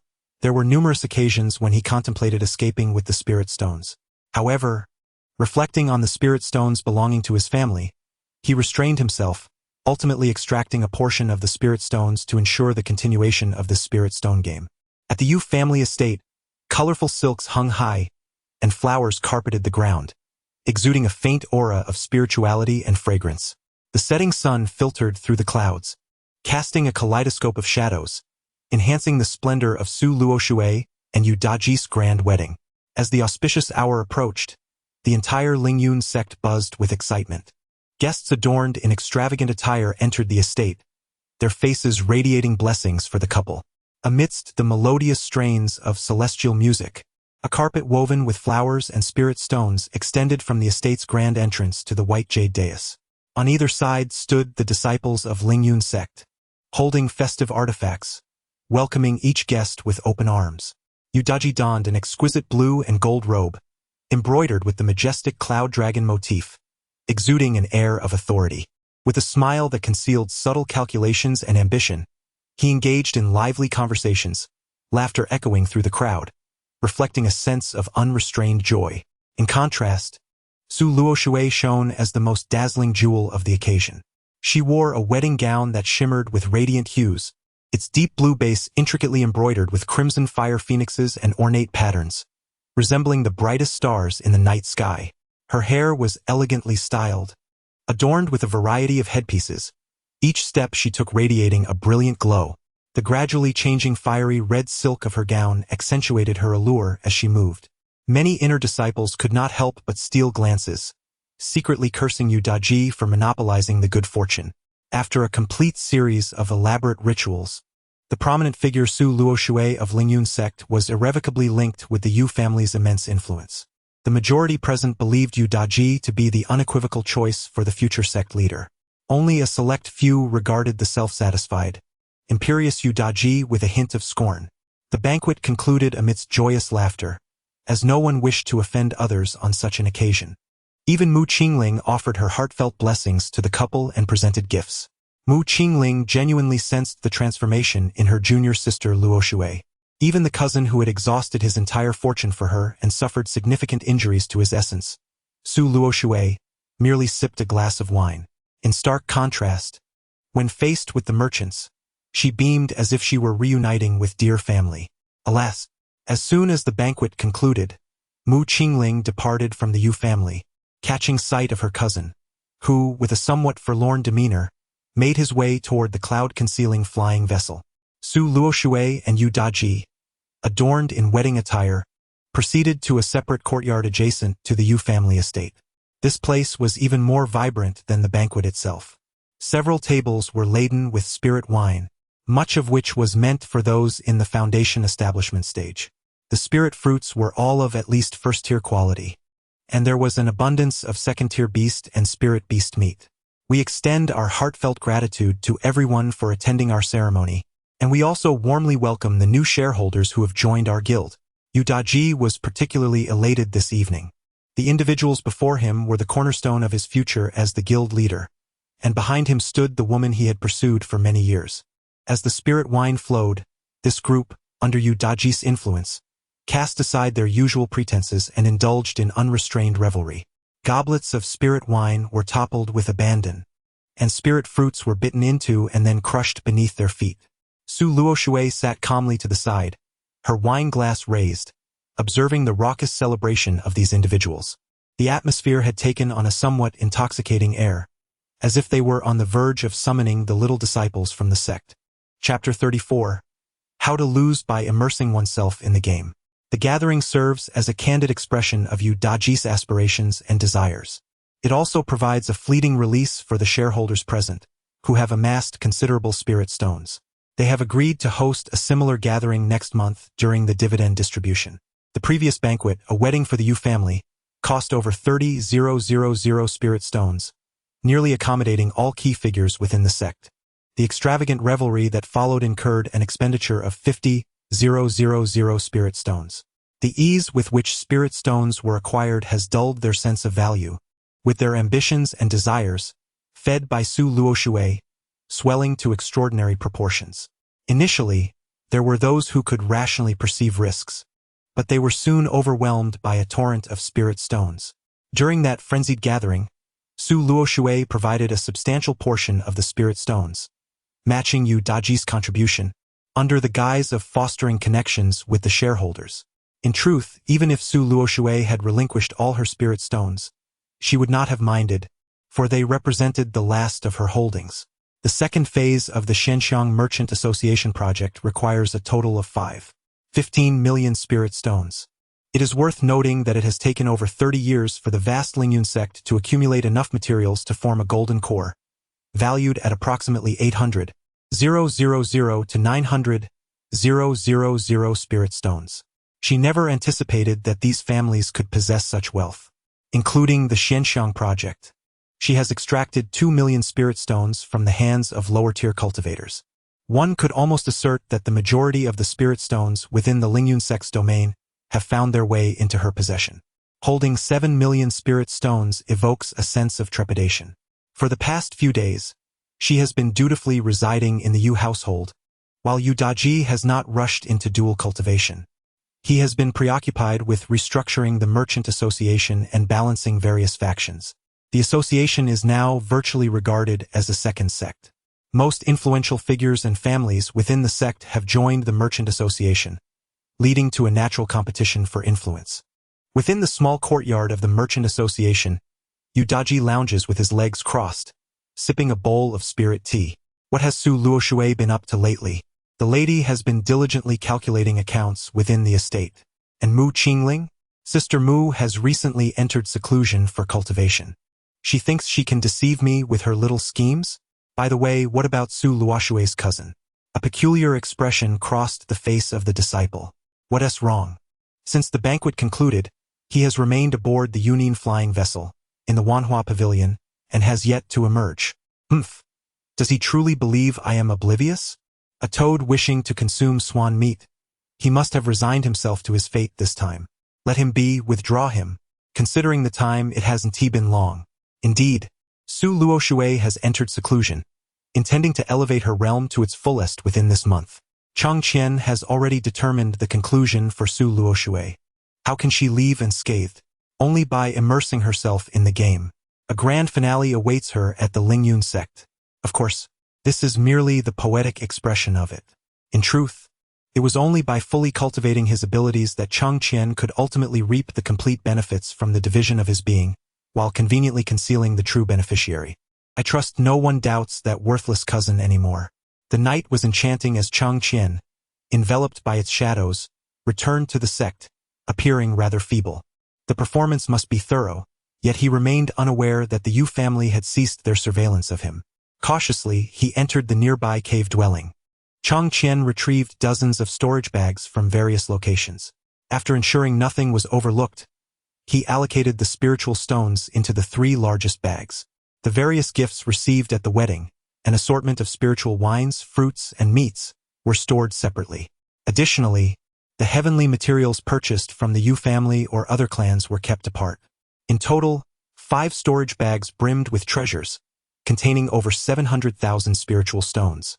The entire process of organizing these items consumed nearly an entire night. As dawn broke, he returned once more to the Yunyin flying boat. He hastened to the Wanhuij, seeking an audience with the pavilion master, aided by the courtesan he had frequented in recent days. The pavilion master initially assumed he was yet another lovesick admirer, especially since the Yunyin flying boat was set to return at noon to redeem a disciple. It must be said, they had indulged too much in romantic tales, particularly those of the mundane world. Pavilion master, please behold this. Chang Qian spoke without preamble, producing the token of the Wanhuij. This was the most crucial item from the transaction between Su Luoxue and the Wanhuij long ago. With this token in hand, the Wanhuij would guarantee safe passage to any immortal city within the realm. Anshuan Immortal City? He confirmed. I had thought the little girl would come, but we recognize the token, not the person. You may remain within the pavilion. Thank you, Pavilion Master. Noon. All cultivators without a token or who had not purchased a ticket were expelled from the Yunyin flying boat. With 3 blaring horns, the Yunyin flying boat ascended, swiftly departing from the protective formation of Lingyun Gate and accelerating into the distance, vanishing from sight within moments. Su Luoxue stood upon the platform of the hidden cave, watching the Yunyin flying boat recede. Activating the formation, she ignited a fire on a corpse lying on the ground. This individual was a family member assigned to her by the Yu family, possessing poor spiritual roots and talents, serving her as a means of escape. Since the day of her grand wedding, she had taken the medicinal pills provided by the Yu family for her main body and occasionally rewarded him. Tomorrow marked the day of profit distribution, yet she would not receive a single spiritual stone.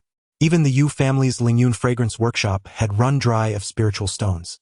Under the pretense of purchasing spiritual flowers in her capacity as the future matriarch of the Yu family, she withdrew 50,000 spiritual stones from the accounts, which were entirely devoted to absorption and enhancing her cultivation.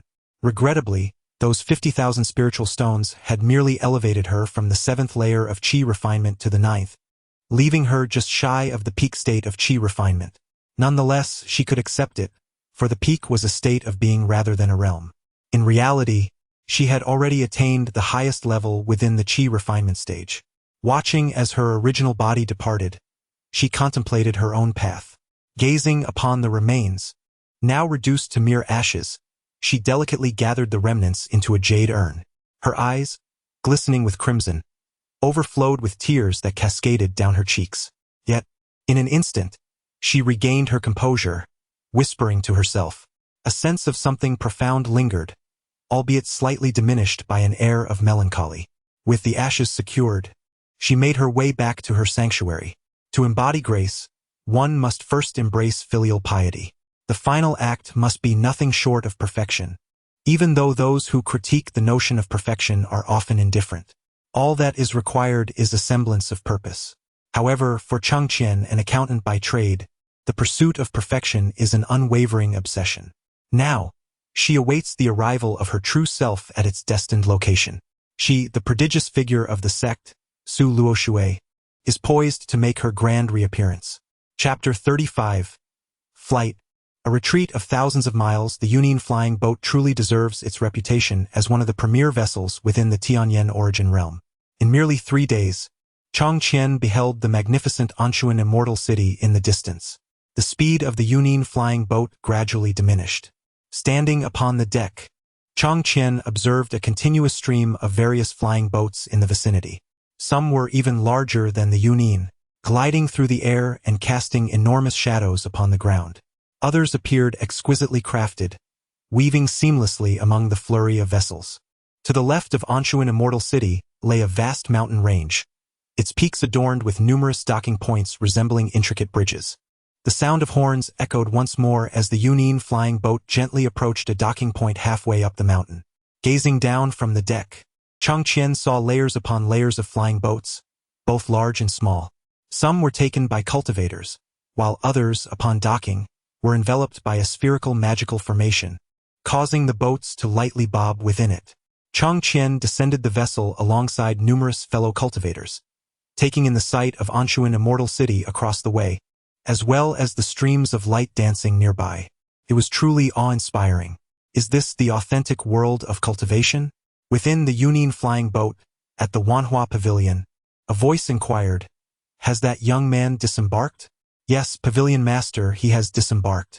Should we send someone to follow him? We are now an orthodox sect, not a demonic one. We must shed such bad habits. This does not appear to be a significant target for us, understand? Our focus should be on gathering intelligence and engaging in mutual cultivation. What benefit do we gain from the dirty work? Haven't we learned enough from past lessons?" "Understood, Master." "Very well, instruct the disciples to disembark and properly absorb the essence they have gathered. We must not let it go to waste." "Yes." Unbeknownst to Chang Qian, his seemingly meticulous actions had long been deciphered by others. Fortunately, the Wanhua Pavilion, or as it was also known, the Chanu Hahuan sect, had previously incurred the wrath of a formidable demonic force, compelling them to change their name, scatter their sect, and retreat from the demonic territory. They re-emerged in the orthodox cultivation world under a new guise, reborn from the corrupt soil. As he exited the port, the station cultivators cautioned him that the entire mountain range was shrouded in a massive floating magical formation, alongside various other formations, meaning he could only descend the mountain on foot. Chang Qian, at the 6th level of Qi refinement, made his way down the mountain. Even with a brisk pace, took him over 2 hours. This mountain is quite substantial. During this time he felt somewhat dazed. Can one imagine consuming medicinal pills as though they were mere candies, only to experience a stagnant progression in cultivation? Then he glanced at Su Luoshui, who, within less than a month, had risen to the 9th level of Qi refinement. How enviable her talent was! If only his true form could directly adjust its spiritual roots, he wouldn't have to navigate through so many complexities. Shaking his head, he resolved to cease dwelling on matters of cultivation. His most pressing concern now was to escape. Anshuan immortal city was still too close to Lingyun sect, and given the events Su Luoshui had instigated there, the annihilation of 9 clans could be deemed lenient. His cousin would undoubtedly be implicated. Even if some attempts were made to conceal their actions, it would be challenging to avoid detection. After all, which cultivator is not astute? Beyond the confines of the vast array surrounding the airport, I withdrew a flying sword and invoked the spell of purple lightning, transforming into a streak of violet lightning that soared towards the distant Anshuan immortal city. For cultivators in the Qi refinement stage, Short-distance flight relies solely on their techniques and flying swords. Otherwise, they must wait until reaching the foundation establishment stage.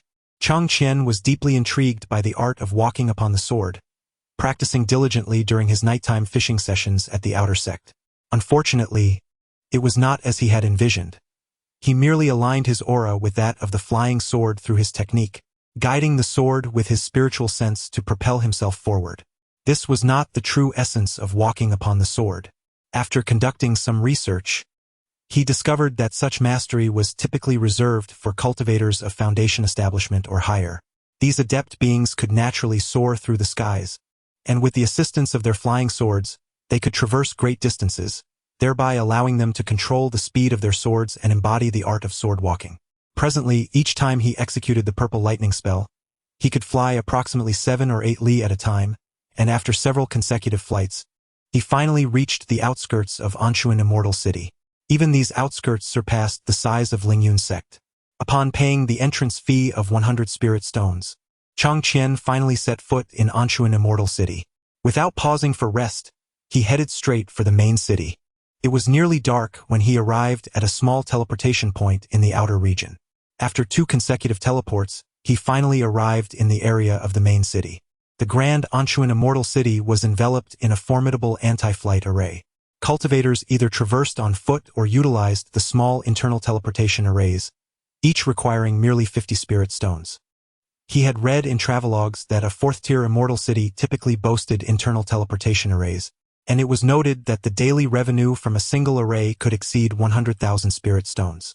Each teleportation scarcely consumed 2 spirit stones, and the cost of setting up each formation was merely several 100,000 spirit stones. The lucrative potential of this immortal city was evident.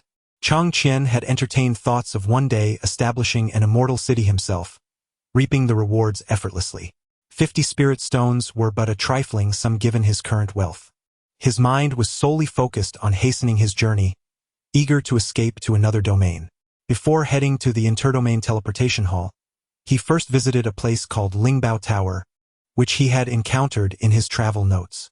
This tower only appeared in 4th-tier or higher immortal cities, and was said to be backed by the Divine Craft Immortal Sect, a grand sect reputed to house formidable experts in the void refinement stage. He did not come here to purchase any spiritual artifacts. Rather, he sought to exchange spirit stones. The standard rate was 10,000 spirit stones for a piece of spirit crystal. However, in actual exchanges, one could typically obtain a spirit crystal for between 13,000 to 15,000 spirit stones. Esteemed friend, what do you require? The receptionist, a foundation establishment cultivator, greeted him with utmost courtesy, showing no trace of discrimination against Chang Qian's chi refinement stage. It was commendable how they welcomed guests from all directions. Could those who flaunt their superiority maintain such hospitality for long? Senior, I cannot accept the title of friend, for I come merely to exchange for some spirit crystals. Aha! Why should that be an issue? We walk this path of cultivation together. How could we not be friends? Please, step upstairs, and I shall guide you to the exchange. The exchange of spiritual crystals at the Divine Craft Sect indeed comes with a commission. Despite being a foundation establishment cultivator, he is considered one of the many disciples within the sect. Lacking connections, talent, and skills, he finds himself relegated to this remote location. The commission for exchanging spiritual crystals is significantly higher than that for selling goods, making it particularly appealing to those cultivators assigned here. Please come in. After leading Chang Qian to a small room, he turned to serve a cup of spiritual tea. We at the Lingbao Pavilion offer an exchange rate of 14,000 spirit stones for 1 spiritual crystal. If you exchange more than 10, the rate adjusts to 13,000 spirit stones for 1. How many spiritual crystals would you like to exchange? Chang Qian had already calculated his strategy. He would not make an ostentatious move, as it would attract undue attention. Currently, he was posing as a well-off member of a family on a journey. Let us exchange for 10. The foundation establishment cultivator's eyes brightened, and he took the storage bag to count the contents. After a brief moment, he returned with the storage bag to Chang Qian. Please verify the amount, esteemed guest. Once you leave the Lingbao Pavilion, we shall not be responsible for any discrepancies. Everything is in order. Chang Qian engaged in little small talk, The exchange of over 100,000 spirit stones worth of spiritual crystals was already enough to raise eyebrows. However, he was in a hurry and could not afford to linger. After exiting, he made his way directly to the interdomain teleportation hall, aiming to reach the nearest outer realm celestial city. Upon experiencing a moment of dizziness, he found himself in the Sunset Mountain region, a vast expanse 300,000 miles away. The region was named for its historical significance as the border between the human and demon races, with the Sunset Mountain Range marking the farthest western edge of human territory. Presently, the westernmost boundary is the Tianyan Plain, once ruled by the Tianyan clan, characterized by its predominantly flat terrain. This naming convention is consistent with what Chang Qian had read in travelogues about the territories beyond the 9 great domains of Zhongzhou. After resting for a night in the Sunset Mountain region, he continued his journey early the next morning, planning to reach the opposite end of the region before setting off again. Along the way, he exchanged for additional spiritual crystals at various shops, ultimately spending 35 crystals. Including the Tianyan Plain, he traversed a total of 4 great domains, covering a distance exceeding 1 million miles. At last, he arrived at his longed-for destination, the Purple Lion Dynasty, the least prominent of the 4 great dynasties, controlling only the Tianrui Lake region. Nevertheless, this place was well suited for his development, particularly for his avatar. The promotion system of the dynasty differs from that of sects and families, where power holds greater sway than brute strength, creating a unique existence.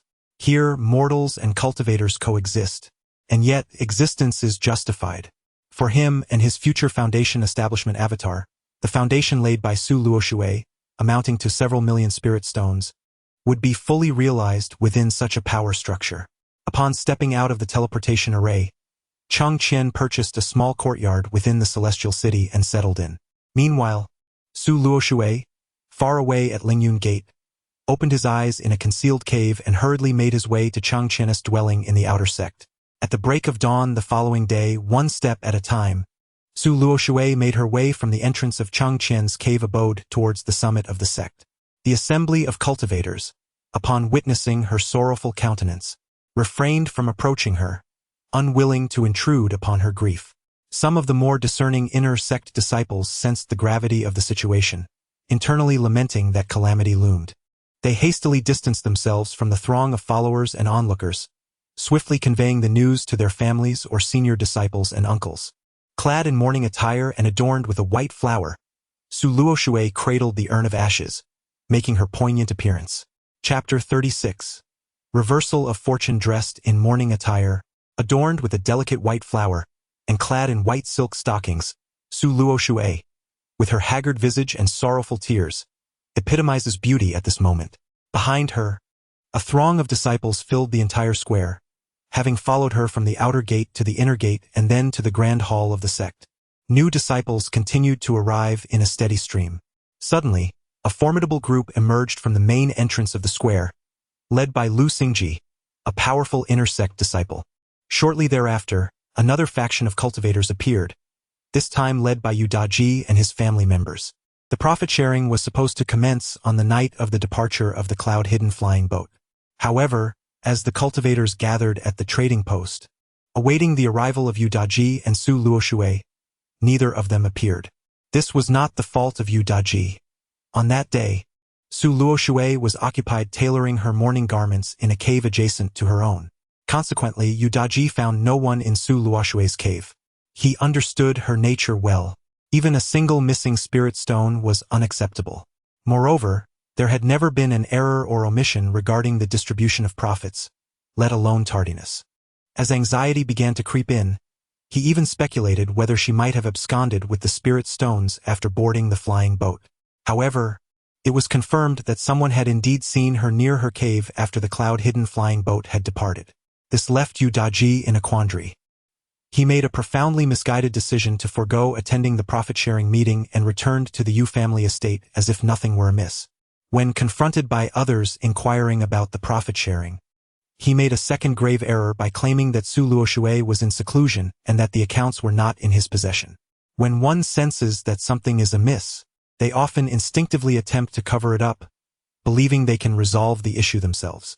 This is often the commencement of a series of blunders. When one realizes that the matter cannot be resolved, it is often too late to rectify it.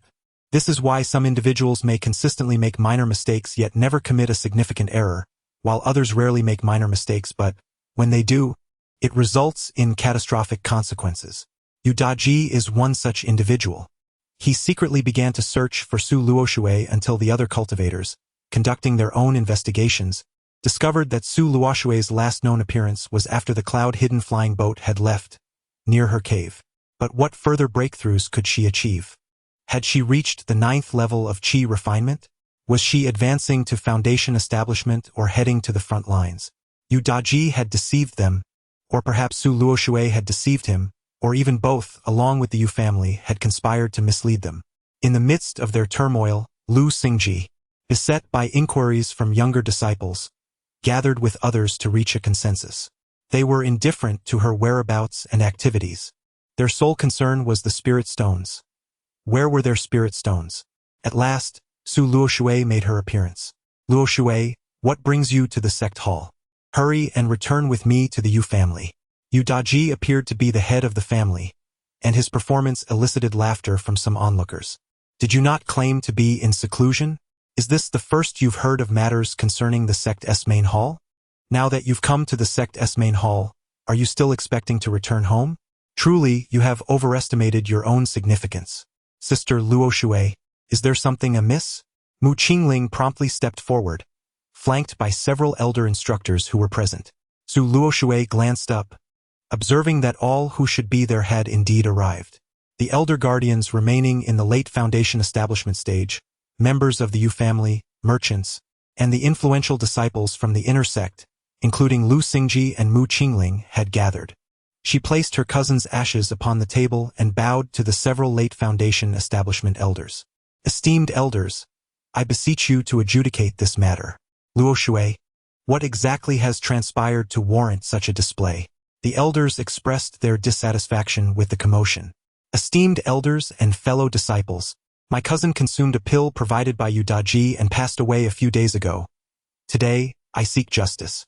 Yu Daji was about to retort but was restrained by the elder patriarch of the Yu family. Luoshui, is there a misunderstanding here? Asked the elder patriarch. Su Luoshui replied resolutely, there is no misunderstanding. This is the pill given by Yu Daji, and these are my cousin's ashes. I implore those present to verify this. With determination, Su Luoshui produced the pill with one hand while pointing at the ashes with the other. A late foundation establishment elder approached, a member of the pill hall. In the eyes of the assembly, a resolution was imperative. They perceived Su Luoshui as making a mountain out of a molehill. Some even speculated whether there were ulterior motives behind her actions, aware of the recent dynamics within the sect. After all, her cousin was but a mere waste, and in her future, she would witness far more deaths. Such a display seemed unwarranted. When the lid of the ashes was lifted, a distinct aura of the severing pulse death pill was immediately detected. Not just him, but the spiritual senses of the foundation establishment cultivators also sensed it. He remained silent, took the pill into his hands, inhaled its scent, and then crushed it for a thorough examination. The presence of the severing pulse death pill in the ashes was palpable. This pill contained trace amounts of its essence. He paused and glanced at Mu Qingling, who nodded in agreement. Regardless of the reason, these cultivators were inclined to see a rift between Su Luoshui and the Yu family. A relentless feud would serve their interests well. Mu Qingling implied that even if no issues existed, they could always fabricate some. If this pill had been taken over an extended period, containing trace amounts of the severing pulse death pill, such a potent aura would indeed manifest. The Yu family patriarch turned his gaze towards Yu Daji, seemingly criticizing him. This was handled poorly. Resorting to poison was a last resort. The expressions on Yu Daji's face shifted from green to white. Observing this scene, the cultivators present could hardly be oblivious to the unfolding drama, piecing together a grand narrative. Su Luoshui must harbor feelings of gratitude towards her cousin. However, Yu Daji, with his narrow-mindedness and intense possessiveness, has been consumed by jealousy. He resorted to administering poison through elixirs to ultimately cause her cousin's demise. After the cremation of her cousin, Su Luoshui discerned the clues and, through deduction, inevitably uncovered the true culprit. leading to this dramatic turn of events. It cannot be said that the elixirs were provided by Yu Daji. After all, her cousin is simply that, her cousin, so what motive could there be? The head of the Yu family, seasoned by the trials of life, remained unfazed and composed. Even when Yu Daji's face was a canvas of revealing emotions, he still managed to speak with feigned ignorance. It seemed as if he were addressing those in the know, implying that since they were now partners, such matters should be laid to rest. To those unaware, he conveyed a sense of familial unity, suggesting there was no need to concern themselves with a worthless individual. Yu Daji, speak for yourself, Su Luoshui retorted, naming him directly, without regard for the head of the Yu family's dignity. At that moment, Yu Daji felt a surge of anger. He was no pushover. What shall I say? That you and Xiao Wenchuan were caught in a compromising situation? Or that your cousin harbors ulterior motives towards you? The entire hall, and even the square outside, erupted in a cacophony of reactions. This was indeed monumental news. The rumors circulating prior now bore truth. The relationship between partners had been firmly established. It was not surprising that a cousin might have feelings for his cousin. Such sentiments were easily understood.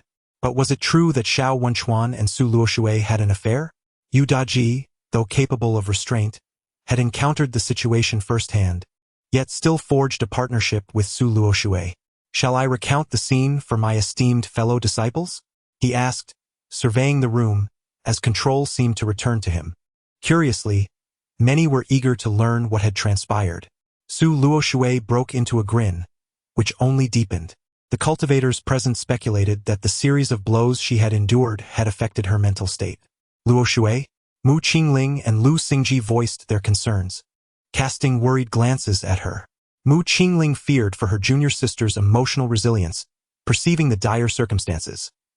A beloved partner facing unknown peril at the front lines, a childhood friend poisoned, and all these revelations laid bare before the public eye by her newlywed partner. Lu Xingji was anxious about the fallout. What would become of his spirit stones amidst this turmoil? Su Luoshui's laughter grew more unrestrained, bordering on madness. Ah, Yu Daji, so you have finally spoken your true thoughts. How can your mind be so vile?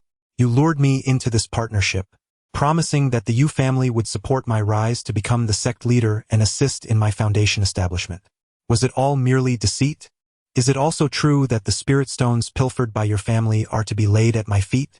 At this moment, Su Luoshui unleashed her full aura, radiating the energy of a ninth-layer qi cultivator, exuding an impressive presence, as if she were prepared to confront the world head-on. The gathered cultivators struggled to process the magnitude of her revelations, as in just a few sentences, the implications were overwhelmingly significant. Yu Daji gazed at Su Luoshui in disbelief. Chapter 37. No one can judge me, Su Luoshui. What nonsense are you spouting? Yu Daji yelled at Su Luoshui, his demeanor fraying at the edges. Do you even comprehend the gravity of your words? The ancestors' return will undoubtedly not permit any cultivator to slander the Yu family so freely. The patriarch of the Yu family similarly reprimanded her, acknowledging that while the family indeed sought to leverage the merchant association for their own ends, Yu Daji had also likely deceived Su Luoshui. Yet, could such matters be openly discussed? Traditionally, invoking the title of a golden core cultivator has proven a potent tactic. Within Lingyun sect, a golden core cultivator is akin to the heavens. If the heavens were to unleash their wrath, the consequences would be swift and indiscriminate, regardless of right or wrong. Observing their reactions, Su Luoshui sensed that the tide had turned in her favor. She spoke of spirit stones, and those who had extracted spirit stones would surely interpret her words as such. Conversely, the Yu family spoke of authority. This is akin to my assertion of the gatehouse while you refer to the axle of a hip bone. I am entirely aware of what I am articulating. I have lost all my kin, and fear holds no dominion over me. She then directed a fierce gaze at the bewildered onlookers. The Yu family has exploited me, manipulated the merchant association, and seized upon the chaos from the demonic incursions, binding all factions to their grand vessel. I have been deceived of my spirit stones, my integrity, and the lives of my loved ones. Surveying the disarray around her, she appeared unkempt, akin to a shattered vessel resigned to its fate. With a scornful glare, she regarded the members of the merchant association and the influential inner disciples. And you? Ha ha ha, what of you? You are utterly ensnared by the Yu family, compelled to follow their lead, lest your spirit stones, your power, and everything you hold dear disintegrate into nothingness. From the very beginning, their eyes have been fixed on that position. They aspire to transform Lingyun sect into their very own Yu family's domain. She pointed vehemently at the central seat of the sect leader within the grand hall, her voice reverberating with rage. The patriarch of the Yu family shot a disapproving glance at Yu Daji. Really, you should know better than to strike at the face while speaking ill of someone. By airing those sordid affairs publicly, how could Su Luoshui not retaliate with equal ferocity? The patriarch understood that Su Luoshui must not be allowed to continue her tirade. Esteemed guests, Su Luoshui has lost her sanity. Her ramblings are but the ravings of a mad woman. Upon uttering this, the cultivators present were momentarily taken aback, and then, with ruthless intent, they acted. Whoosh! A late-stage Foundation establishment cultivator unleashed their full force. A flying sword burst forth from their sleeve, transforming into a streak of azure light. Halt! Bold audacity! This is unacceptable. The old patriarch of the Yu family, having only a few years left, realized he might have to be presented as a sacrifice to quell the rising ire. As long as he remained alive, the wrath of the venerable Haoyu could indeed be assuaged. But if Su Luoshui were to perish, then even the most enraged Haoyu would have to spare the Yu family. Initially, he had suggested that they simply eliminate Su Luoshui, but alas, the ancestor had opposed this notion. In the end, he had persuaded Yu Daji to wed this living ancestor into the Yu family. Now the facade had been torn asunder, revealing their sordid truths. A crisp sound echoed within the grand hall as a cerulean shield enveloped Su Luoshui. This was a third-tier defensive talisman bestowed by her somewhat negligent master, who refrained from granting her the original, fearing it might contain some tracking mechanism. Yushinian, do you dare to make a move in this hall? Two seasoned cultivators at the late Foundation establishment stage immediately positioned themselves protectively in front of Su Luoshui, their expressions wary. Yu Patriarch, observing the tense atmosphere, waved his hand, summoning his flying sword back to his grasp. Are you so eager to silence us? Patriarch Yu, we have no interest in your grievances or the affairs of the Lingyun sect. All we desire are the spirit stones. Return our spirit stones. Yes, return our spirit stones. We shall no longer be part of this trading association. Return our spirit stones. The crowd from the trading association erupted in fury. Some genuinely sought their spirit stones, while others contemplated using this opportunity to abandon the Yu family's sinking ship. It was evident that Su Luoshui had irreparably severed ties with the Yu family, and her master, Master Haoyu, would undoubtedly intervene in this matter. If the Yu Patriarch had executed Su Luoshui on the spot, it would have settled the matter, but now she remained unscathed. Consequently, they would have to escape this doomed alliance. Many families still believed this was a competition for the patriarch position and the resources of the Golden Core stage. Su Luoshui, concealed behind the two late Foundation establishment cultivators, observed this scene with clarity. The spirit stones are with Su Luoshui. Go ask her for them. At that moment, Yu Daji finally grasped the situation. Spirit stones. Millions of spirit stones. His expression changed dramatically. He realized that Su Luoshui intended to hoard the spirit stones for herself and frame him, implicating the Yu family as well. He even doubted whether his own kin would believe him, given his previous arrogance towards Su Luoshui and her seemingly obedient demeanor in front of outsiders. Recalling these moments now made him break into a cold sweat. Damn it, Su Luoshui. That wretched schemer has been deceiving me from the very beginning. That vile creature has absconded with all the spirit stones, framing me and the Yu family. Yu Daji shouted at those clamoring for their spirit stones. Once again, silence fell over the hall. It was only through Yu Daji's outcry that the previously indifferent cultivators, unlike Lu Xingji who prioritized spirit stones, began to truly consider the implications. The intentions of the Yu family were common knowledge. Su Luoshui had not lied. The patriarch's strike, swift and thunderous, had indeed aimed for Su Luoshui's life, but she remained unscathed due to Master Haoyu's intervention. Every cultivator understood the significance of this. However, it had been publicly stated that the spirit stones and accounts were under Su Luoshui's management. A genuine game of werewolf had unfolded before the cultivators of the Lingyun sect. Junior sister Luo Shui, the spirit stones are with you, are they not? Lu Xingji asked tremulously, an ominous premonition gripping him. He feared he might be torn to shreds by over 1,000 inner disciples, 10,000 outer disciples, and countless rogue cultivators from the Lingyun sect's marketplace who were above the qi refinement stage. Su Luo Shui sighed. Alas, it is entirely my fault for having believed the silver-tongued rogue.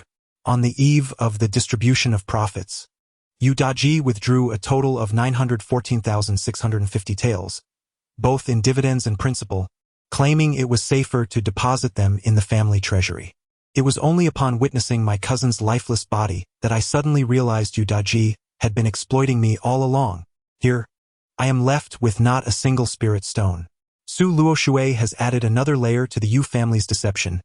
9 million spirit stones. Is that enough to incite madness among the people? Yu Daji, what do you have to say for yourself? Lu Xingji turned to face Yu Daji, and in that instant, a sword of law materialized in his hand, gleaming with spiritual light. I possess nothing. She lies. The spirit stones must be on her. Yu Daji was truly flustered. How could he bear such an enormous burden of blame? Not even the Golden Core ancestors could withstand it. He sensed the skeptical gaze of the family head, the astonished expressions of the late Foundation establishment uncles, and the predatory looks from the surrounding cultivators, as if they were ready to strip him bare. Family head, you must believe me. And esteemed uncles, seize her. Those are 9 million spirit stones. He added, when the Golden Core ancestors return, a soul search will reveal the truth. I am willing to be the first subjected to such a search. Indeed, many began to see the light in this plan. Su Luo Shui surveyed the crowd, noting their shifting expressions, and observed Yu Daji's growing pride in his own cleverness. She had anticipated this. From the moment she concluded that the avatar could not leave, ensuring the safety of her true self, she had already scripted her own resolution. A hint of mockery played across her face, particularly directed at Yu Daji. The smile of someone who had narrowly escaped calamity froze on Yu Daji's face. The time was ripe. It was time to conclude this. Here, in the grand hall of Lingyun Gate, she would bring her performance to an end. Did you, Yu Daji, think you could reclaim a victory at the cost of potentially becoming a fool? No one can defame me. No one can judge me. Remember this. No one. Chapter 38. The collapse of his tower stopped her. Luo Shui. A thunderous sound erupted from the grand hall, swiftly followed by news that spread like wildfire among the crowd. Su Luo Shui, the sole direct disciple of the esteemed master Hao Yu and a cultivator at the 9th level of qi refinement, had, due to slander from the Yu family, resorted to self-detonation of her cultivation technique to prove her innocence. Those quick to react raised protective barriers, while the slower ones emerged unscathed, though their faces were smeared with the remnants of Su Luo Shui's shattered form. The grand hall, fortified by arrays, would have been torn asunder without such protection. Yet, even with the arrays, they could not avert the visceral assault of blood and flesh. A foul stench of blood filled the air. Everyone was taken aback, particularly Yu Daji. He comprehended the mockery in Su Luo Shui's actions. While he merely brandished what he thought was folly as proof, she had staked her very life. He had claimed that Su Luo Shui had absconded with a vast fortune of spirit stones. But now, with her life extinguished, could she have taken the stones merely to perish? His mind raced, conjuring images of individuals in rapid succession.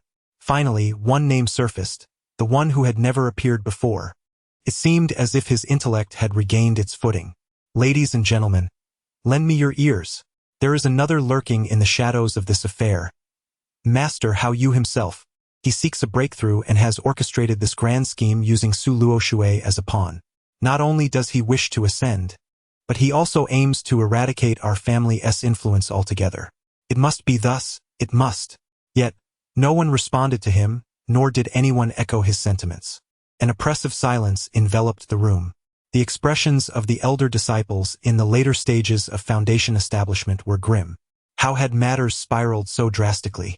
The pride of their sect, the future sect leader, a prospective Golden Core cultivator, even a potential nascent soul master, had all been driven to death within the very halls of their sect. It was nothing short of tragic irony. What was even more dreadful was that a colossal thundercloud of 9 million spirit stones now loomed over Lingyun sect. Should it explode, not only the Yu family but Lingyun sect itself would face utter annihilation. They pondered whether flight was an option. Yet, who among them dared to flee? If one ran, would they not be accused of absconding with the 9 million spirit stones? At that moment, Su Luo Shui's storage bag, drenched in blood and speckled with remnants of flesh, lay abandoned where she had once stood. No one dared to approach it. Fortunately, the self-detonation of a qi refinement cultivator was of moderate strength, sparing the storage bag from destruction. However, they surmised it likely held no more than a fraction of the spirit stones. Surely, the Yu family must have taken them. Although a sense of oddity permeated the situation, with Su Luo Shui now deceased, all accusations against her seemed utterly hollow. Claims that she had stolen the spirit stones faltered in the face of her demise, concluded in such a tragic manner. What then was the significance of her purported theft of 9 million spirit stones? Thus, it could only be concluded that the Yu family had consumed the stones, and they alone. They paid no heed to Yu Daji's ramblings. Regrettably, they remain oblivious to the fact that in moments of despair, a singular reason can lend justification to all of one's actions. The anguished cries of Yu Daji echoed throughout the square. Presently, the crowd scoffed, substituting mockery for understanding. Yet, when faced with utter hopelessness, this becomes the proverbial last straw that breaks the camel's back. The head of the Yu family, upon perceiving the expressions of several foundational cultivators, recognized that a crisis loomed over the Yu clan. He was utterly unprepared for how events had spiraled to this point. How could the monthly income of tens of thousands of spirit stones from the Lingyun Immortal Aroma Workshop transform into a staggering 900,000 spirit stones at the hands of Su Luo Shui? The blame lay squarely with Yu Daji. Previously, he had been swayed by Su Luo Shui's persuasion, jointly investing to purchase all the Lingyun Immortal Aroma produced by the workshop. Subsequently, he resold them at a marked-up price in his own establishment. Thus, in the mind of the family head, the business of Lingyun Immortal Aroma merely represented a modest income of several 10,000s of spirit stones, oblivious to the substantial investment made by those merchants he had assembled. All this was attributed to Yu Daji's actions. The elder family head, having dedicated a lifetime of toil to the Yu family, had contributed significantly. A timely retirement would constitute a monumental service to the clan, and he deserved a respite. This was during a gathering when Yu Daji, newly appointed as the president of the Merchant Association, spoke candidly under the influence of alcohol. Unfettered ambition and desire inevitably become a long nail in your coffin. The less one possesses, the more one may be perplexed. Human desire often leads one to greedily seek more, unaware that desire, akin to the vast ocean, knows no bounds. Cultivators traverse the broad world, lured by dazzling temptations, in pursuit of greater spirit stones, loftier realms, and broader renown. Su Luo Shui capitalized on their avarice, desires, and ambitions, akin to an untamed steed that yields to their whims, enticing them until they are unbridled. Then, like a frenzied hare, they sprint away, leaving reason and wisdom far behind. It resembles a colossal vortex, continually consuming one's rationality and conscience, leading individuals astray in the relentless cycle of pursuit and fulfillment. Such was the case for Yu Daji, for those family cultivators, and even for Chang Qian. Indeed, this was the plight of all living beings in this world. However, it was now Chang Qian's avatar, Su Luo Shui, who orchestrated these events, playing the game with an upper hand. Yet, he himself was likewise ensnared by the greatest desire of all, longevity, the ultimate ambition. By any means necessary, he sought to fill the chasms. The elder insisted that Daji return to the Yu residence first, after which he would provide an explanation to all present. The elder family head's foremost concern was to ensure Yu Daji's safety, while he also harbored keen interest in the 900,000 spirit stones. "Patience, my dear Yu, it seems you will not be able to take Daji with you," came the retort. "Indeed, Yushinian, why the haste? You are eager to act against the sect's prodigies, quick to refute Su Luo Shui's words, and now you rush to safeguard Yu Daji. Rest assured, we shall not make things difficult for you. You and Yu Daji shall seal your dantians and temporarily reside in the side hall, awaiting the return of our ancestors. As for the Yu family, we shall conduct a search." Laughter erupted. Have you overestimated your significance? This is the Lingyun sect, and it is the first time anyone has dared to suggest imprisoning the head of the Yu family and searching the Yu residence. 3 late-stage Foundation establishment cultivators surrounded the patriarch of the Yu family. They spoke little, allowing their actions to convey their intentions. The distinction between 9 million spirit stones and the Yu family was clear to them. Today they had released the patriarch and the brilliant Yu Daji. Who would bear the cost of the 9 million spirit stones? Was it to be those present, or the shattered Su Luoshui? Yu Xinian, it would be prudent for you to cooperate with us. We wish to avoid a scene. Ha ha ha, is it not already a spectacle? With that, Yu Xinian relinquished his spirit sword, realizing that resistance had become futile. The title of Golden Core Master held no sway in the face of 9 million spirit stones. Upon witnessing Yu Xinian's surrender, one of the late-stage Foundation establishment cultivators rendered the agitated Yu Daji unconscious. Liu Xineji, Mu Qingling. And the disciples from the Inner Sect's Law Enforcement Hall expelled all Yu family members from the sect and encircled the Yu residence, permitting no one to leave. This elder Foundation establishment cultivator intended to thoroughly dismantle the Yu family. As for the matter of the 9 million spirit stones, they would wait for their ancestors' return to address it. They had no desire to become entangled in it. However, they only contemplated the terrifying power of the 9 million spirit stones, failing to grasp the immense allure they held for the cultivators. Chapter 39. The Chaos of Lingyun Gate. Within the Lingyun Gate, the esteemed Yu family, boasting 2 golden core practitioners, faced a sudden downfall. The collapse of such a formidable entity sent shockwaves through the ranks of disciples, with the aftershocks continuing to reverberate. On this fateful night, none could foresee that the Yu family would merely be the first to succumb in this turbulent upheaval. Outside the grand residence of the Yu family, solemn enforcers of the sect stood guard. Brother Lu, what shall we do about our spirit stones? One disciple implored. Indeed, Brother Lu, it was your reputation that led us to invest, echoed another. Brother Lu, after escorting the Yu family's disciples back to their ancestral estate, several of Lu Xingji's closest disciples gathered around him, their discourse heavily laden with the weighty concern of spirit stones. What now? What now? How am I to know what to do? Lu Xingji thought, feeling increasingly agitated by the expressions of his so-called good junior brothers and sisters. Calm yourselves, esteemed brothers and sisters.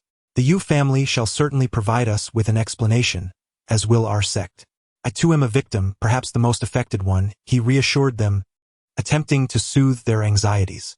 After a considerable effort to placate the crowd, Lu Xingji, who had been feigning composure, finally slumped onto the steps at the entrance of the Yu residence. Brother Lu, how much did you invest? A light, melodious voice reached his ears. Without lifting his gaze, he covered his face with his hands, recognizing the speaker as Mu Qingling. The Lu family had a past connection with her, a fact unbeknownst to most within the sect. Mu Qingling had been taken in by the Lu family when she was in the market, initially intended as a potential partner for Lu Xingji. However, after testing their spiritual affinities, it became apparent that both possessed considerable talents, with Mu Qingling's abilities surpassing his own. Once she entered the inner sect, the Lu family ceased to mention the notion of partnership, as if it had never been broached. Nevertheless, Mu Qingling harbored a degree of tolerance for Lu Xingji, having once been under his family's care. Almost 300,000 spirit stones. 300,000 spirit stones. Damn it! The pain in Lu Xingji's heart felt as though it were being twisted by a knife. If only he had not invested everything. If only he had not heeded Su Luoshui's words. If only. Alas, there are no ifs. Even if given another chance, he might still have invested entirely. How much did the disciples in the sect invest through you? Upon hearing this question, Lu Xingji's despair deepened.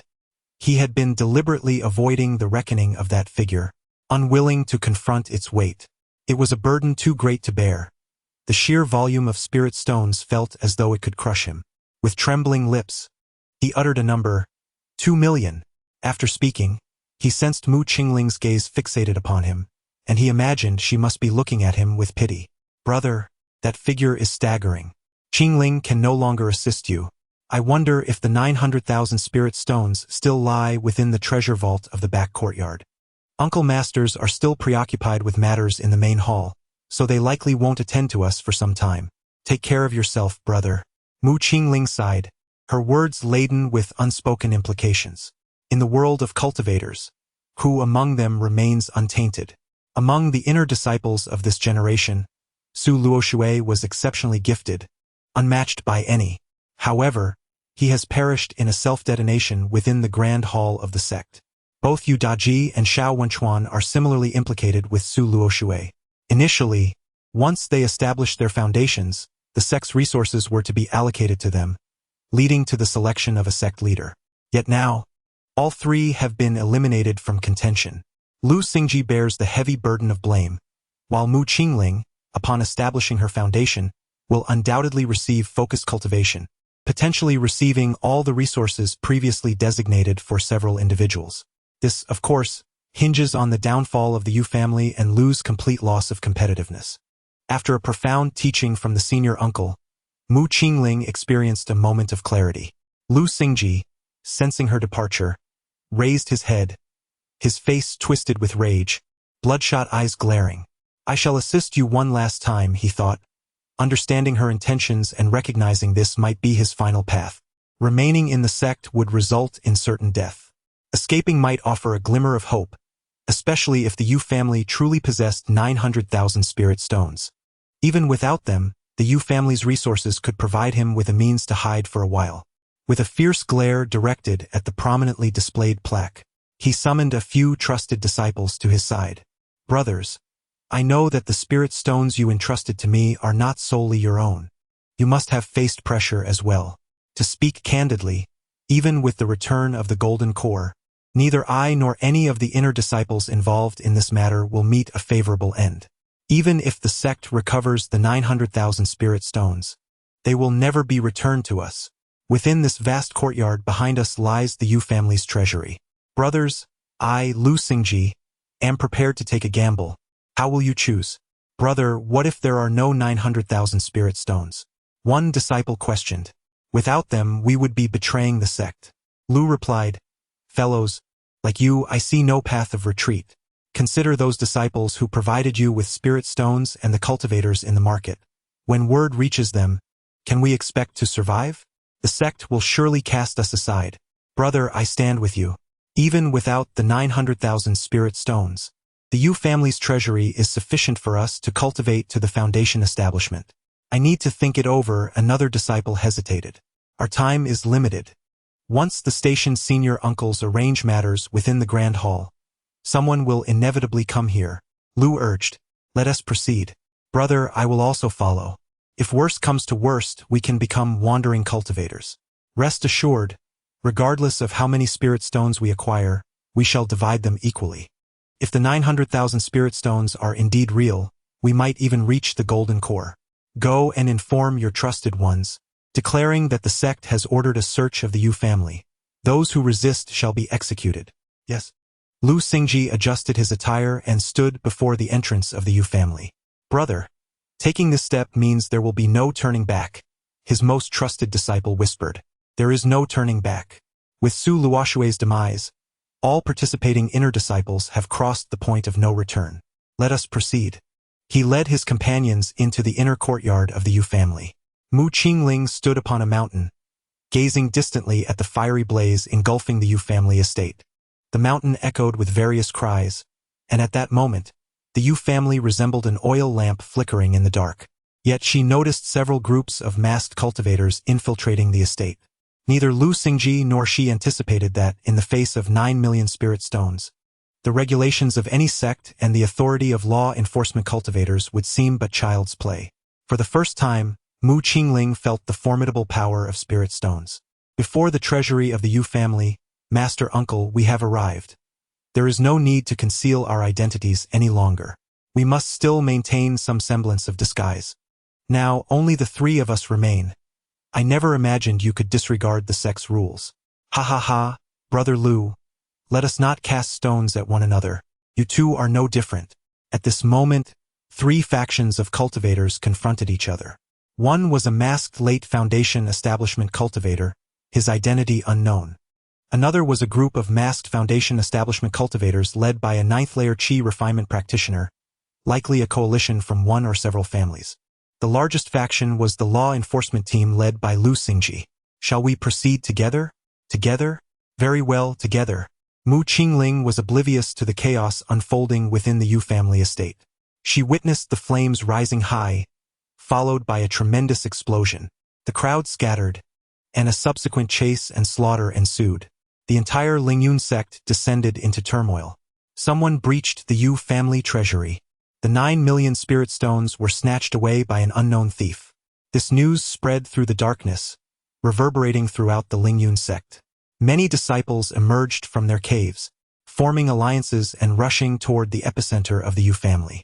Who would dare claim they could not partake in the spoils? Even a mere 10% amounted to 900,000 spirit stones. In the core area of the Lingyun sect during the late hours, flying swords and spells filled the air as a chaotic battle erupted the moment the Yu family treasury was violently breached over the 9 million spirit stones. Shouts of spirit stones in XXX's hands echoed throughout. However, the late Foundation establishment cultivators within the main hall remained indifferent, for the sect's defensive array was active, preventing any escape. They needed only to safeguard Su Luoshue's storage bag and the 2 members of the Yu family. Additionally, 2 late Foundation establishment cultivators stood guard outside. The chaos was of no concern to them. Chapter 40. Aftermath and New Beginnings. At the entrance of the sect, on the edge of the formation, Lu Xingji materialized. Gazing at the flickering lights in the distant mountains and the grand hall of the sect, he felt a mix of derision and nostalgia. From the very beginning, his intention was to flee.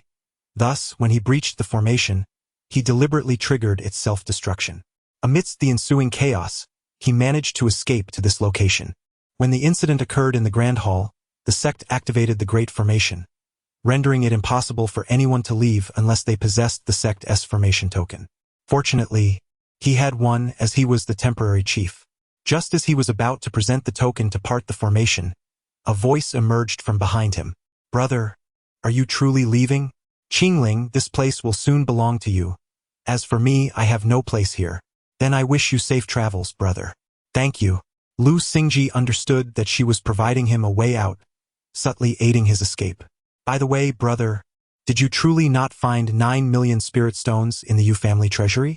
Lu Xingji halted momentarily before swiftly parting the formation and attempting to flee. Alas, he was a step too late. A spirit sword pierced through his chest. Struggling, he turned back. Have you reached the Foundation establishment stage?" "Indeed. Why do you not let me go?" "Brother, you are leaving just like that, and my heart is uneasy. I truly wish to know if there are 9 million spirit stones in your storage pouch." "Ha ha ha. The spirit stones are with Mu Qing." Lu Xingji's last shout was abruptly cut short. With a swift movement, a beam of sword light severed his head from his body. Mu Qingling tucked away the storage pouch, her brow furrowed. She sensed several auras of Foundation establishment nearby. Currently, the only Foundation establishment cultivators within the sect were some family members and a few who remained behind. It seemed they had heard his desperate cry. She ignited the spirit fire on Lu Xingji's corpse and quickly departed. The outer disciples were well aware that chaos had erupted in the inner sect's mountains throughout the night, yet they remained oblivious to the actual events. Lin Yi anxiously awaited his share of the dividends. During the day, he had heard rumors that a rift had formed among the prominent figures of the inner sect. It appeared that the distributions had not been issued. Some individuals had managed to escape before the great formation of the inner sect was activated. Now, rumors swirled throughout the outer sect, and the most compelling of them stemmed from Yu Daji's claims. "Have you heard? Ancestor Hao Yu devised a grand scheme, effectively annihilating the Yu family. I cannot ascertain whether the Yu family has been destroyed, but I am certain that our spirit stones have been seized by Ancestor Hao Yu. Should Ancestor Hao Yu ascend to the status of a nascent soul true monarch, it wouldn't be impossible. Ancestor Hao Yu is at the 5th level of Golden Core. Not to mention becoming a nascent soul true monarch, even reaching the 6th level of Golden Core seems unlikely. Even if he were to truly become a nascent soul true monarch, would he remain here with us? Indeed, I have heard that Ancestor Hao Yu was once a disciple of the great immortal sect. Once he attains the nascent soul stage, he is bound to return to the immortal sect. What shall we do then? If you ask me, it would be better for us to take some items and settle our accounts amicably. Such words should not be uttered, for we lack the audacity. Should our senior brothers catch wind of this, what hope would we have left? He. Some of the seniors have already begun to smuggle away the sect's treasures. If we delay any longer, we might find ourselves bereft of even soup. Amidst the increasingly enigmatic rumors, the Lingyun sect teeters on the brink of collapse. In this time of impending disaster, each cultivator has sought the path most advantageous to themselves. The turmoil persisted for nearly a month, until the return of the Golden Core Masters. Witnessing the disarray of the inner sect, their furious roars echoed far and wide. The remaining cultivators of the outer sect, trembling in their abodes, awaited the arrival of those from the inner sect with bated breath. Mu Qingling, leading the enforcement team, surged from the outer sect towards the market, methodically cleansing it one by one, as heads rolled. The very foundation of the Lingyun sect was nearly severed. Yu Daji was subjected to soul-searching by 3 Golden Core Masters and ultimately met a fate of madness. They gleaned no answers. In this chaos, it appeared that there were no beneficiaries, yet one seemed to emerge. The Golden Core ancestor of the Yu family, in the face of Master Haoyu's wrath, chose silence, while the other Golden Cores followed suit. However, regarding the foolish Yu Daji, it was Master Haoyu who emerged as the ultimate beneficiary, a sentiment that began to resonate among others. Gradually, the tumult subsided, yet the undercurrents remained unquenched. The Golden Core factions within Anchuan Prefecture received word from the upper echelons of the Lingyun sect. Master Haoyu had amassed nearly 10 million spirit stones, seeking further advancement. Upon Master Haoyu's return to the front line, he drew unprecedented attention. Another piece of clandestine news circulated within the sect, claiming that the spirit stones ultimately fell into Mu Qingling's possession. The commotion was lively and rife with intrigue. Years later, the collusion within the Lingyun sect led to the dismantling of their grand formation by the Golden Core forces, resulting in their dissolution, with tales of the 10 million spirit stones spreading far and wide. Some even posited that the Golden Core forces and the late-stage Foundation establishment cultivator Mu Qingling conspired for the sake of those spirit stones. That place ultimately became a haven for rogue cultivators. The legend of the 10 million spirit stones transformed into the greatest opportunity in the Tianyan origin realm. The truth of the matter was lost in the annals of time. Perhaps only Mu Qingling, in her resentment, continued to remember the core figure she had once brought into the fold, Su Luoshui. Not to mention her cousin Chang Qian, who had long since turned to ashes. In the Tianrui Lake region, within the Zixi dynasty, at the Baibo Manor, situated to the east of the city, the Chang family's estate bore witness to Chang Qian, leisurely rocking in a recliner amidst the courtyard. Lingyun sect. What of the Lingyun sect? Su Luoshui is dead. What more is there to say? His spirits were remarkably high these days. Having just emerged from seclusion, any acquaintances who beheld his prowess would be thoroughly astonished. The pinnacle of qi refinement. After Su Luoshui's self-detonation, a vast reservoir of pure mana inexplicably manifested within Chang Qian. It was likely equivalent to half of the pure mana of a clone. A substantial amount indeed, directly propelling his once inept body. After days of closed-door cultivation, he broke through consecutively. At this moment he reflects, could this truly be the correct way to manifest a doppelganger? To allow the doppelganger to cultivate to its zenith, and upon death, to channel pure magical essence back to the self. He has come to an epiphany.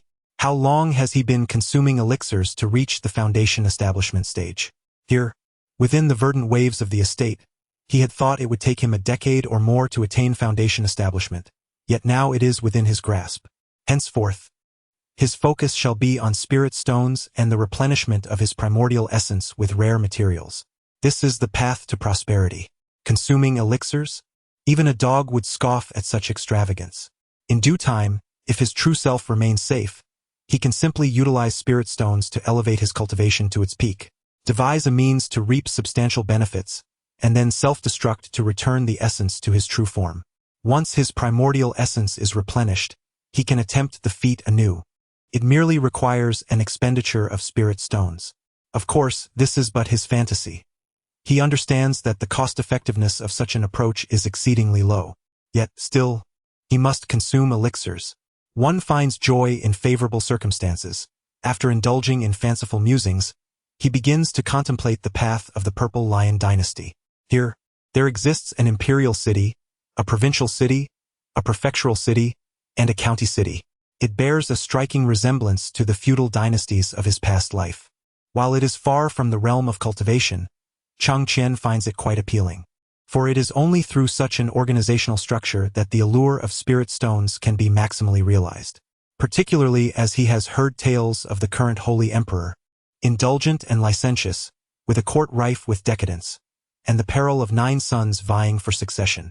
Without an abundance of spirit stones, Chang Qian might not endure a single minute in such a dynasty. However, he possesses spirit stones. Thus this place becomes his paradise. He plans to cultivate to the foundation establishment stage, manifest a doppelganger, and appoint himself as a county magistrate. As the old adage goes, a broken family s magistrate, a house s annihilator. At that time, his doppelganger shall impart a lesson to the Purple Lion dynasty. What it means for heaven to rise 3 feet high, and what it means for the earth to be thin by 7 parts. Chapter 41. Foundation Establishment Practitioner Chan Shurian Foundation Establishment marks the true commencement of the path of cultivation, serving as a pivotal step in the transformation of mortals shedding their earthly forms. During this phase, cultivators must gather the ethereal energies of heaven and earth, refine their physical bodies, and open their meridians, thereby laying a robust foundation for their future practices. Prior to foundation establishment, it is customary to seek a location abundant in spiritual energy to absorb sufficient primordial essence. Additionally, the adjustment of one's mindset is paramount. One must cultivate a singular focus and harmony of spirit to effectively sense the cosmos and guide the energy into their being. When undertaking foundation establishment, practitioners employ specific cultivation techniques, entering a profound meditative state, breathing in synchrony with the universe and resonating with its energies. As the mind's method unfolds, the surrounding spiritual energy seems to respond to an inner call, gradually gathering and flowing through the practitioner's pores, coursing along the meridians and nurturing every inch of the physical form. The overwhelming sensation of energy flooding the body can be intense. The opening of the meridians may be accompanied by excruciating pain, which requires an indomitable will to overcome. As time progresses, when the energy within the cultivator reaches saturation, and the meridians are fully cleared, the physical body receives unprecedented fortification, heralding the moment of successful foundation establishment. At this juncture, the practitioner experiences an unparalleled surge of power within. Their spirit is revitalized, their lifespan extended, and they officially step through the threshold of cultivation, embarking on a long journey towards immortality and transcendence. The successful foundation establishment serves as a significant milestone on the path of cultivation, establishing a solid groundwork for subsequent training, a foundation for all eternity, deserving of utmost caution. Chang Qian closed the tome Miscellany of Foundation Establishment Methods. He shut his eyes, reflecting on the insights shared within. These were the reflections of foundation establishment practitioners he had discovered in the scripture repository of Lingyun sect. After all, he had never undergone foundation establishment himself and remained oblivious to the actual process. What if he were to proceed recklessly and err in his attempts? This is not merely a projection. Should he fail, it would entail a loss of his essence. This is his true self. Should it be lost, it would be irrevocable. Before him lay 4 jade vials. The first, the largest, contained 3 foundation establishment pills, which would assist in breaking through to the foundation stage by providing a substantial influx of spiritual power and safeguarding the meridians, ensuring a second chance even in the event of failure. The second vial held 3 clarity pills, utilized to maintain lucidity during significant breakthroughs. The third vial contained a single healing pill for the foundation stage. Finally, the last vial held 1 concentration pill, which would provide spiritual strength during the transformative process of foundation establishment. Chang Qian revisited all the steps and then meticulously organized the pills by category. Today, he would undertake foundation establishment. This was the Bai Bo Prefecture City, a designated retreat for practitioners striving to break through significant boundaries. While the city was enveloped in a rich aura of 4th-tier superior spiritual veins, enabling abundant spiritual energy, it was not permissible to attempt a breakthrough at just any location. These secluded caves were strategically established at the nodes of spiritual veins, ranging from 2nd tier to 4th tier. Indeed, even those seeking to ascend to the nascent soul stage could find suitable caves here, albeit at a premium price. Chang Qian employed the second-order spiritual vein node, enveloping a foundational pill with his magical essence before swallowing it. He placed another foundational pill beneath his tongue for emergencies. There were no celestial phenomena nor exhilarating thrills. It was an unremarkable experience. However, with an abundance of spiritual stones as his safeguard, Chang Qian successfully established his foundation. Frustration welled up within him. All his preparations had been in vain. Now, he felt an overflowing reservoir of magical energy coursing through him, accompanied by subtle changes in his physical form. Once his realm stabilized, he stowed away all his preparatory items. Should I seek a body refinement technique to practice? After all, do not novels proclaim that the dual cultivation of body and spirit is the true path? First, I must create a clone. Then I will search for a body refinement technique. A true man must be resolute. Chang Qian felt light and buoyant, radiating the energy of the first layer of foundation establishment, still acclimating to this new realm. No one paid him any heed during his journey. After all, they were in the capital city where golden core cultivators were commonplace, and foundation establishment cultivators were hardly noteworthy. Though perhaps that was an exaggeration, golden core and foundation establishment practitioners were frequently encountered. After a few days of acclimatization at home, fully adapting to the foundation establishment stage, he embarked on his endeavor of crafting clones. Skillfully, he molded a figure resembling a robust, prosperous male cultivator in his 30s. Donning pre-purchased attire, he presented the appearance of a wealthy merchant. With a low-grade fire spiritual root, he became Chun Shiryan. He handed over a storage bag containing his identification, a genuine identity acquired for 1,000 spiritual stones. Hailing from the border region of the Purple Lion Dynasty, in Chongchuan County, his family had a long lineage in commerce. During a recent bandit raid, his family suffered calamity, leaving him the sole survivor engaged in trade. This backstory was authentic, free from scrutiny, and indicative of Chang Qian's meticulous nature. Chun Shiryan resided in the small courtyard for a month. 10,000 spiritual stones propelled him to the second layer of foundation establishment. 18,000 spiritual stones elevated him to the third layer. In total, he expended 240,000 spiritual stones, achieving the seventh layer of foundation establishment. A terrifying aura enveloped him. Chang Qian gazed with envy.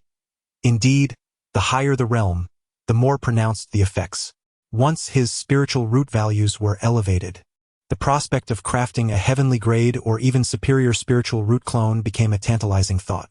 During this period, he remained industrious, utilizing the earth vein spiritual ginseng left over from last time, supplemented by a touch of the dragon bone frost liquid acquired from the Yu family, replenishing his depleted essence. He sensed an increase in the values of his spiritual roots, though the exact extent would only be revealed upon crafting the next clone. Now all preparations were complete. It was time to contemplate how to break through the current impasse. In the dead of night, Chun Shiryan departed from Chang Qian's courtyard. He had matured into a competent clone, and it was time for him to devise his own plans. Clutching 200,000 spiritual stones in his hand, he brimmed with confidence. Surely, if he could identify the right individuals, acquiring the position of a county magistrate would be within easy reach. Ideals were grand, yet reality often proved starkly different. The mature doppelganger, Chun Shiryan, returned to his loyal courtyard, presently seated at the table, exchanging glances with Chang Qian. It was perplexing. Why were spirit stones not accepted? Indeed, if others could offer theirs, why was his rejected? Could it be a matter of identity? That seemed implausible, for they had avenues specifically for such dealings, and if issues arose, would their business not continue? Perhaps pursuing the imperial examination could be an option? However, the local tradition favored recommendations. There was indeed a sense of unease. The previous emperor had perished before establishing a proper foundation. The two of them scoured the city for information, and after amalgamating various tidbits, they finally discerned the reason. Once more, they found themselves seated at that small table. The cultivation world operated with a ruthless system. The recommendation process required endorsements from prominent families, which solidified social stratification. The old Purple Lion, bearing the banner of the purple character, had ancestral ties to the first holy emperor who entered the realm. Should they attempt to forge a new path? perhaps conjuring a purple flame blood lion to seek recognition from the national guardian beast in the imperial city? However, that entity was a transformed fifth-tier demon, akin to a deity better not to tread too closely. The Purple Lion dynasty was said to have borrowed the name of the Loyal Companion, a contracted beast of the first Holy Emperor, the fifth-tier demon known as the Purple Flame Blood Lion. Demon beasts outlive cultivators by far. The dynasty's emperors had reached the fifth generation over nearly 2 millennia, while this lion had only just entered its twilight years, truly deserving of the title of National Guardian Beast. After wandering the city for several days and gathering news, Chang Qian finally glimpsed a ray of hope. The Huang family of the Bai Bo Manor was seeking a son-in-law, which could be worth exploring. Chun Shiyan's qualifications aligned perfectly with the criteria for a son-in-law. Handsome, possessing a commendable spiritual root, and free from familial entanglements. The unspoken criteria included a strong lineage, exceptional skills, and a charming demeanor. Chang Qian surmised that this could be a viable opportunity to infiltrate the imperial court and reignite their ambitions. The journey could commence from the position of a son-in-law. Chapter 42. Aristocratic families, great clans, and sons-in-law. The Bai Bo Mansion refers to the collective name for Bai Bo Lake, a vast expanse measuring thousands of miles, as immense as an ocean. The lake is dotted with islands, each spanning hundreds of thousands of miles, where many county towns are situated. Between the county towns, there exist small teleportation arrays for travel, while connections between the county towns can only be made via flying vessels. The inhabitants of Bai Bo Mansion, whether cultivators or commoners, primarily rely on the abundant resources provided by the expansive Bai Bo Lake, including small fish, shrimp, spirit beasts, and treasures from the depths. It is said that Bai Bo Mansion was once the site of an ancient sect, which was subsequently struck by a powerful being, creating the Great Lake we see today after countless unknown years. The distribution of islands resembles the spaces between fingers. Presently, Bai Bo Mansion is the fief of the 9th prince of the dynasty, Nan Gong Wu Fu. Within the Purple Lion dynasty, a typical co-rule exists between the emperor and aristocratic families, contrasting with the centralized power of the other 3 dynasties. Here, the influence of these families and clans appears to surpass imagination. In this world where strength reigns supreme, such a reality seems almost unfathomable. Yet, it is indeed the truth. The Holy Emperor resides in the temple, commanding a legion of cultivators, manipulating the entire dynasty with the aid of these families. The aristocratic families often boast true monarchs at the nascent soul stage. Their foundations lie within the capital, where they seize the fertile lands of the fief. The great clans are rooted in the county towns, with family members serving as officials, jointly governing the fief with the aristocrats. Each family is certain to have cultivators at the golden core stage. Some of the more formidable clans may even have multiple late-stage golden core cultivators among their ranks. Beneath them, the relatives and friends of these great clans often hold positions as county magistrates. This constitutes the unique governance system of the Purple Lion dynasty. Chang Qian had researched the 4 great dynasties and ultimately chose the Purple Lion dynasty due to its feudal-like structure, which maximizes the efficacy of power. Chun Shiyan arrived at the entrance of the Huang family's outer courtyard, gazing at the recruitment notice for sons-in-law for an extended period. Curiously, not a single cultivator had come forth to take up the challenge. Why do you suppose no one has come to claim the position within the Huang family? Is there some sort of threshold? A nearby foundation establishment cultivator cast a sidelong glance. Are you an outsider? Indeed. Then it makes sense. Do you know how many times the Huang family has sought sons-in-law? How many? The foundation establishment cultivator surveyed the surroundings and whispered, "This is the 9th time." What? Why so many? Those who participated in the first 8. Well, they have all mysteriously vanished. As for the reasons, we dare not speculate. By the way, the Huang family's daughter is merely in her 30s, a beauty akin to a celestial being. Are you perhaps hoping to be the 9th? I wonder what talents this esteemed daughter possesses and what her current cultivation level is. The foundation establishment cultivator glanced at Chen Shiyan and mused that this outsider was quite perceptive, having identified the crux of the matter. The young lady from the Huang family, merely in her 30s, possessing only superior triple spirit roots, had already reached the 5th layer of foundation establishment. One might wonder how her cultivation progressed so swiftly. It seemed to imply that there was something amiss with the Huang family's daughter. Chun Shiryan thought to himself that such implications were rather overt. Was there any need for subtle hints? Anyone with eyes could discern the problem. So many suitors had disappeared, yet their daughter's cultivation soared. Could it be that she practiced some dark arts, draining her suitors dry? Thank you for the reminder, my friend, the cultivator chuckled, jesting with Chun Shiryan. Are you not tempted to give it a try? Chun Shiryan replied, as you say, I shall give it a go. If I do not venture into hell, who will? It is time to challenge my vulnerabilities. With that, he stepped out from the crowd, approached the recruitment notice, and with a swift motion, took it into his possession before heading toward the Huang family's outer courtyard. Goodness, my friend. The previous Foundation establishment cultivator was left bewildered. Unlike his confusion, the onlookers, both cultivators and commoners alike, began to murmur amongst themselves.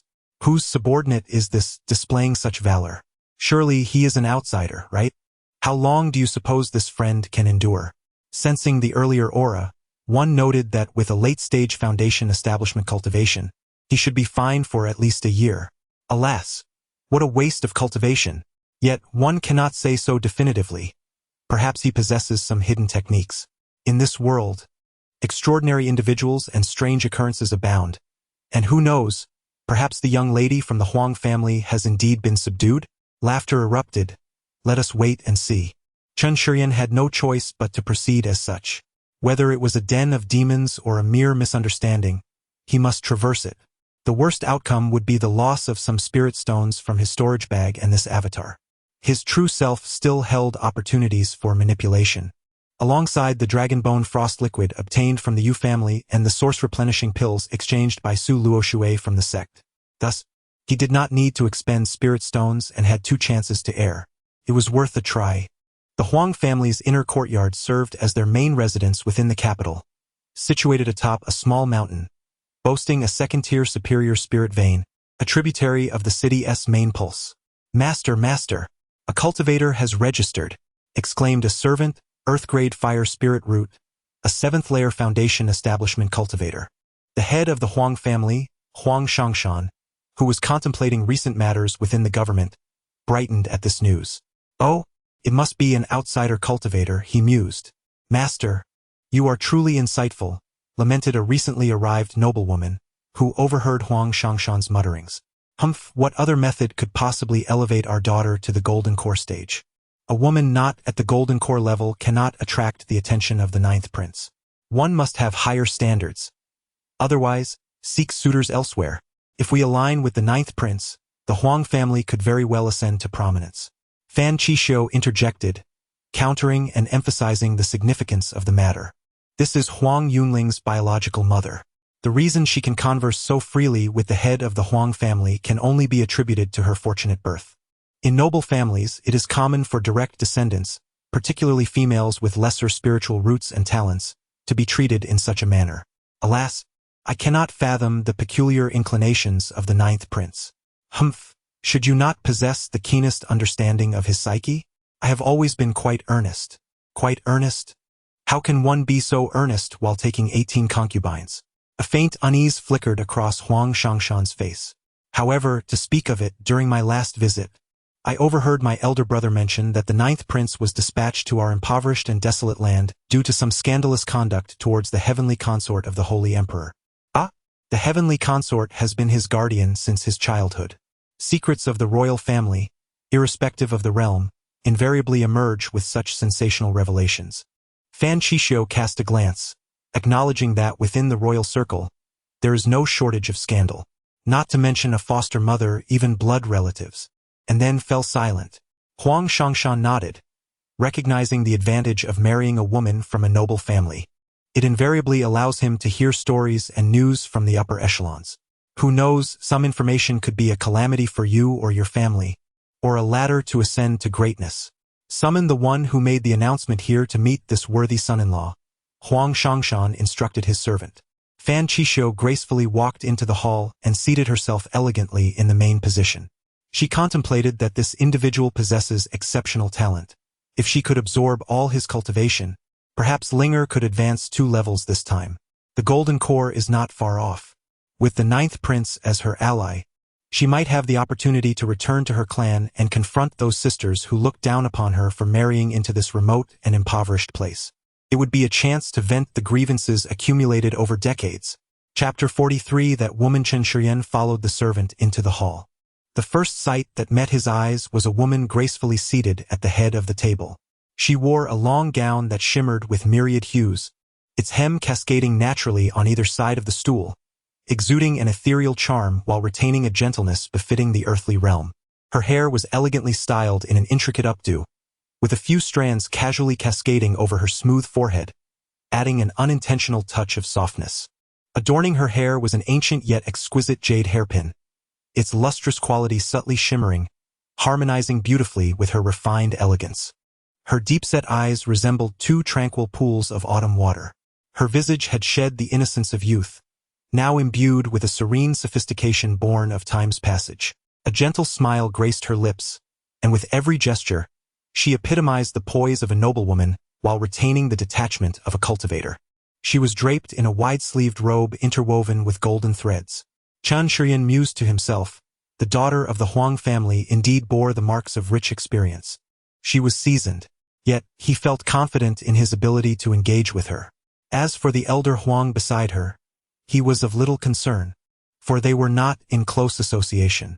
Having just completed a test and verification of his cultivation in the outer courtyard, he had undoubtedly met the requirements of the Huang family. Some of the servants appeared perplexed, their gazes seemingly questioning how such extraordinary talent had resulted in his current predicament. He observed the two individuals who were also scrutinizing him. Fan Qixio felt somewhat uncomfortable under their gaze and instinctively shielded herself with the sleeves of her robe. Internally vexed, she noted that while the cultivator possessed an impressive demeanor, sharp brows and striking eyes, there was something about his stare that was somewhat unnerving, as if he were about to devour her. Though there was no malice in his eyes, the sensation was indeed disconcerting. She shot an irritated glance at her companion. After seeking out 18 concubines and having Linner, he had not visited her chamber in over 30 years. Otherwise, she would not have risked such a faux pas today.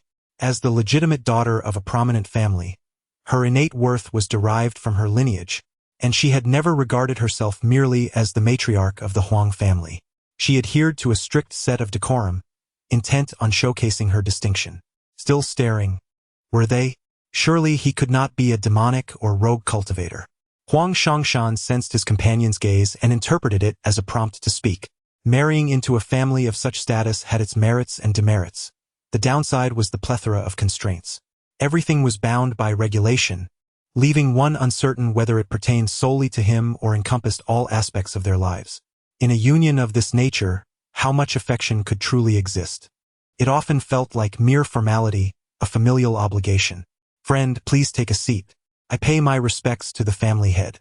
After Chen Shiyan sat down, he began conversing with Huang Shangshan, occasionally casting glances at the female cultivator beside him.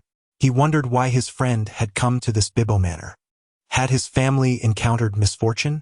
He had initially come seeking treasures to earn some spiritual stones to fund his journey to the Central Sword domain for mentorship.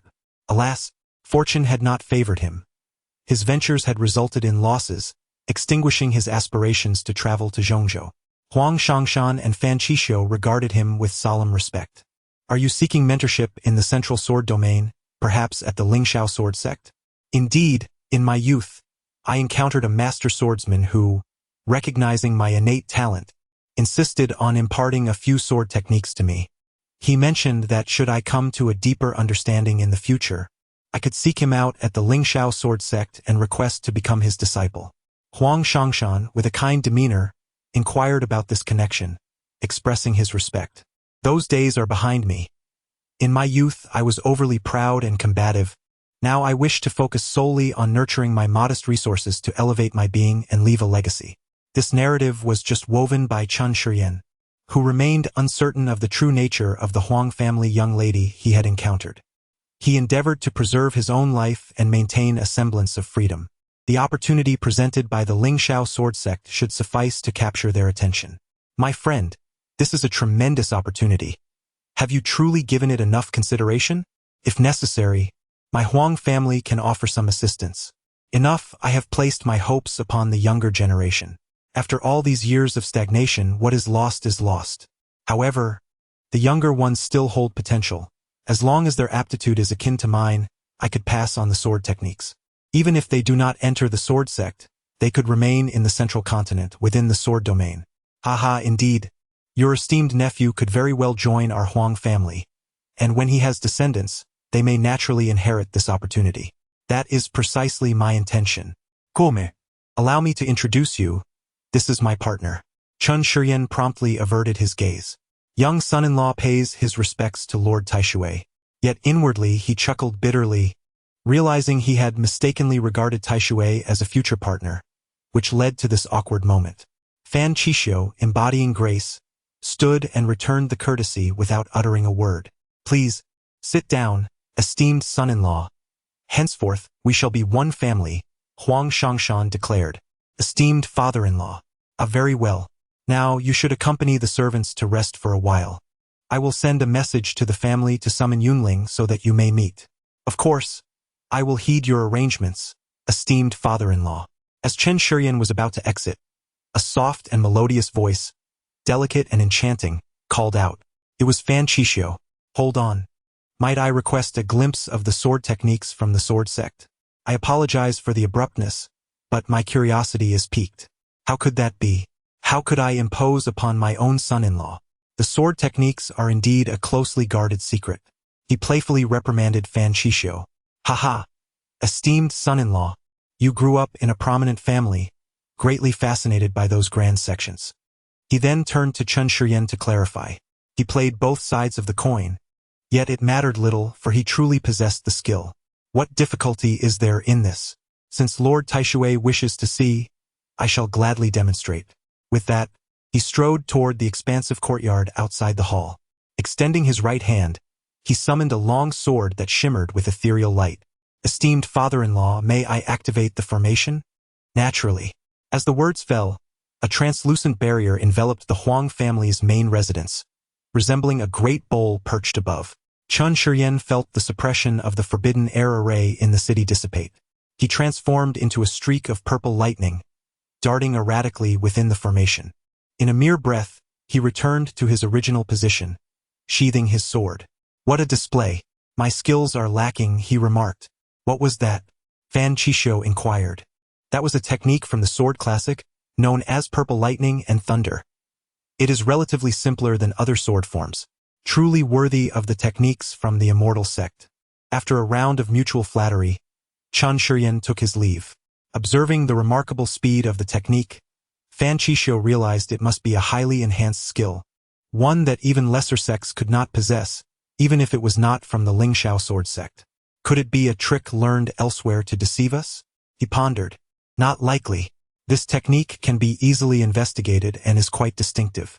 Inquiring about its name should not pose much difficulty.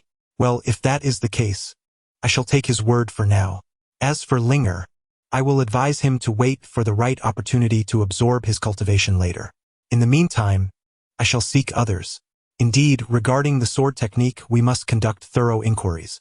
We cannot afford to be truly deceived. That would be quite a spectacle. Understood, my lady. Once I have met the young lady from the Huang family, this matter will be settled. Even though I am unaware of the Huang family's young lady's appearance, with Fan Qishio's connections, Chen Shiryan was determined, and none could obstruct him. Chapter 44. Is this the test for a cadre? Chun Shiryan relished the privileges of a son-in-law, enjoying the hospitality of the Huang family for 3 days. One evening, Huang Yunling, the esteemed daughter of the Huang clan, arrived at the family residence in the capital. Mother, did you call for me? Come, Shaoling, sit by my side. Huang Yunling gracefully settled beside Fan Qishio. Indeed, your demeanor suggests you have put in considerable effort. You must strive to learn well. The instructor chosen for you by our family is none other than the former courtesan of the illustrious Wanhua Pavilion in the Imperial City. Do not worry, mother. I understand that you harbor some dissatisfaction. As Huang Yunling began to speak, Fan Qishio preemptively raised her hand to interrupt. In this Huang family, with your innate talents, becoming the head of the family is unattainable, and achieving the golden core is even more improbable. Do not place your hopes on your maternal family's influence.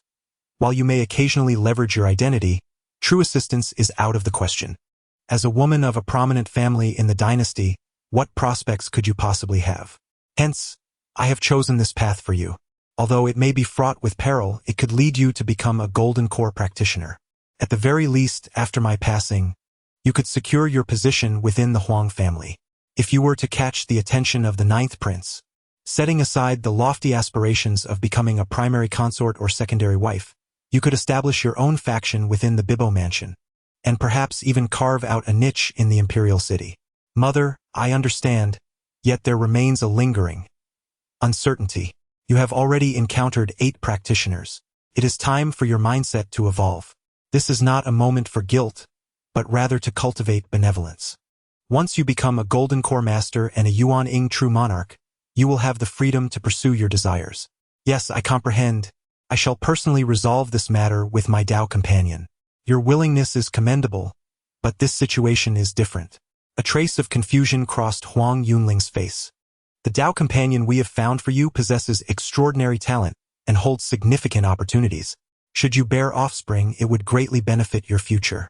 What kind of opportunity could it be? Moreover, wouldn't this delay my cultivation? Opportunities are not to be disclosed. You need only know that it is a tremendous fortune for you and your child. As for your cultivation, you need not concern yourself. I will leverage my connections to assist you. At that point, you need only follow the prescribed path of cultivation. Rest assured, Mother, I will adhere to your arrangements. Now, prepare yourself to meet your new Dao companion. Additionally, do not neglect the practice of your charm skills. Hone them to perfection. The ninth prince is particularly susceptible to such arts, and I have put forth considerable effort to secure this for you. I shall diligently practice. Go now. Fan Qixio watched her departing daughter, secretly nodding in approval. She mused, I wonder if my daughter can manage this. Sigh. Not only must she endure the disdainful glances of her sisters, but she must also find a way to ingratiate herself with the ninth prince. It is no small task. In the octagonal pavilion of the backyard, Chen Shiyan savored his wine, still contemplating how to secure a recommendation.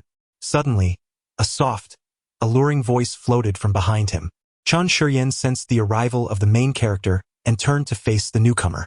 A female cultivator stood gracefully before him, her smile as radiant as a blooming flower, exuding an irresistible charm. She donned a crimson gown, the fabric reminiscent of gossamer silk, perfectly tailored to her figure, as if crafted just for her. The hem of her dress swayed gently with her subtle movements, beckoning with an alluring rhythm. Having lost 8 partners previously, she now appeared as a seasoned woman. Her features were strikingly three-dimensional and profound, with an innate elegance that reminded one of Huang Shangshan. Esteemed guest, I am honored to meet you. Please take a seat, she invited, as they settled into their respective chairs, engaging in an amiable conversation. However, she frequently indulged in petite gestures, resting her chin on her hand and gazing dreamily at him. To Chen Shiyan, such antics seemed juvenile, far too simplistic and lacking depth. Had it been in his previous life, he would have slammed the table and questioned the professionalism of such conduct. Is this how you conduct your business? Is this the measure for evaluating candidates? What sort of candidate could withstand such scrutiny? He perceived her demeanor as somewhat affected, lacking genuine allure. As both rose simultaneously, they approached Fan Qixio. How do you find the partner I have chosen for you? Has she captured your heart? She teased playfully. Ha ha ha. Splendid. Then let us not delay. Shall we arrange a ceremony promptly? She then turned her gaze toward Chen Shiyan, awaiting his input. As you wish, he replied. Very well. Let us set the date for 3 days hence in the capital so you may return early. Yunling still has studies to attend to. Understood, she acknowledged. 3 days later, the Huang residence was once again adorned with vibrant decorations. Have you heard? The young lady of the Huang family has found herself another partner. How could one not hear? I sent this the 7th or 8th. This is the 9th. The Huang lady is quite the enigma. I find that the partner is even more perplexing. Knowing that the previous 8 have vanished, he still dares to take on the role of a son-in-law. He either possesses something that allows him to handle the Huang lady or is merely enamored by her beauty. Have you encountered the Huang lady? Naturally. Come, friend. Share your insights. Amidst the bustling chatter outside, within the Huang residence, Chen Shiyan and Huang Yunling awaited the arrival of their guests. Shortly, Huang Shangshan and Fan Qixio arrived at the entrance, accompanied by a cohort of foundational cultivators. Fan Qixio conveyed a message to Chen Shiyan: "The ninth prince is coming. You and Yunling should display affection." She then communicated to Huang Yunling, "The ninth prince will arrive shortly. Ensure you perform well and avoid any negative impressions. Understood?" Huang Yunling nodded in agreement. At the corner of the street, a majestic three-tiered beast, comparable to a late-stage golden elixir, known as the cloud-treading silver rhinoceros, was drawing a resplendent purple-gold cloud chariot. Above the chariot, a decorative canopy supported a small formation, from which 6 phantasmal purple flame blood lions floated gracefully in the surrounding air. 2 squads of Peak Foundation establishment soldiers, under the command of 2 golden elixir cultivators, filled the entire street. The cloud-treading silver rhinoceros proceeded slowly towards the entrance of the Huang family's grand estate, while a Peak golden elixir court attendant hurriedly approached the crowd, announcing, "His Highness the Ninth Prince has arrived." The onlookers bowed deeply, clasping their hands in respect, greeting the Ninth Prince with reverence. "No need for such formalities," came a languid voice from within the cloud chariot, shrouded in the formation and obscured from view. Chapter 45. Kindred spirits. A slightly portly cultivator, exuding an air of languor, descended from a cloud carriage. He was attired in a gracefully elegant long robe of cloud brocade, adorned with subtle ink-wash landscapes, as if the magnificent vistas of the entire cultivation realm were draped upon him. The collar of the robe was slightly unfastened, revealing exquisite embroidery of purple gold threads, depicting a lifelike mane reminiscent of a lion's, which was likely the totem of the purple flame blood lion. At his waist, a belt embedded with lustrous jade stones cinched his robe, from which hung a small jade pendant shaped like a lion, subtly radiating waves of spiritual energy. The long hair of the Ninth Prince was not overly groomed, merely gathered in a casual manner with a simple jade hairpin, while the remaining locks cascaded like a waterfall, dancing lightly in the breeze, adding an air of carefree nonchalance. On his wrist, several bracelets, composed of either gold or jade beads, adorned him, occasionally shimmering with golden runes that danced around the strands. On his finger rested a ring fashioned in the form of an ancient lion's head, likely a storage ring far superior to ordinary pouches, concealing a small spatial treasure within. Chen Shiyan mused that it must contain wealth and resources that would drive most into a frenzy, albeit excluding himself from that list. Most striking was the creature in the Ninth Princess embrace, a beast that resembled either a cat or a lion, perhaps more aptly termed a spirit beast. Its fur blazed like flames, and its eyes sparkled with the brilliance of blood-red jewels. Lazily nestled in the prince's arms, contentedly closing its eyes as it accepted the gentle caresses of its master. Chen Shiyan could only perceive 8 words: royal nobility, resplendent and opulent. "Welcome, Your Highness the Ninth Prince, to the Huang family. It is the utmost honor for us, akin to the radiance of stars and the sun and moon, illuminating our humble abode." "All right, enough with the flattery," he interjected. "I've come merely out of curiosity, having heard of the joyous occasion in your esteemed household. Do not mind me. Carry on with your affairs." His interest was piqued by the mention in the inspector's daily reports regarding the Huang family's youngest daughter preparing for marriage. He was aware that Huang Yunling practiced demonic arts, even knowing the name of her technique, Crimson Lips seizing essence, and the origins of such a practice. He was also cognizant that her previous partners had turned to ashes. If one were to inquire why he did not intervene, it was due to the prevailing circumstances of the Purple Lion dynasty. The practice of evil cultivation and blood magic was strictly prohibited here. Other matters remained unexamined unless brought forth by the populace. To the rulers, there was no distinction between righteousness and malevolence. Only whether one posed a threat to the other mattered. The Ninth Prince was intrigued by the identity of the cultivator who, in the face of what was nearly an open secret, still chose to become Huang Yunling's partner. It was said that he possessed quite remarkable talent, placing him among the elite even within the great sects and immortal schools. Guided by a golden core peak inner servant, the assembly followed the Ninth Prince back to the grand courtyard of the Huang family. His arrival undoubtedly elevated the standing of the Huang family. Shortly thereafter, the lord of the manor, along with another esteemed official, the criminal magistrate, and various colleagues of the Huang family, gathered in the courtyard. Even those who usually exhibit some discord now wore smiles, even expressing discontent towards the head of the Huang family for not notifying colleagues of such joyous news. Chun Shiryan observed this scene with great emotion, pondering who could claim that the world of cultivation is solely about conflict and violence. The courtyard was filled with the intricacies of human relationships. Like puppets, everyone adhered to local customs, dutifully following directions and completing various rituals. Occasionally, his gaze would fall upon Fan Qishou, whose presence ignited a spark in his eyes. It must be said, the companion beside him paled in comparison to Fan Qishou. One could only lament the missed opportunity and appreciate from afar. What else could he do? Today, Fan Qishou appeared quite dignified, exuding an air of nobility.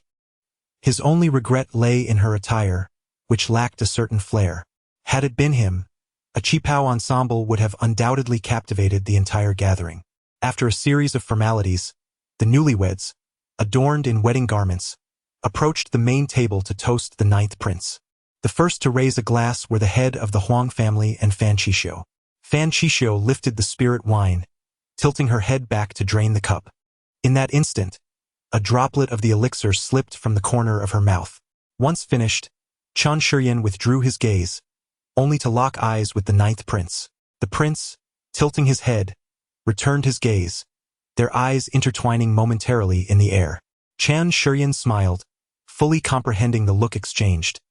The prince's eyes sparkled with clarity, devoid of malice, pure admiration. In his mind, he defined the 9th prince as an old lecher. The 9th prince initially appeared surprised, followed by an expression that seemed to convey understanding. To the 9th prince, he declared, "I raise my glass." Chun Shiryan and Huang Yunling stepped forward to offer their toast. The 9th prince graciously reciprocated, much to the delight of Huang Yunling and Huang Shangshan, as if the prince were particularly captivated by her. "You are quite intriguing," the 9th prince remarked to Chun Shiryan, a statement that caught everyone off guard, including Chun Shiryan himself. Previously, the best treatment one could expect from the prince was merely a nod and a sip of wine. "Thank you, Your Highness, for your kind words. I look forward to your performance within the Huang family," Chun Shiryan replied, momentarily flustered. For a fleeting instant, he questioned whether the prince was aware of his true identity. He even considered employing a spell to escape. However, upon reflection, he dismissed the notion. This was a divine gift from the heavens, having endured various trials, could not be discovered. A forced smile appeared on his face. The Huang family members were equally bewildered. Was this a subtle hint aimed at them? Had news of Huang Yunling's cultivation of demonic arts and her association with the 8 foundation-building cultivators leaked?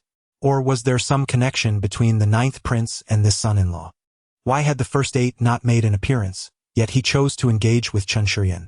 A single word or gesture from someone in a position of power can often spark endless speculation. The prince merely noticed the glimmer in Chun Shiryan's eyes and felt certain that this young man was indeed a kindred spirit. In this gathering, amidst the entire table of guests, only the 2 of them had immediately grasped the crux of the matter.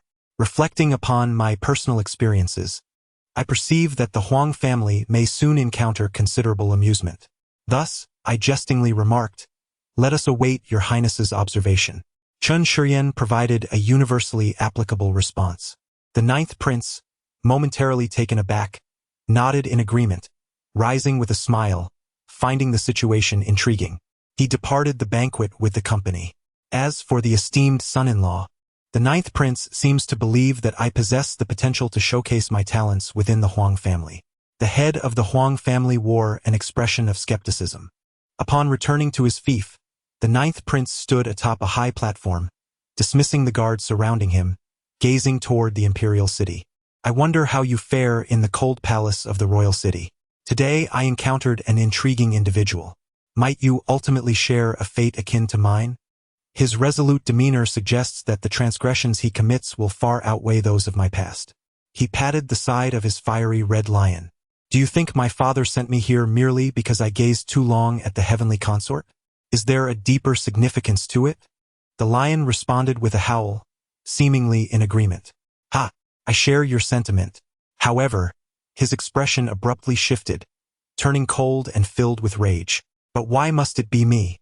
Why must it be I? Having distanced himself from the court and the imperial city, how could I possibly contend with my brothers? The third-tier fiery red lion, feeling the strain, revealed its true form. Beneath the moonlight, atop the high platform, stood a bare-chested man with crimson eyes, his ethereal hand constricting the lion's neck, causing it to extend its tongue in distress. The night sky echoed with mournful cries, which seemed to awaken the ninth prince.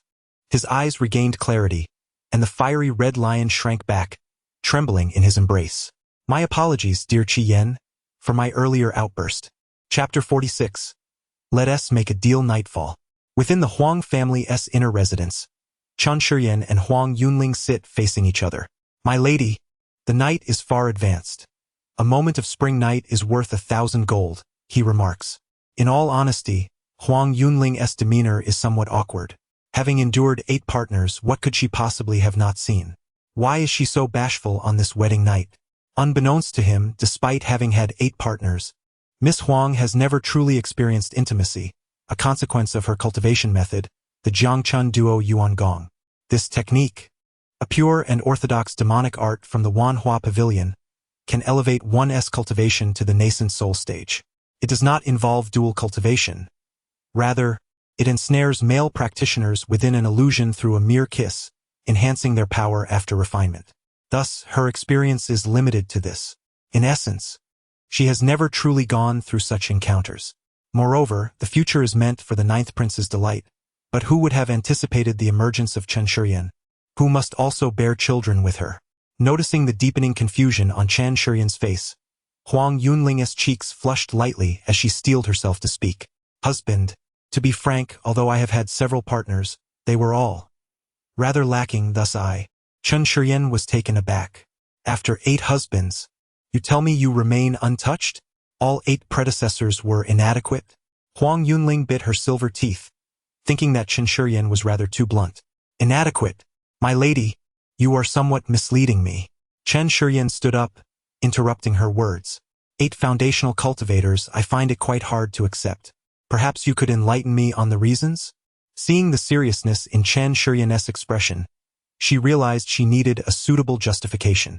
For the sake of that so-called grand opportunity, she could not employ demonic arts.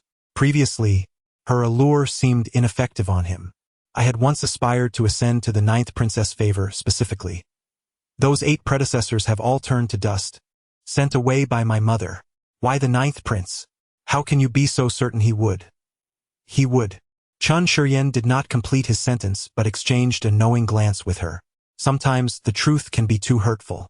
Despite having only met the ninth prince once, he was convinced that the current lady could not capture his interest. My husband is unaware. The ninth prince. Huang Yunling began to recount the tales surrounding the ninth prince. As Chen Shiyan listened, a vivid image emerged in his mind, the moment their gazes locked during the banquet. Suddenly, everything made sense. This ninth prince perceives himself as a man of his caliber. No wonder he found it amusing after hearing her tale. Upon reflection, it seems that the old lecher knows the old lecher well. Could he perhaps propose a transaction to Huang Yunling? I possess a means to help you achieve your desires. What do you mean? I mean I can assist you in ascending to the ninth prince's favor. What a novelty it is, merely a manifestation of Chen Shiyan playing the role of a turtle. If the ninth prince is indeed as the external rumors suggest, he must surely have a penchant for such matters. Regardless, Chen Shiyan possesses no essence of primordial yang, thus cannot father offspring, which inadvertently aids him. Huang Yunling's eyes widened like brass bells, unable to believe that such words were uttered by a husband who had just entered into a marital bond and was still in the bridal chamber. Although she was not without her own faults, she found it somewhat difficult to accept. Felt a tad insulting. Nevertheless, she chose to face reality. While the grand opportunity seemed somewhat ethereal, the ninth prince was indeed present within the city. Huang Yunling resolved to follow her heart. This was not a matter to be trifled with. How confident are you? Chen Shiyan extended his finger. If your information is accurate, I am 80% certain. I cannot make a decision alone. I must consult my parents. Please wait for me. Without even changing her wedding attire, She hurried directly to her parents' residence. Chun Shuryan rose and made his way to the main hall, seeking a seat to sit down. He poured himself a cup of spiritual tea. The initiative of a foundation-building cultivator is indeed remarkable. With the change in plans, what began as a meek son-in-law scenario transformed into an equitable trade. In the main hall of the family patriarch's residence, two individuals were contemplating the two sentences spoken by the ninth prince when they witnessed their daughter burst in with great urgency. They quickly inquired about what had transpired. After listening to Huang Yunling's explanation, Huang Shangshan was furious. Absurd. How could one be so disrespectful and shameless? However, Fan Qishou held a somewhat different perspective. If Linger could catch the ninth prince's eye before reaching the golden core stage, it would be far better than continuing to tarnish her reputation. As for that grand opportunity. But soon she made a decisive resolution. She instructed Huang Yunling to invite him over. Once Huang Yunling departed, the anger on Huang Shangshan's face dissipated instantly. Let us listen. Very well. Both fell into silence. Huang Shangshan indeed began to feel some anger, which extended to dissatisfaction with Fan Qishou's arrangements for their daughter. From the outset, he had been reluctant to have his daughter practice demonic arts and become a sorceress. Yet, deep down he acknowledged Fan Qishou's approach. He even entertained the thought of establishing a closer relationship with the ninth prince. Naturally, the family's golden core ancestor would agree. Just as Fan Qishou's circumstances within the Fan family, Huang Yunling's fate in the Huang family was similarly one of union with a smaller clan. Now, with Fan Qishou providing everyone an opportunity for advancement, no one would oppose it. Even Huang Yunling yearned for greater power and strength. When Chun Shuryan reappeared before Huang Shangshan and Fan Qishou, he seemed to lack the earlier aura of honesty and integrity. Indeed, what kind of virtuous individual would think to push their own partner onto another on the very first day? I have met the esteemed lord of Mount Tai and the great waters. Humph. Huang Shangshan scoffed and turned his head aside. Speak, what is your plan? Fan Qishou remained rather unconcerned about such matters. Born into a prestigious family, she has witnessed far more egregious events than these. Likewise, she understands that the individual beside her, feigning anger, does not genuinely take it to heart. Let us embark on an endeavor. Huang Yunling shall undergo a month of training as I propose, and you shall seek an opportunity near the ninth prince. The results will reveal themselves in due course. After a brief silence, Fan Qishou and Huang Shangshan exchanged glances. The head of the Huang family nodded slightly. However, I must be present during your so-called training, Fan Qishou interjected. She feared that this young man might indeed be a deeply concealed malevolent cultivator, and also pondered whether she could learn something valuable. Though Huang Yunling practiced demonic arts and possessed minimal talent, relegated by all to the status of a mere tool, she remained, after all, her own daughter. He had considered being rejected, expelled, or even killed, yet he never anticipated that such an affair would require observation. What difficulty could there possibly be? Or is there some secret art that must not be divulged to outsiders? Not at all. Very well, since Lord Tai Shui wishes to observe, it is entirely permissible. Now that we have concluded our matters, let us discuss yours. What do you desire? My son-in-law seeks the position of a county magistrate. Not sufficient. Huang Shangshan spoke up at this juncture. The Huang family still requires your share of opportunity. If I become the magistrate, I shall ensure your protection for 20 years.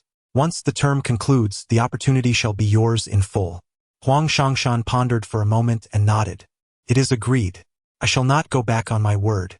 It may be premature to discuss such matters. Let us first arrange for Yunling's affairs.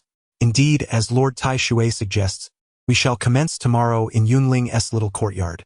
Very well, I shall attend for observation tomorrow. Do you find this young man's words credible? I am uncertain. Then let us give it a try, it cannot hurt. Additionally, we should assign someone to investigate his background and techniques. Rest assured, I will make arrangements first thing in the morning. Do you believe he harbors any aspirations regarding the opportunities of the immortal sect? Fan Qishou regarded Huang Shangshan with a mocking expression. How did you ascend to the position of assistant prefect, remaining so naive? Does he not seek the magistracy merely to gather spiritual stones for the sword domain? Alas, he is clearly blinded by this opportunity. Let us first observe the outcome concerning Yunling, we can address the magistracy later. If it proves unfeasible, we might seek assistance from a Yuanning ancestor to delve into his soul. This immortal sect has its shortcomings. Their techniques are inherently restrictive, accessible only to those of Yuanning. Otherwise, how could one simply request their ancestor to probe into souls? Inviting a Yuanning ancestor would likely necessitate sharing the spoils of opportunity. Why is the immortal sect so revered? Without waiting for Huang Shangshan to respond, Fan Qishou turned back before stepping through the door. It is not solely due to their high cultivation. It is also because they are ruthless, executing their tasks with utmost resolution. Huang Shangshan observed the departing lady in silence for a moment, murmuring to himself, "Ah, my lady, still so proud and lofty. Yet, it is well. You shall handle the matters, and should you succeed, I shall bask in your glory. I hope for your triumph." The mundane world often asserts that a day's union begets 100 days of affection. In moments of failure, a husband fears that he may lack the resolve to be unyielding. Bathed in the soft glow of the moonlight, Huang Shangshan made his way to the chamber, where his 18 concubines awaited him. His shadow elongated upon the ground, obscured by the vibrant flora, taking on a somewhat grotesque form. Chapter 47. Visitors from the imperial city in the small courtyard of Huang Yunling. Fan Qishou had been observing closely for several consecutive days. Recently, Chun Shiyan primarily focused on imparting theoretical knowledge, with an emphasis on reshaping her misguided thoughts. You must possess an air of elegance. What have the princes not witnessed? Flaunting one's charms merely invites ridicule. What can one learn from the frivolous? Instead, take a cue from Lord Taisui. Observe his demeanor, his noble bearing. You must convey to such a noble youth an impression of untouchable grandeur. Maintain your reserve, your decorum. First, you must embody the essence of desire unfulfilled. Subsequently, Chun Shiyan seized the opportunity to demonstrate to Fan Qishou by dressing Huang Yunling in a specially designed, ethereal version of a qipao. Upon wearing it, she immediately regretted her choice, as it clung too tightly. Yes, just like this. Yunling looks splendid, take note. In truth, Lord Taisui might have suited the attire even better. Occasionally, Chun Shiyan would indulge in light-hearted banter. His perspective had now leveled. They were merely collaborators, without the need for excessive deference or reverence. When questioned about the purpose of such attire, Chun Shiyan replied to the two, "You must understand, your aim is to firmly grasp this opportunity, not to be discarded once used. Do you recall our initial step? Precisely, it is to embody desire unfulfilled, which necessitates your mindset, your elegance, and the portrayal of an aloof disposition, exuding an air of cold nobility. This notion of forgetting yet unable to requires you to employ allure, poise, and beauty to captivate him. The ninth prince is human. Being human, he possesses vulnerabilities. After achieving the state of desire unfulfilled, seek a moment to make a stunning entrance, which will leave a profound impact on him, and then continually reinforce that impression. Should one be overly eager, an invitation may arise. Conversely, if he is more reserved and mindful of his reputation, he will subtly position himself within your vicinity. Of course, Lord Taisui must not be present. Otherwise, I fear the ninth prince's attention would be drawn to you, and then Lord Taisui might seek retribution against me. Following a round of jovial banter, the trio resumed their training, which had persisted for nearly a month. Today marked the final lesson. To attain yet not relinquish, this is true longing. This relies on your skills, Yunling. You can certainly learn a thing or two from your master. The Wanhua Pavilion excels in this domain. Desire unfulfilled, forgetting yet unable to, and attaining yet not relinquishing, these three realms you shall master, and the ninth prince will not pose a challenge for long-term reliance. Lastly, I shall impart to you a secret technique, a formidable move not to be used lightly. Both of them gazed at Chun Shiyan with eager anticipation, utterly astonished that a cultivator possessed such profound insights into these matters, an understanding of male and female cultivators alike, and the intricacies of the human heart. Several times, Fan Qishou contemplated that once the training concluded, she might take Chun Shiyan for herself. Could such a person truly be easily manipulated? Moreover, it involved the fortunes of the immortal sect.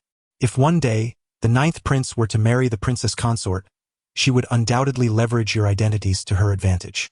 Chan Shuryan paused for a moment, deliberately using the term you to subtly create a pitfall for Fan Qixio, hinting at her inner turmoil, as he had sensed her murderous intent several times recently.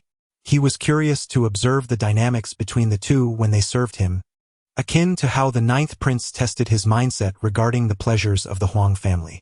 If it were to come to fruition, it would indeed benefit the ninth prince. Being from a prestigious family, Fan Qixio was acutely aware that this issue would inevitably arise. Given their status, they could only occupy the role of a concubine, and there was no way they could cross the threshold of the noble estate or even serve as maidservants. What do you think we ought to do? Fan Qixio inquired, feeling somewhat uncomfortable with her own words. Chan Shuryan, upon hearing her, chuckled with delight. It was time to introduce a degree of intensity into their situation.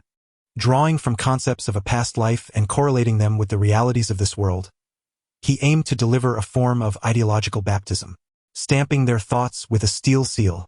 The notion of severance and detachment. Once, a predecessor imparted to me certain sword techniques and worldly wisdom. At this juncture, he glanced at Fan Qixio. In this realm, whether mortal or celestial, there exists the 8 sufferings. Among mortals, the 4 sufferings encompass birth, aging, illness, and death, universal truths. The 4 sufferings of cultivation are resentment and hatred, the pain of separation from loved ones, the inability to attain desires, and the abundance of the 5 aggregates. The concept of severance and detachment derives from the sufferings of cultivation. Your focal point lies in the inability to attain desires and the pain of separation. Decisively sever your ties with the ninth prince, relinquish that relationship and turn away. At that moment, the one who will suffer will be the lovesick ninth prince. And when you encounter him again, it will be with even greater intensity. There exists a prerequisite. You must confirm that you have reached the state of desiring yet not obtaining, forgetting yet unable to let go, and longing yet not relinquishing. Otherwise, severance and detachment will yield no effect. Given her wealth of experience, Fan Qixio began to believe in the fortuitous insights that Chan Shuryan possessed. Such wisdom was not something an ordinary person could fathom.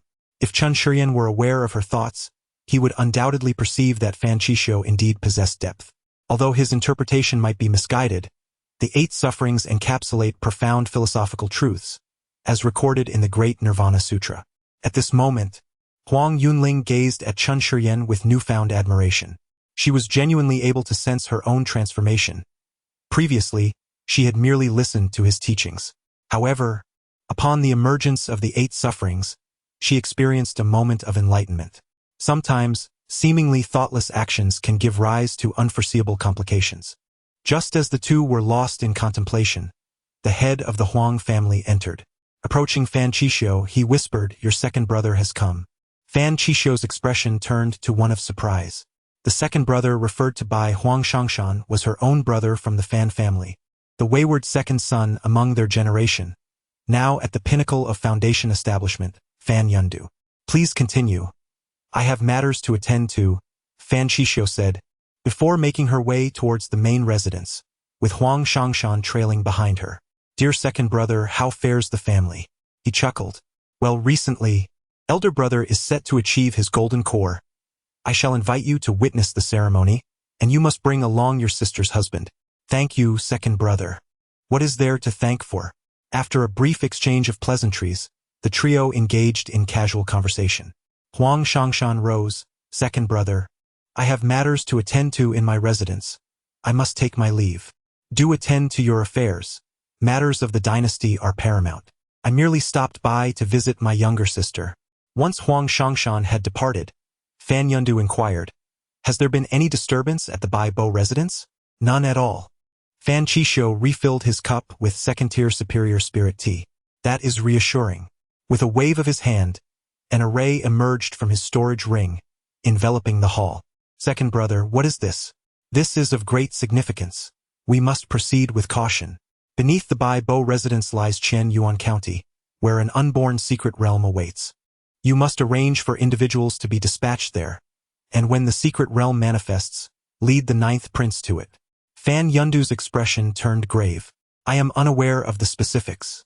Your task is simply to arrange for individuals to go to Chen Yuan County, When the secret realm appears, bring the 9th prince there at the earliest opportunity. Understood. Are there any prerequisites for those going to Chen Yuan County? 10 shall die, none shall survive. You will handle the arrangements. A terrifying glint flickered in Fan Yundu's eyes. Ensure the arrangements are flawless, lest the royal scrutiny catch wind of our plans. Fan Qishio nodded in agreement. Only after a considerable time did she finally move from her position. It seems the imperial city is on the brink of upheaval. It remains unclear whom our Fan family supports, and who is orchestrating these events. 10 shall die, 10 shall die indeed. Let us push that young man forward. Does he not aspire to be the county magistrate? Just as I was about to forge a connection with the 9th prince, this turmoil arises. A thought flickered in her mind, her eyes growing brighter. We shall see how matters unfold. If I can lend the 9th prince a hand at a crucial moment, the position of princess consort may not be beyond my reach. A nascent soul. The matriarch of this grand family is quite weary. How can one compare to a princess consort or even a future empress? Fan Qishio's eyes brimmed with avarice. Chapter 48. What wind is most terrifying? Huang Shangshan returned from the government office. Has second brother departed? Yes, he has. Alas, today has been rather eventful. Otherwise, I would have enjoyed a couple of drinks with him. This, of course, was merely a courteous remark. The noble families have never truly regarded us provincial clans. He was acutely aware of this fact, which is why these prominent families have, through generations, harbored the delusion of ascending to new heights of nobility. Unfortunately, the opportunities are scarce, and without the ability to shift positions, progress becomes impossible. As for the noble families advancing further, that would require the emergence of a transcendent being. But such occurrences are exceedingly rare, a mere 1 in a billion. The noble houses cannot rise. They are unable to create a new opportunity for themselves. Thus, they can only devise ways to drag down an existing family. In each contest for supremacy, the astute families diversify their bets, ensuring that regardless of the outcome, their status remains unshakable. Conversely, those families lacking successors must rely on fortune, risking their entire fortunes for the chance to secure a few hundred years of tranquility. Should they lose, they fade into obscurity over time. It is indeed a precarious existence, yet Huang Shangshan still yearned to become the head of a. Just like the Baibo, where the position of the governor continuously rotates among the noble families, firmly controlling the cultivation resources of the entire. Even in the presence of the 9th prince, they merely inclined their heads slightly, without the need for excessive reverence. Waiting for elder brother to attain the golden core. Today second brother came by to inform me of this news, and he will invite us to witness the ceremony. Is elder brother on the verge of achieving the golden core? Then second brother must be close as well. Before Fan Qishio could respond, Chun Shiyan entered the hall with Huang Yunling. Huang Shangshan gazed at Huang Yunling. Is this truly his daughter? Gone was the previous air of worldly weariness. She now appeared considerably more pleasant. Her demeanor surpassed that of a noble daughter, exuding the grace of a true lady from a prominent family. Then he glanced at Fan Qishio. Indeed, she bore a stronger resemblance to her mother. Chun Shiyan possesses some merit. You have come here for a reason? Fan Qishio inquired. Lord Taishan, Lord Taishui, my son-in-law has fulfilled his promise. Huang Shangshan noted Fan Qishio's lack of reaction and understood that she had approved of this. I have also been attentive to your matters during this time. However, there truly appears to be no deficiency. Perhaps you might wait a little longer? Chun Shiyan cursed inwardly. Damn it, even cultivating immortality is fraught with difficulties. The atmosphere within this government office is toxic. Regardless of one's temperament, once entering the bureaucratic realm, one inevitably becomes tainted by its essence. Throughout history, aside from that one monkey, none have escaped this law. Then my son-in-law shall wait a little longer. After exchanging a few more words, the two departed. Observing Huang Yunling following closely behind, he felt a twinge of surprise. Chun Shiyan cannot be retained. Should Yunling establish any connection with the 9th prince in the future, this cultivator will undoubtedly exploit it. How? Being astute, knowing when to advance and retreat, and even willing to lower oneself, such cultivators are truly formidable.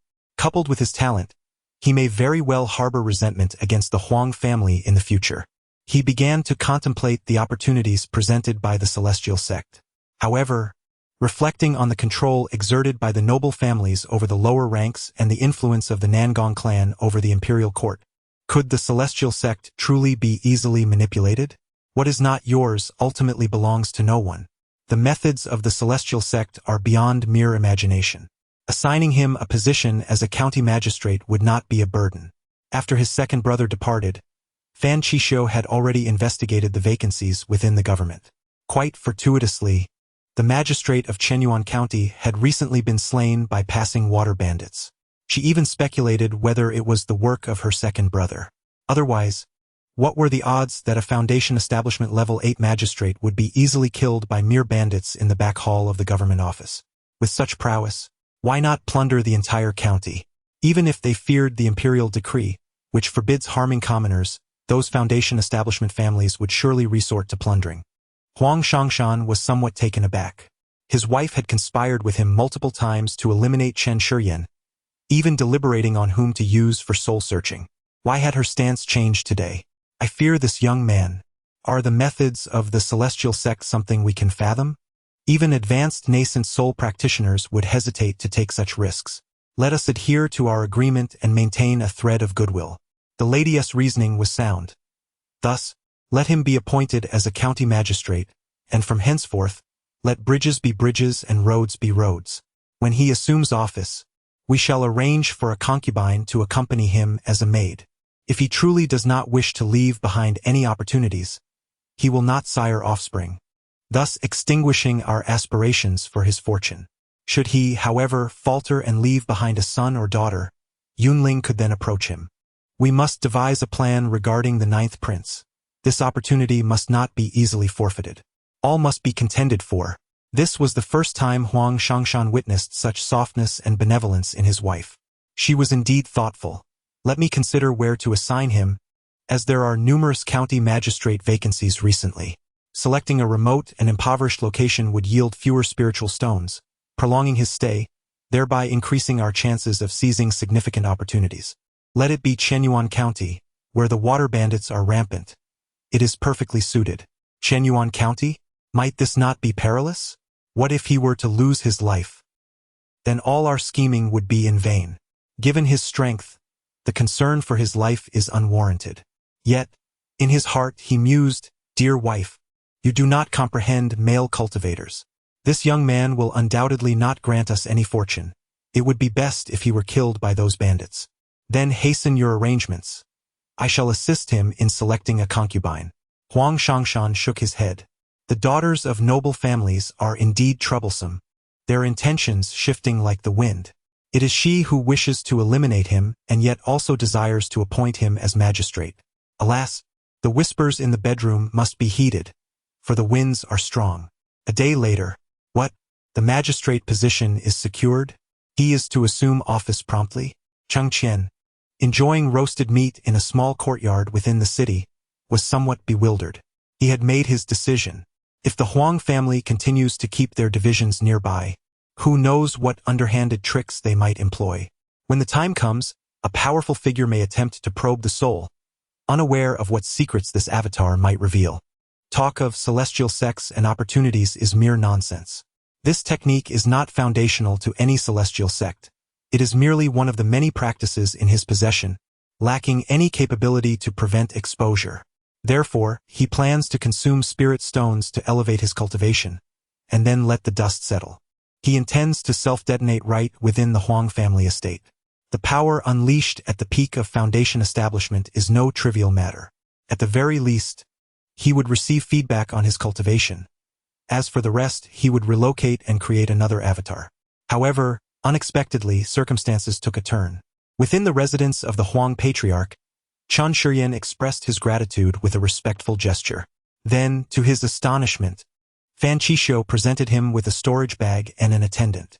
This is a token of appreciation for your diligent efforts during this time. Inside, you will find a communication talisman.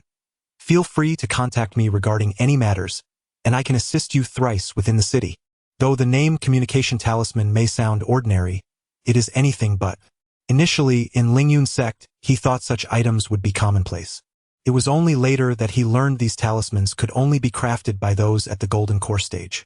Only the magical energy of a golden core cultivator can sustain sufficient information within the confines of a palm-sized space, enabling long-distance travel and complex array operations to locate a destination.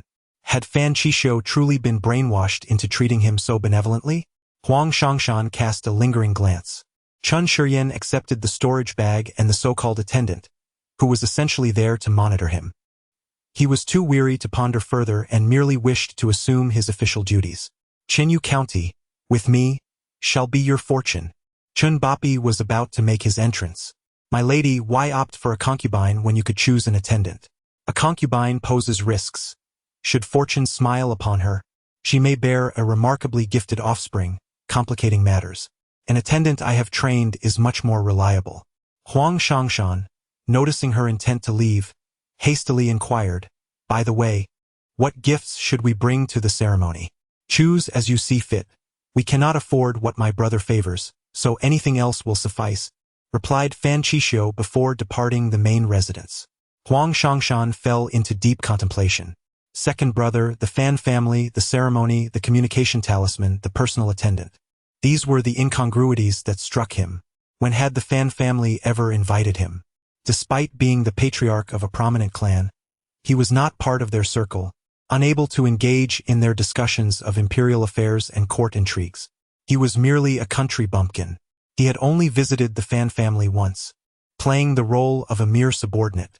Yet they had now taken the initiative to invite him, and his wife had even provided him with a communication talisman and a personal attendant. He sat in silence, tapping the table rhythmically, then suddenly halted, opening his eyes wide. Chun Shiyan and Chenyu County. There's something amiss, something grave. He rose and moved towards the exit. Someone, the steward of the Huang family's inner quarters, approached. Go and assign a few individuals to accompany Chen Shiyan to Shenyuan County, reporting on Chan Shiyan's circumstances and the events occurring in Shenyuan County on a monthly basis. Understood. After speaking, he turned to leave. This was Huang Shangshan once again making his voice heard. Return, take my token, and retrieve a communication talisman from the storage, to be used only in case of emergencies. Chapter 49. Arrival at Goose City. The flying boat was filled with cultivators, embarking on a journey to Shenyuan County. Each passenger paid 3 spirit stones, and the vessel departed once it was at full capacity, a convenience offered by the Bai Bo Prefecture. Chun Shiyan sat beside the window, gazing outside, reminiscent of his previous life traveling by bus. Most of the passengers were in the Qi refinement stage, with only a few at the foundation establishment stage, the majority being guards of the flying boat. The waters of Bai Bo Lake were not entirely tranquil. Have you heard? Our county magistrate was slain by water bandits. Indeed, I was in the county town during those days. Do tell more. The surrounding Qi refinement cultivators leaned in, intrigued. It happened at the magistrate's office. By dawn, the magistrate's head was gone without a sound. As for the water bandits, how could they possess such prowess? Breaching the office's formations and silently eliminating the magistrate? Rumors circulated outside, suggesting either an insider's betrayal or hired thugs from elsewhere. Chun Shiyan listened to their discussions, a flicker of anger igniting within him, soon replaced by calm. He was irked by the scheming nature of the Huang family's smiling tiger, yet rationalized that if fortune were to favor anyone, it would not be him. It was best to first observe his own county town. How deep could the waters of this small county be? Deeper than Lingyun Gate? 5 days later, he finally arrived at the loyal Shenyuan County. From the sky, he beheld a well-developed island, with the county town situated at its center, far more prosperous than he had anticipated, devoid of the poverty-stricken appearance one might expect. Chun Shiyan felt satisfaction wash over him. At the city gates, a line of individuals awaited on either side. Chun Shiyan stepped forward, producing the official seal, the key to the county's formations, inscribed with his name and bearing his spiritual consciousness imprint. This was the imperial authority to govern, controlling the grand formations at various city nodes through the official seal, thus ensuring adequate power and influence across cities of differing ranks. Should the spiritual imprint vanish, the seal would become void, signifying a loss of authority. Higher-level seals could revoke the powers of lower ones, which established the dominance of superior officials over county magistrates. Li family, accompanied by the county's pavilion chief, respectfully welcomes the magistrate. We honor the esteemed magistrate. County Deputy Do Zhengyuan, along with officials from the 6 ministries, extends a cordial welcome to the magistrate. We honor the esteemed magistrate. Chen Shurian wore a broad smile as he hastened forward. You are too kind. As I am new here, I look forward to your continued support. Please, let us proceed to the county office for a discussion. As he spoke, he retrieved the flying boat, the standard transport for the county office, akin to a public vehicle. Chen Shurian nodded in approval, having sensed the county's grand formation through the official seal. He then followed Do Zhengyuan onto the flying boat, with others gradually boarding behind them. Flying above the county town was a privilege of the government, whether by boat, sword, or other means of aerial travel. Only those affiliated with the government, bearing a waist badge or a grand seal, are exempt from the onslaught of the Great Formation. Before long, they arrived at the front of the county office. This establishment exuded a distinct aura of the cultivation world, perched atop a flattened hill, and it was the site of the second-tier superior spiritual vein, the principal spiritual vein of Chenyuan County. Situated at the heart of the city, the county office stood upon a lofty platform, offering a panoramic view of the entire county. After admiring the scenic vistas of the county, he waved away the various family officials, leaving only the clerks of the county office. Deputy County Magistrate Do, would you kindly make the introductions? My lord, after such a long journey, perhaps you should rest a while? Coincidentally, the esteemed Li Pavilion Master has arranged a few tables at our county's largest tavern, the Lin Yuan Tower, to welcome you. No need for that. Let us attend to official matters first. Your diligence is commendable. Do Zhengyuan refrained from further mentioning the welcoming banquet. My lord, allow me to introduce this gentleman, Tian Fusher Wenzhong, who oversees the affairs of spiritual and agricultural fields, as well as taxation. Chen Shurian nodded, recognizing him as the head of the Taxation and Agriculture Department. This is Li Zhigui, the Deputy Director of the Construction Department, responsible for refining tools, alchemy, and the maintenance and construction of various facilities in the county. Isn't this surname associated with the Li family? The construction sector certainly receives substantial allocations of spiritual stones. We must investigate to ensure that no one under his jurisdiction engages in corruption or illicit dealings, for those spiritual stones rightfully belong to him. This is Li Jiao, the Chief of Legal Affairs, who enforces the imperial laws, adjudicates cases, and upholds justice, overseeing the penal department responsible for executing punishments. Goodness, the representation of the Li surname seems rather prominent among this assembly. Upon hearing Li Jiao's name, Chen Shurian's heart skipped a beat, though he betrayed no outward sign of his reaction. Do Zhengyuan continued with the introductions. This is Wen Yuping, the deputy of the Household Registration Department, managing the household information of both cultivators and commoners. This is El Xing, the deputy of the Afterlife Department, in charge of all affairs related to the Hall of Afterlife, concerning the passage of both commoners and cultivators. Is this akin to a funeral home? Yet, I find it perplexing why such a department holds such high status. It seems there is a similar department within the capital as well. Has the narrative shifted? Is this no longer the realm of cultivation? What an odd turn of events. This is Yin Shiqing, the deputy of the task department, responsible for the distribution of various governmental assignments, contribution points, and the exchange of techniques and elixirs. After concluding the introductions, Chen Shurian instructed everyone to return to their duties. Calling for his assistant Do Zhengyuan, he entered the county office, proceeding to the inner chambers. His foremost desire was to ensure that the county operated according to his directives, and the first task at hand was to discern the loyalties of those under his command, who could be trusted, and who could be persuaded to become allies. Only when all ears inclined toward him could he realize his ambitions. Spiritual stones and resources for cultivation were his to command. Before him stood his deputy.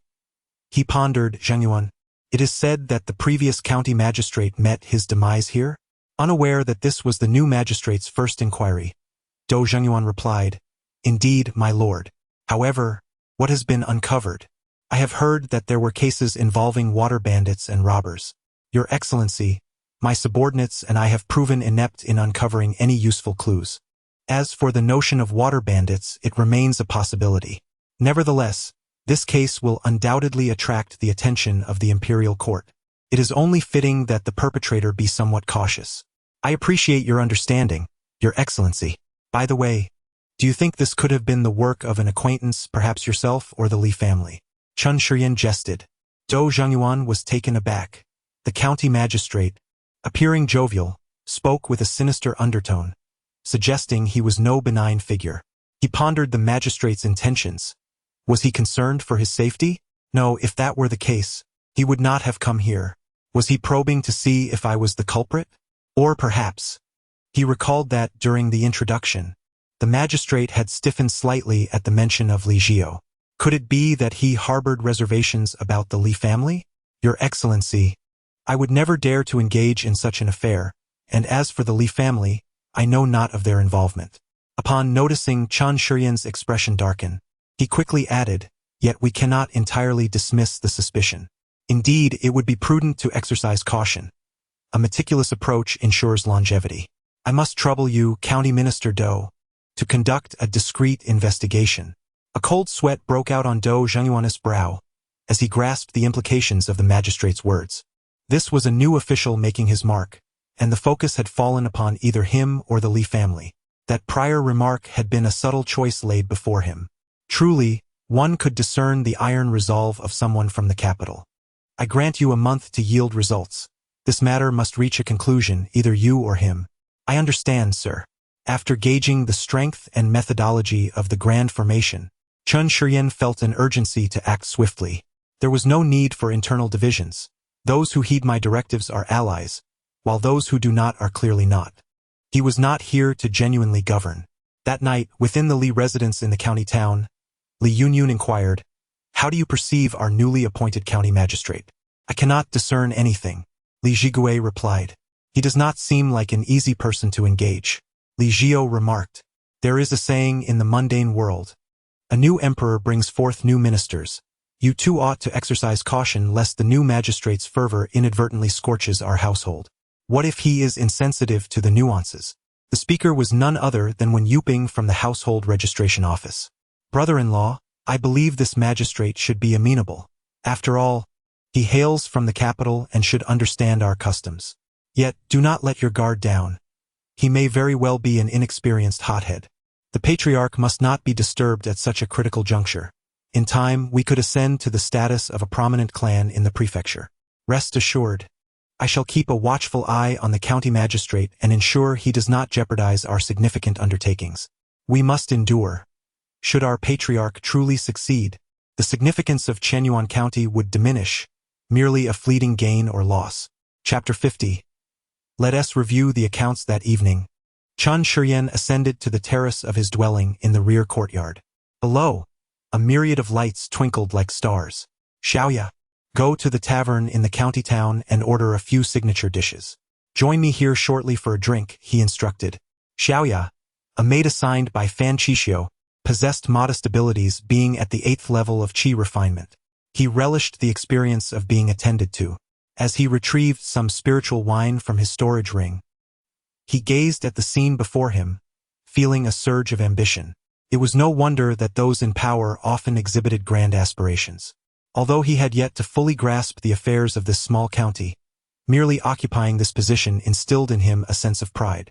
Such is the allure of officialdom. Before long, Xiaoya returned with several dishes. Chen Shiyan, thus engaged, savored the wine and food while contemplating his affairs amidst the glow of lights. It is often said that the first sword upon reaching the shore should be wielded against one's beloved, who, then, would be the target of his inaugural strike. After deliberation, he resolved to employ his expertise. Let us review the accounts, he thought, while also assessing the economic conditions of Chenyuan County. With a plan in mind, the wine grew even more delightful. He activated the grand formation and proceeded to the front courtyard, where he greeted the county magistrate. Along the way, several on-duty cultivators acknowledged him. Upon arriving at his office, situated just beyond the main hall through a courtyard, he waved his hand and summoned a junior clerk. "Magistrate," the clerk replied. "Summon Wu Guiming, Li Jigui, and In Shiqing," Chen commanded. "As you wish." Before long, the three arrived, landing gracefully on their flying swords in the expansive square before the county office. "Oh, the magistrate has summoned us," Yin Shiqing remarked with a smile. "Of course. Who could resist the allure of spiritual stones?" Li Jigui added. "It's a blessing, not a curse." "Let us go," Yin Shiqing said, leading the way into the magistrate's office. The trio entered the familiar back hall and saluted in unison. "My lord, today, you three shall assist me in reviewing the accounts so that I may ascertain our resources and avoid future administrative blunders," Chun instructed. The three exchanged glances, clearly taken aback by the magistrate's forthright manner. Noticing their hesitation, Chun continued, "What? Do you face any difficulties?" Yin Shiqing was the first to respond. "No difficulties, my lord. The accounts are in the task hall down the mountain. I shall fetch them. There's no need. I have already arranged for someone to retrieve them," Chun replied. The thoughts of Wu Guiming and Li Jigui echoed. "Since you've made the arrangements, how could we possibly object?" They exchanged glances, with Li Jigui's eyes seemingly conveying, "Look, the flames of scrutiny are upon us." He reassured himself that no issues would emerge, as the accounts were meticulously maintained by the family's seasoned bookkeeper. In contrast, Wu Guiming felt beads of sweat forming on his brow. A cultivator at the third level of foundation establishment, his perspiration was easily noticeable. Yin Shiqing discreetly sidled away from Wu Guiming, distancing himself slightly. Li Jigui remained composed, projecting an air of integrity. Chen Shiyan held a cup of tea, observing the actions of the three individuals, secretly amused. Perhaps his little brother was sweating profusely. "Please, have a seat. Bring tea." "Oh, Lord Wu, are you unwell?" No illness, no illness." Wait, there is some discomfort. I inadvertently strained a meridian during my cultivation yesterday, and it is now causing me vague pain.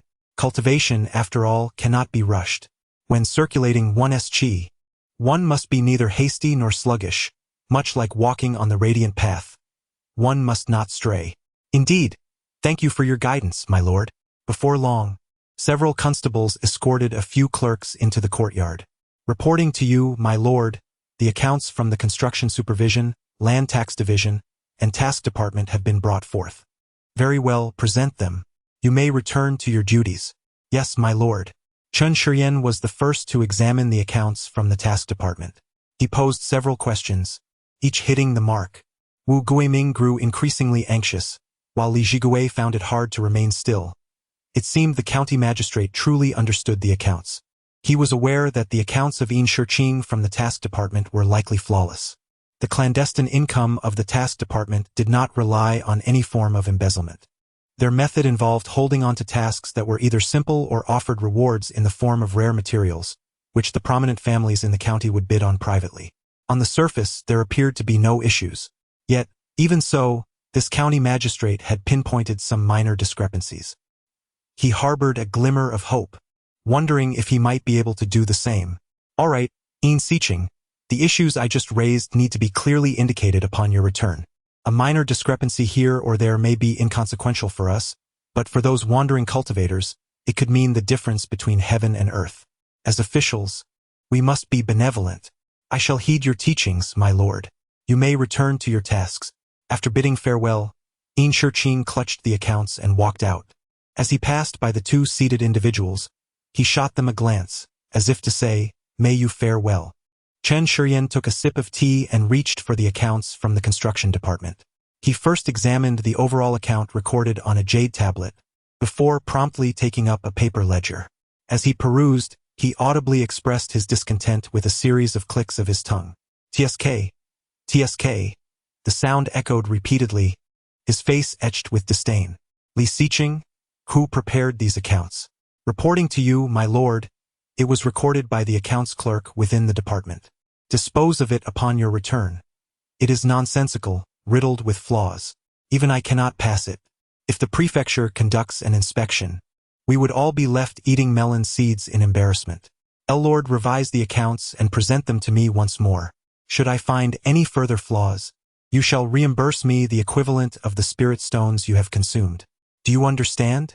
Yes, I understand, my lord." Off you go." Li Jigui tucked away the accounts and exited the office. Only after leaving the yamen did he exhale a sigh of relief. Just then, a foundation-building cultivator arrived on a flying sword, landing beside him. Second brother, what is happening? I heard the county magistrate intends to audit the accounts? Brother, you have arrived late. The audit is already complete.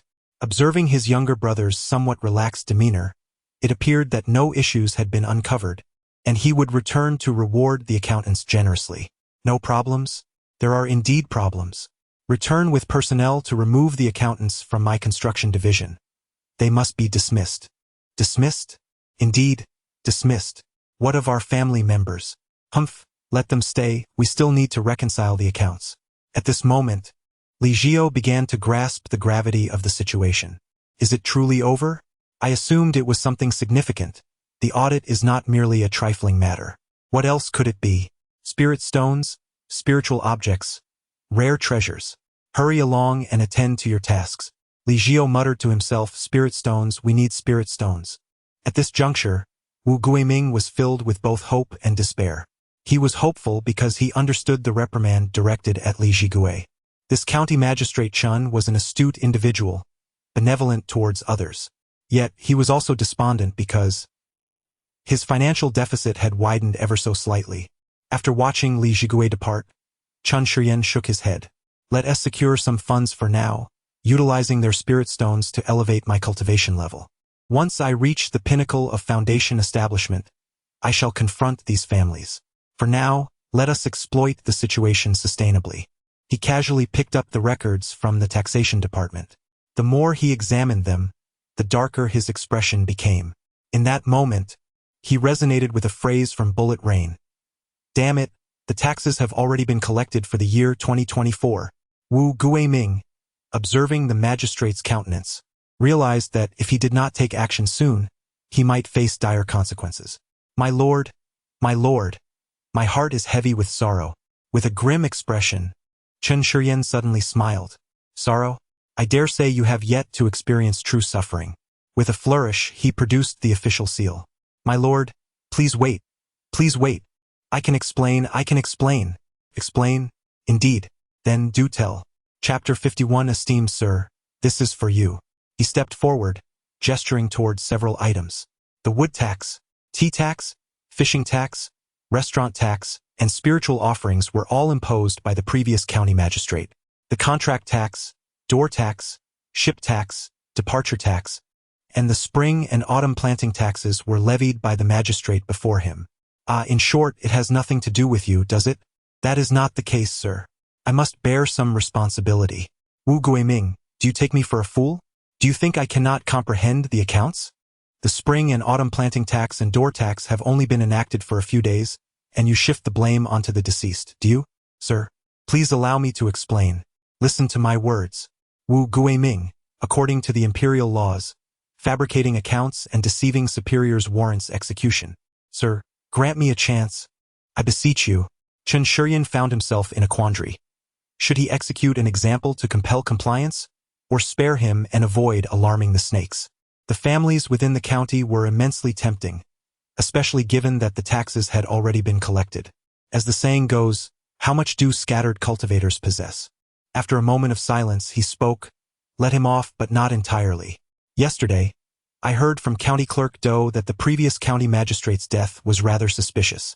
This statement left Wu Guiming bewildered. How did this matter relate?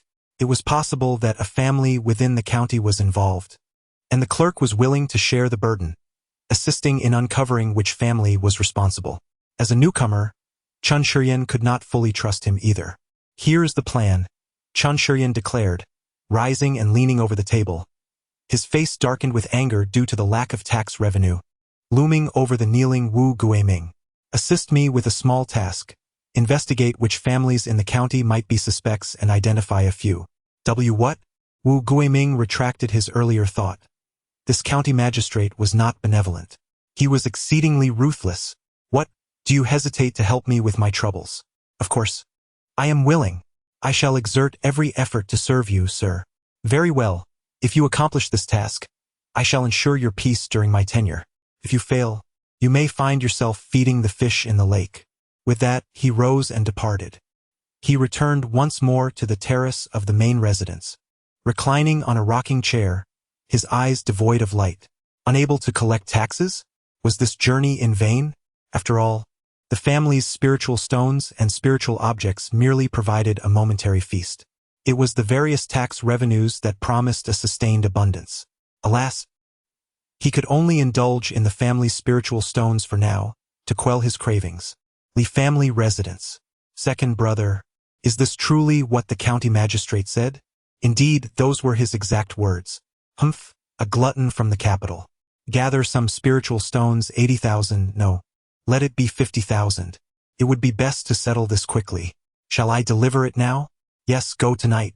It will show our sincerity. Li Jigui acquired the spirit stones, his corporeal form soaring through the air. The flying vessel and spiritual sword illuminated the night sky, rather conspicuously. The Li family, at this juncture, requires discretion. Is it not time for cultivation so late in the night? My lord, I am trembling with trepidation. With that, he produced a storage bag from his bosom and placed it before Chen Shiyan. Chen Shiyan did not hesitate.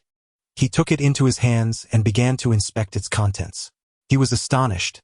How could a foundational family possess such a wealth of spirit stones? He had fallen prey to conventional thinking. Where was this place? It was Chenyuan County, part of Bibo Prefecture, not far from the central continent. In the realm of the Purple Lion dynasty, a fourth-grade superior spiritual vein existed in every prefecture, not to mention the fifth-grade spiritual vein clusters in the imperial city. It was said that they were nurturing a sixth-grade spiritual vein. As for the counties below, third and second grades were commonplace.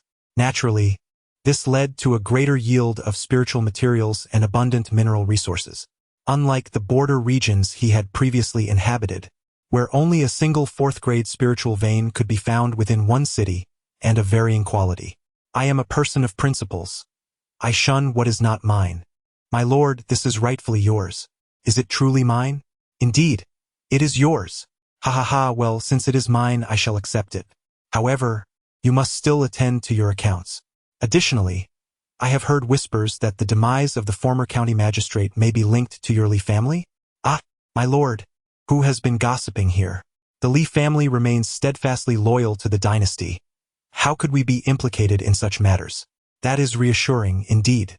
Otherwise, I would be at a loss for how to proceed. Li Jigui inwardly cursed. Truly, as the family head had remarked, this official from the prefecture was insatiable. The spirit stones were insufficient. More must be added. My lord, the Li family operates a shop in the city, yet it has been poorly managed, yielding only 30 to 50,000 spirit stones annually. It is quite a burden. I have heard that you have adept merchants among your ranks. Perhaps you could send someone to guide us, so we may learn the ways of trade in the prefectural city over 3 or 5 years. The profits could serve as tuition. Chen Shiyan recognized this as a request for additional spirit stones, yet found the time frame peculiar. Why 3 or 5 years and not 10 or 8? He chose not to dwell on it further, unwilling to expend unnecessary effort. His mind was preoccupied with tax collection. Taxes must be levied, for he had underestimated the wealth of the dynasty's citizens. He felt a pang of anxiety for nearly overlooking such a significant sum of spirit stones. As for the shop, I am not particularly enamored with spirit stones. Rather, I wish to acquire alchemical pills or rare materials that can restore my essence. I have a relative in the prefectural city who sustained grave injuries in a secret realm. Alas, his essence has been compromised. My lord, being a person of deep sentiment, you must know that Chenyuan County indeed possesses such items for restoring a cultivator's essence. Pray, do tell. Chen Shiyan grew serious. Matters concerning one's corporeal form must be treated with utmost gravity. The Ningyuan clam pearl, a gem produced by colossal clams that have long dwelled in the depths of spiritual veins, is indeed a treasure of remarkable quality. It all depends on fortune. However, by a stroke of luck, there exists a second-tier talisman within the family. Alas, how could I accept this? Chen Shiyan stood up, approached Li Jigui, and patted him on the shoulder, saying, "This shall be counted as your great contribution. Should any matters arise in the future, do not hesitate to seek my assistance." Li Jigui discerned that this was not merely an excuse from the county magistrate. There was a genuine need for such a spiritual artifact. Initially, he had considered offering it at a bargain, yet such an item is far from inexpensive, valued at 5 or 6 spirit crystals within the capital and the county city. It is said that in the imperial city, the price could soar by an additional 30%. Nevertheless, for this familiar yet somewhat unscrupulous county magistrate, it would be beneficial if he ceased to scrutinize the Li family. Under Chen Shiyan's subtle suggestion, Li Jigui returned to the Li residence to retrieve the pearl from the clam. Had Li Jigui not insisted on returning, Chen Shiyan would have insisted on sharing a few drinks with him. What a delightful surprise this was! Previously, due to possessing goods, he had not overly focused on acquiring the spiritual artifacts that would replenish his essence, concentrating instead on how to attain an official title. Now, having obtained the clam pearl and recognized it as a specialty of the Bibo prefecture, even Changqian, far away in the capital, felt a surge of excitement. Items that replenish one's essence are never too few. Old Patriarch, the items have been delivered. Do not allow that lad to ruin my plans. Even if he desires anything from the Li family, it can be granted to him. Understood. It appears there is concern that he may harbor resistance. The voice from within the formation spoke again. Yunyu, this is an immense opportunity for our Li family. Should we acquire the treasures from the secret realm first? We could undoubtedly make a resurgence in the outer domains. Attaining golden elixirs or even nascent souls is not out of the question. Rest assured, uncle. Yunyu understands the gravity of the situation. Very well, go forth. Under the cloak of night, as the gentle lapping of water against the shore echoed, Li Yunyu returned to the Li family. Meanwhile, Chen Shiyan in the government office gazed in the direction of the Li residence. The Li family, so straightforward, either does not value spirit stones or prefers not to entangle themselves with him further. Never mind. Chen Shiyan, being benevolent, decided to send Deputy County Magistrate Dou and others to pursue matters further. Unbeknownst to him, this seemingly small Chenyuan county was teeming with untapped potential. He intended to adhere to his previous plans, instructing those beneath him to engage in mutual conflict while he reaped the benefits from the fray, unaware that he was stirring a veritable hornet's nest. Chapter 52. A lesson or perhaps. Within the tranquil confines of the back office, Chen Shiyan concluded his meditation. The spiritual stones graciously offered by the Li family had been transformed into his cultivation. With an additional effort, he had attained the 8th layer of foundation establishment. Stepping onto the terrace, he stretched languidly. It had been several days, and Wu Guiming seemed rather oblivious. He indulged in a few bites of spiritual fruit, momentarily appeasing his hunger, before making his way to the county office's main hall. As if summoned by fate, Wu Guiming, whom he had just been contemplating, awaited him at the front of the hall. Upon seeing Chen Shiyan, he eagerly approached. My lord, I have conducted a thorough investigation over the past few days and made some discoveries. Is that so? I had thought you might have fled in fear of your crimes. My lord, how could I dare to do such a thing? Come with me. He led Wu Guiming to his office, where Chen Shiyan settled behind his desk, interlacing his fingers in a gesture of invitation for Wu Guiming to speak. My lord, through my inquiries, I have uncovered that the 3 wealthiest families in the county are all connected to the water bandits. Wu Guiming emphasized the significance of the word wealthy. He was not an ignorant cultivator. After being reprimanded, he should have delivered the tribute promptly. However, he truly possessed very few spiritual stones. Such a significant matter would require at least 30 to 50,000 spiritual stones. Not to mention that over the years, the bulk of the wealth had been seized by the county officials. He had only partaken of some meager resources and still needed to share the profits with his subordinates. Once the spiritual stones reached his hands, he was obliged to allocate a portion to his family as well. Wu Guiming was the sole foundation cultivator in his household. Fortuitously blessed with decent talent, possessing a low-grade dual spiritual root, and bolstered by some good fortune, his family unexpectedly acquired a spiritual fish, which was purchased by a prominent family in the county town. With the family savings, he managed to buy a foundation establishment pill, thus achieving his status as a foundation cultivator. The burden of the family's cultivation expenses rested squarely on his shoulders. While the family's daily earnings yielded a modest surplus, the prospect of nurturing another foundation cultivator was exceedingly challenging, relying solely on Wu Guiming's contributions. Had Chen Shiyan been aware of this situation, he would undoubtedly recall his days at Lingyun Workshop. The income here was indeed substantial, yet the costs of daily cultivation were not negligible. Only a family of foundation cultivators could be considered to have made any headway. After accounting for his own cultivation needs, he devoted the remainder to supporting his family, in hopes of nurturing a second foundation cultivator. This way, he could relieve some of his burdens and repay the family's kindness. Thus, even now, despite being in the most affluent office, he found himself lacking in spiritual stones. Observing Chen Shiyan's lack of response, Wu Guiming continued, "The water bandits prowling in our vicinity belong to a faction known as the Tianhua Water Bandits. The leader of these bandits possesses an unclear level of cultivation, appearing and disappearing without a trace. The county has attempted to encircle them multiple times, yet all efforts have proven futile. In our county, they exert little effort. The faction operating near our Chenyuan is led by a notorious figure, the Flood Dragon, known as Zhao Deong, with a cultivation level around the 8th or 9th layer of foundation establishment. After several days of investigation, I have gathered some evidence linking the Zhai Tian and Hong families to the Flood Dragon." Chen Shiyan initially intended for Wu Guiming to extricate the Li family, but instead, a few colluded with the water bandits appeared. In his official capacity, he aimed to bring prosperity to the region. While Chen Shiyan sought spiritual stones, he remained diligent in his duties. Allow me to elaborate on the circumstances surrounding these families. Upon hearing Chen Shiyan's pronouncement, Wu Guiming felt a wave of relief wash over him. After returning home that day, he meticulously pondered every moment when Chen Shiyan had reprimanded him.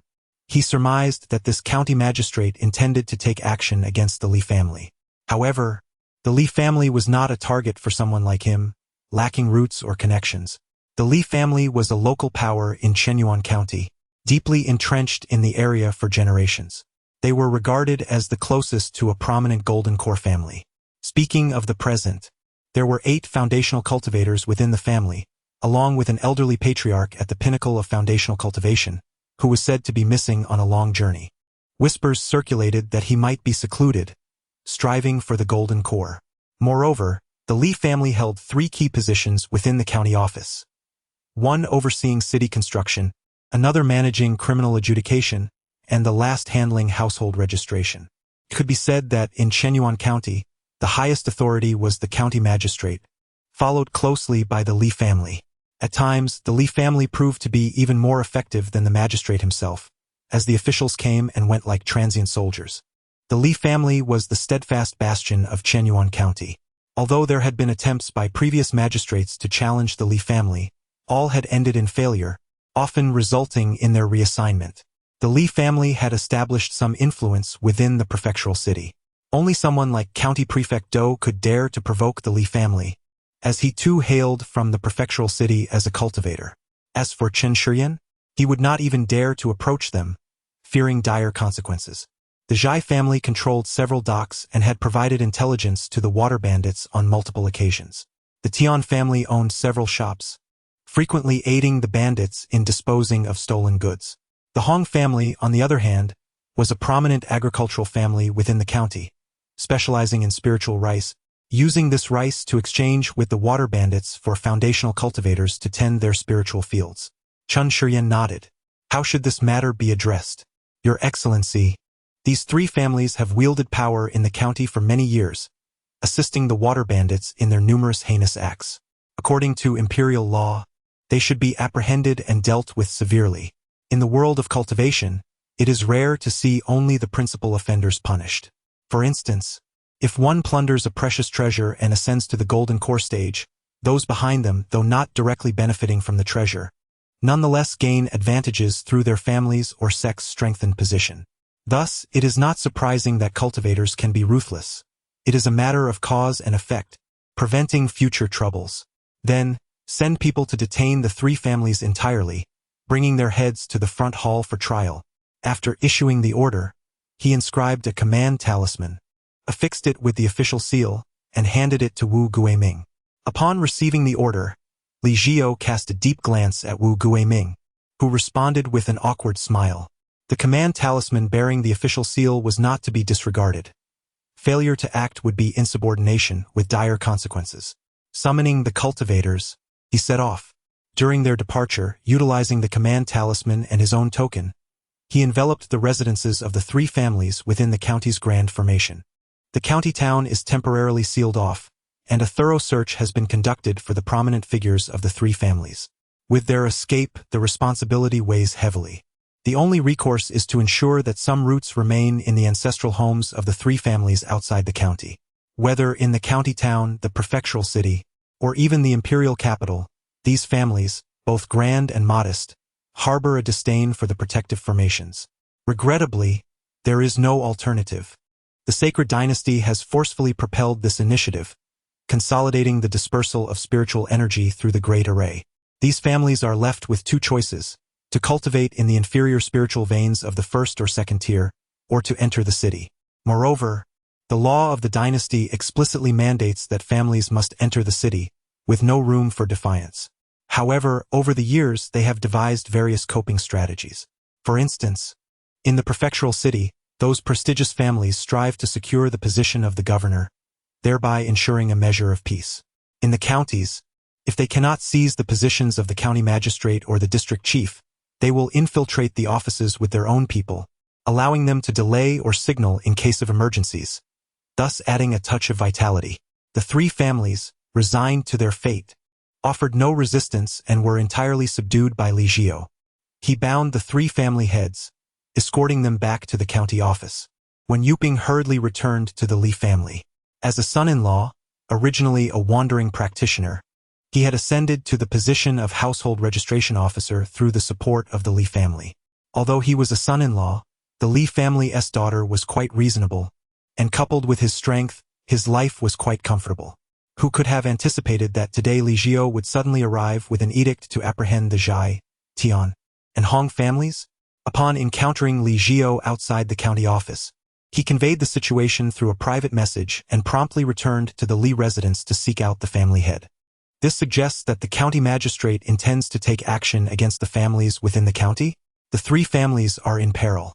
It remains uncertain whether this is a case of killing the chicken to scare the monkey, prompting these affluent families to show their allegiance sooner, or if, do you mean to say they have set their sights on us? Caution is warranted. Should we take action? When Yuping made a cutting gesture, let us observe further. Sometimes stillness is more advantageous than action, especially since we have invested significantly. Chapter 53. The County Magistrate of Annihilation. Upon ascending the platform, the magistrate commanded with authority, yet his presence lacked the gravitas expected. A minor official raised his voice, prompting a twinge of disappointment in Chen Shurian. Bring forth the individuals, he ordered. The judge. Legio responded. All three families are detained, and their heads have been brought to the main hall. Chen Shurian nodded, gesturing for Legio to return the official decree he had presented. He reaffixed the Great Seal and entrusted it to the clerk recording the proceedings, as it was imperative to retain this document. Wu Siding, please elucidate the evidence, he instructed. Wu Guiming's countenance darkened as he inwardly cursed Chen Shurian for his treachery. It was outrageous. He had complied with the demands to eliminate several affluent families and delivered the decree, yet now he was compelled to stand forth and disclose these matters. The blame for this debacle lay squarely upon him, and he pondered how his peers would perceive him in the county, not to mention the influence of the local clans. Truly, he was a pawn of the capital's machinations. How insidious! With a wry smile, Wu Guiming stepped forward under the scrutinizing gazes of the assembled officials. Having embarked on this treacherous path alongside the magistrate, he felt resigned to its course. In the hierarchy of power, he lacked a patron and could only acquiesce to their will, hoping to preserve his own life. He recounted the evidence, the investigative process, and the crimes involved, and after bowing respectfully, he returned to his prior position. Chen Shurian cleared his throat, nearly interjecting with a speech before recalling that this was a matter of adjudication, not oration. Do any of you have objections? He inquired. Tian Baoxian was the first to respond. Your Honor, you must see that our Tian family has engaged in open trade. If Wu Darren claims these are stolen goods, we accept that designation. However, the accusation that we knowingly concealed this information, actively participated in the fencing of stolen property, or facilitated its sale is a grave injustice to our family. With sellers approaching and buyers interested, we were indeed incapable of discerning the origins of these items. We could hardly refuse legitimate business. Tian Baoxian believed his culpability could be easily absolved. It was merely a matter of accepting punishment for possessing stolen goods. The magistrate sought only to extract some benefit, and while his reasoning bore merit, the adage held true. Without trade, there would be no bloodshed. It was, after all, your actions that provided the impetus for the water bandits' plundering. In this matter, you are ultimately in the wrong. According to the law, what shall be the consequence? Li Jiao, could you enlighten this esteemed head of the Tian family? Yes, Your Honor. According to the law, the purchase and sale of stolen goods warrants the forfeiture of all profits, and the responsible parties shall be exiled to the frontier. Chen Shiyan was dissatisfied with this verdict and glanced at Wu Guiming, who gritted his teeth, resolved that the three families must perish for him to find peace. With matters having reached this point, there was no turning back. Your Honor, he declared, even if we consider the Tian family's assertions, they have indeed transgressed by harboring, transferring, concealing, and acquiring substantial quantities of stolen goods, failing to report the presence of these dubious merchants. Therefore, the penalties should be consolidated, and according to the law, the sentence is death. The entire clan stands guilty. Li Jiao gazed in astonishment at his former, timid colleague, feeling as though he barely recognized him. You, Wu Guiming, your malice knows no bounds. Are you not afraid of losing your footing in this county of Chenyu? Humph, colluding with water bandits and severing ties with the dynasty, how can I be deemed malicious? As for whether I can maintain my position, there is no need for the head of the Tian family to fret. Chen Shiyan nodded in satisfaction. Indeed, Wu Xiqing, your expertise in the law is commendable. I believe the position of judge suits you well. I dare not presume, Li Jiao quickly interjected, eager to express his stance. He had merely intended to gauge Chen Shiyan's attitude, nearly jeopardizing his own position in the process. This magistrate is evidently intent on extinguishing the three families. Ha ha ha, do not be alarmed. I was only jesting. You shall preside over the remaining two cases. I am curious to see how you, the judge, will adjudicate. As you command. Li Jiao, compelled to face the scrutinizing gazes of the heads of the two families, steeled himself and commenced the deliberation. With the magistrate's stance established, he disregarded the predatory glares of the Zhai and Hong family heads. After a spirited exchange with the two, he pronounced his verdict with gravity. The Hong family, involved in the trafficking of cultivators, mistreatment of practitioners, collusion with bandits, and unlawful punishment, faced multiple charges and, by law, deserved execution, with the entire clan subjected to the same fate. The Zhai family, in collusion with water bandits and slaughtering practitioners, equally warranted execution, with their entire lineage facing the same fate. My lord, the examination is complete. Very well, then let them all be executed. By the way, ensure those who fled from the ancestral home are rounded up. A family must remain whole to enjoy their fortune together, and they must also bear the consequences together. As he beheld Chen Shiyan's smiling countenance, a chill ran down Li Jiao's spine. The casual intent to annihilate three families was chilling. The justification of water bandits was indeed a convenient pretext. Reflecting on his own family, the rationale could not be more fitting, and it did not even account for the myriad of crimes. The Li family was indeed complicit. The previous magistrate had brought a mysterious powerful figure to carry out the killings, trading a secret map for the magistrate's head, claiming it was a personal vendetta. It was puzzling how the elder head of the family had consented without hesitation upon seeing the secret map. The imperial edict for apprehension was more than sufficient for the Li family. To assassinate an official, even to ambush a superior, the consequences of such actions were chillingly clear.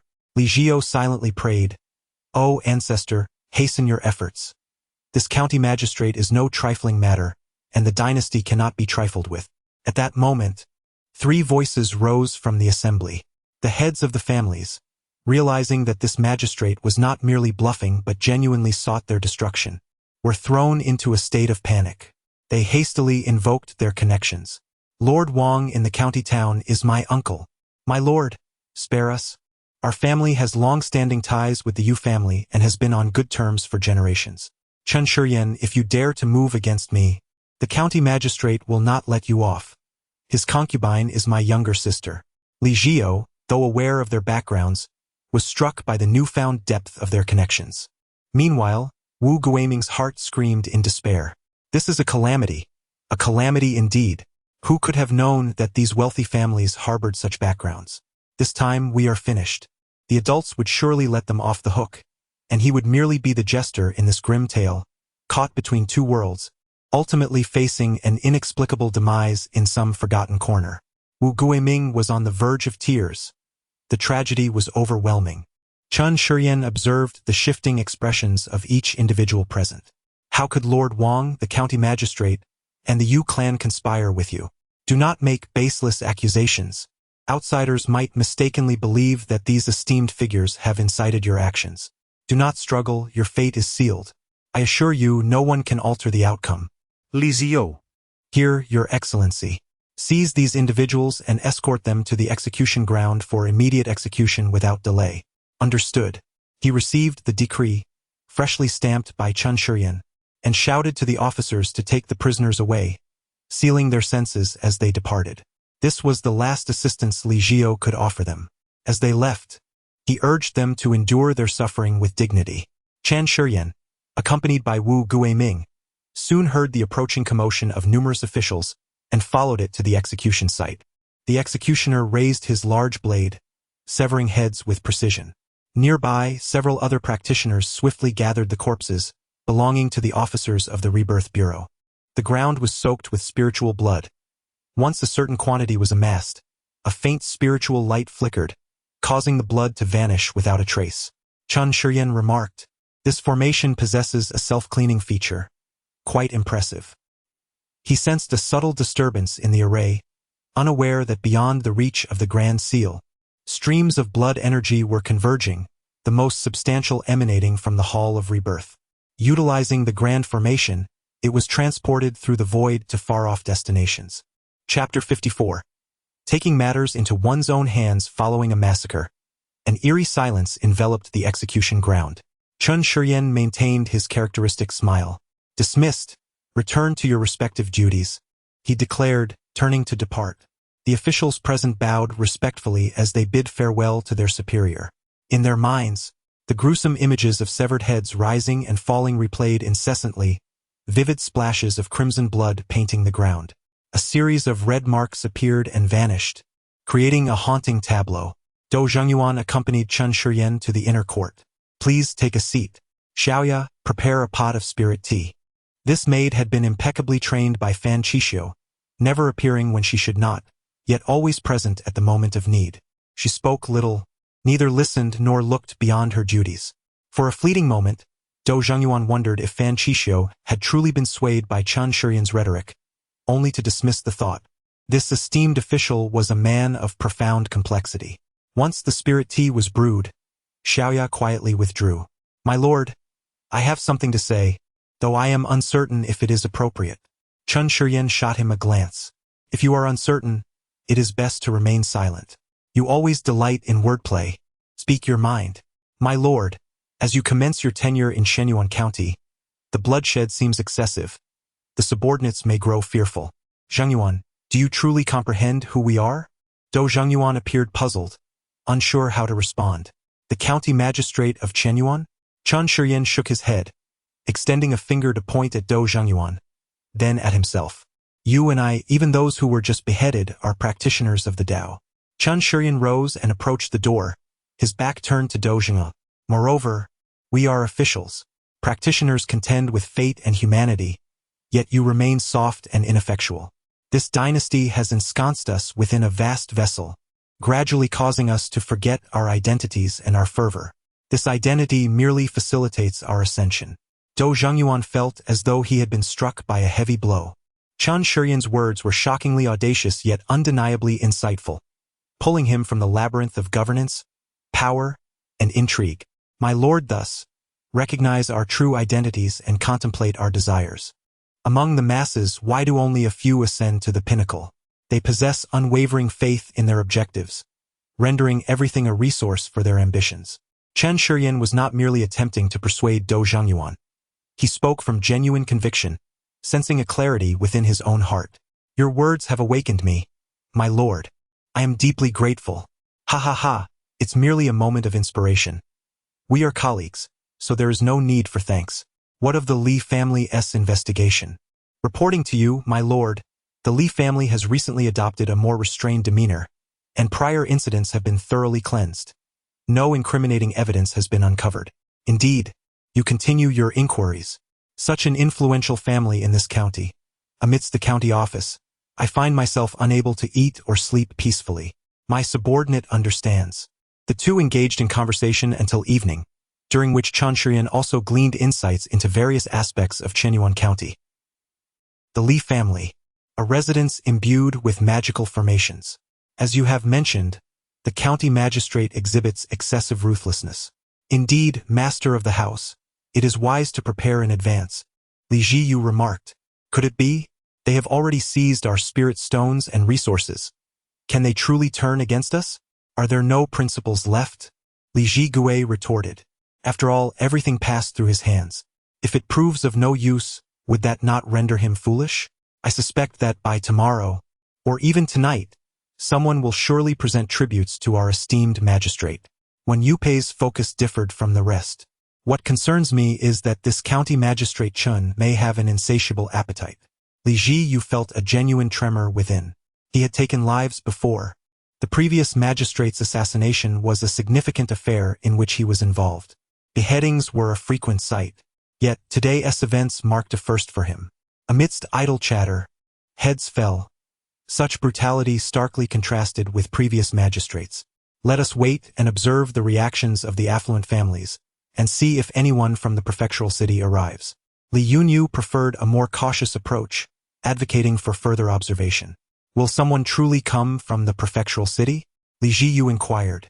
Soon. You must arrange for someone to rush to the prefectural city to report.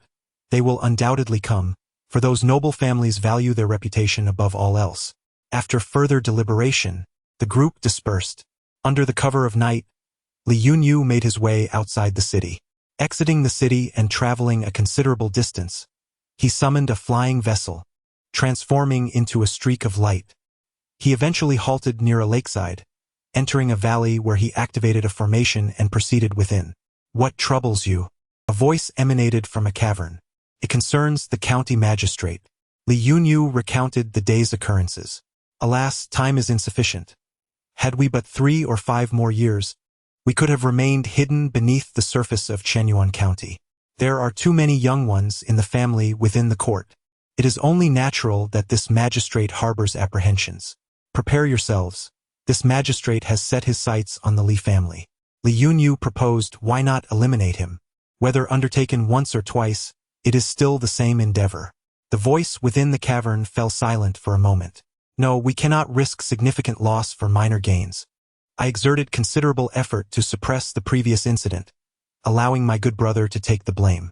Should we encounter a similar situation, the capital city may very well send someone.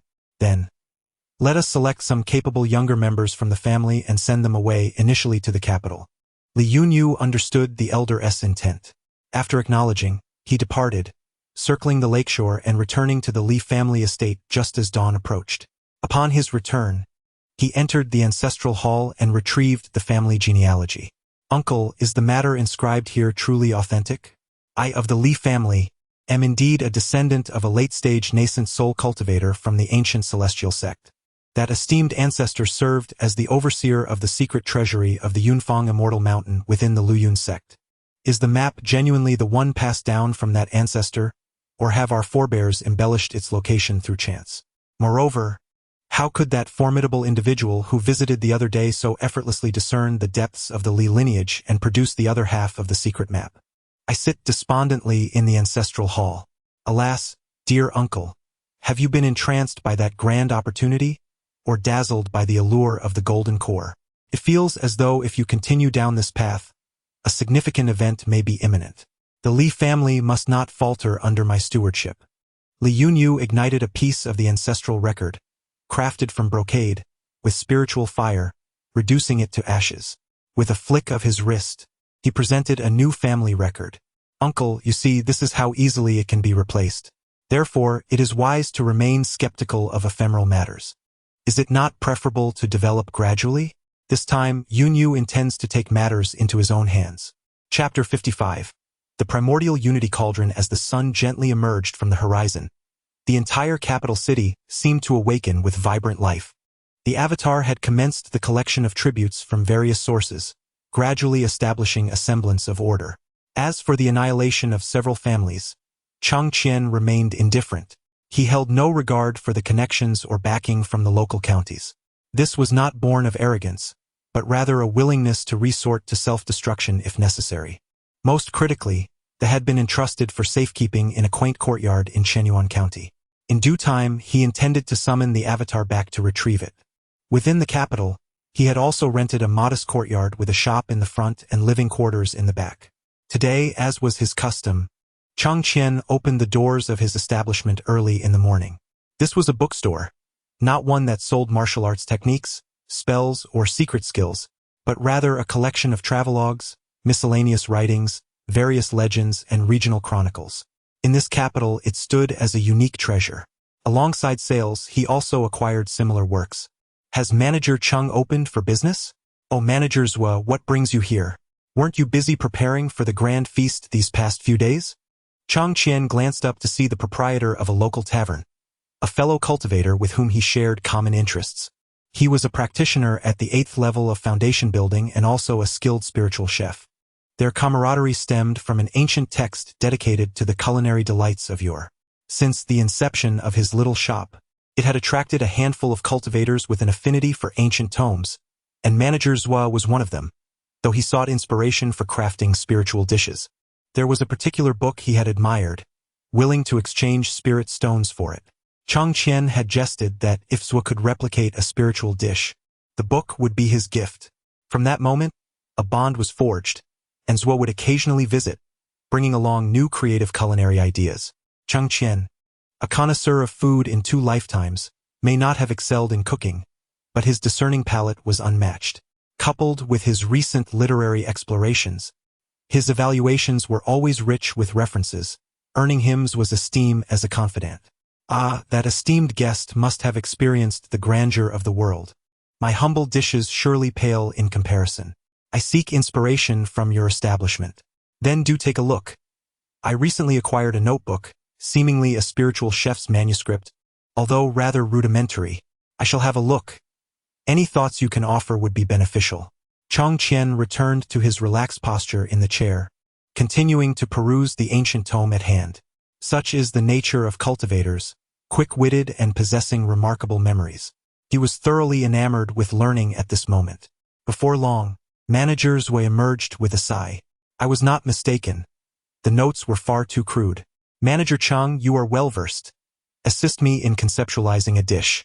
Chang Qian set aside his travelogue. What patron has rendered you so uncertain? Managers were instinctively glanced around and then whispered, the 9th prince is to grace my humble shop. Ah, no wonder. A royal scion of untold wealth surely possesses discerning tastes. Not only high standards but also numerous demands. Let me hear your thoughts. I shall ponder a solution for you.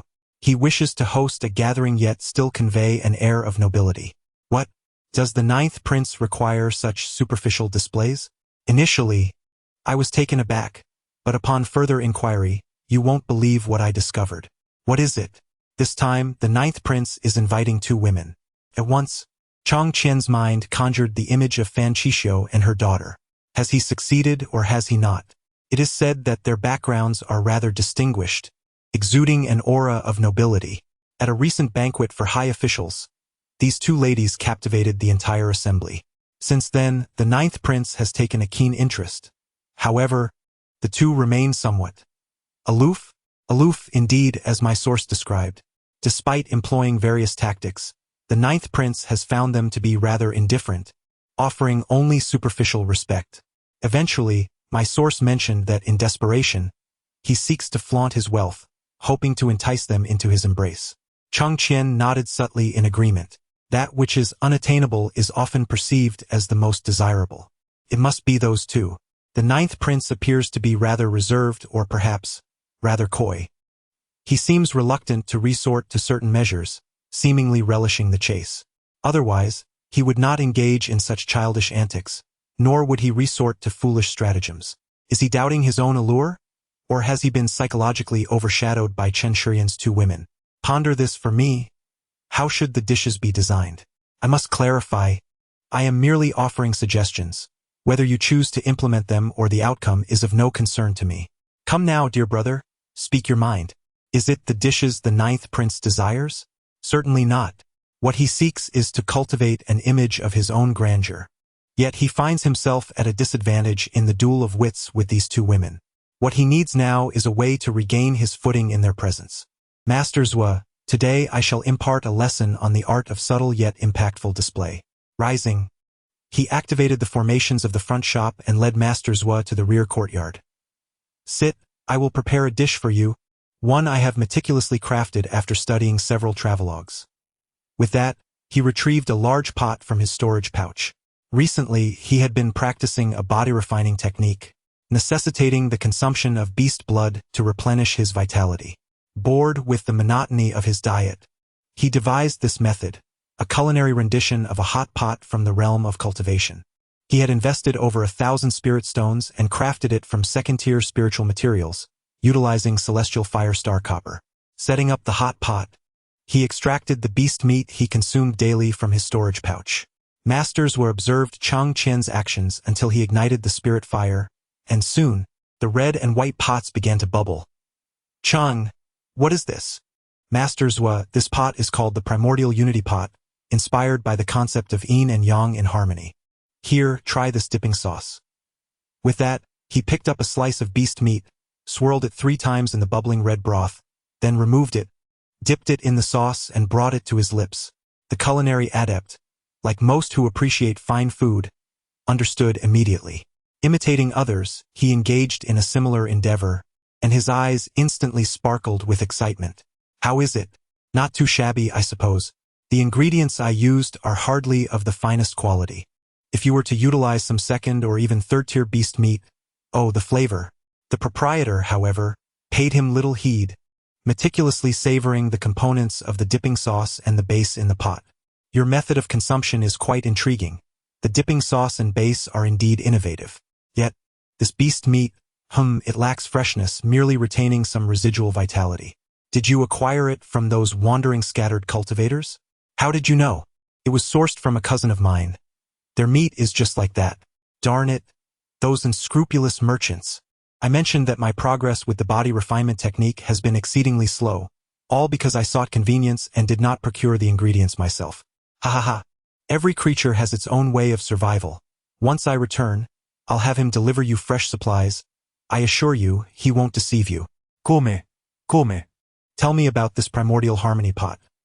Chang Qian has crafted an elaborate concept, speaking of yin and yang, heaven and earth. The proprietor's eyes gleamed even brighter.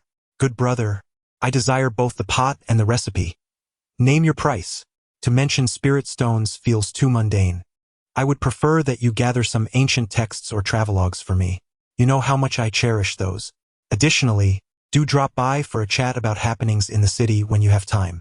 Your information network is well connected, while I remain quite isolated. I cannot remain oblivious to the world outside. Then I shall not be polite, dear brother. I am in a hurry to prepare for a grand feast. Once this matter is settled, I shall express my gratitude properly. Chang Qian escorted the proprietor to the street, a profound smile gracing his lips. This dynasty values regulations above all, adhering strictly to them. Such occurrences are rarely seen in public. What should be clandestine affairs are now common knowledge among cooks, and it's bound to create quite a stir. He was indeed curious to discover what antics the ninth prince and the enchanting twin sisters might concoct. After hearing this news, he planned to summon his avatar back post-haste, to deliver the condensed essence clam pearl and the spirit stones he had recently acquired. Simultaneously, he wished to inquire about the progress of his companion's endeavors. He was particularly eager to learn how the esteemed Taishan, his counterpart, was faring, especially since his own identity was but a fade, while Taishan had already sired children. This delightful amusement, he was certain, was destined to unfold. Chapter 56. The Bao Step and the Moon Balance. The Guolan building is a grand establishment within the Bai Bo mansion, owned by a cultivator of the third layer of the Golden Core stage. The chief steward, known as Old Zwa, serves as both the manager and the head chef, possessing considerable skill in the culinary arts. Upon returning to the Guolan building, he ventured into the kitchen to replicate the recipe provided by Chang Qian, crafting a sauce and a broth base. He engaged in a continuous process of experimentation, adjusting various seasonings, some of which even incorporated second-tier spiritual materials. Ultimately, he concocted a mixture that met his satisfaction. He summoned a craftsman to a forge to create a magical artifact for hot pot, distinctly different from Chang Qian's mere enhancement of materials. This was a genuine magical tool, capable of being utilized in combat. Embedded within it were fire crystal stones, allowing it to generate heat without the use of spiritual flames. Go fetch the owner, he instructed, and inform him that we have made progress regarding the grand feast. After issuing these commands, he continued delegating tasks, slicing the meat of a second-tier demon beast, delicately peeling the skin of a spiritual fish, methods that Chang Qian had imparted to him. The quality of the food was secondary. What truly mattered was the presentation. For instance, when referring to the first-tier weaving bristle hedgehog meat, one might say, "This is the back meat of the weaving bristle hedgehog," which lacks sophistication. However, if one were to say, "This exquisite two-tail cut is derived from the spine of a several thousand-pound hedgehog, from which we have extracted only this essence," the perception shifts entirely. He grasped Chang Qian's intent thoroughly and even elevated it further. Take, for example, the spiritual fish. Though it was of the second tier, he utilized only the skin which, when immersed in his meticulously crafted broth, resulted in a chewy, bouncy texture that transformed into pure spiritual energy upon chewing. The emphasis was on luxury, novelty, and intrigue. Before long, the owner arrived in the kitchen. "Old Zwa, have we made any progress?" His gaze was drawn to the peculiar large pot. As a seasoned gourmand, he had seen much, but such a vessel was truly unprecedented. "Come, master, taste my primordial essence pot," Old Zwa invited, guiding the owner through each sampling while elucidating the origins of the pot and the selection of ingredients. The seasoned gourmet was taken aback. As a golden core true immortal who had mingled in the imperial city for many years, he had encountered extravagance in various forms. At that moment, he felt as if he had glimpsed the legendary dragon's liver and phoenix's marrow from ancient tales, a refinement that was nothing short of opulent. Particularly, Old Zwa's seemingly simple descriptions resonated with an air of sophistication in his ears. "Old Zwa, you have done well. This endeavor should prove fruitful. But we must also invite the ninth prince to sample it. You must explain the details to him as well. Timeliness is of the essence.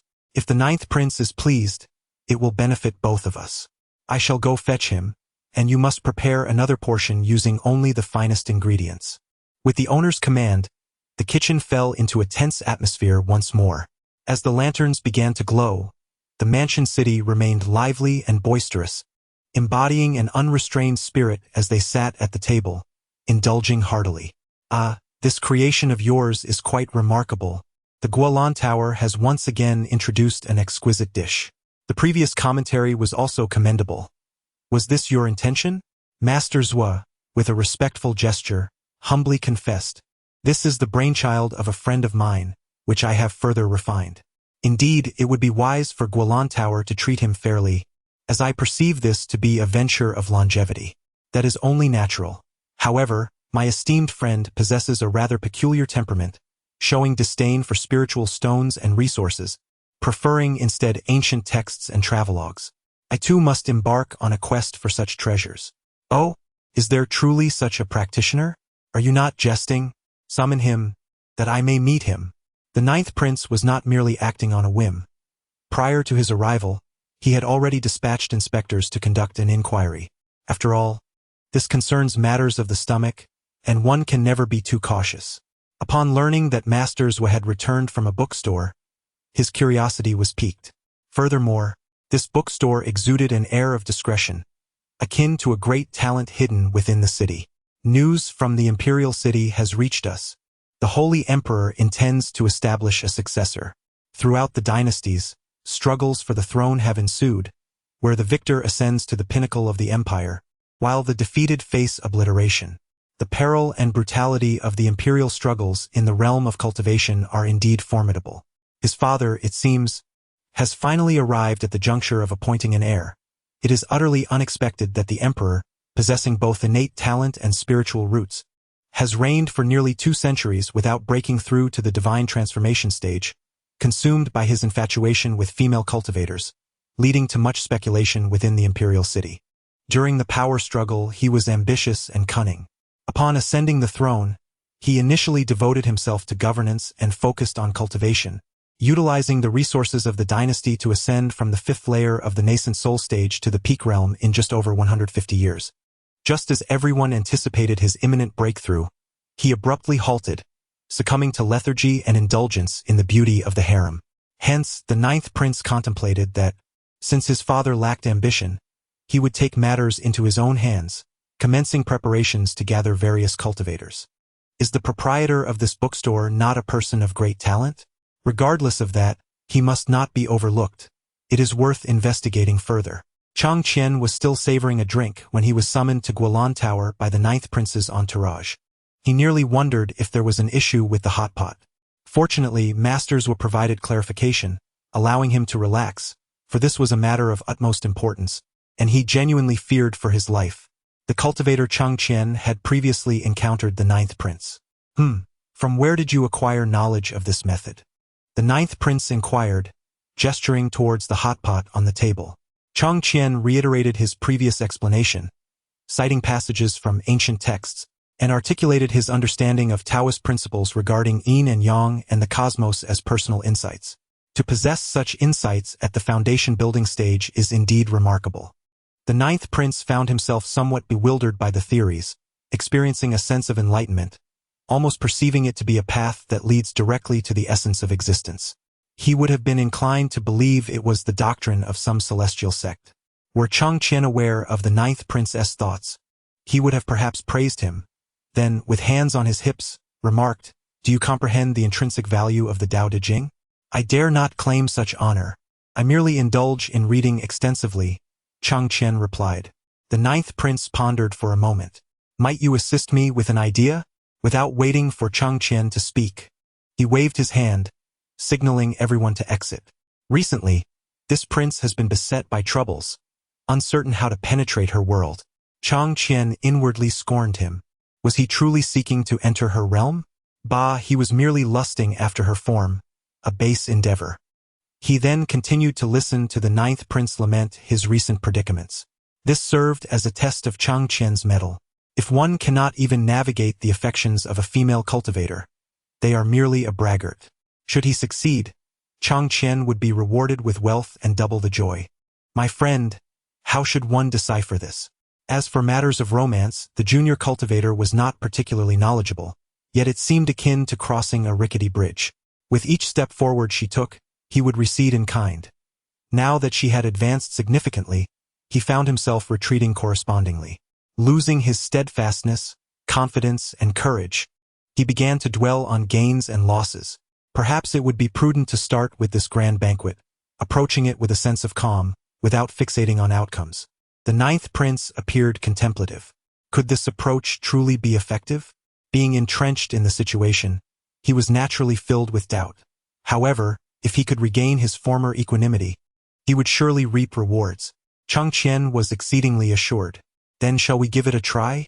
It is worth a shot. Very well, if this endeavor succeeds, I shall grant you a fortune. Meanwhile, Chang Qian internally exclaimed, how can one unravel a situation when tutored by the same master? Chen Shiyan, hurry back and lend a hand. Do not allow Fan Qishio to meddle further. Do not become so enmeshed in your own theatrics that you cannot extricate yourself. In Shenyuan County, Chen Shiyan, who was engrossed in absorbing spirit stones for cultivation, opened his eyes. After briefly organizing the affairs of the government office, he took the spirit stones, acquired a pearl, and set off in the official flying boat, hastening to the capital overnight. Is this considered personal use of public transport? He pondered suddenly aboard the flying vessel. Chapter 57. The 9th Prince's emotional entanglement in the realm of the imperial court. The flying vessels of the government command a level of respect that few dare to challenge. Upon his return, Chen Shiyan hastened back to the capital city. Arriving within 2 days, Chang Qian, who had been waiting for him, merely brushed past him without lingering. After completing the exchange, he returned directly to the Huang residence. Given his newfound connection to the prince, he was now tasked with strategizing for him. Meanwhile, his other self maintained the identity of Huang Yunling's partner. Their acquaintance could potentially raise the prince's suspicions, so exercising caution was prudent to avoid jeopardizing the plans of both mother and daughter, as well as the autonomy of his other self. Upon arriving at the Huang residence, Chen Shiyan was met with surprise from the household staff and members, who appeared eager to witness the unfolding drama. "Ah, the son-in-law has returned. Has he come back due to the young lady's affairs? I wonder if he will cause a scene," they whispered among themselves, their faces betraying a knowing amusement.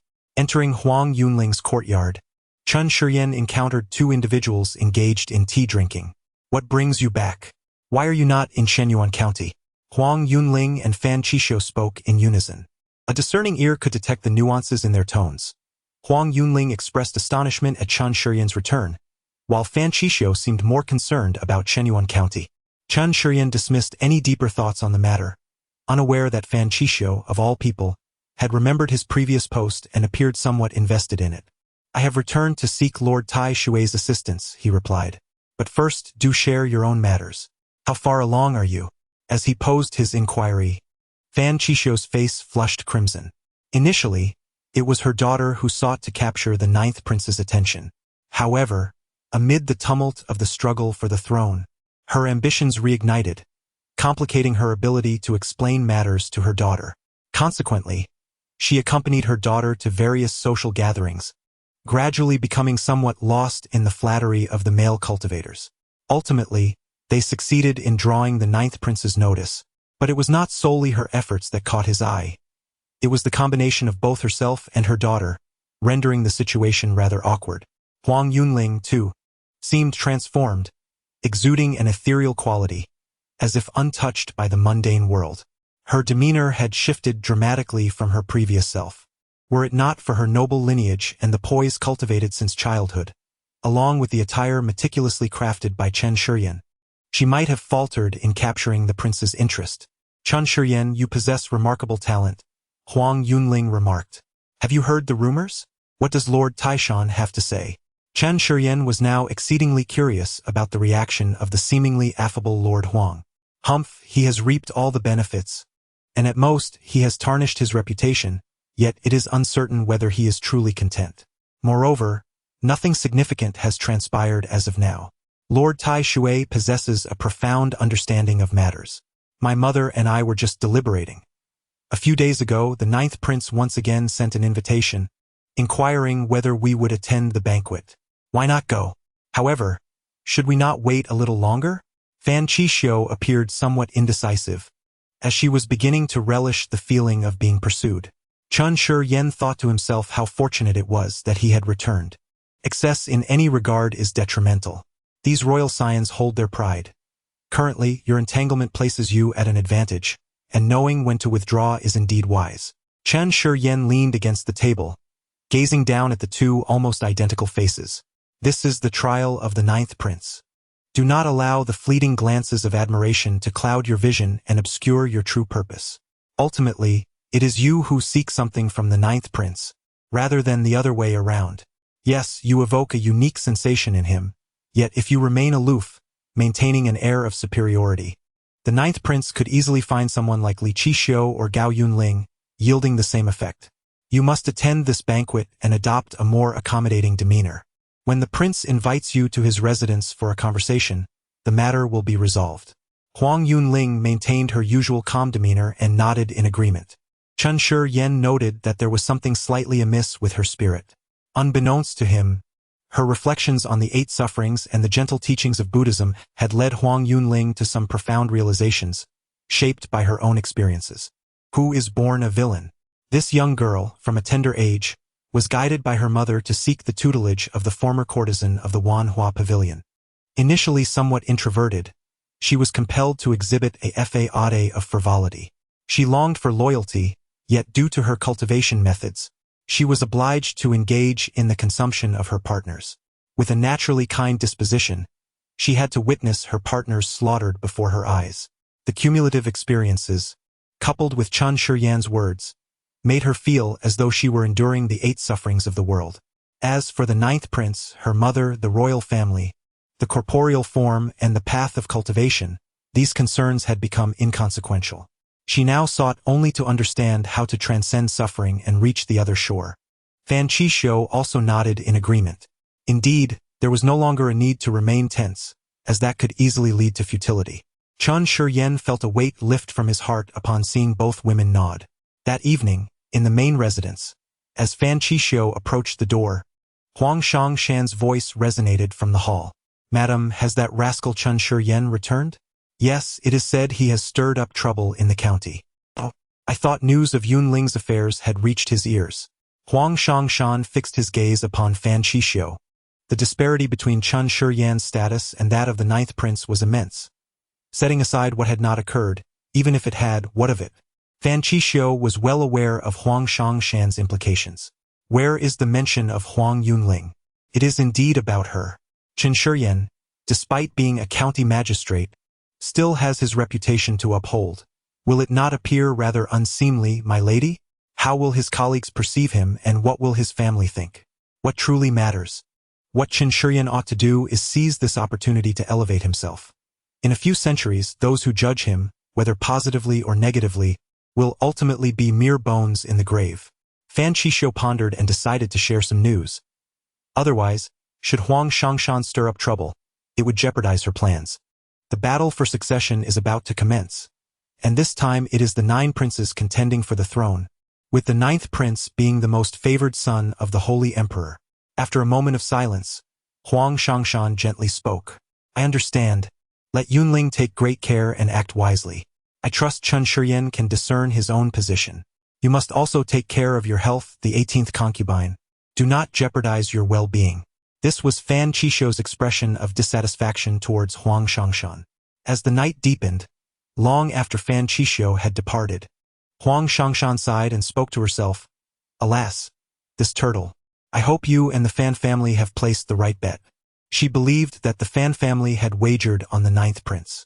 Once again, a tumultuous storm was brewing. While others would shy away, she could not fathom why a talentless legitimate daughter insisted on involving herself, becoming the matriarch of the Huang family. Truly, as a noble lady of a prominent family, one remains insatiable. Chapter 58. Who is playing chess? Who is the piece? A delightful meal was enjoyed at Guanlan Tower, largely thanks to Chang Qian's efforts. The 9th prince summoned Chang Qian once more. "Sir, your insights have proven invaluable. Today's demeanor has indeed shifted. It is merely your own charisma. My contribution is but a fraction," Chang Qian replied modestly. "Haha, you are too humble, sir. What should I do next?"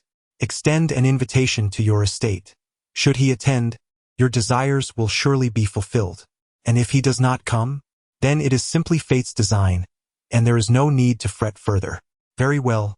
I shall heed your counsel and extend another invitation in a few days."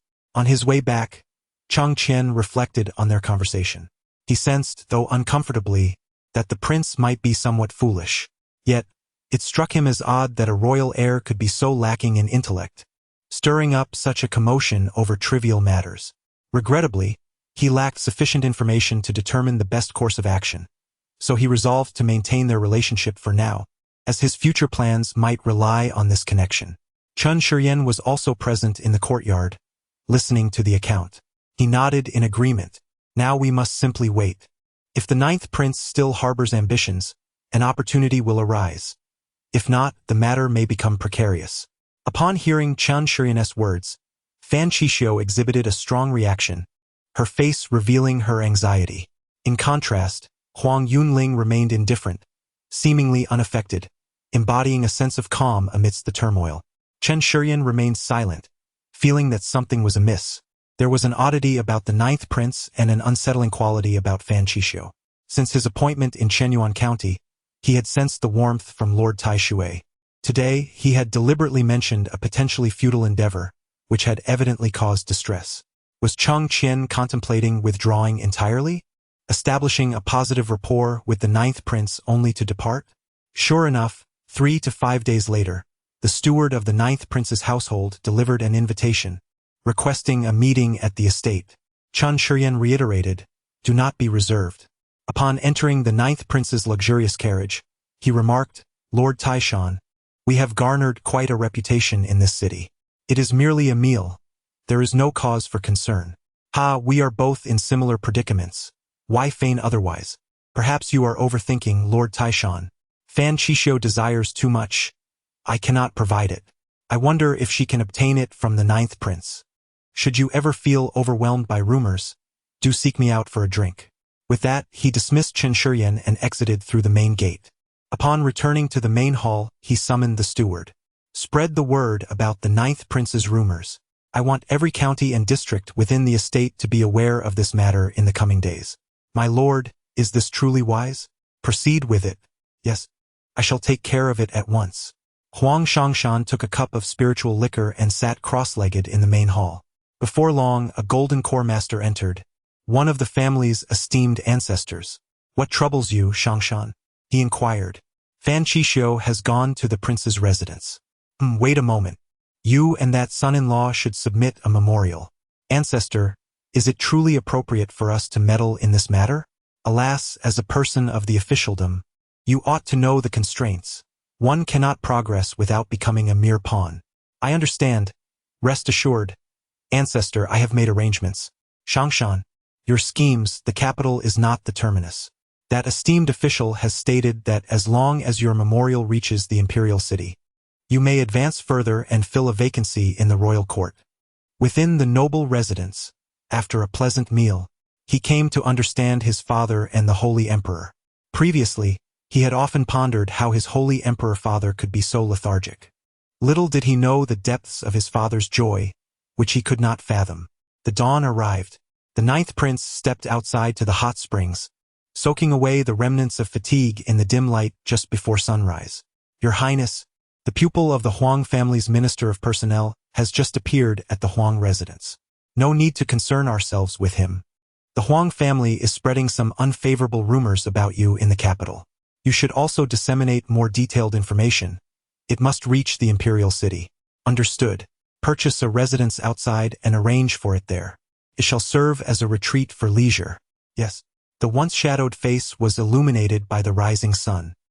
He seemed to embody the carefree, freedom-loving 9th prince once more. In the imperial city at the Fan residence, Fan Yundu clasped his hands before his elder brother, who sat in meditation. "Elder brother, I have returned. Are all matters arranged?" "All is in order." "Elder brother, why do these princes and ministers fear the 9th prince so, even after he has been sent to such a remote place? When the Holy Emperor was not as he is now, his affection for the 9th prince surpassed that for the other 8 combined. He openly declared, 'This son is like me.' He even spoke publicly to the ministers of the 6 departments about directly passing the throne to the 9th prince. Were it not for the ancestral regulations, the 9th prince would have long been the heir. But now the 9th prince is in exile. Is that not equivalent to a demotion? Who can truly know if he has been demoted? Who can ascertain if the 9th prince has truly heired? Even our holy emperor's indulgence and lethargy in his cultivation remain shrouded in mystery." A cold sweat broke out on Fan Yundu. Is this the ponderous contemplation of those at the apex of the imperial court? It is utterly terrifying. I would rather be a carefree cultivator, running errands for the family. By the way, who are we assisting this time? At this moment, his elder brother opened his eyes. "What do you think? Perhaps the 1st prince or the 5th prince? Ha, why can't it be the 9th prince?" With that, he swiftly departed, leaving Fan Yundu standing in stunned silence. Chapter 59. Should I laugh or cry? The affairs of the capital have concluded. Chen Shuryan, resembling a great tortoise, departed from the bustling streets and alleys of the city amidst a cacophony of murmurs. Originally, he intended to find the old Taishan for a couple of drinks, to mutually explore their psychological states at this moment. However, he discovered that the old Taishan remained unfazed, his demeanor unchanged, acting as if nothing had transpired. Truly, he was an experienced official. Thus, Chen Shuryan chose not to further humiliate himself. 2 days later, Chen Shuryan returned to his loyal Chenyuan County. Upon his arrival at the county office, he unexpectedly received a grave piece of news. "My lord, something terrible has happened." Before he could even settle into his chair, Dou Zhengyuan and Wu Guiming rushed in. Take your time, he urged. My lord, someone has come from the prefectural city to investigate the cases of the three families. Let them investigate. You personally gathered the evidence. Do you lack confidence? Wu Guiming lamented inwardly. Indeed, was he to be cast aside once his usefulness had been exhausted? He had overestimated this unscrupulous county magistrate.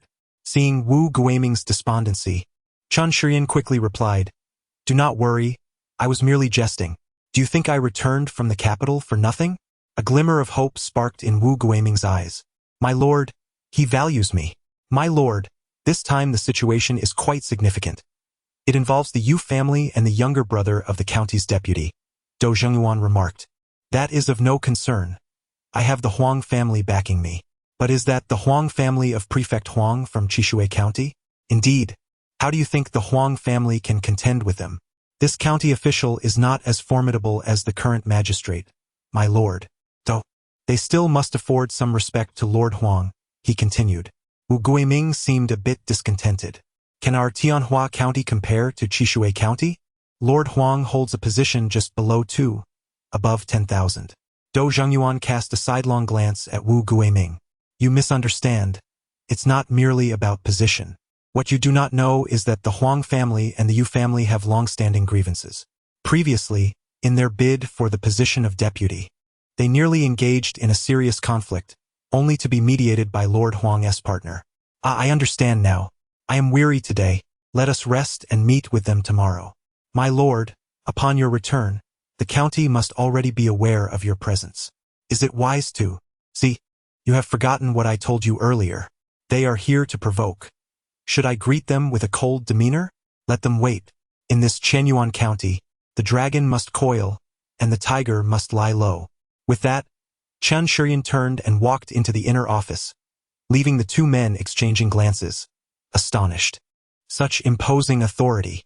His recent trip to the capital had evidently imbued him with newfound confidence. Chun Shiyan remained oblivious to their conversation. He had even sacrificed his partner, entangled with Tai Shui. Who would dare to harm him? The ninth prince? He would not dare to take such a step. Even now, he could still be considered charming. Should he be slain, what would become of Huang Shangshan? After all, how could he justify the deaths of two women? Would he not be tarnishing his own image? Thus, not only would they refrain from harming him, but they would also ensure his safety. He can now be described as a man who thrives on his wife's status. Although the reputation may not be flattering, it is not entirely unwarranted. Even if it were true, it would merely be a matter of duality, devoid of substantial significance. Once we have dispatched those troublemakers from the county and the prefecture, I, the esteemed county magistrate Chun, shall navigate this matter. Is it not a trivial affair here in Chenyuan County? That esteemed Lord Chen has indeed crossed the line. Humph! A son-in-law of the Huang family has also succumbed to the family's less than admirable traits. What shall we do tomorrow? We shall wait for him. If he does not come, we shall not go to him. This time, the Huang family must be taught a lesson. Their hand has reached too far. I dare not provoke the Huang family, lest one day that esteemed Lord Huang makes things difficult for me. You may rally your support. This matter shall be handled by the Yu family. After a brief discussion, the three resumed their meal and drinks. The following morning, Chun Shiyan stretched and arrived at the yamen. Where is Li Jiao? Summon him. Within the span of a TS brewing, Li Jiao stood before Chun Shiyan. My lord, what instructions do you have for me? Please invite the three gentlemen from the prefecture to the main hall. I wish to speak with them. Li Jiao readili cumplia. The Li family was quite pleased to see a confrontation brewing between the county magistrate and the prefecture. The more intense, the better. It was evident that the magistrate's demeanor suggested he did not intend to show any deference to the prefecture. Li Jiao swiftly made his way to the lodging of the prefecture's representatives. Gentlemen, Lord Chun requests your presence at the county yamen. Does this county magistrate carry himself with such arrogance? I can only relay the message. In this county, Lord Chun is akin to a deity, so may I ask if you three? All three gentlemen were seasoned in the ways of officialdom and understood well that the Li family bore discontent towards the county magistrate. This was fortuitous. With the Li family in the county and their presence in the prefecture, Chun Shuryan's position seemed precarious. No matter, you are merely the messenger. This is not your fault. This county magistrate indeed possesses a rather domineering character. Thank you for your understanding, gentlemen. I shall host a banquet afterward to express my apologies. Through mutual exchanges, a small alliance was forged. The three followed Li Jiao to the main hall of the county yamen. The representative from the Yu family seized the initiative. Such great authority you wield, Lord Chun. Not only do you fail to bow before your superiors, but you also seem intent on interrogating us here in this hall. Chun Shuryan sat calmly beneath the plaque, leisurely sipping his tea. Gradually, more officials gathered around the hall. Seeing that the dignitaries were not dismissed, their numbers swelled. This gentleman seems to have quite the temper. Perhaps a cup of tea would soothe your ire? Chun Shuryan merely spoke without offering any tea. I, the county magistrate, have been sent by the esteemed county governor and deputy governor to investigate your alleged annihilation of the Zhai, Tian, and Hong families. My predecessor met an untimely and mysterious demise in the back office, and I have been sleeping poorly these past few days, haunted by shadows. Where were you, esteemed gentlemen, during that time? Before he could finish his statement, Chun Shuryan, utilizing his authority, interjected to interrupt him. These three families are colluding with the water bandits, and I have ample reason to suspect that the former county magistrate met his demise at their hands. Must I report this matter to the capital? The amplified voice reverberated throughout the government office. How utterly disrespectful. Do not presume that, merely because you are a son-in-law of the Huang family, you can behave arrogantly in Tianhua County. The Huang family does not possess such formidable power. Guards, seize him and escort him back to the county for interrogation. The onlookers exchanged glances, each hesitant to move. What a farce. Can't you gods settle your disputes without involving us mere mortals? Just a few days prior, this execution ground witnessed the beheading of three families, comprising over 400 cultivators, men, women, and children alike. Capture that reaper? Nonsense. Where is the judge? My lord, I am the judge, Li Jiao, his eyes gleaming as he stepped forward. Seize him. Li Jiao, gazing at the still-seated Chun Shuryan, felt a surge of eagerness. Just then, a ninth-layer foundation-building cultivator hurriedly rushed in from outside, approaching the leader of the Yu family. After a brief exchange, he relayed the connections between the Huang family and the ninth prince, pointing out a particular individual who is none other than the county magistrate's partner. The Yu family member immediately grasped the implication. This person must not be apprehended, interrogated, or harmed. Doing so would tarnish the ninth prince's reputation, leading all cultivators to believe he was behind it. The Yu family cultivator's face darkened as he regarded the newcomer, seemingly lamenting, "Why on earth didn't TU arrive sooner? Even a quarter of an hour earlier would have sufficed." Ha ha ha. Let us tease Lord Chin a bit. We have thoroughly reviewed the case files and found no issues whatsoever. It's merely a jest between my family and the Huang family, nothing more. Chun Shuryan laughed heartily in response. You nearly had me fooled just now. Meanwhile, Li Jiao felt increasingly awkward.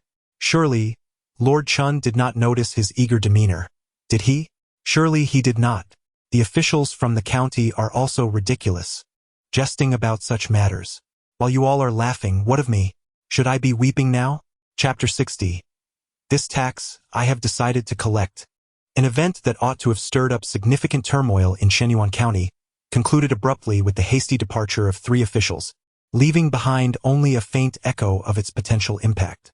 After bidding farewell to the trio, Chun Shuryan strolled back to the inner court, hands clasped behind his back. Along the way, he called out to Dou Zhengyuan and Wu Guiming. As for Li Jiao, who remained standing, Chun merely patted his shoulder and shook his head, uttering not a single word. The junior officials began to murmur amongst themselves. It seems our county magistrate has formidable backing, one remarked. Do you know where he has been these past few days? How would I know? Another replied with a chuckle. I, a humble servant, oversee the spirit boat operations and have just checked the consumption of spirit stones. If the magistrate hasn't made any changes, the calculations indicate he must have reached the capital city. No wonder he appears so composed, another interjected. Whether he indeed has support, we cannot ascertain, but it seems Lord Li may be in a precarious position. Surely not, someone countered. After all, the Li family wields considerable influence in the county. My young friend, Is it not possible that the very influence of the Li family makes the magistrate all the more wary? The chief of the small carriage team shook his head as he stepped purposefully towards the exit of the yamen. You all take a seat. Let us deliberate on the matter of taxation. Dou Zhengyuan exhibited little reaction, while Wu Guiming stared wide-eyed at the magistrate, who had recently displayed considerable authority. At this moment, his expression was one of avarice. Given the current level of taxation in Chenyuan County, is there truly any possibility of extracting further funds? Wu mused. The cultivators here have surely incurred a karmic debt from their past lives. He harbored a foreboding sense that this unscrupulous magistrate might be plotting something grand. My lord, the categories of taxation have already. Chun Shiryan waved his hand dismissively. I am well aware of that. However, the previous taxes primarily targeted the lower-tier cultivators, who possess scant spirit stones. Collecting taxes from the families is a different matter altogether. Wu Guiming was at a loss for how to procure spirit stones. In our Chenyuan County, even when we collected family taxes, we would return the spirit stones under various pretexts, often exceeding what they had originally paid. After all, if they were to leave, the county would struggle to function properly. I implore you to reconsider, my lord. Chun Shiryan smiled knowingly. I grasp your point. With taxes on the rise, the spirit stones from families will be returned in full, while those from the lower-tier cultivators will need to be extracted under various guises, correct? However, that was the past. From now on, I shall take charge of Chenyuan County. The spirit stones from families shall be collected, and those from the lower-tier cultivators must also be gathered. With that declaration, he stood on the table and inscribed a decree, affixing the official seal. After shaking it a couple of times, he turned to Zhengyuan. From now on, you shall assume the duties of the judge. As you command, Dou Zhengyuan replied, though he harbored some reluctance. Chun then looked to Wu Guiming. Effective immediately, the tax on lower-tier cultivators will be halved. You may select the specific categories. The imposition of spiritual field usage tax, estate land tax, spiritual vein usage tax, and a head tax levied on families has been proposed. Chun Shiryan has drawn upon the most severe forms of taxation from his previous life: land tax, head tax, and corvée. The spiritual field usage tax and estate land tax resemble land tax, effectively shackling families, as the majority of spiritual fields in Chenyuan County are held by these clans. The head tax, assessed on a familial basis, mirrors the head tax of old, albeit it is levied based on cultivation levels rather than age or gender. As for the spiritual vein usage tax, it serves as a variant of corvée. Chun Shiryan does not require them to perform labor, thus imposing a tax under the guise of the spiritual vein. Chun Shiryan elucidated the rationale behind these taxes to the two individuals present. Wu Guiming's expression shifted uneasily. My lord, I fear this tax will not be collected. Not be collected? Indeed, it will not. Pray elucidate the reasons. My lord, this tax is rather harsh. Families will not remain passive. The more assertive ones may resist or even unite in opposition. Moreover, you cannot wield imperial law against them in this matter, for Wu Guiming hesitated, suggesting the inherent risk in imposing these personal taxes. Although such practices are common in dynasties, the reality remains that without proper justification, could lead to severe repercussions. Weaker families may choose to relocate entirely, which would inevitably diminish the population of cultivators in Chenyuan County, ultimately affecting your performance evaluations. My lord, this matter requires utmost caution, as it bears significant ramifications for your reputation. Dou Zhengyuan, indifferent to the imposition of taxes, grew increasingly wary of the potential decline in the population of cultivators. After all, as the county vice magistrate, his future was intertwined with these developments. Why should I, Chun Shiryan, be unable to collect what others can? My lord, those gentlemen collect from the lower-tier cultivators and scattered practitioners, while you aim to tax the families that form the foundation of the city. What of those so-called families? Before me, they are merely commoners, mere subjects. I, Chun Shiryan, with the official seal in hand, supported by powerful allies and possessing my own means, refuse to believe I cannot collect. Dou Zhengyuan, I authorize you to enlist a portion of scattered foundational cultivators as tax officials to assist Wu Sikong in the collection. Those who refuse to pay or resist will be dealt with severely. This family tax shall be collected without fail. After stating this, Chun Shiryan added ominously, Were it not for the need to account to higher authorities by confiscating their assets, would I expend such effort? Both Dou Zhongyuan and Wu Guiming felt a chill creep down their spines, daring not to voice further objections. As for those contemplating relocation, the government would not obstruct them. However, a thorough investigation of their families would ensue to ensure compliance with imperial law. We cannot allow nefarious individuals to be dispatched to other counties. If any infractions are discovered, they will be dealt with according to imperial law. Should nothing be found, the total value of all family assets will be assessed, with 70% collected as a migration tax. One cannot simply indulge in the luxuries of Chenyuan County and leave at will, can they? If they refuse, then we shall seize their imperial credentials and issue a warrant for their capture. Master Wu, will this strategy allow us to collect the taxes effectively? Wu Guiming felt a genuine trepidation in the presence of the smiling county magistrate before him. Indeed, it will, without a doubt. This plan seeks to extract every last resource from the entirety of Chenyuan County. Fortunately, he had knelt early. With such a ruthless individual, one must either keep a considerable distance or, if unable to resist, join forces to safeguard oneself.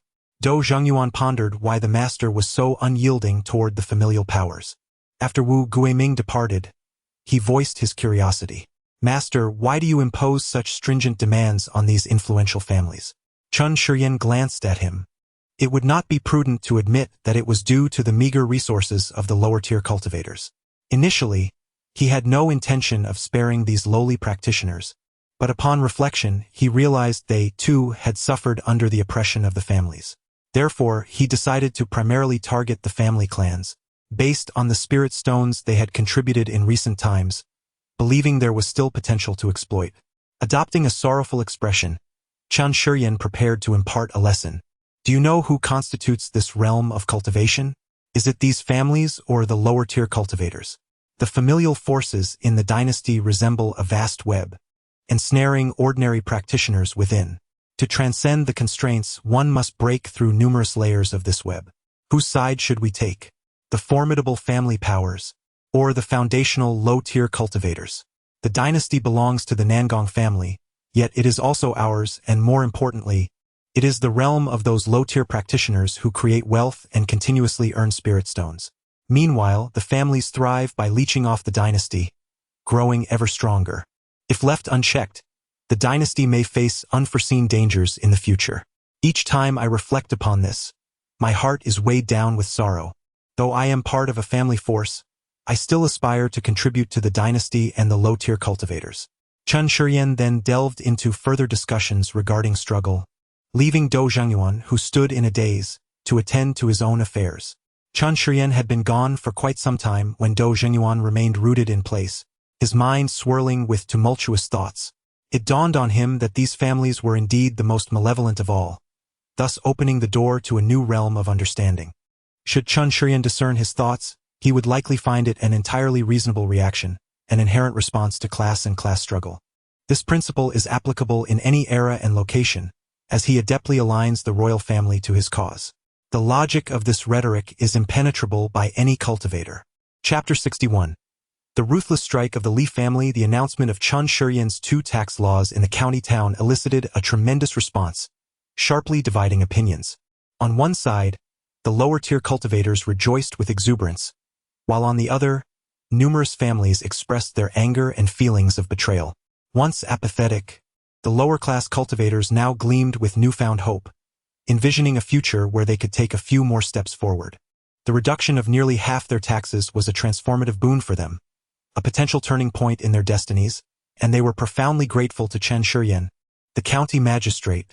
Conversely, the family cultivators resembled frostbitten eggplants, their income diminished and, consequently, their cultivation resources significantly curtailed.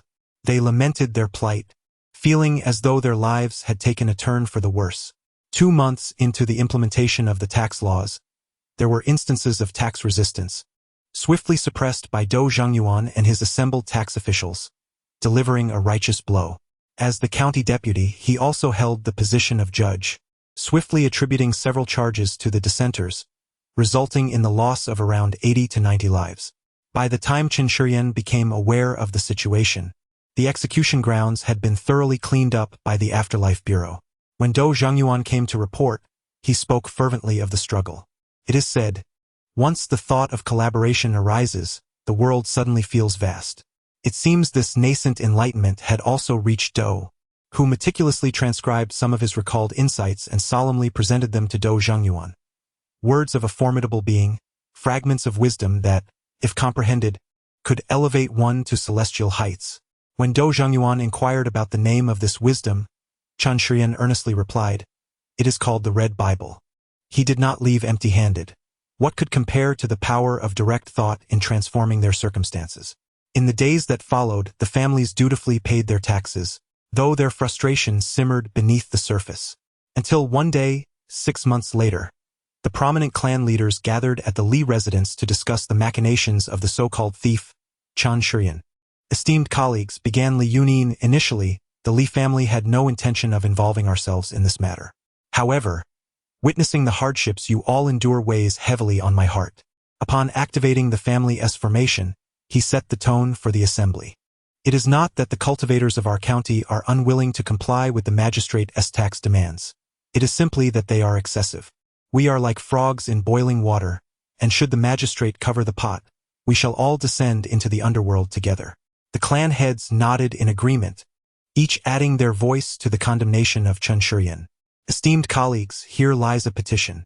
Should you wish to stand with us, leave your magical imprint. If not, I shall deactivate the formation, and you may depart.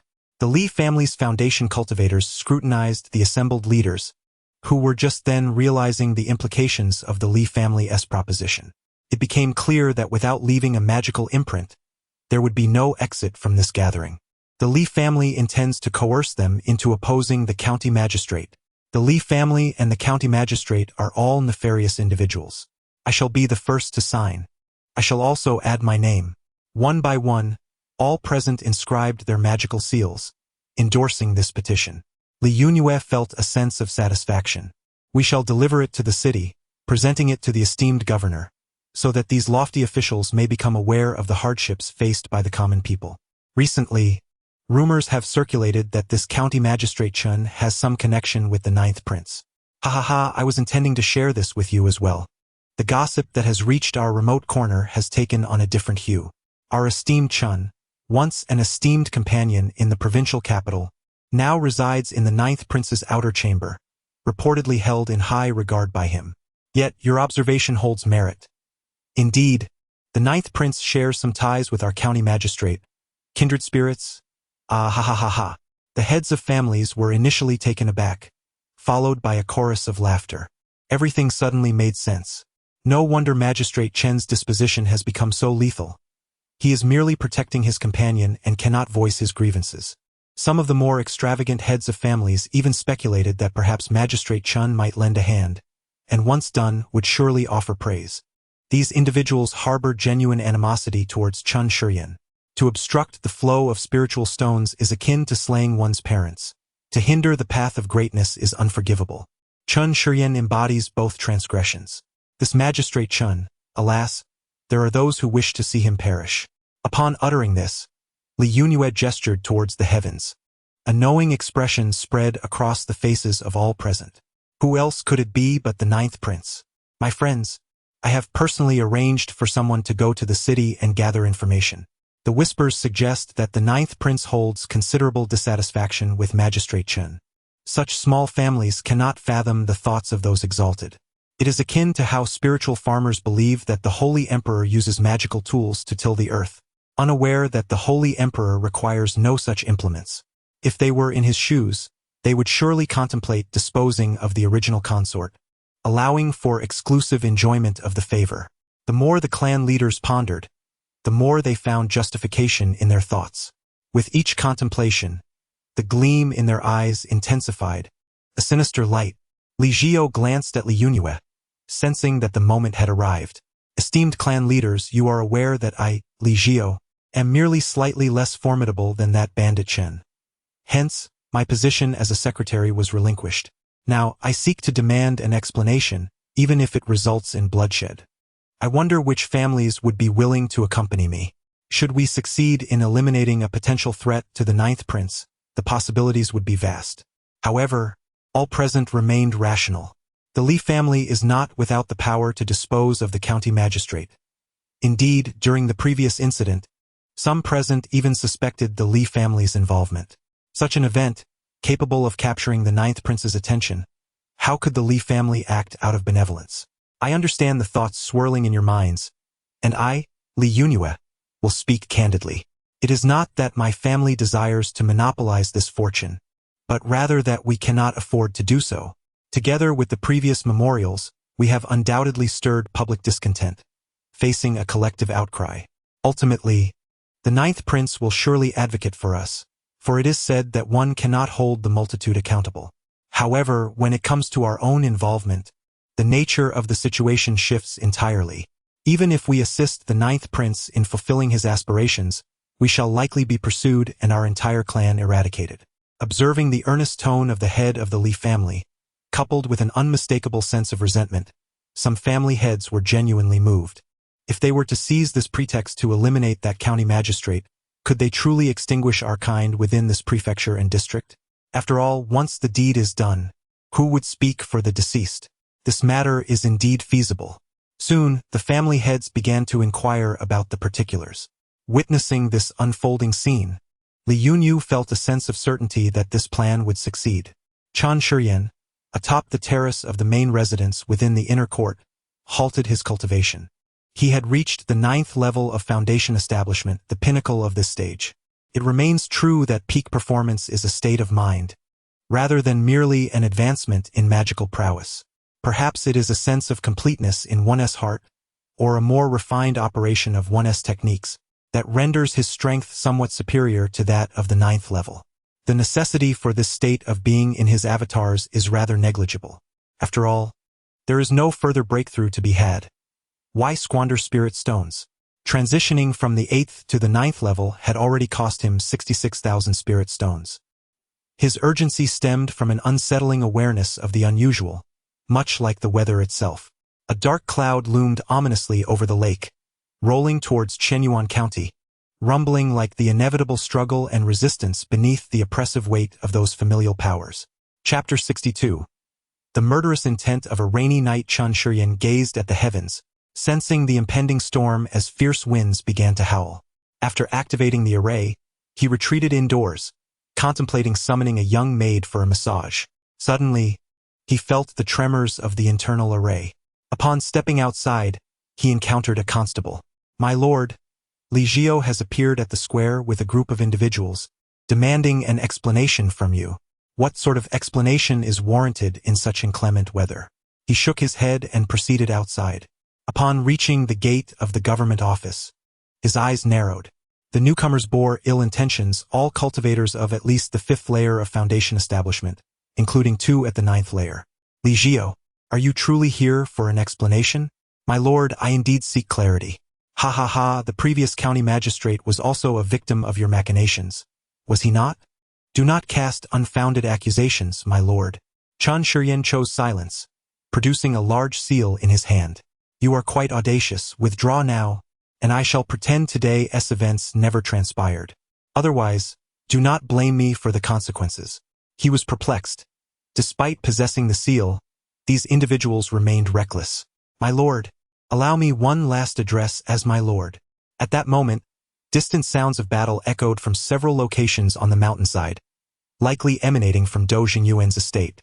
Today, the cultivators of Chenyuan County unite against tyranny. Strike! Li Jiao launched a spell directly at Chen Shiyan. Without hesitation, Chen Shiyan leveraged the seal to activate the county's grand array. He contemplated a feigned nonchalance, remaining stationary as flames erupted around him. This was the Crimson Flame Devastation technique, prepared by Cheng Qian for his clone, a method capable of advancing to the nascent soul realm, though he had only acquired it at the foundation establishment stage. After all, the subsequent techniques were of no use to a clone. As for the Purple Lightning and Metal Sword Classic, it was incompatible with Chen Shiyan's spiritual roots, rendering its power diminished. Moreover, being a technique of the Great Immortal Sect, it was best avoided to avert significant karmic repercussions. After withstanding the initial strike, Chen Shiyan's countenance stiffened, revealing his distress. The seal, it seemed, could no longer command the array. Two possibilities arose. Either his authority over the seal had been revoked, or an official of the county or deputy county level had appeared in Shenyuan County, temporarily seizing control of the grand array. The cultivators in the square, save for Li Jiao, remained inactive until they sensed something amiss. Where is the array? Where is the attack formation? Observing Li Jiao's second assault striking the fiery barrier alongside Chen Shiren's increasingly grim expression, they realized something had gone awry. The array could not be activated. No wonder the Li family was so resolute. Kill, attack. The cultivators, who had just recoiled, now surged forward as if invigorated. Chen Shiren retracted the seal. This is dire. He lamented the 40,000 spirit stones accumulated over time, now invested in that residence. Otherwise, the losses would be substantial. Chen Shiren immediately made a resolute decision. Lacking any combat experience, he thought it would be an opportune moment to engage in a fervent battle and gain some valuable experience. Once his magical energy reached a sufficient level, he planned to unleash a cataclysmic attack, taking everyone down with him. He would then create a clone to seek vengeance. How dare that dog bring harm upon him? Chang Qian was someone who held grudges, indeed, but that was a concern for later. Present, he envisioned soaring into the sky, employing a kite-like strategy. His clone, a master of the arcane arts, would utilize swift lightning to create distance, allowing him to strike from the air and surely eliminate a few foes. Just as he formed the initial gesture, he swiftly retracted his flying sword and dashed towards the inner court. Damn it! I swear if I find out who you are. The vicinity of the yamen was shrouded in a formidable barrier, rendering it an aerial no-fly zone. He intended to utilize his speed to create space, but the plan faltered. My lord, where are you headed? The ominous voice of Wen Yuping echoed from the courtyard. Chen Shiren was at the 5th layer of foundation establishment, while the county magistrate had reached the 8th layer, thus he could still attempt to block him. Not just him, but nearly all cultivators perceived Chen Shiren as an 8th layer practitioner. This misconception stemmed from Chen Shiren's rapid advancement, which had not yet been updated in their minds, leading to dire consequences. He had forgotten about that scoundrel. Previously, Dou Zhengyuan had warned him that this lad was associated with the Li family, but he had not paid much heed at the time. After all, he had not intended to sever ties completely just yet. He aimed to gradually eradicate the influence of the Li family, with his next target originally being Li Jigui. Unexpectedly, this son-in-law proved rather loyal. Damn it, do not obstruct my path. The Zidian Gengjin sword manual possessed an innate spiritual attack capability, and the clone he had created had undergone a transformation into lightning, capable of delivering a temporary paralysis. During the battle, he would undoubtedly unleash his spiritual awareness. Just then, a flickering silver lightning bolt traced its way through Wen Yuping's consciousness, penetrating his sea of consciousness. The sound of sizzling filled the air as Wen Yuping, filled with dread, suffered a grievous blow to his consciousness. At that moment, Chen Shiren dashed to his side, striking Wen Yuping with his palm. A surge of crimson flames erupted, swiftly engulfing Wen Yuping. Chen Shiren had now entered the domain of the inner court S formation. Finally, he breathed a sigh of relief. Xiaoya held a flying sword in her left hand, peering out, while her right clutched a cerulean jade talisman. Chen Shiren's gaze was drawn to it. A communication talisman. However, he had no time to concern himself with that. He maximized the power of the inner court S formation. Fortunately, this formation was not under the control of the larger barrier. When Li Jiao, Li Jigui, and the foundation establishment cultivators from the plaza made their way in, they passed through the courtyard, discovering a pile of ashes, but thought little of it as they continued their pursuit into the inner court. In the Li family's courtyard, Li Yunyu stood by, attending to a young nobleman-like cultivator as he savored exquisite spiritual delicacies. The fish here is indeed exquisite. You flatter me. This will be the last time we assist your Li family. Yunyu understood. The young nobleman regarded the deeply respectful Li Yunyu. I cannot fathom your thoughts. Must you resort to murder? Driven to a corner, or else my Li family may face utter ruin. The young master scoffed derisively. It seems to me that your impending doom begins with the death of that county magistrate Chun. The troubles stem from those oppressed families. We, the Li family, stand in support of the dynasty, the authorities, and Magistrate Chen. Yet, how do you explain the presence of your cultivators there? Do you intend to slay all the constables and officials? We merely sought to provide assistance. Alas, we were too late, and Lord Chun fell victim to those rebellious cultivators. Ha ha ha, your excuse is one that I cannot be deceived by. I have no intention of deceiving you. We are innocent in this matter, for the agreement bears no signature from my Li family. I perceive you, Li Yun, to be as ruthless and cunning, if not more so than Magistrate Chun. I must tread carefully in our dealings. The young master returned to gnawing on the spirit fish. Li Yun smilat finally, choosing silansa. I demand 70% of the resources from those families. The young master's voice resonated once more, devoid of any emotional nuance, mechanical and cold. He continued to consume the spirit fish, as if the words were not his own. As you wish. Li Yun maintained a demeanor of utmost respect, though his gaze fixated upon the grand seal hovering beside the young master. Outside, lightning flashed and thunder roared, while torrential rain poured down. The sounds of battle and explosions from afar were drowned out, leaving only the relentless patter of rain permeating the depths of Chenyuan County.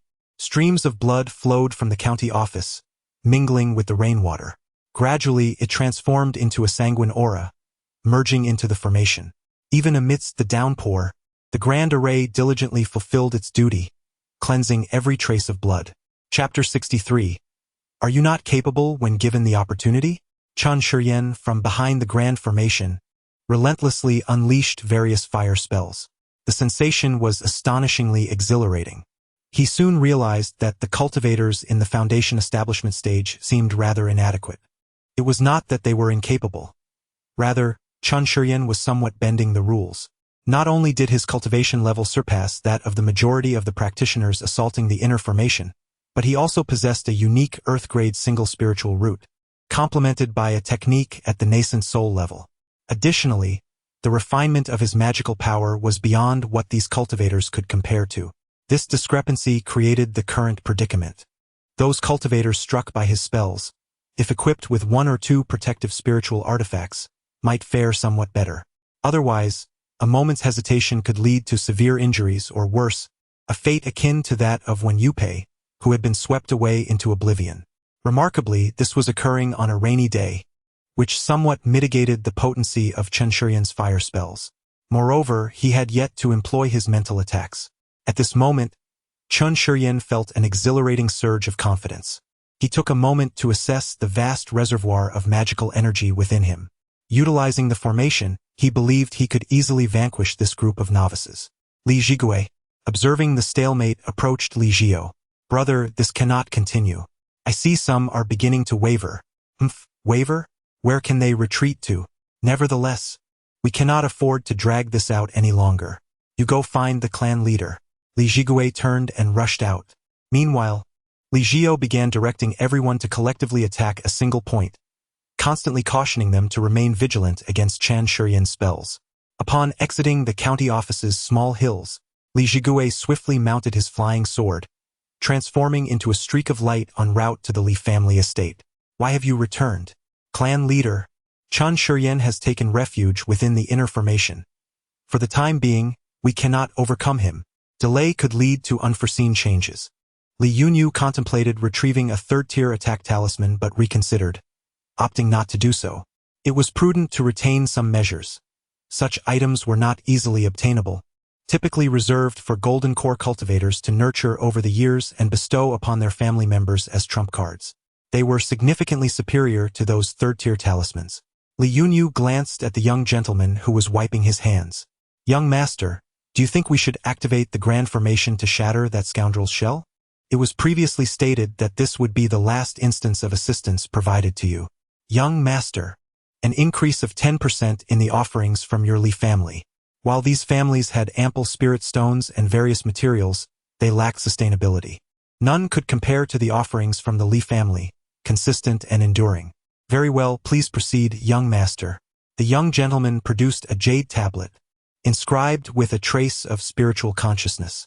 Upon contacting the Grand Seal, he acquired control over the formation. Above the county office, a small vortex materialized. Chen Shuryen, upon witnessing this, felt a surge of anxiety. Damn it, the county magistrate and deputy magistrate. Well then, wait for it. I shall not relent in my intensity. My thoughts will remain unimpeded. Boom! A crimson beam of light pierced the formation. Without hesitation, Chun Shuryen unleashed his consciousness in a flash. Then came a formidable strike. A colossal fire dragon surged towards the cultivators who had been rendered paralyzed. Their eyes widened in disbelief. What manner of creature was this Chun? How could he possess such overwhelming power? With a resounding crash, the fire dragon collided with an array of magical artifacts, spiritual tools, and defensive spells. When the grand attack subsided, only 5 cultivators remained standing in the arena. Their condition was far from optimal, with smoke rising from their bodies and sporadic spiritual flames still flickering. Chun Shuryen himself was taken aback, staring incredulously at his own hands. Could it be that I am this powerful? It is not entirely surprising that Chun Shuryen was unaware of his own strength. The techniques he had studied, whether the Crimson Flame Incineration Technique or the Purple Lightning Metal Sword Cannon, invariably described their damage as moderate, inflicting relatively weak harm. This was simply because these techniques were not of grand sect origin, but rather collected by immortal sections. The counterparts they were measured against were disciples or adversaries from those prestigious sects, none of whom were weaklings. Equipped with top-tier gear and an assortment of defensive and life-preserving spells, it was only natural that the inherent attack styles of such techniques seemed feeble. But who was Chun Shuryen facing now? Merely the cultivators of a county family. To speak frankly, even in the presence of an immortal sect or a grand sect, they would scarcely qualify as mere flag wavers. In the wars of such sects, they might not even be worth having as line fillers. For them, a technique of golden core level was already a treasured heirloom. The majority of techniques available only reached the foundational stage, often failing to encompass the entirety of that tier. Simply managing to cultivate was a significant achievement. What more could one possibly desire? A complete set of techniques was certainly not inexpensive, and they lacked the spiritual stones that Chang Qian possessed, nor did they have a golden core master to impart teachings like Su Luoshui. With subpar techniques, inadequate gear, and insufficient cultivation levels, the situation had unfolded as it did. The paralysis, coupled with the grand strike, created a chain of events that left the once formidable cultivators in disarray. Several were still ablaze, crackling with the sounds of fire. Chun Shuryen felt a profound sense of relief wash over him. With an apologetic smile, he said, "I'm sorry, I lost control a bit there, my dear fellow cultivators." Before he could finish, a 9th-layer foundational cultivator shouted in panic, "Run!" Turning on his heel, he attempted to flee, but unfortunately, Chun Shuryen's mental lightning was swifter than his speed. The cultivator's body stiffened, and inertia propelled him into a pillar. To prevent anyone from escaping, Chun Shuryen unleashed a bolt of mental lightning upon each of the remaining standing cultivators. "Stand punished," he declared, his blade in hand, a murderous intent surging forth. He approached the 9th-layer foundational cultivator and, with a swift thrust, pierced through his heart. Drawing the sword back, he struck again, this time piercing through the skull. A grin spread across his face, and in the darkness, the chilling sound of his laughter echoed ominously. The brief illumination from the lightning revealed his blood-stained visage, instilling a profound terror in the remaining 4 cultivators. With a swift motion of Chun Shuryen's sword, several flames erupted and illuminated the surroundings, while one flame lingered upon the feet of a nearby cultivator. The entire courtyard was aglow. Chun Shuryen nodded, seemingly pleased with the outcome. He approached another cultivator at the 9th level of foundation establishment, and without uttering a word, struck once more. The cultivator, rendered dazed and incapacitated, could only surrender to his fate. It was prudent to eliminate these powerful adversaries first, lest unforeseen complications arise. Many had met their demise due to excessive chatter. 3 cultivators at the 5th and 6th levels remained, a challenge he was more than capable of handling. As the flames consumed the corpses, casting flickering shadows, Chun Shuryen gripped his spiritual sword and advanced towards Li Jiao. "Boldly, I have granted you an opportunity, yet it proves futile." With a resounding slap, he struck Li Jiao down to the ground. Chun Shuryen had no intention of sparing him. He was not one to repay malice with kindness, nor did he wish to inquire about the motives behind their attempts on his life. He cared little for the identity of those who conspired against him, likely the county magistrate and his deputy. He had ample time to seek them out one by one. Better to err on the side of caution than to let any escape. Now, he sought merely to unleash his pent-up frustration. This was the first time he felt the palpable tension of being hunted, the stark terror of facing death.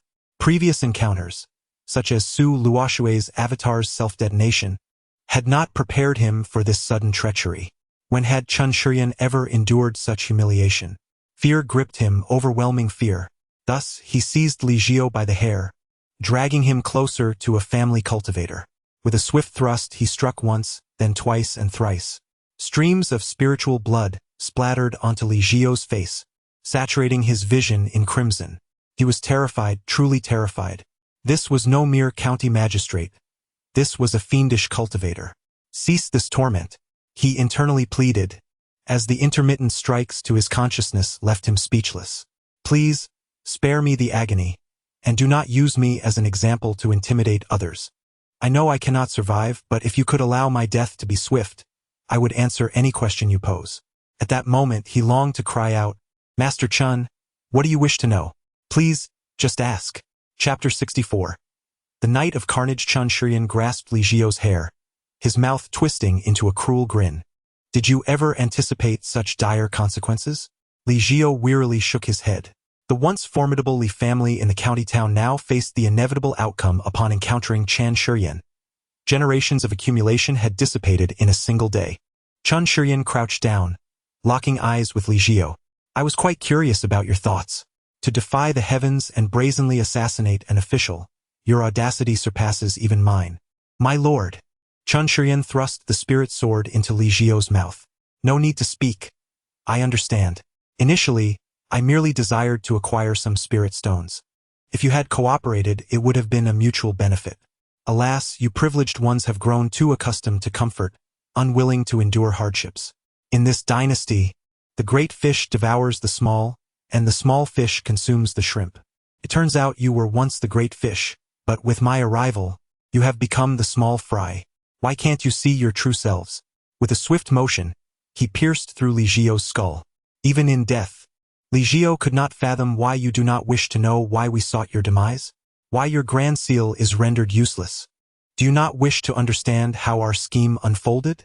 Chun Shuryan may have held a fleeting curiosity before, but now, burdened by a heavy aura of malice, his resolve to kill had solidified. It was time to eliminate them all.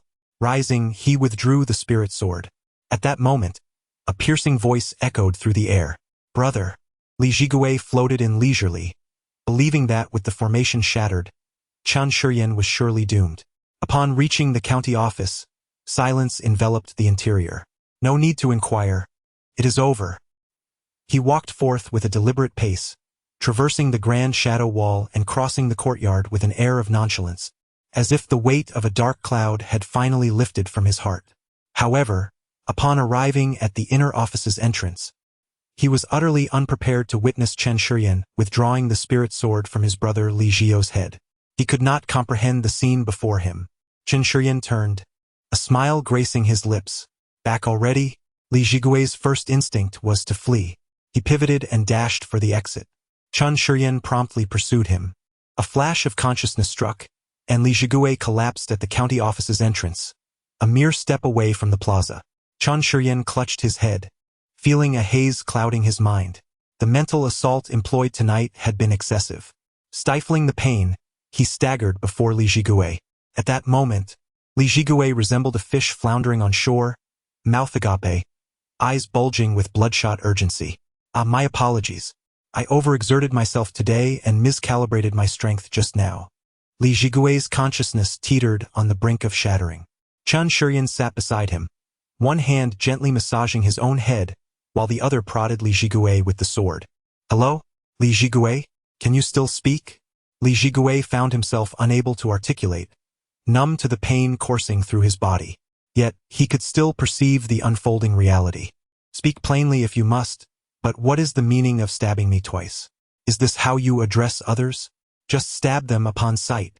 Chan Shuryan lowered his somewhat dazed head and happened to notice the blood of Li Jigui seeping onto the ground, drawn away by a glimmer of spiritual light. Is this formation feeding on blood? After a moment's pause, he turned his gaze back to Li Jigui. Can you tell me who has usurped my authority over the Great Seal? Ah, I don't know. Do you have an accent?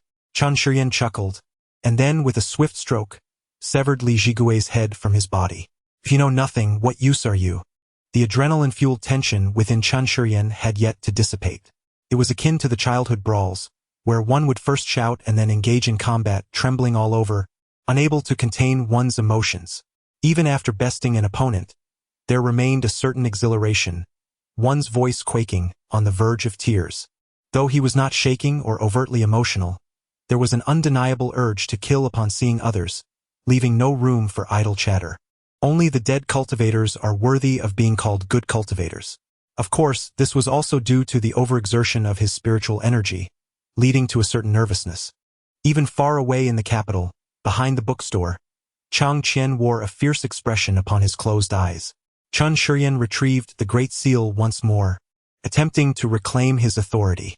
This time, he merely engaged briefly with the cultivator who had seized control of the formation, and that cultivator surrendered the authority immediately. Within the Li family estate, a jade tablet shattered with a loud crack. This is bad. The county magistrate is still alive. Li family head, pray for your own fortune. Grabbing the Great Seal, he dashed outside, followed by several cultivators fleeing along with him. Though Li Yunyun was unaware of the happenings at the county office, his greatest reliance, the Great Seal, had now become ineffective, prompting him to flee as well. There were few cultivators left in the family estate, as some promising talents had been sent to the ancestral home. Regret washed over him. He should have heeded the elders' advice to send people away. The first decree Chan Shuryan issued upon regaining authority was to impose a flight ban throughout the county. Then, utilizing the formation, he cleared the battlefield where Dou Zhangyuan and Wu Guiming were engaged, liberating the two of them. Shortly thereafter, they arrived at the county office, accompanied by several cultivators. In their eyes, the current county magistrate Chun was seated beneath the plaque of the county office, propped up by his spiritual sword. Beside him lay a headless corpse, its blood seemingly drained. Everyone has arrived? I bid you greetings, my lord. Spare the formalities. What is happening on your end? Chan Shuryan inquired of Dou Zhengyuan, who he had initially expected to support him promptly, yet it was he who had come to Dou Zhengyuan's aid. Some tax officials had been bribed by family members. Well, that is to be expected. Not everyone can remain steadfast in the face of spiritual stones. This will require your future ideological education. He found himself lacking the strength to guide Dou Zhengyuan further. Now, he merely wishes to swiftly eliminate those who participated in the assassination of his family. When Chan Shuryan cast his gaze upon Wu Guiming, he was taken aback.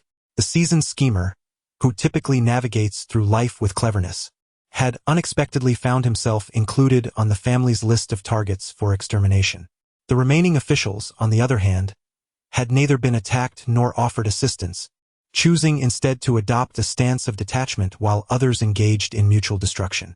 Regardless of who advanced, they would ultimately end up relying on the same individuals.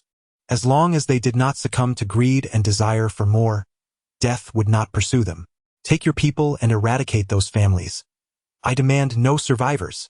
Dou Zhangyuan and Wu Guiming exchanged troubled glances. It was indeed a task within their capabilities to annihilate an entire clan. However, the number of cultivators they needed to eliminate was overwhelming. When the time for assessment arrived, the likelihood of their success was nearly non-existent. How could they possibly replenish such a vast number of cultivators in such a short span? My lord, perhaps we should detain them for now? Indeed, my lord, the assessment is imminent. It would not be too late to execute them afterward. No, they must die tonight. Even one more day would hinder my resolve. As for the assessment you mentioned, it matters not. With so many families vanishing, new ones will naturally emerge. I believe those cultivators accompanying you are quite suitable. I trust they will find a way to procure the necessary cultivators to help us through the assessment. After Chan Shuryan uttered these words, the cultivators' eyes sparkled with excitement. Most of them were at the foundational levels of cultivation, and the prospect of establishing a family was nothing short of a dream. Now that dream was within reach. The lack of cultivators was a minor concern, for these rogue cultivators roamed various counties in search of a place to belong. Now, Chenyuan County not only offered positions but also the opportunity to create a family. The previous powers had been nearly obliterated, placing them all on equal footing. Such an environment seemed only to exist in dreams. Wu Guiming and Do Zhengyuan exchanged glances, recognizing Chen Shiyan's profound understanding of human nature. They could feel the fervent gazes of the cultivators behind them. Simultaneously, they understood that their oversight would no longer be necessary. These cultivators would undoubtedly take meticulous care to eliminate every trace of their enemies. The two accepted their orders and rushed down the mountain with the gathered cultivators. In the latter half of the night in Chenyuan County, rivers of blood flowed. Clan cultivators fell amidst pools of crimson. It was as if these cultivators had inherited Chen Shiyan's madness, becoming frenzied in their slaughter. In the distant imperial city, in a place reminiscent of an underground lake, a hoarse voice echoed through the darkness. This trace of blood seems rather potent. Is there a demonic cultivator slaughtering in the city? The blood energy in the air coalesced into a droplet shimmering with a crimson glow. The presence in the darkness, using the blood droplet to sense its surroundings, discerned a location that seemed quite remote. Not a bloodpath demonic cultivator. I shall leave it be. Silence was restored. The blood droplet fell, landing in the depths of the vast underground lake. The rhythmic sound of water flowing and crashing echoed once more. Chapter 65. Some hidden cards after a night of frenzied slaughter. A multitude of tasks was issued by the Department of Rebirth regarding the transportation of corpses. The number of deceased cultivators was exceedingly high, leaving the Department of Rebirth severely understaffed. In each family, the scene unfolded with officials from the department accompanied by a group of tasked cultivators, diligently collecting and transporting the bodies. They utilized a special apparatus, purportedly a standard issue of the dynasty, as transporting corpses via storage bags or other spatial equipment was deemed inappropriate. Whatever orders were given from above were executed without question below, with no inclination to ponder anything beyond that.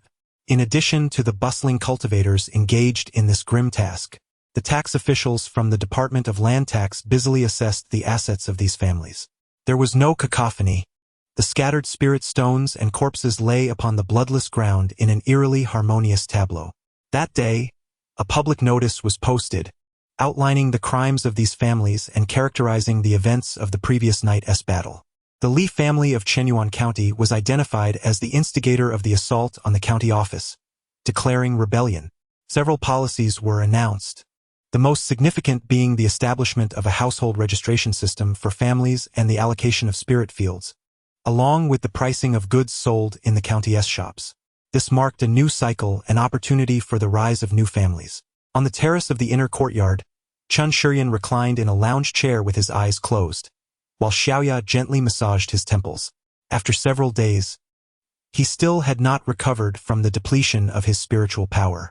During this time, Chen Shiyan had not contemplated how many spirit stones he could amass or the potential profits from the shops and spirit fields, nor had he considered the reactions from the county or the capital.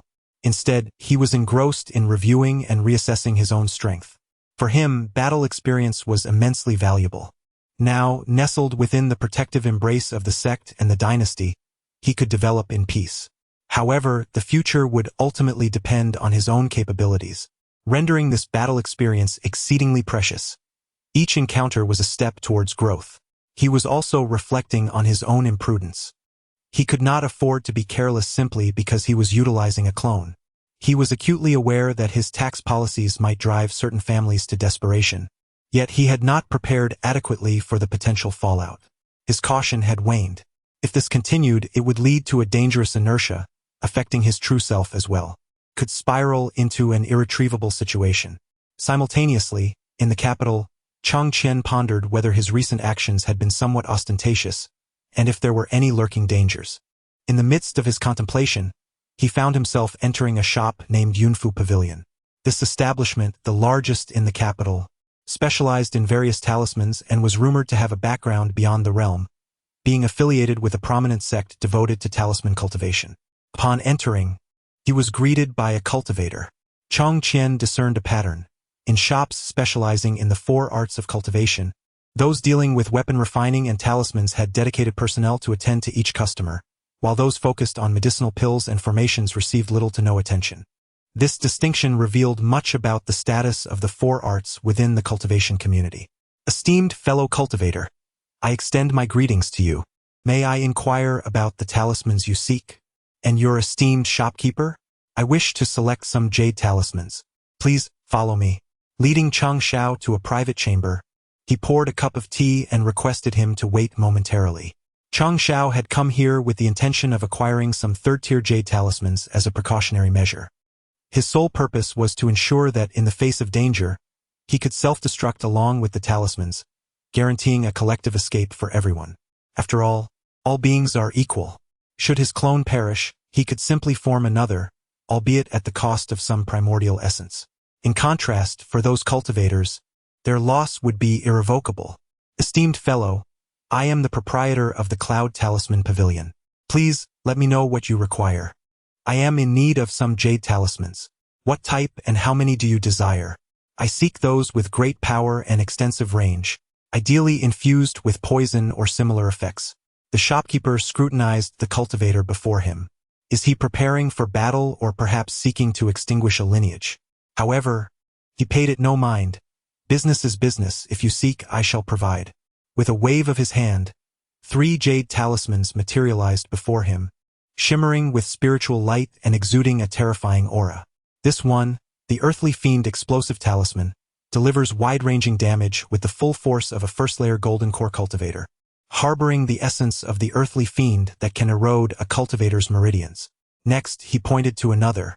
This is the mysterious light 10,000 Swords Talisman, which unleashes a myriad of swords, inflicting significant damage with formidable piercing power, also at the full force of a first-layer golden core cultivator, devoid of any additional special effects. The final talisman was enveloped in spiritual energy. Upon closer inspection, it appeared distinct from the others, with a grayish-green mist seemingly swirling within. This is the soul-severing talisman, aptly named for its ability to harm the spirit and consciousness, yet it bears a critical flaw. He then turned to Chang Qian. Please elaborate. When the talisman's spiritual consciousness detonates, the caster will also be affected. Chang Qian found himself intrigued by this talisman, though he was uncertain about its price. In the realm of cultivation, matters concerning primordial essence, spirit, and consciousness are seldom inexpensive. What are the prices for these 3 jade talismans? The soul-severing talisman is priced at 5 spirit crystals each, while the other 2 are 3 spirit crystals each. This pricing is rather reasonable. Unlike other talismans, jade talismans necessitate a third-tier talisman master for their creation and require a period of nurturing. 4 talismans capable of delivering the force of a first-layer golden core cultivator. The cost remains relatively modest. However, should the materials be of high quality and nurtured to the level of a 5th or even 9th-layer golden core strike, the price could escalate to several tens or even hundreds of spirit crystals.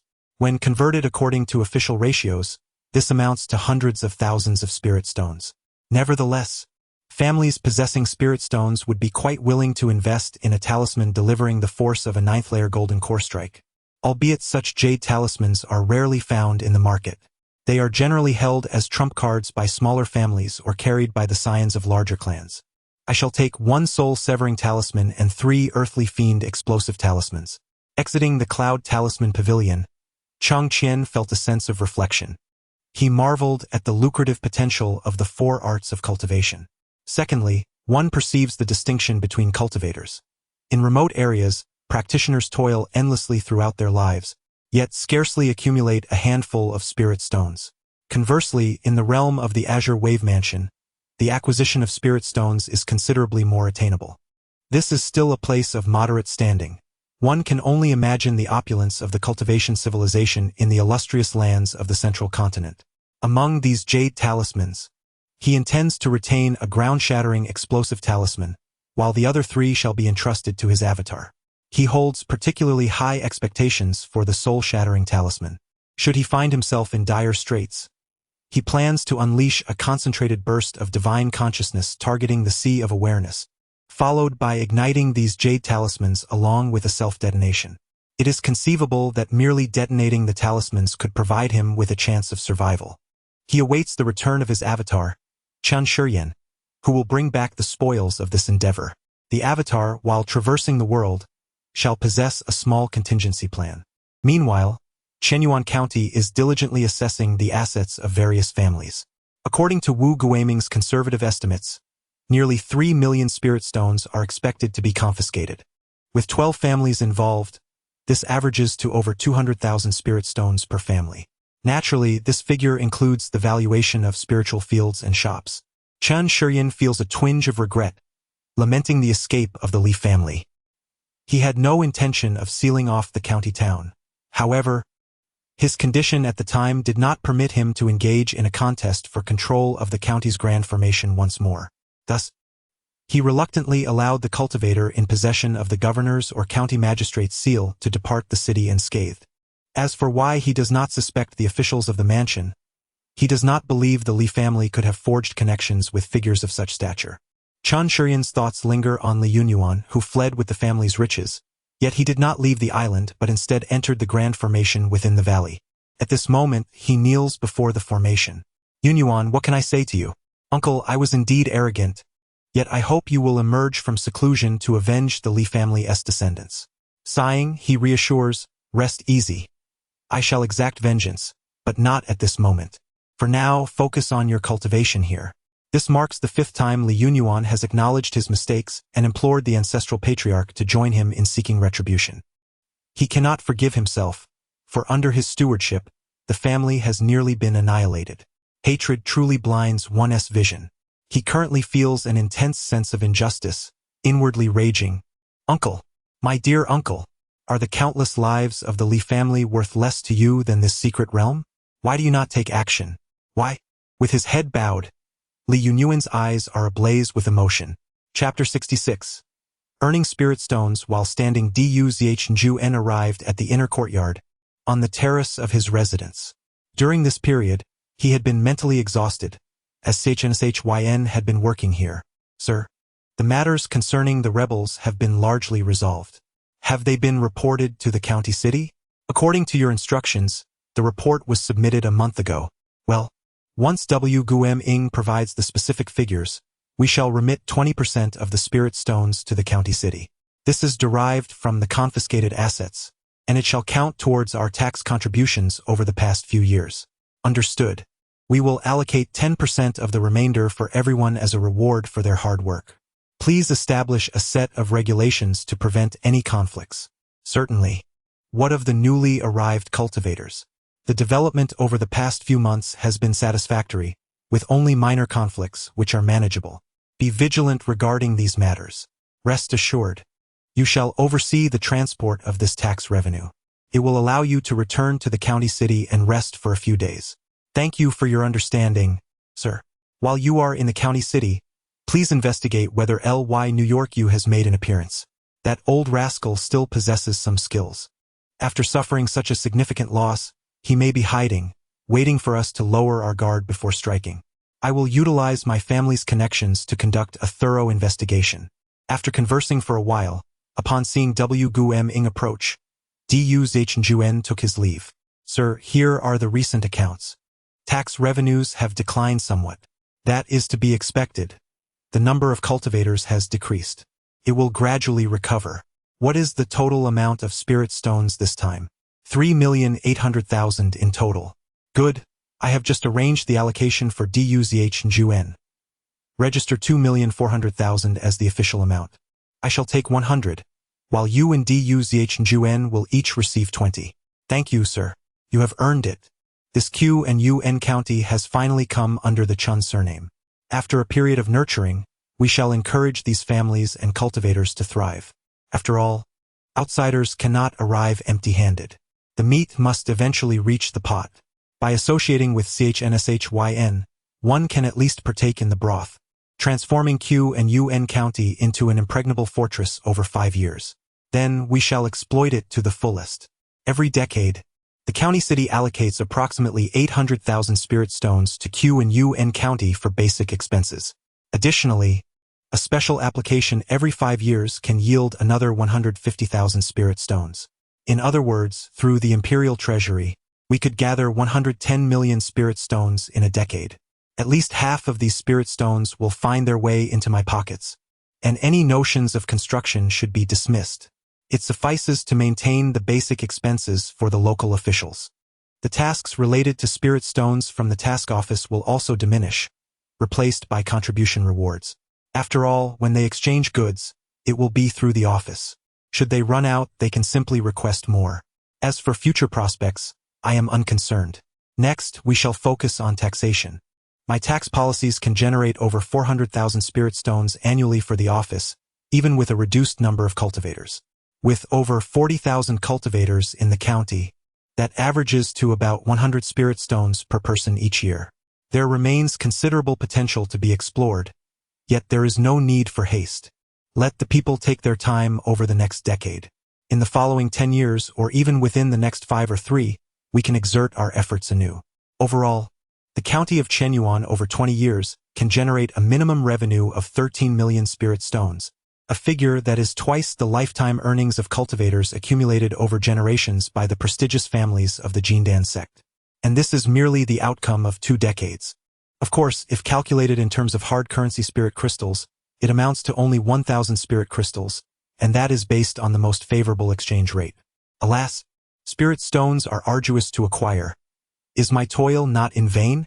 Chun Shuryen reclined in a lounge chair, gazing at the clouds drifting across the sky, enveloped in an indescribable sense of ease and contentment. After arranging his affairs, Dou Zhongyuan retrieved the spirit stones from Wu Guiming the following day, and accompanied by his tax officials, he set sail in a flying vessel towards the county city.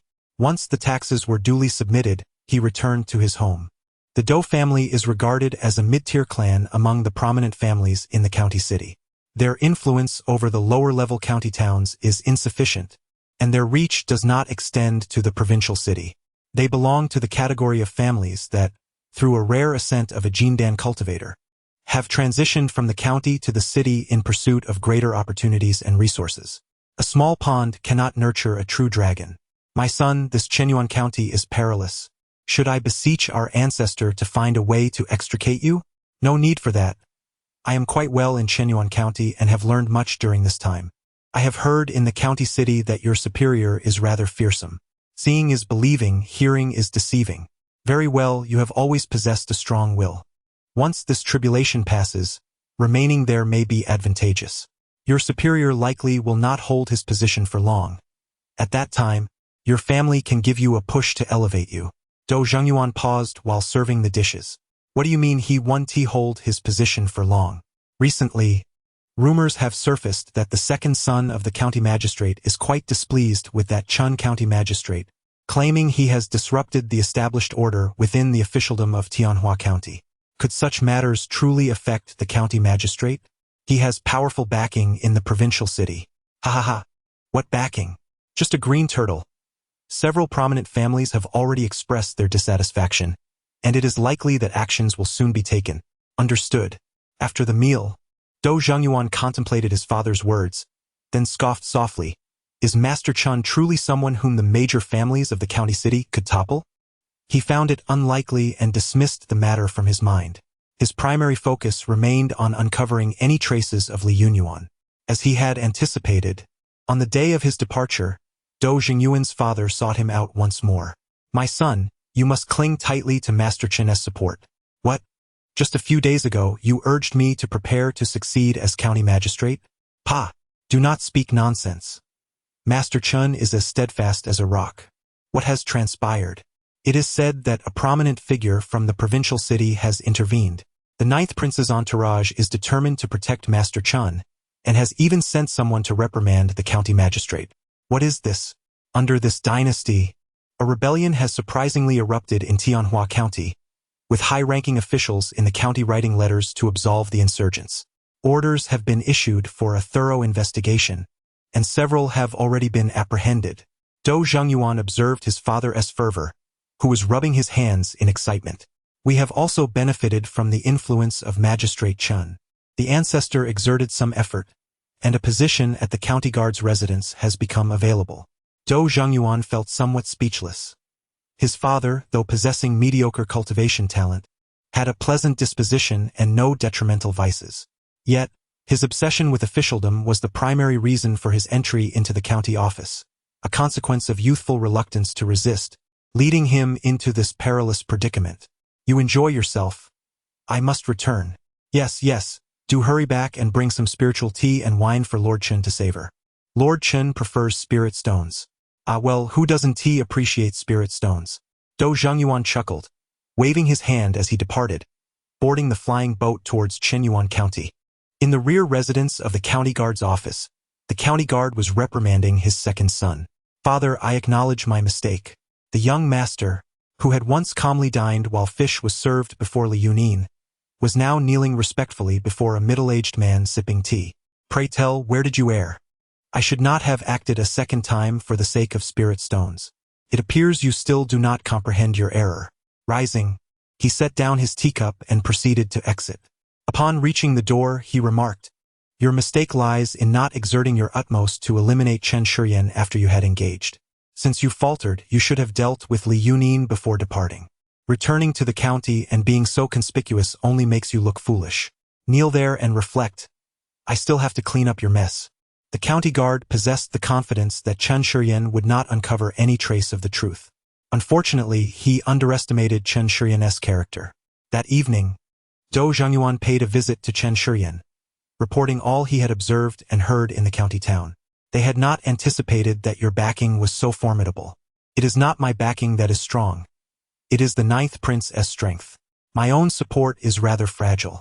Do Zhengyuan wanted to laugh but restrained himself. While it was amusing to hear such words from Lord Chun as if it were a jest, he could not afford to take it lightly. A laugh would render him a true fool. He hastily shifted the topic.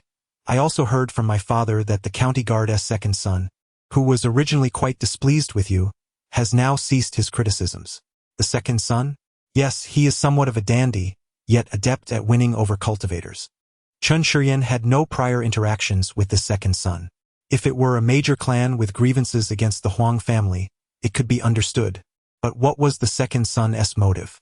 Suddenly, a scene flickered in his mind, reminiscent of the turmoil within the family on that fateful day, unable to control the grand formation.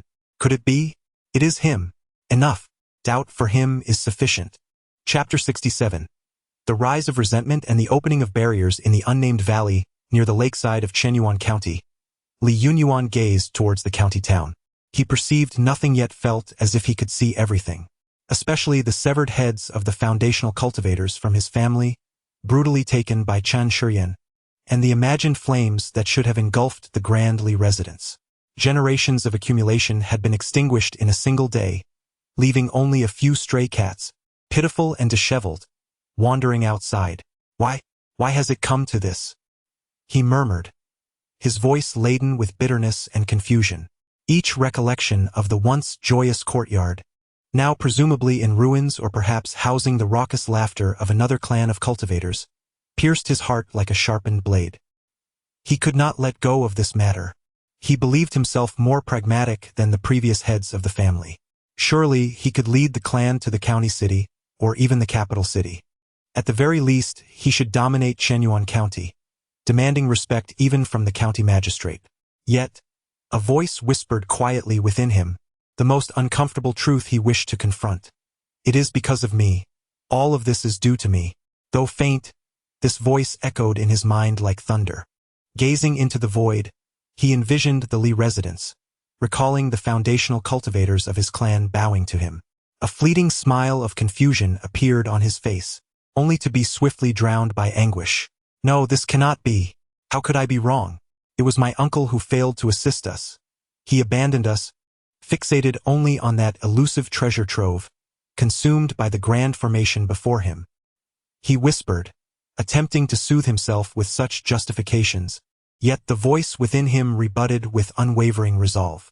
Perhaps his uncle had his own considerations, but your errors are undeniable. Your selfishness, your short-sightedness, your arrogance are the roots of all this turmoil.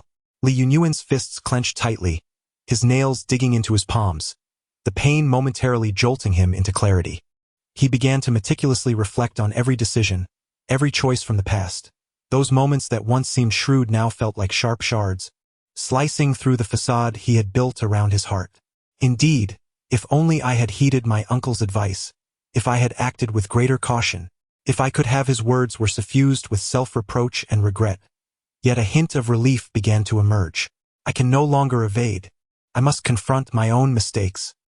He inhaled deeply, as if drawing in all the resentment and discontent, transforming them into a force that would straighten his slightly hunched form, as though the formidable head of the Li clan, who once commanded storms in Shenyuan County, had returned. Suddenly, another voice resonated in his mind. It belonged to the old patriarch, Li Yunyuan's uncle.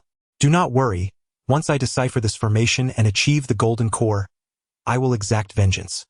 Be patient. Understood, Yunyuan. Focus on your cultivation. Once I break the formation, the events will have already transpired.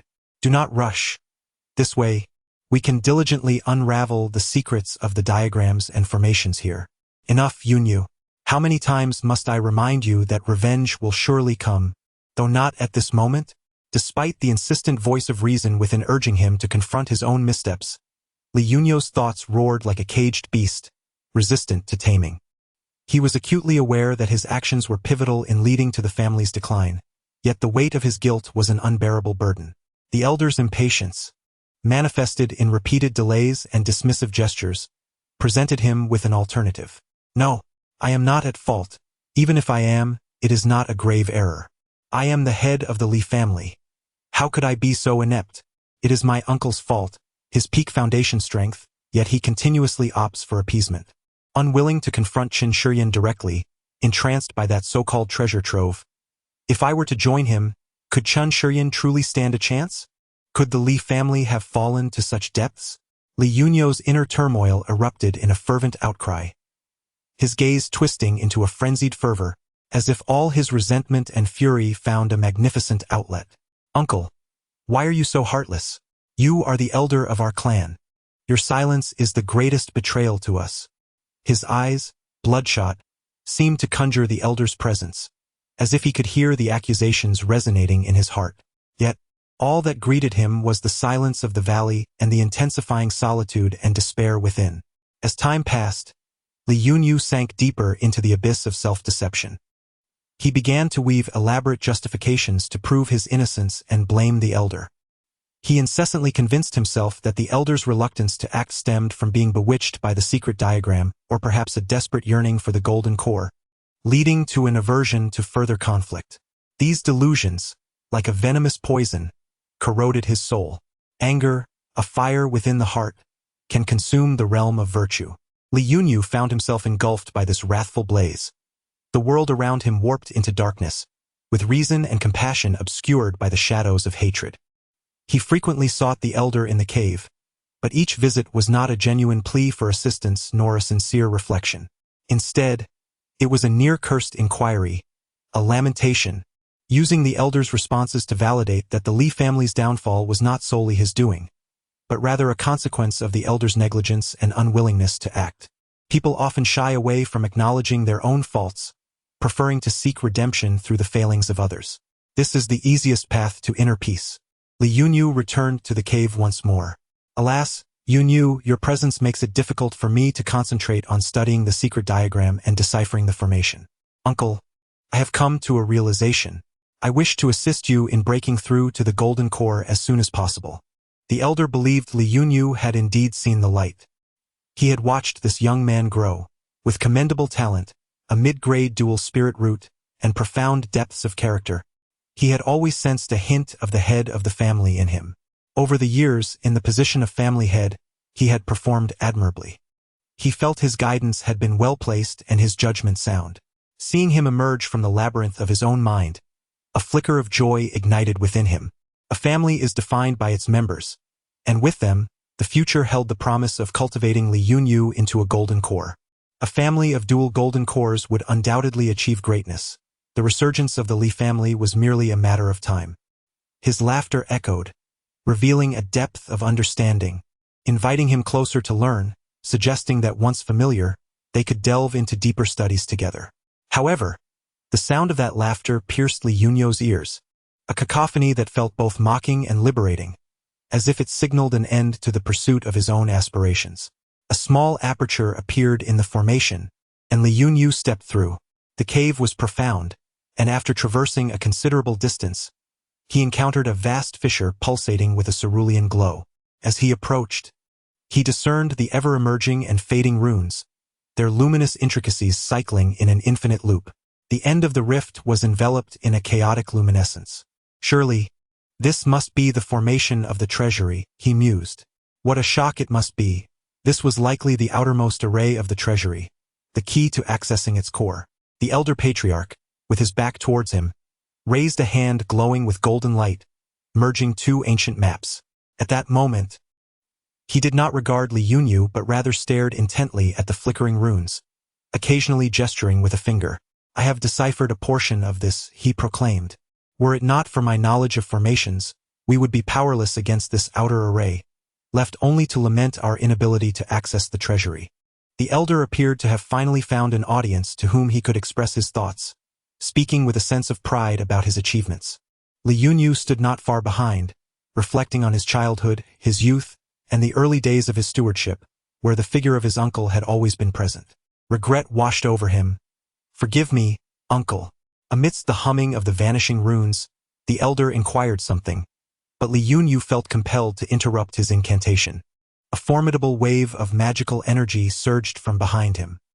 He turned just in time to see a bolt of blue lightning pierce through his defensive artifact and his being, continuing its trajectory towards the formation.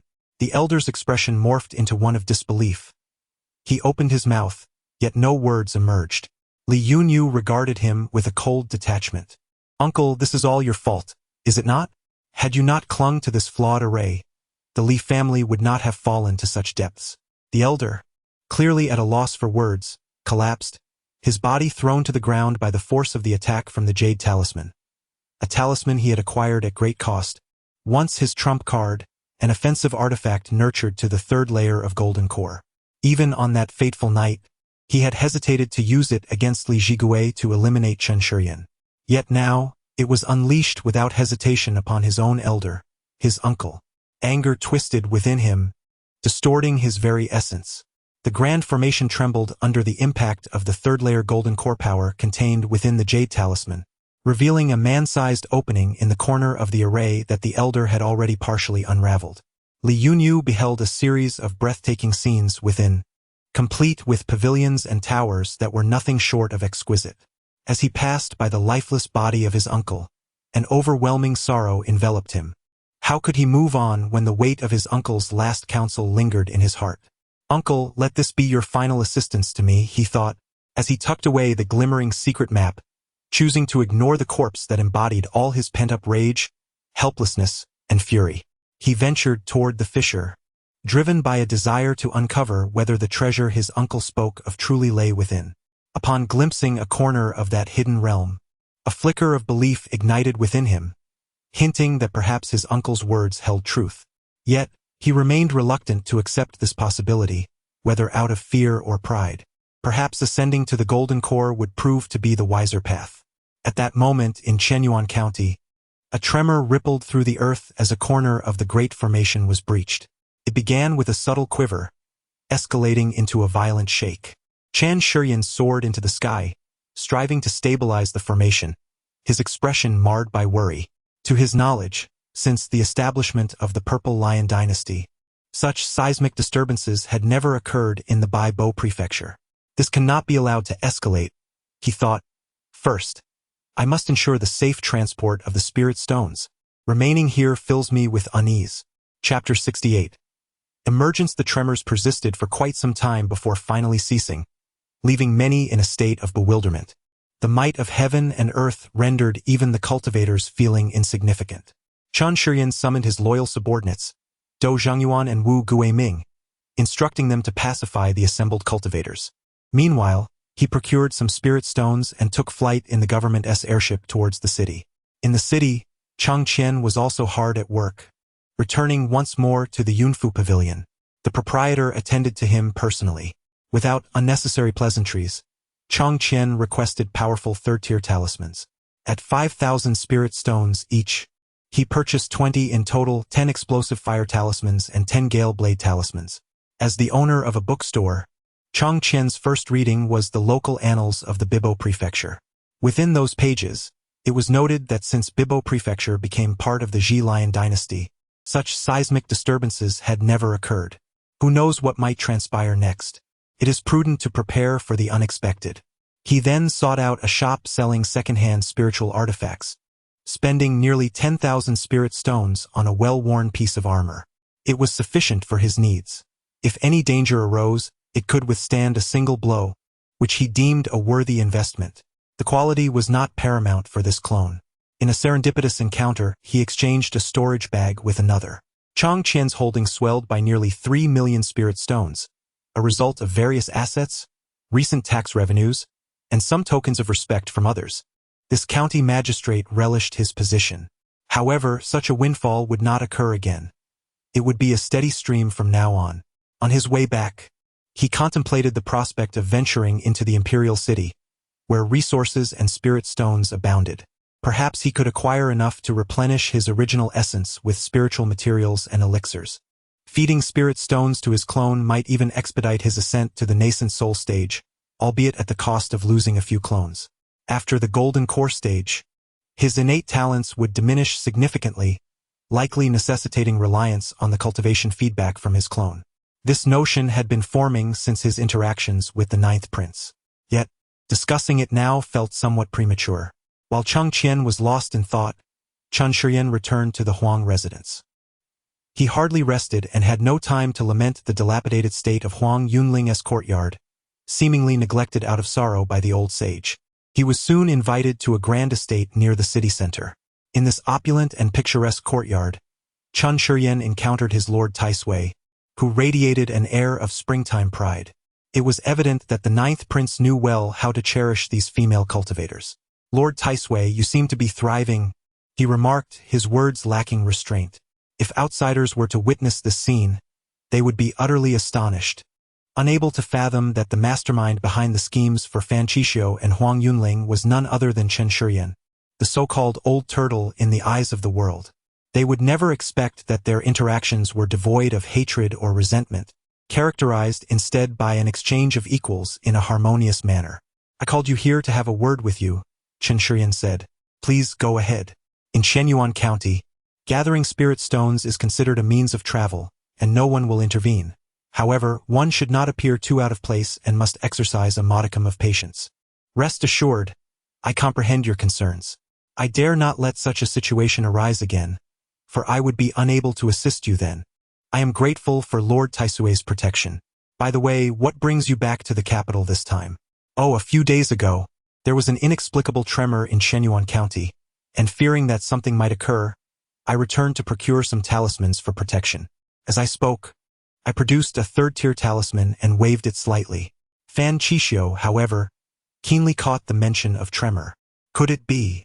Continuing with an impassive demeanor, I remarked, "You truly are one who fears death." To which Taisui replied, "Who among us is not afraid of death? The boundary between life and death harbors great terrors.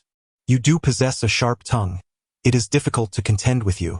Here, I have a jade talisman to grant you protection." With that, I produced a jade talisman imbued with the power of a first-tier golden core strike and presented it to Chen Shiyan. Naturally, Chen Shiyan was unreserved in his gratitude. "Thank you, Lord Taisui. Should any insurmountable issues arise, or if there is anything unclear, do inform me via the communication talisman. I possess some knowledge and would advise against rash actions. Lord Taisui treats me with such kindness that I find myself somewhat envious of the ninth prince." Chen Shiyan jested. "You are once again indulging in nonsense." After exchanging a few more words, Chen Shiyan took his leave. What else could he do? Stay here for a meal? For a night's rest? Receiving a jade talisman could be deemed as compensation from Lord Taisui, alleviating any lingering discontent. Staying here to dine and rest seemed quite trivial. The outer chamber, too, was filled with individuals affiliated with the ninth prince. Any reckless thoughts could lead to dire consequences. Chen Shiyan now felt an overwhelming sense of security. He dared to confront even a typical first-tier golden core practitioner, at least inflicting serious injury. Boarding the flying vessel under the moonlight, He set his course for Chenyuan County. That night, still on the lake, Chun Shuryan beheld a soft blue luminescence illuminating the sky in the direction of Chenyuan County, reminiscent of the aurora borealis. A foreboding feeling stirred within him. As he approached the vicinity of Chenyuan County, he frequently glimpsed the flickering light of flying vessels in the sky. This was markedly different from the usual. This area was typically desolate, with scarcely a flying vessel to be seen.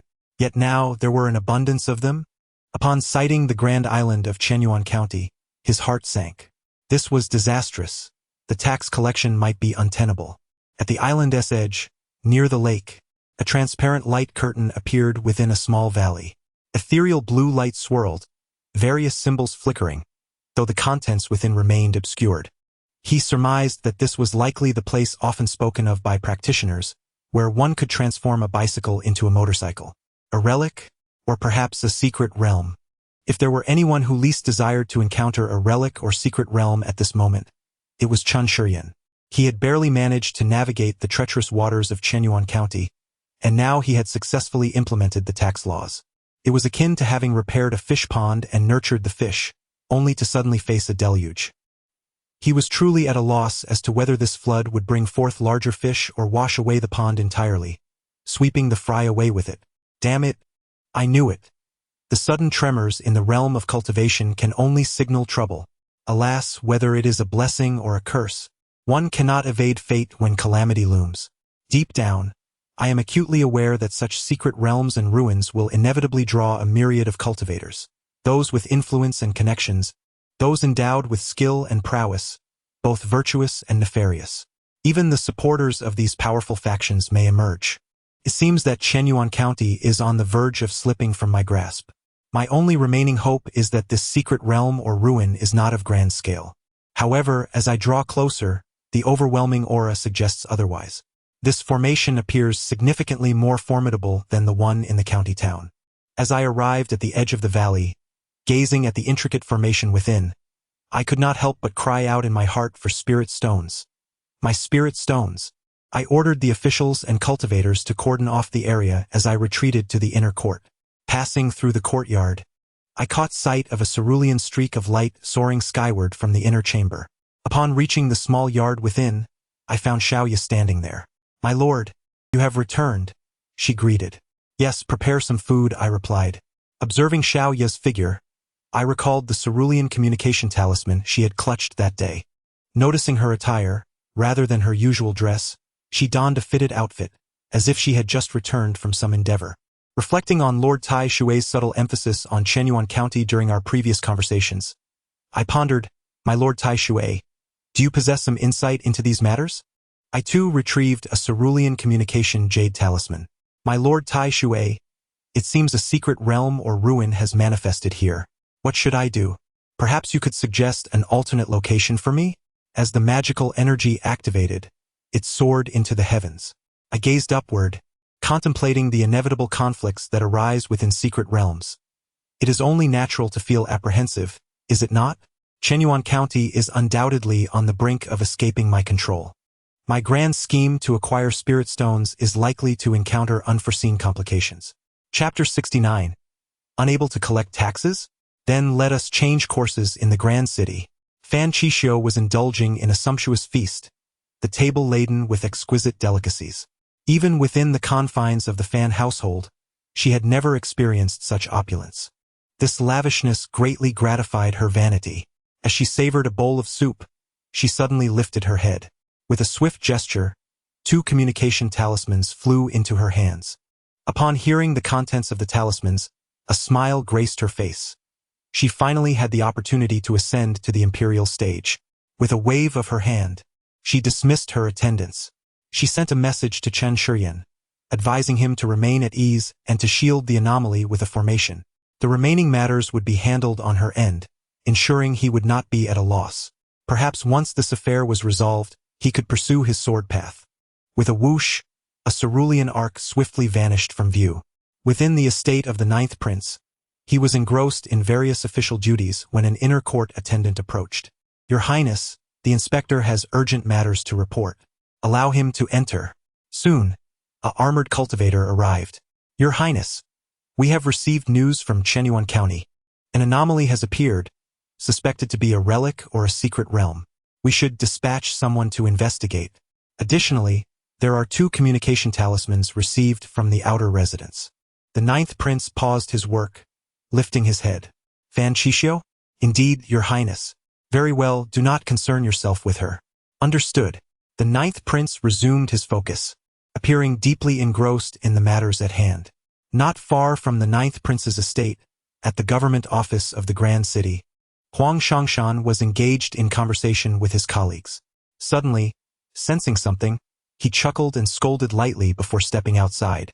In the absence of others, he beckoned, and a communication talisman appeared in his hand. Master, an anomaly has emerged in Chenyuan County, uncertain whether it is a relic or a secret realm, and it has already been sealed off by the government cultivators.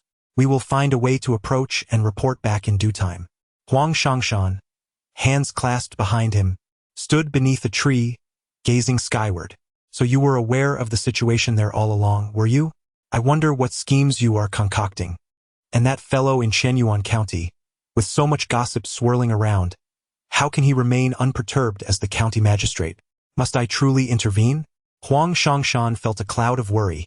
He was reluctant to become embroiled in the power struggle. It was far too perilous. Yet, he now bore the burden of the situation, possessing ample justification to step forward. His ancestor had already urged him twice, and he was anxious. Initially, it was Chen Shuryan who was to take the lead, yet that young man now seemed quite content to remain in the shadows.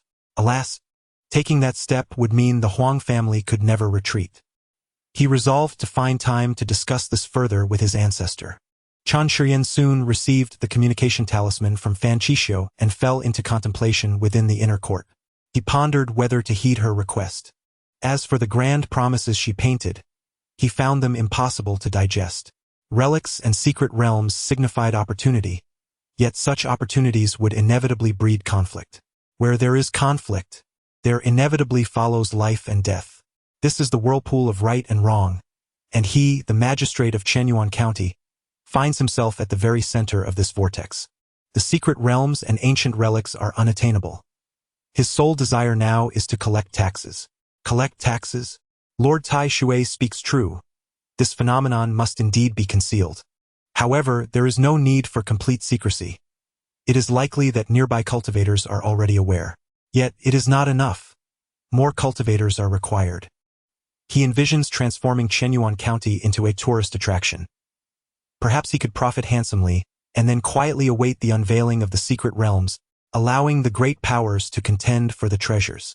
The more he contemplates, the brighter his eyes shine. He smacks his lips. What are secret realms and ancient relics but ephemeral illusions? How many cultivators will scramble for them, and in the end, will the treasures within even be worth the spirit stones? It is not unheard of for relics to be found empty, and secret realms to be devoid of vitality. Where is the practicality in collecting mere entrance fees? The plan is sound. He swiftly made his way to the main hall and summoned Dou Zhengyuan, Wu Guiming, and Yin Shiqing.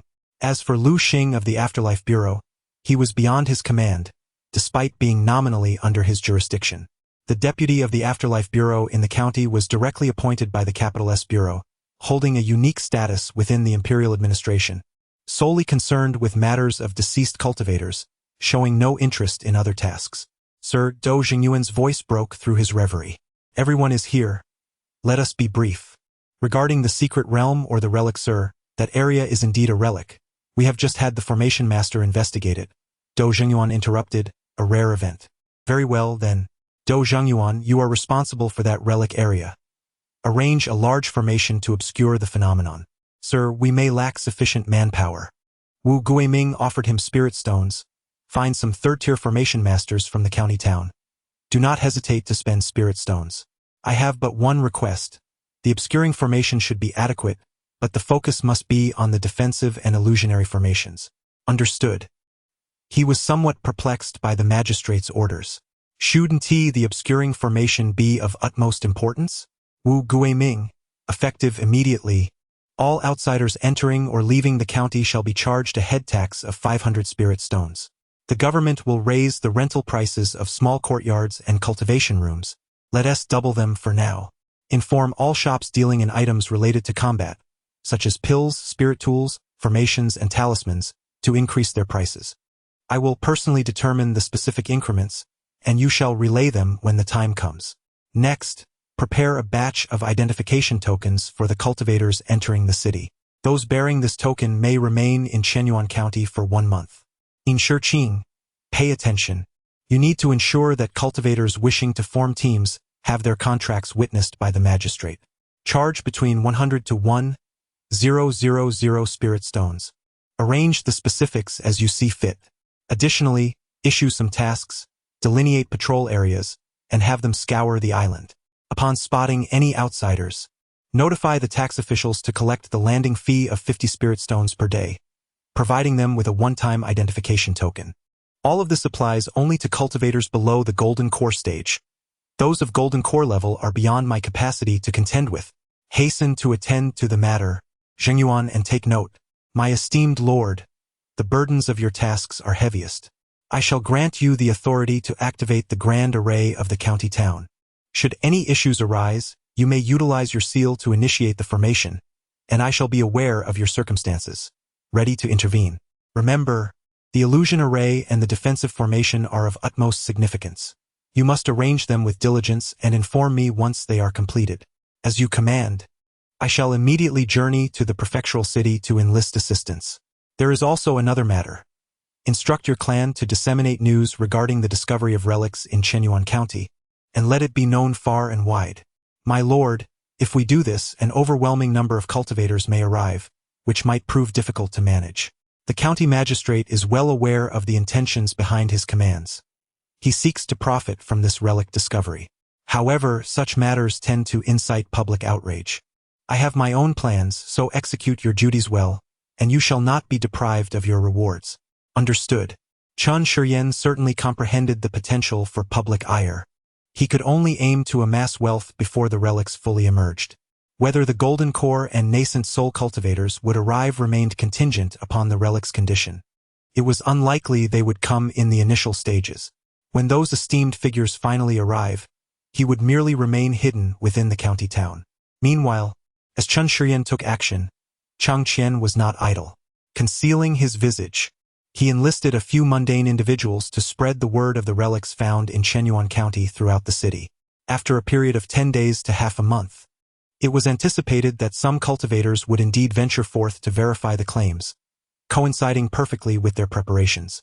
Once this task was accomplished, Chang Qian sat in his courtyard, savoring roasted meat and imbibing a cup of spirit wine. Regardless of your schemes, if you disrupt my plans, none shall find ease. I shall ensure that the rumor circulates throughout the city. To enter the relics, one must heed my countenance, and to exit the same applies.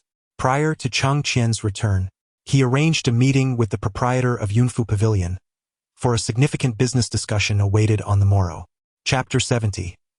The beginning in the county of Shenyuan. Within the county office, In Shiqing reported to Chen Shiyan, "Sir, the temporary identity tokens have been prepared. When shall we proceed with our plan? Not in haste. Let us wait a while longer.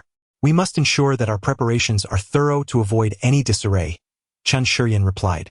During this time, Chang Qian lingered in the capital city, frequenting various taverns under the pretense of savoring exquisite delicacies, while in reality, he listened intently to any rumors circulating among the cultivators regarding the relics of Shenyuan County.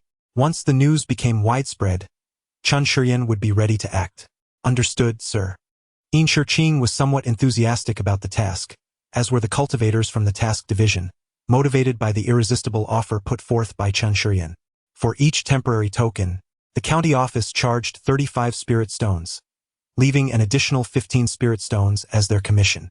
He was untroubled by potential deceit from subordinates, as each batch of tokens would bear the official seal of the household division, which Chen Shiyan currently possessed, ensuring he was aware of the total quantity. As for the amount they collected, he chose not to concern himself with it, though he warned against any hard-nosed negotiations. The excess spirit stones would eventually find their way into his hands, and he welcomed the prospect of a little extra profit. "Sir, all your directives have been executed, though some families and shops are somewhat reluctant. Wu Guiming expressed this delicately. Many cultivator families harbored grievances, recognizing the opportunity to profit. Yet, with the county office's decree demanding 70% of the increased spirit stones from sales, it felt akin to robbery. "Oh, indeed, it is robbery. Quite egregious," he remarked. Without lifting his gaze from the map of the county sprawled before him, Qian Shiyan instructed, "Organize the disgruntled cultivators and take them for a tour of the execution grounds," allowing the executioner to elucidate the process of beheading. Wu Guiming recoiled slightly, responding, "I believe they will come to appreciate your intentions." Seeing that Wu Guiming had nothing further to add, Do Zhangyuan turned to Qian Shiyan. "Sir, the formation at the relic site has been completed. Would you care to inspect it?" Qian Shiyan finally lifted his head, surprised. "Completed within less than a month?" Wu Guiming expressed his discontent. "Lord Do has spent a considerable sum of spirit stones. Out with the old, in with the new. It hasn't cost you any spirit stones," Qian Shiyan retorted. "Let us go and take a look." With the great formation ready, all that remained was the favorable eastern wind from the capital. In the capital, Chang Qian arrived at the prince's residence, having been invited. The ninth prince was quite pleased with his previous performance. In the grand hall of the ninth prince, alongside a peak golden core inner servant and the prince himself, 5 cultivators were present, with Chang Qian being the least powerful among them, at the 3rd level of foundation establishment. During this time, he had spared no moment, diligently gathering various cultivation resources, barely managing to reach the 3rd level of foundation establishment. Yet, the significant increase in his lifespan due to the 4 seasons longevity technique, acquired from the Lingyun sect, brought him great joy. Typically, a peak foundation establishment cultivator's lifespan is around 200 years, with a few exceptional individuals living up to 230 years. Chang Qian, currently at the 3rd level of foundation establishment, has already attained a lifespan of over 160 years. Foundation establishment marks the commencement of cultivating immortality. During the qi refinement stage, one's lifespan does not significantly increase, remaining within the realm of mortals.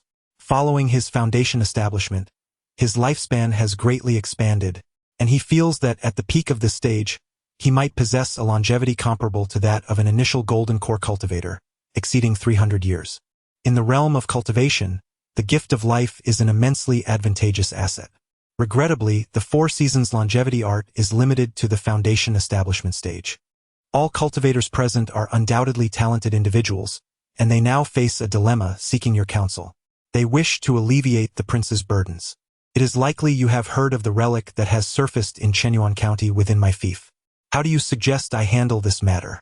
The reason for my inquiry is that any discovery of relics or secret realms within the imperial domain must be reported to the royal city, where arrangements will be made for initial explorations. Those who explore privately are deemed traitors. The prince ought to report to the royal city. However, the initiative should remain in his hands. I have an elder brother in the royal city, and should the prince recommend 1 or 2 individuals, he could lead an expedition here. The ninth prince inwardly marked this individual with disapproval, thinking, "Are you truly offering to relieve my worries? You are merely scheming to elevate your own position at my expense. This course of action is inappropriate. I believe it is prudent for the prince to first investigate the scale of the relic. If it is modest, reporting it would not be an issue. The implication being, if the scale is substantial, then no report should be made." The ninth prince nodded, acknowledging that this individual had considered his own interests. As he listened, he mentally categorized them, as this decision would significantly impact whether he would bring these individuals with him upon his return to the royal city. "Your Highness, I believe it is best for you to remain unaware of this matter." Chang Qian scoffed at their perspectives. Focus on the primary and secondary contradictions. What the ninth prince lacks is not relics, but the throne itself. Despite their considerable cultivation, their vision remains limited. Intrigued, the ninth prince found this unexpected strategist, who had previously surprised him twice, to be quite promising. "Pray enlighten me. Indeed, in my view, your foremost task should be to vanish from everyone's sight." The gathered cultivators were taken aback, and the palace attendants stepped forward, their consciousness fixating on Chang Qian. Unfazed, Chang Qian adopted the demeanor of a presenter, reminiscent of his past life when delivering PowerPoint presentations to his superiors. The utility of the content aside, He aimed to establish an imposing presence. Your Highness, your focus should not dwell on the gains and losses of a single city or locality, nor should it fixate on a secret realm or relic. Instead, you should concentrate your efforts on the royal city and aspire to the vantage point of surveying all living beings from the heavens above. The ninth prince felt a rush of exhilaration. These words resonated deeply within him. You will inevitably find yourself embroiled in rivalry with several princes, and now, due to this relic, you may be compelled to step into the limelight, which is exceedingly disadvantageous for your future. Thus, you should strive to minimize your presence. In truth, he possessed an even more suitable strategy. For instance, he could weave an exceptionally alluring narrative, creating extraordinary phenomena to transform the relic into a monumental discovery. Attracting a few princes to this place, even if the princes themselves do not come, they would send trusted confidants. Then, they would all be eliminated, thereby diminishing their strength. However, such sentiments are not particularly appropriate for him to express in his current position. With limited power and a low rank, the ninth prince has recently developed a certain admiration for Chang Qian. Though his cultivation is not profound, his insights are remarkably astute.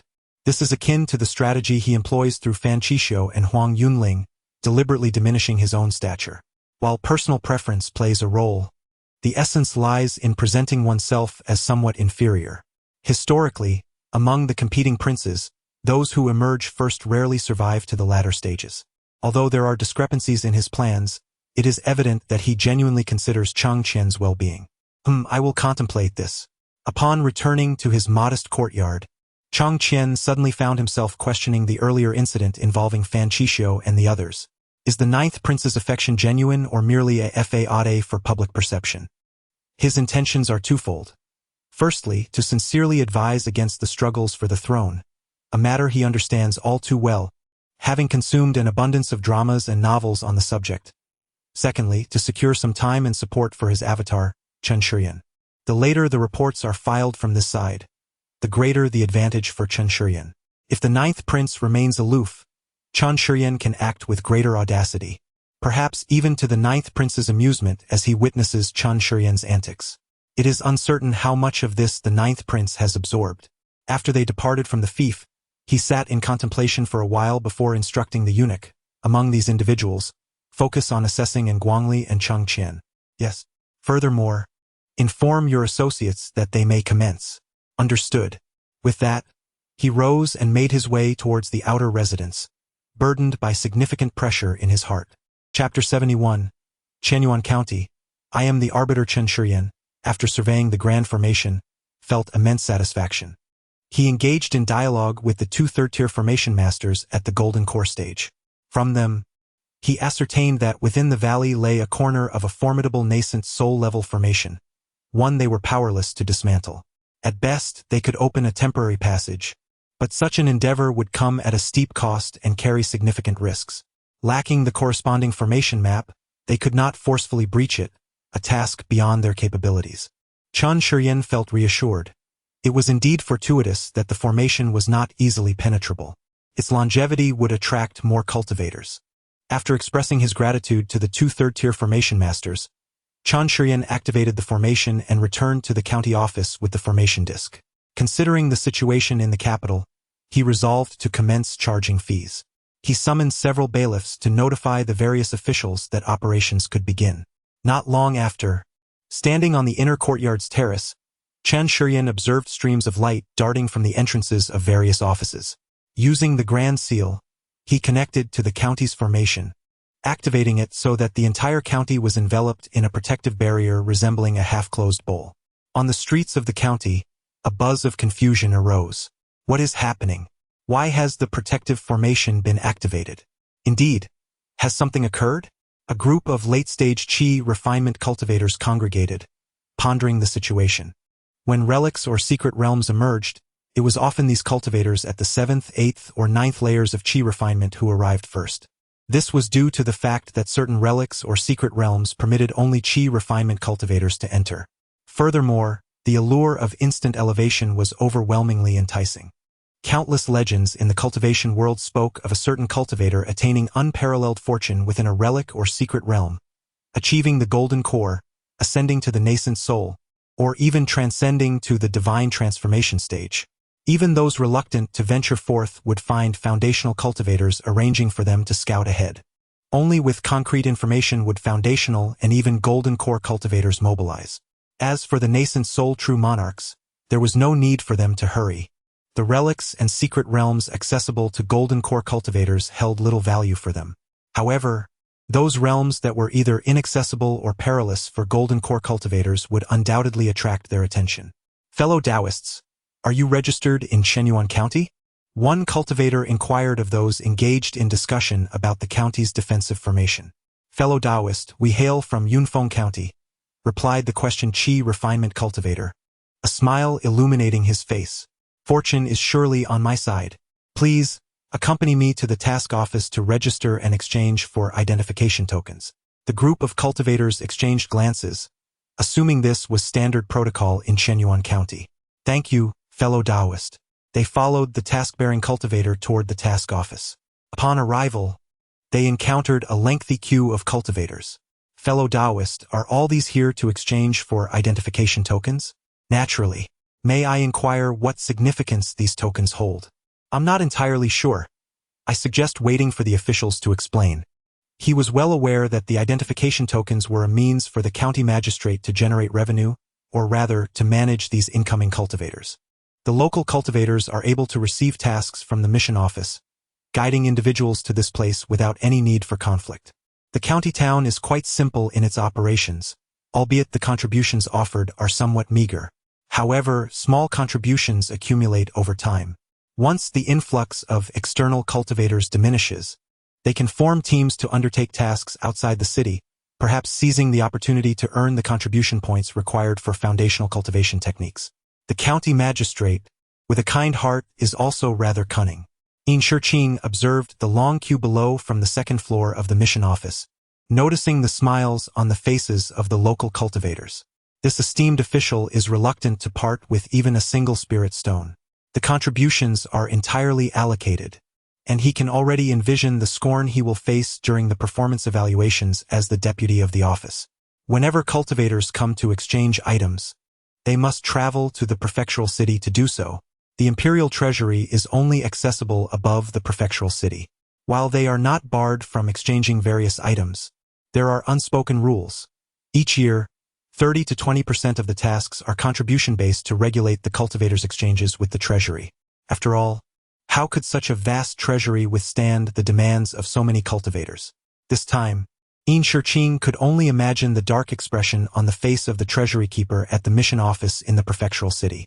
Although Magistrate Chun claimed to bear the burden alone, In Shiqing, being a seasoned official, knew better than to take such words at face value. Alas, he could only seize the opportunity to gather a few spirit stones now. Come in. A junior official entered the room. My lord, the progress in the wilderness is too sluggish. Increase the contribution tasks from the wilderness a bit more, and also, the price for temporary identity tokens will be set at 60 spirit stones. The extra 10 will not be accounted for. I will take 8, and you will split the remaining 2.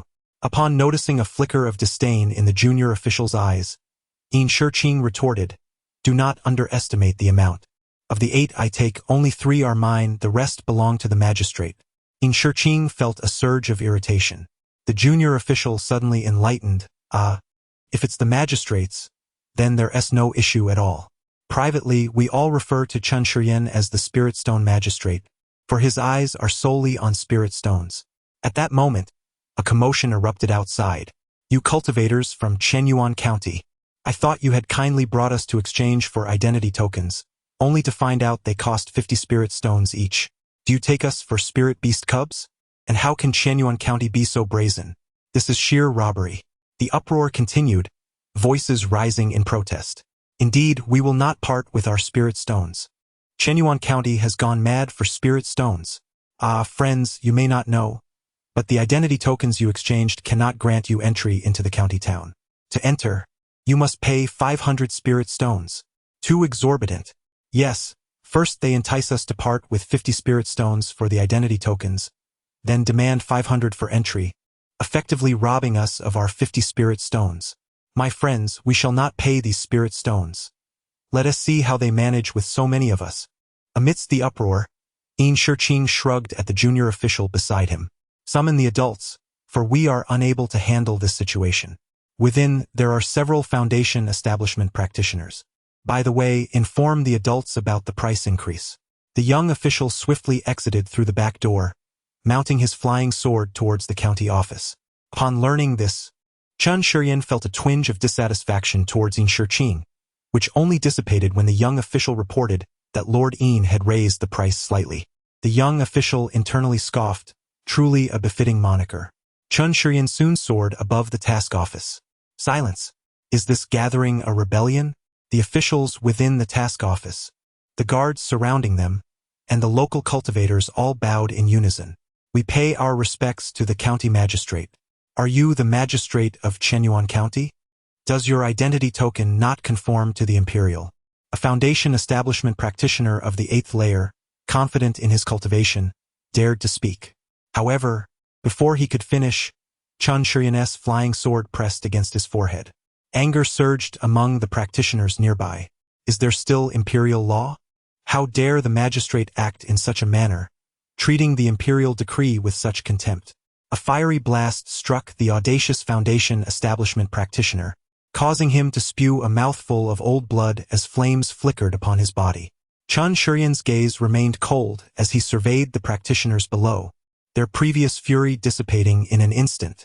They obediently formed a line at the task office. Several other Foundation establishment practitioners retreated a few steps, distancing themselves from the two individuals, clasping their hands to the heavens, and proceeding to purchase the identity tokens for 500 spirit stones.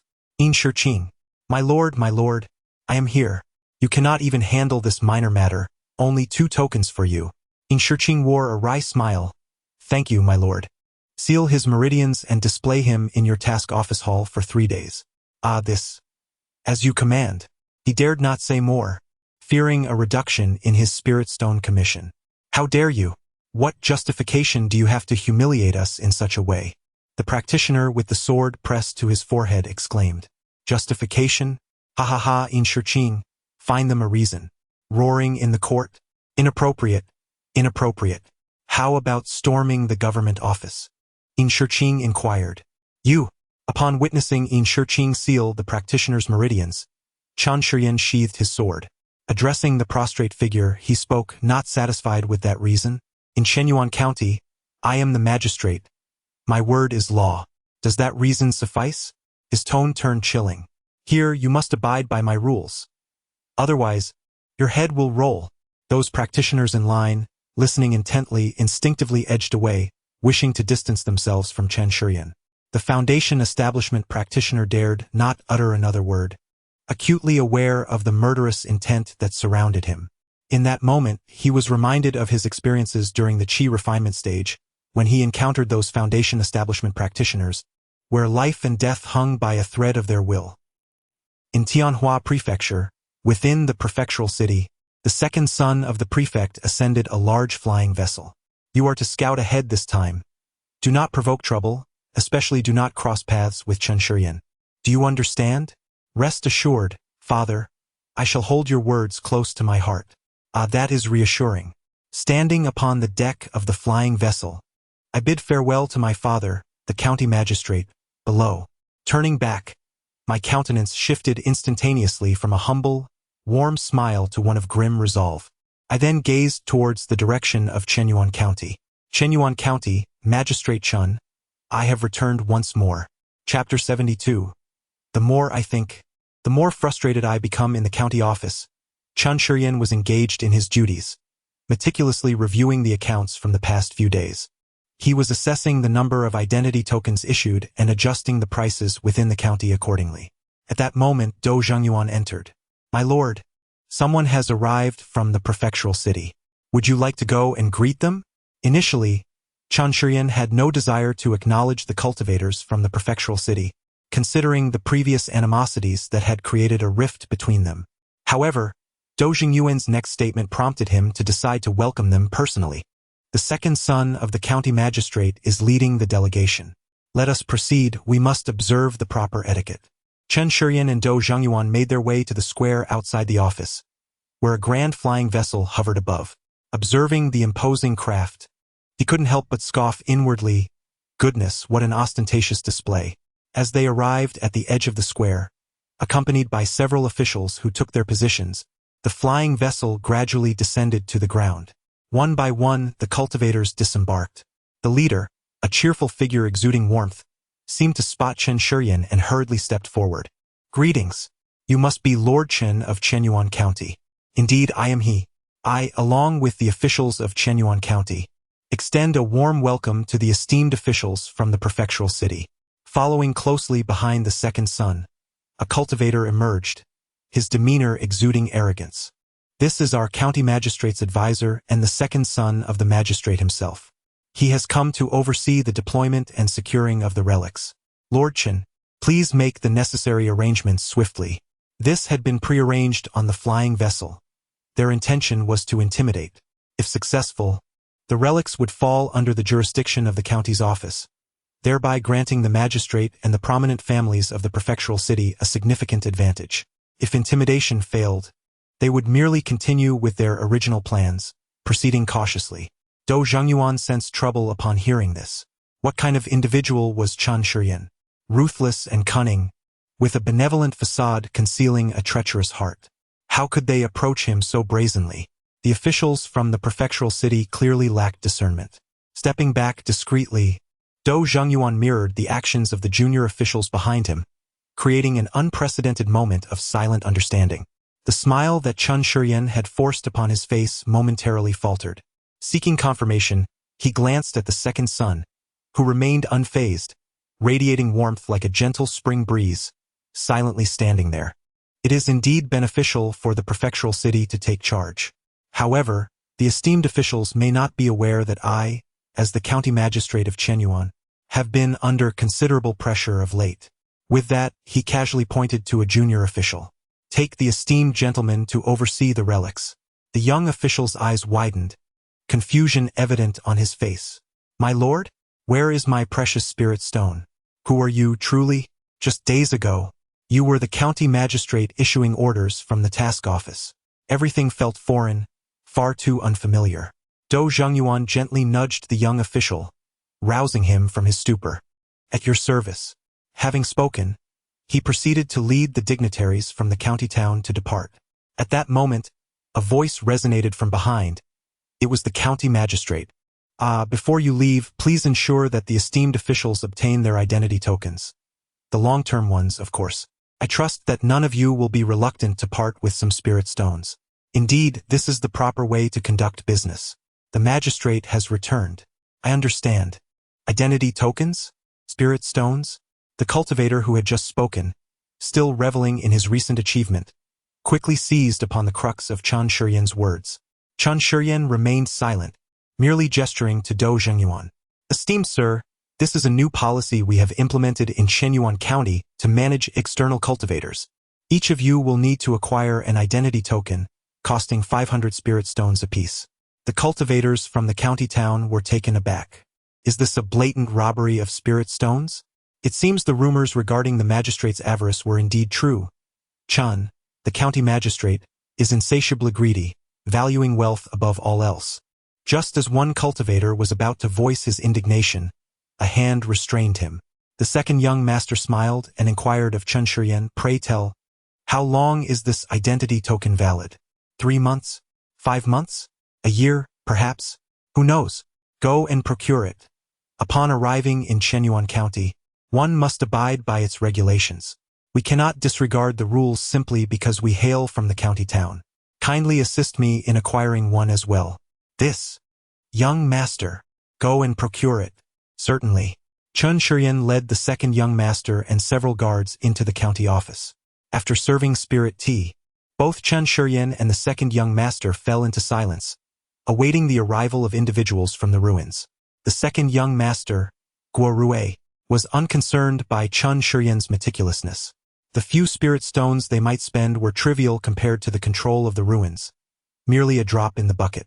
At that moment, a cultivator from the county town hurriedly entered, casting a fierce glare at Chen Shuryan before approaching the second young master. He whispered, young master, we have been deceived by that Chen fellow. He has already set up a grand formation outside the ruins, and now our people cannot enter. The second young master's expression darkened. He had suspected that this young man was not easily cowed. What he initially thought would merely be a minor inconvenience had turned into a waiting game. What is the meaning of this, Master Chen? Guorue demanded. Let us be frank. I have no desire for wordplay. What is the significance of the grand formation you have erected in the valley near the ruins? I apologize. It is a directive from the capital. Do you think I would willingly part with those spirit stones otherwise?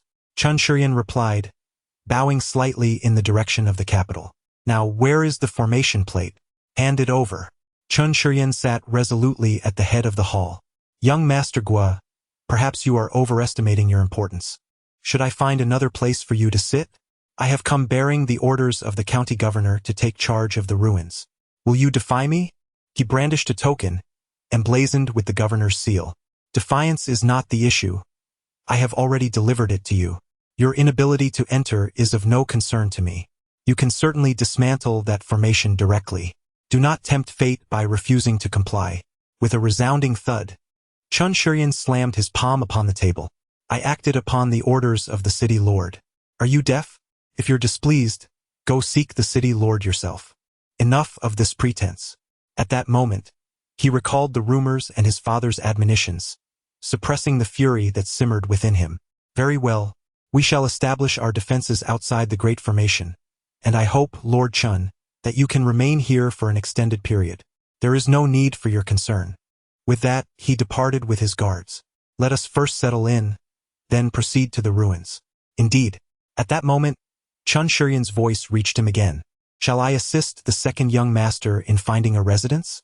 No, thank you. All right, but allow me to remind you, the Li family's grand estate has changed hands. You likely cannot find refuge there anymore. There has been an influx of outside cultivators lately. Do you truly not require my assistance in locating a place? Guo Guhui, walking away, paused momentarily, perplexed. Observing Guorue's retreating figure, Chen Shurian's eyes were filled with a chilling resolve. It must be him. Meanwhile, Guorue, although vigilant, was also seething with anger. Is this Chen fellow testing me? Indeed, after returning to the county town, he should not let his embarrassment turn into rage, prompting thoughts of seeking to dismiss Chen Shurian. However, he lacked evidence. After inspecting several residences, Guorue's countenance grew increasingly grim. He could not discern whether Chen Shurian spoke the truth or was employing some petty tricks against him. Each residence he encountered was in abysmal condition. Accustomed to a life of luxury, he found it intolerable. He was more inclined to believe this was Chen Shurian's petty revenge. Childish. Find a family to clear us some space. Yes, young master. Initially reluctant to appear tyrannical, he could no longer tolerate the squalid environment akin to a hovel. As a cultivator accustomed to a high standard of living, he was indeed unfairly blaming Chen Shurian. The truth was that the influx of cultivators had been overwhelming. Finally, late into the night, Guorue settled into a family residence. The events of the day festered in his mind, fueling his ire. Chen Shurian's tone, demeanor, and expressions all had been a series of humiliations. Coupled with his probing, it was unbearable. Damn it, I cannot contain myself any longer. Come here, young master. There is a matter for you to attend to tomorrow. Chapter 73. What a coincidence. I think the same Guorue was prepared to teach Chen Shurian a lesson. Having repeatedly stumbled at the hands of a green-haired turtle son-in-law was simply intolerable for someone of his noble lineage. After Guorue arrived in Shenyuan County for 3 days, rumors began to circulate in the streets. Have you heard?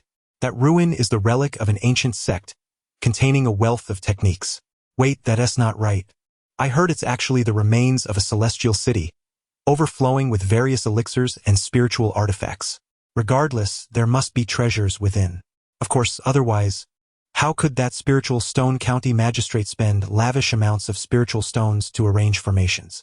Alas, it seems we can only hope to earn a little spiritual stone this time. The relic is out of the question. Most local cultivators were well aware of the county magistrate's preferences. Once he had his eye on something, it was best not to entertain any thoughts of acquiring it.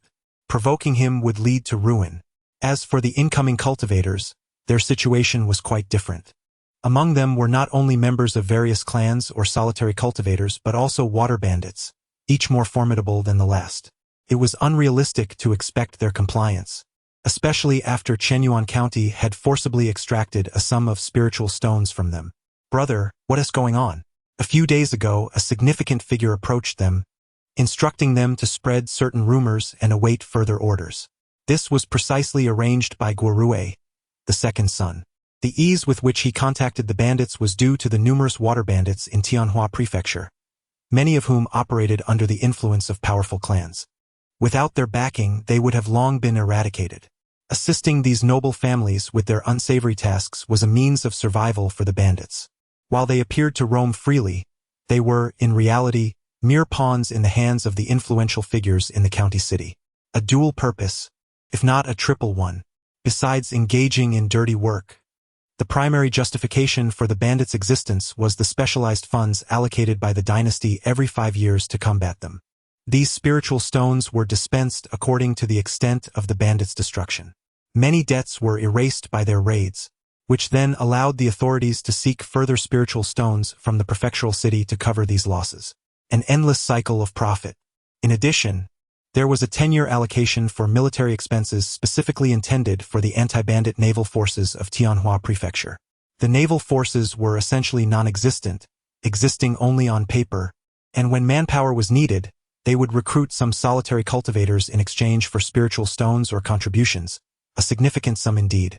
Lastly, during performance evaluations, bandits could be compelled to deliver a certain number of heads to fulfill tasks. Meanwhile, lower-ranking officials could, through these uncertain bandit heads, claim a share of spiritual stones. From the county magistrate to noble families and down to mid-level officials, the existence of bandits yielded immense benefits. As long as the bandits did not engage in any overtly righteous acts, no one seemed to care. Those who fell victim to their raids could only blame their misfortune. The prominent figures of the county have orchestrated new endeavors, providing certain spiritual artifacts intended for foundational cultivation. Shortly, I shall distribute them among my brothers, and starting tomorrow, we will flaunt them far and wide. Should anyone inquire, we shall claim they were acquired from the ruins. Brother, are there formations at the ruins? What is the purpose of this? Fear not. Just say there are flaws. Feel free to fabricate any tale as long as some cultivators believe it. As for the intent behind the scheme, it is likely that the influential figures aim to stir up chaos and profit from the ensuing turmoil. Chun Shuryan resumed his leisurely life of enjoying the scenery and wine on the terrace. The tension that previously gripped him had dissipated. Initially, he had anticipated some mischief from the second young master, yet this period has been remarkably tranquil. Even the anticipated appearances of golden core cultivators have yet to materialize. The arrivals still consist primarily of qi refinement and foundation establishment practitioners. Could it be that they have not fully emerged? Dou Jingyuan approached. Sir, there have been some rumors circulating in the city. Recently, a number of cultivators have been parading through the streets with various spiritual materials, claiming they were obtained from the ruins. Oh, are there any issues with the ruins? No, the Great Formation remains intact, and there have been no significant changes at the ruins. How peculiar. Indeed. Do you think someone might be plotting something? Chun Shuryan shot Dou Jingyuan a glance. Is that not obvious? What family's second-grade spiritual materials would simply fall from the sky? Surely someone is scheming in the shadows. Go on. I need to ponder this matter. Keep a close watch on the situation, and increase the personnel at the ruins. Should anything unusual occur, inform me immediately. I shall provide you with the array plate for the illusion formation. I will not betray your trust, sir. After Dou Jingyuan departed, Chun Shuryan began to contemplate. It wasn't about discerning who was responsible. Given recent conflicts, only the second young master from the county, Guorue, could possibly produce several second-grade spiritual materials as bait. What could his intentions be? The ruins, the formation. Was he attempting to leverage public sentiment and attract cultivators with these spiritual artifacts to create momentum, hoping I would lower my guard? Did he truly believe I would fall for such a ruse? Or was it merely to incite confusion? He certainly wouldn't activate the formation. The timing is not yet ripe. As for chaos, Chun Shuryan feared there wouldn't be enough. Since this second young master has returned to Chenyuan County, he might as well remain. A little disorder could serve him well. In the following days, Dou Zhengyuan continued to report that the number of cultivators gathering around the ruins was steadily increasing. His responses were consistent. Ignore them, avoid contact, and let things unfold naturally. Dou Zhengyuan ceased his reports thereafter, having foreseen that some of the outsiders would soon face misfortune. 1 month later, on an evening when cultivators congregated at the ruins, they finally took action. A few led the charge in attacking the guards of Chenyuan County. Fortunately, everyone had been on high alert. After fending off the initial wave of assaults, they all retreated into the illusion formation. Dou Zhengyuan established contact with the county's array through the Great Seal. Upon witnessing the emergence of a formidable array in the county town, Chen Shuryan discerned that trouble had arisen at the relic site. He summoned a cadre of foundation-building officials and wandering cultivators, embarking on a flying vessel towards the direction of the ruins. They had not traveled far when the county's flying vessel followed suit. As they approached the relics from a distance, Chen Shuryan and his companions beheld various luminous attacks targeting the Grand Formation. Fortunately, it had been arranged by a third-tier array master. Had it been a second-tier formation, it would have been breached by now. Suspended high in the air, Chen Shuryan stood on the deck, gazing down at the tumultuous scene of cultivators engaged in battle. Those who assaulted the governmental structures were to be met with no mercy. With a decisive gesture, he commanded his fellow cultivators to descend from the vessel, plunging into the fray behind the assailants of the Grand Formation. It was the cheer-refining stage cultivators who first fell, vanishing in a mere exchange. Once the attackers realized the shift in their circumstances, they halted their assault to confront the looming threat from behind, at which point the illusion array was activated once more. Dou Zhengyuan, accompanied by his tax officials, joined the fray. Chen Shuryan gradually descended to the ground, where he spotted the county's flying vessel making its appearance. Shortly thereafter, a dozen foundation-building cultivators descended from above. Among them, the 3 most accomplished cultivators, at the pinnacle of foundation building, swiftly encircled Chen Shuryan. "Sir Chen, how refined of you to venture into this desolate wilderness at such a late hour, seeking a fitting place for your eternal rest." Each word dripped with malice. "Young master, your intent to eliminate me is laid bare. Are you not afraid of a repeat of our last encounter? Ha ha ha. While in the county town, I indeed could not act against you, but here." He spread his arms wide, surveying his surroundings. "The last time you escaped death was due to the incompetence of the Li family. Do you think I am akin to them?"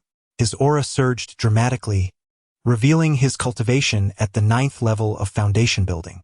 Guo Rui, adorned with spiritual artifacts and at the 9th level of foundation building himself, along with 3 peak foundation building guards, faced off against Chen Shuryan, who was also at the 9th level. He found it perplexing how he could possibly lose. "Today you are as good as dead." Quite the coincidence, for I share the same sentiment. Chapter 74. The curtain rises. Chen Shuryan emerged from the dense forest, clutching his head as he stepped onto the battlefield, finding himself utterly alone behind him. Damn it, those pay-to-win players are truly difficult to defeat. Utilizing his psychic lightning, he swiftly dispatched the 3 guards. Upon sensing the peril, Guo Rui turned and fled into the woods. Chen Shuryan pursued him relentlessly, entering the thicket. After 3 consecutive attempts with the psychic lightning yielded no results, he at least managed to make Guo Rui stumble. As expected of the son of the county magistrate, he was equipped with various defensive artifacts, and within his sea of consciousness lay yet another protective item. At that moment, he felt akin to the rainy night when besieged by numerous cultivators. His head throbbed painfully. If this continued, he would surely falter. Had he known, he would have directly obliterated him with a jade talisman. However, he recognized that if he did not continuously assault Guo Rui with psychic strikes, he would undoubtedly fall victim to Guo Rui's hidden trump cards. A little pain was tolerable. One grows accustomed to it with time. Seeing Chen Shuryan emerge, Dou Zhengyuan and the others breathed a sigh of relief. "My lord, are you unscathed?" "I'm fine." "Have all the cultivators here been dealt with?" "Aside from those few from the county town, the rest have been eliminated." "Why leave them alive? Kill them all. Seize their flying vessels, report it as a water bandit attack on the ruins, and declare that the second young master and his companions heroically perished. Summon the Rebirth Division promptly to clean up." With that, he soared toward his own vessel. Yes, my lord. Once more, the scene unfolded with swift and ruthless precision, the tax officials showing no regard for the dignitaries from the county town. Chun Shiyan returned to the terrace, calling for Xiaoya to massage him. Drowsy, he soon fell into a deep slumber. In the county town, many remained awake. Some awaited their comrades, others their husbands, and still others their masters, eager to strive for wealth and status. In the capital, Chang Qian was summoned once more to the fief. Upon arrival, he was met with news that bewildered him. Cheng Daoyu, will you be accompanying the 9th prince to the ruins in Shenyuan County? What? No way, is the 9th prince out of his mind? This was Chang Qian's immediate reaction. Was he not placing himself in the spotlight? During this time, he had heard rumors that the Holy Emperor, having failed to break through to the Transformation God realm for an extended period, was preparing to establish a successor. Before this succession, the unique power struggle of the Purple Lion dynasty would ensue. Historically, these struggles have been exceedingly brutal, with countless heroes' corpses forming the steps toward the throne. At such a critical juncture, discretion was the better part of valor. Being a focal point was one thing. Adding the allure of ruins would only draw all eyes upon him. Before he could ponder further, the 9th prince entered. Esteemed gentlemen, I plan to depart in 7 days for Shenyuan County. According to my sources, the ruins that may appear there are likely the site of the ancient immortal sect, the Flowing Cloud immortal sect, and the Yunfang immortal mountain. A secret treasury may exist there. Chang Qian's recent studies had borne fruit, and he quickly recalled pertinent information in his mind. The Flowing Cloud immortal sect, once a paragon among the immortal sects in ancient times, had its roots intertwined with many of the prominent sects of the present-day central continent. For reasons unknown, possibly due to the machinations of various parties, the Flowing Cloud immortal sect's footholds, named after its celestial mountains across different realms, were eradicated in a remarkably brief period. Within a mere century, the sect crumbled to dust. He had perused a travelogue, which recounted the author's encounter with the abode of a predecessor deep within a grand mountain range. This predecessor was a disciple at the God transformation stage of the Flowing Cloud immortal sect. Through fragmented remarks, it seemed that he lamented a certain elder for offending numerous powerful entities in pursuit of the legendary ascension. One day, the sect would seek a spiritual treasure from one faction, and the next it would attempt to seize a coveted blood pool from a demonic sect, followed by pleas for celestial materials and divine elixirs from a dynasty or family. In essence, it appeared that they were recklessly stirring up discord throughout the cultivation world. What had once seemed intriguing now flooded back to him, and he pondered whether this may indeed be one of the truths or reasons behind their demise.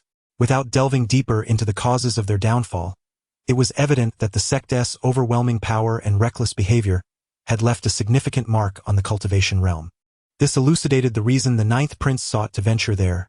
After all, the Flowing Cloud immortal sect's celestial mountain, guarded by beings of at least the God transformation stage, held tremendous allure. Unlike Chang Qian, whose expression betrayed some confusion, the others began to comprehend the significance. The ancient sect's legacy was simply too distant in time. The 9th prince observed Chang Qian's dawning realization. Mr. Chang, are you familiar with the Flowing Cloud immortal sect? Only a smattering of knowledge. Chang Qian offered a brief overview of the sect. The others soon grasped the implications, with 2 of them even displaying a glimmer of excitement in their eyes. A repository from an external post, even if diminished by the ravages of time, would still harbor invaluable techniques. Mr. Chang is indeed well informed, the 9th prince remarked, growing increasingly appreciative of Chang Qian, contemplating bringing him to the royal city as an advisor, provided he could pass today's trial. Flattery. Flattery. My talents are rather ordinary. I have merely squandered time on trivial tomes. Chang Qian replied modestly. Who among you is willing to accompany me on this venture to uncover unparalleled opportunities? The 3 golden core cultivators responded without hesitation, eager to follow the prince. Ah, splendid. And what of you 2? One expressed the need to return home for deliberation, aware of the dangers lurking within the ruins. Prudence indeed was necessary. The 9th prince nodded in agreement, reinforcing the importance of caution. His gaze shifted to Chang Qian. Internally, Chang Qian was cursing while contemplating his response. Just as peace had settled in Chenyuan County, a ruin emerged. The upheaval caused by the discovery had only just been resolved, and now the second son of the county magistrate had reappeared. After finally dealing with that issue, the ninth prince was now insistent on coming. Was Chenyuan County cursed? Why was it so difficult to acquire some spiritual stones? He ought to advise the ninth prince against proceeding. Your Highness, I dare to voice my thoughts. Upon seeing the ninth prince nod, Cheng Qian continued. Chenyuan County is a place fraught with peril, especially considering its connection to the Flowing Cloud immortal sect, which surely poses great danger. A life of such invaluable worth should not be recklessly placed in jeopardy. It is paramount for a prince like yourself to remain vigilant. Even if this ruin harbors countless treasures, they pale in comparison to the exalted position you hold. Moreover, if you must venture forth, it would be prudent to send trusted and capable subordinates in your stead. The details surrounding this ruin remain unclear. To attend personally at this juncture is rather imprudent. The ninth prince's tone had shifted, tinged with a hint of indignation. Indeed, it is somewhat unwise, Cheng Qian thought but dared not articulate. There is no ulterior motive. It is simply a matter of caution. A more comprehensive plan should be devised, with arrangements made for close surveillance and local cooperation to ensure no outsiders approach. Once we have gathered sufficient information, you may proceed without delay. The ninth prince's expression remained inscrutable. This matter is settled. Cheng Qian and Nguangli, your cultivation is somewhat lacking, hence you shall not accompany us. The two bowed in acknowledgement, and Nguangli felt a sense of relief, as he no longer needed to concoct an excuse. You three shall come to the fief in 5 days to welcome the emissaries from the imperial city. After 5 days, your presence will no longer be required, the ninth prince instructed Cheng Qian and Nguangli. Cheng Qian maintained his calm demeanor, while Nguangli's regret flickered in his mind.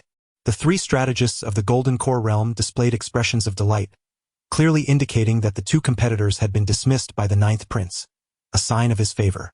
Once they had all taken their leave, the ninth prince, one hand stroking the crimson flame lion and the other holding a wine cup, mused, few can see themselves clearly. In the face of temptation, one must be cautious and rational, qualities I intend to harness. He tilted his head back, letting the spirituous wine flow down his throat. I wonder which of my brothers shall arrive this time? Let my ascent begin with you. A domineering aura radiated from the ninth prince, a presence that seemed to look down upon the world. The crimson flame lion instantly reverted to its original size, crouching at the ninth prince's feet, its fur bristling. Upon seeing its state, the ninth prince burst into hearty laughter, the sound echoing throughout the grand hall. Chapter 75. Restraint? Let us be more audacious. Chen Shuryan arrived at the front office unusually early, striding purposefully into the hall. Come forth. A junior official approached. Sir, I am to summon Do Zhengyuan in Shiqing and Wu Guiming. Nodding in acknowledgement, the official dashed out. It was evident that the master was in a rather foul mood. His agitation was palpable. The junior official pondered. Who had dared to provoke the county magistrate this time? Last night, Chen Shuryan had contemplated for hours. He felt equipped to deal with local gentry, and even the prominent families from the prefectural city and the capital could be managed with some degree of finesse. Yet now, the situation had escalated. The tigeress skin had transformed into an actual tiger, poised to pounce. What to do? He had ruminated over it all night. Sir, you summoned us. Do Zhengyuan interrupted Chen Shuryan's reverie. Ah yes, I have matters to discuss. We are all ears, they replied. I intend to comprehensively raise the prices of identity tokens, taxes, and commodities. The three exchanged glances, bewildered. Was the master in need of spirit stones? Sir, there is something I am uncertain about voicing. If you are uncertain, do not speak. Very well, sir. Do Zhengyuan refrained from further discussion, exchanging knowing looks with the other two. The county magistrate had made up his mind resolutely. A daily increase of 30%. Across the board, those unwilling would be dismissed, and those causing unrest would be dealt with. Furthermore, Zhengyuan proclaimed that while the valley was accessible, each entry would require a price of 5,000, nay 1,000 spirit stones for each quota. Isn't that a tad exorbitant? One of them gasped. Not at all. The relics within were once the domain of the Flowing Cloud immortal sect, with even the lowest guards being at the divine transformation stage. There lies a treasure vault within. This information can be sold by the three of you. Observing their incredulous expressions, it seemed they were astonished at how far the county magistrate would go for spirit stones. Was he not concerned about offending anyone? Especially Do Zhengyuan, who was a regular at the valley's great formation. The magistrate had never set foot in the valley, let alone the depths of the relic formations.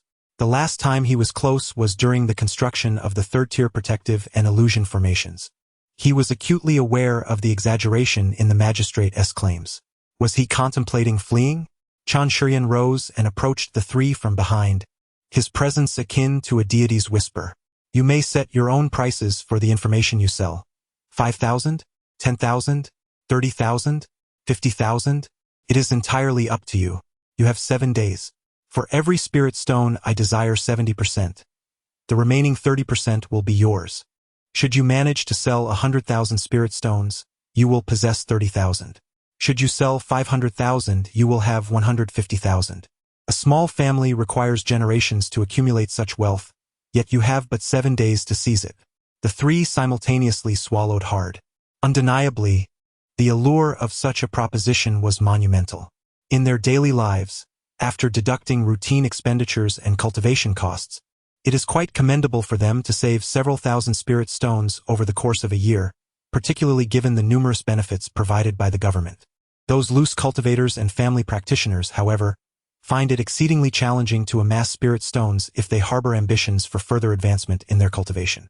Chun Shuryan is well aware that while the income of the imperial cultivators is substantial, their daily expenses are equally significant. Only if one resigns themselves to a lack of prospects and refrains from investing in cultivation can they accumulate a certain amount of wealth. My lord, will our actions lead to any repercussions in the end? Wu Guiming, who has long dealt with Tianfu and is quite sensitive to spirit stones, expressed his concerns. Having served 3 county magistrates, he is acutely aware of the nature of those in power. Although he yearns for spirit stones, he is also apprehensive, for each spirit stone bears a cost. Especially with Chun, who regards spirit stones as vital, his generosity is somewhat unsettling. Rest assured, I comprehend your concerns. You may proceed with your endeavors. Should any issues arise, I shall bear the consequences entirely. I Chen am a man of my word. Moreover, Chun Shuryan approached the 3 individuals. You have no choice but to comply. Thus indulge your greed. The 3 of them began to sweat profusely. Yes, my lord, they replied, each harboring their own thoughts as they departed. That evening, considering the 9th prince's demeanor and their intricate relationship, Chun Shuryan resolved to be even more audacious. Ideally, to the point of hysteria. When the 9th prince and his entourage set forth in 7 days, regardless of how many spirit stones they might possess, he would seize them and deliver them to a manor in the county town that Do Zhengyuan had long since rented. At that time, Chong Qian would also instruct Yunfu Pavilion to send the batch of jade talismans, 3rd-tier magical symbols, to the county town. Afterward, he could await the arrival of the 9th prince and those from the imperial city with peace of mind. That night, Chun Shuryan arrived at the valley where the ruins were located. Do Zhengyuan was not present, as he was in Xianqing mingling with the visiting cultivators, acting as a competent salesman. Chan Shuryan approached the protective formation of the ruins, shimmering with blue runes. The ethereal glow, alternating between light and shadow, evoked a sense of awe within him. Truly magnificent. He then buried 2 earth explosion jade talismans near the exposed formation within the valley. He had 10 fireburst talismans and 10 gale blade talismans, which he had procured the last time he visited the capital, at a moment when he believed they would suffice. Observing the valley and the crack in the revealed formation, he was grateful for having purchased an additional batch. Currently, he possessed only 1 soul-severing jade talismans as a last resort. Once the delivery from the county town and Yunfu Pavilion was completed, he would be able to saturate this valley with 3rd-tier magical symbols. He also intended to bury 5 or 6 jade talismans and a substantial number of magical symbols near the formation. It was unreasonable to lack any influence in one's own domain. Once those golden core masters ventured into the ruins, the external matters would undoubtedly be dictated by Chen himself. Should any discontent arise, he could entomb all those golden cores within. As for the 9th prince, It is unlikely that he would personally visit the ruins. Who knows what lies within? Should one venture in and fail to emerge, it would all be in vain. His 8 elder brothers would surely be amused. Thus, apart from the 9th prince, he concerns himself with little else. His reckless accumulation of spirit stones is merely for the 9th prince's observation. If he remains indifferent, when he threatens those cultivators outside the valley, it is highly likely they will not intervene. Should the 9th prince arrive in Chenyuan County and witness his actions, he would be apprehended immediately. In such a case, he would resort to self-detonation. The capital city would promptly conjure a clone, igniting the talismans here, ideally burying those golden core cultivators within. If that proves impossible, at the very least, he would eliminate a significant number of those guarding outside. In the worst-case scenario, should a nascent soul cultivator appear, then we shall part ways on this journey, perhaps to meet again in the future. He pays no heed to Fan Shishio or the schemes of the Fan family behind him, nor does he concern himself with the 9th prince's determination to visit Chenyuan County. He disregards the presence of any royal city officials, even the struggle for the throne among the 9 dragons. He feels no obligation to cooperate with the machinations of others. Acknowledging his inferiority in skill, he accepts the consequences, yet merely standing by and watching is not in his nature. Any delay in his pursuit of spirit stones, which he would use to cultivate clones and enhance his own cultivation, impedes his path. To obstruct another's journey is a grave offense. If they wish to play games, to strategize and conspire, then let them feel the tremors of Magistrate Chen's minor shock. Under the cover of night, he returned to the county office, standing once more on the terrace of the inner courtyard, gazing at the brightly lit center of the county town. Alas, why is it so difficult to steadily earn a few spirit stones? Chapter 76. The humble Chun, pleading for mercy in the realm of cultivation. 7 days passed by as fleetingly as the blink of an eye. Just yesterday, Chun Shuryen had entrusted all his spiritual stones and various related items to the modest residence he rented in the heart of the county city. The rental was considerable, but with the Doe family facilitating the arrangement, security was assured. At least until his demise, he would be far safer there than in Chenyuan County. After toiling throughout the night in the valley, as dawn broke, Chun Shuryen gathered all the officials, local dignitaries, clan patriarchs, and notable foreign cultivators in the grand square outside the county office, awaiting the arrival of the 9th prince and the imperial envoy from the royal city. They had been waiting since morning, each cultivator standing still, eyes closed in silent meditation. This was the authoritative presence carried by the imperial envoy, a manifestation of the prince's might. The stratification of society was deeply entrenched, leaving no room for the carefree existence of cultivators. This observation stirred Chun Shuryen's thoughts. Though they were all cultivators, most present seemed oblivious to the underlying implications.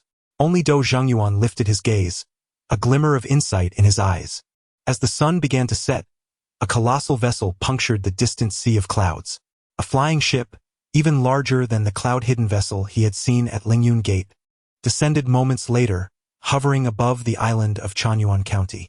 The rays of the setting sun gilded the ship's underside, while various symbols flickered around it, accompanied by the deep sound of a horn.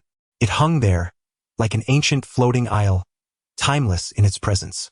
Subsequently, a dozen or more flying vessels emerged from it, heading towards the county city. As they reached the skies above the city, they descended, and armored cultivators, primarily at the 9th level of Foundation establishment, emerged, swiftly taking control of the county's defenses. The last vessel approached the platform, exuding an overwhelming aura that enveloped the entire county and even the island itself. Before anyone could react, it vanished, leaving behind an impression of sheer might. Chun Shuryen's heart sank. He recognized the aura. It belonged to a nascent soul cultivator. After murmuring a few words to the 9th prince, the prince's gaze fell upon Chun Shuryen. Standing in the square, Chun Shuryen felt that penetrating look like a thorn in his back, though it soon dissipated. Beads of sweat formed on his brow. His subtle schemes had surely been perceived. The flying vessel that carried the 9th prince descended slowly, with the peak golden core inner servant being the first to emerge. He addressed the assembled cultivators, proclaiming the welcome of the 9th prince. "Welcome, 9th prince." Chun Shuryen led the crowd in a resounding chorus. At that moment, the ninth prince appeared before them, flanked by two individuals, one adorned in exquisite robes, unmistakably not an ordinary cultivator. Chen Shiyan speculated that it must be that nascent soul true monarch, a figure clad in agile attire, exuding an air of competence. It is likely that this individual is the envoy, though their true identity remains a mystery. At that moment, a guard hastily approached the eunuch, whispering words into his ear. The eunuch then moved to the side of the ninth prince and conveyed the message in hushed tones.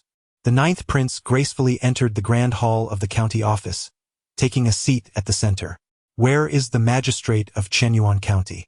"I am here," replied the magistrate. "You possess quite the audacity.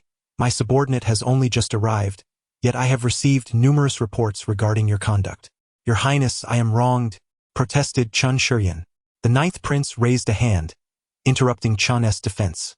"Massacre of cultivators, forced exactions, rampant lawlessness. Are you still a servant of our imperial dynasty? According to imperial law, any one of these offenses is sufficient to warrant death." Upon hearing this, Chen Shiyan oddly felt a sense of calm. It appeared the ninth prince was aware of his true identity. His probing seemed to have borne fruit. At the very least, the desire to eliminate him did not seem as fervent. "I have heard you have an affinity for beheading.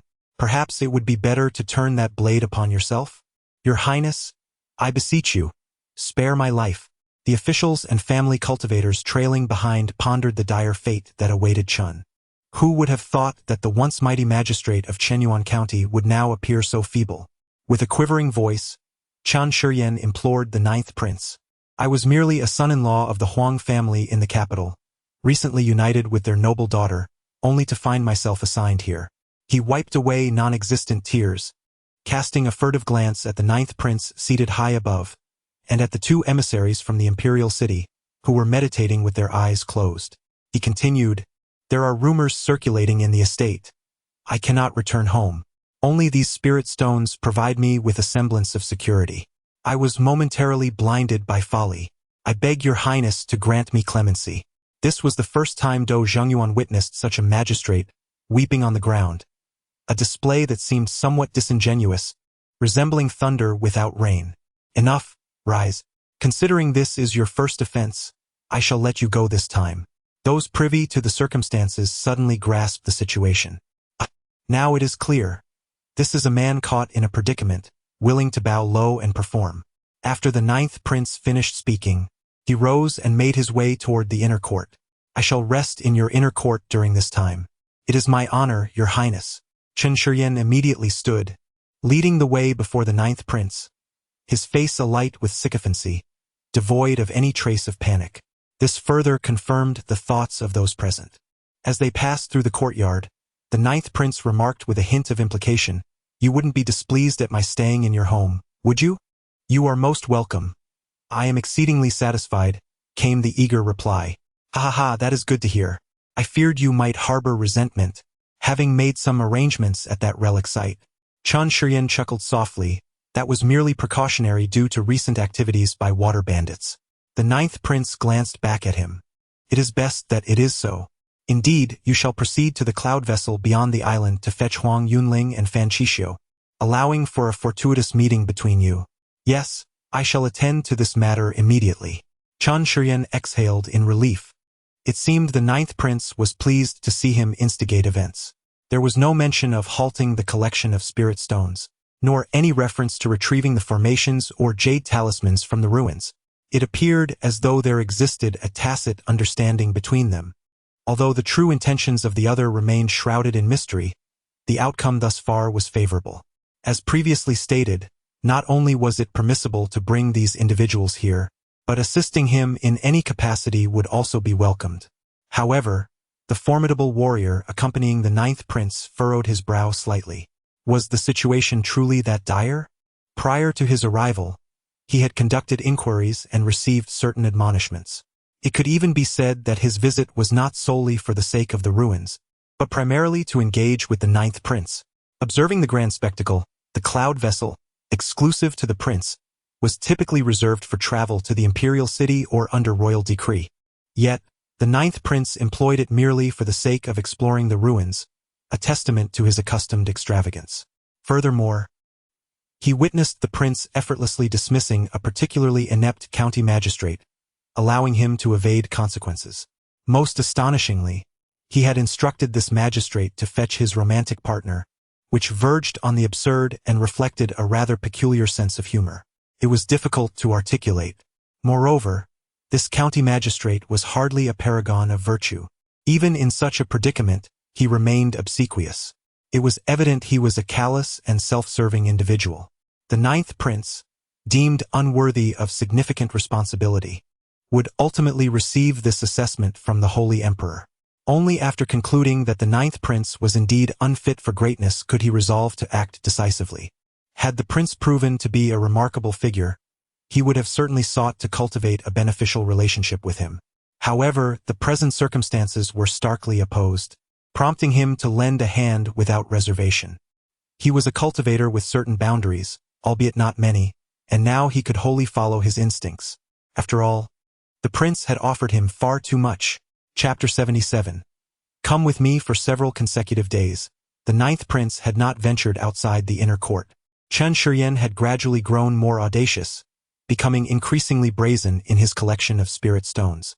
Even those cultivators he had dispatched to their demise no longer harbored such deep-seated resentment toward him. Should they encounter him in the streets of the county, they would cast him pitying glances, as if he were merely a mad little consort driven to the brink of insanity. Of course, some cultivators still spoke ill of him behind his back, and it was fortunate for Chen Shuryen that he was oblivious to their scorn. Otherwise, even if he understood that their perceptions were misguided, he would have surely been incensed by their harsh words. During this time, Chen Shuryen resided in a modest abode belonging to Do Zhengyuan, where he stood guard alongside the imperial guards dispatched from the royal city. Wu Guiming entered the courtyard and observed the dazed Chun county magistrate, feeling a mixture of understanding and sympathy. The ninth prince was indeed overstepping, flaunting his disregard for reputation so openly. Did he not care at all for his standing? It was no wonder that Lord Chun had an affinity for spirit stones. As a consort, apart from his strength and spirit stones, everything else felt precarious. My lord, Wu Guiming called softly. Guiming, what is it? Chun Shuryen responded. This is the recent revenue. It amounts to 940,000 spirit stones. The three of us have gathered around some for you. Chun Shuryen did not dwell on the matter, assuming it was merely his subordinate's discomfort at having inadvertently collected too much. In truth, the trio had conspired to present a pleasing figure, believing that a round number would sound more pleasant and perhaps lighten the magistrate's spirits, steering his thoughts away from unpleasant matters. Very thoughtful of you. The income during this period is indeed commendable. It seems the arrival of His Highness the Prince has attracted a new batch of patrons, though it is regrettable, Chen Shuryen remarked. Wu Guiming, unaware of what Chen Shuryen found regrettable, did not grasp the weight of his words. In the short term, it was impossible for Chen Shuryen to export the spirit stones. The county of Chenyuan, or rather, Chenyuan Island, had effectively been sealed off, allowing no entry or exit. This was also the reason they had managed to extract so many spirit stones recently. Each day the spirit stones remained here. The danger he faced increased proportionately. Did the ninth prince know the extent of the spirit stones in his possession? Even if the ninth prince deemed them insignificant, what of that nascent soul true monarch? What of those peak golden elixir cultivators? Would the allure of something so easily attainable not be potent? To speak candidly, he harbored a fear of being treated like livestock. Even if he were to surrender them, to whom would he turn them over? Had he truly submitted everything? The moment he handed over the spirit stones, he would reveal his trepidation, and such vulnerability would invite those wishing to test him. He was not afraid of death. He simply did not wish to perish without value. After exchanging a few casual remarks, a young clerk entered the small courtyard. The clerk's heart was also a tempest of emotions. Chun County Magistrate had indeed become somewhat tyrannical, yet he was not unkind to those beneath him. Transitioning from the imposing grandeur of the magistrate's office to this cramped little courtyard evoked a sense of melancholy among the clerks. Yet, they also admired Lord Chun for enduring what ordinary men could not. My lord, the ninth prince wishes to see you and requests your presence at the county office. The clerk, adept in his diplomacy, conveyed the 9th princess words with a touch of courtesy. Summon Chen Shiryan and instruct him to come to me at once. Understood. Chen Shiryan was perplexed by the 9th prince's intentions, fidgeting with the storage bag containing 1,000,000 spirit stones. Picking it up, setting it down repeatedly. Wu Guiming witnessed the spectacle and observed as Master Chen placed the bag back onto the table. Please keep this safe. My lord, would you not consider offering a token of respect to the 9th prince? I earned this through hard work. As he watched Chen Shiryan depart the courtyard, Wu Guiming understood. Master Chen was reluctant to part with it. Alas, sometimes one must relinquish fleeting wealth to gain lasting fortune.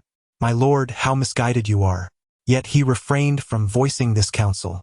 For many matters are such that one must tread the path themselves to truly grasp the warnings of others regarding the perilous pitfalls ahead.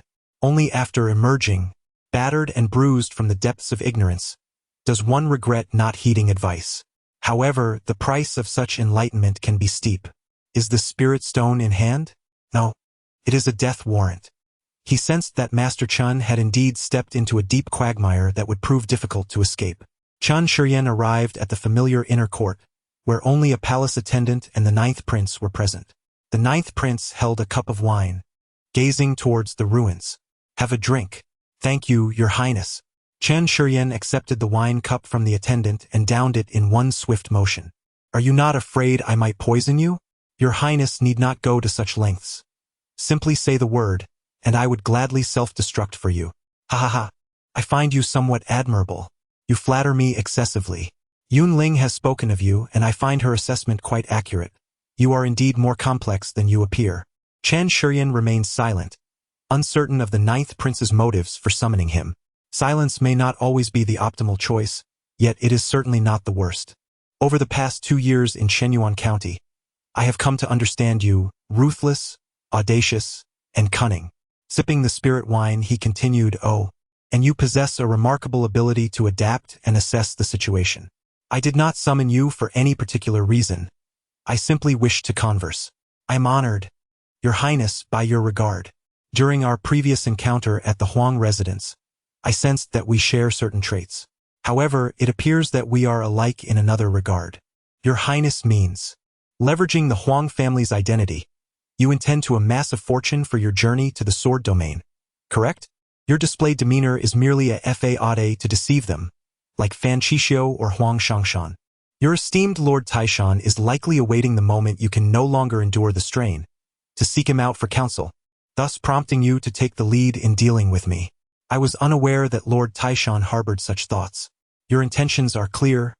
Figures like Fan Qixio, Yun Ling, or even your Lord Taishan, not to mention Shenyuan County, Bibo Prefecture, and indeed the entire dynasty, are merely transient encounters on your path of cultivation. At this, beads of sweat began to form on Chen Shiryan's brow. Those in positions of power revel in having their thoughts accurately discerned, relishing the transparency of their subordinates. I too share a singular purpose. In a fleeting moment, Chen Shiryan comprehended many matters, yet simultaneously found himself confronted with numerous perplexities. For instance, he had unraveled his earlier conjectures, and indeed, the truth was that he was indulging in self-degradation. However, he could not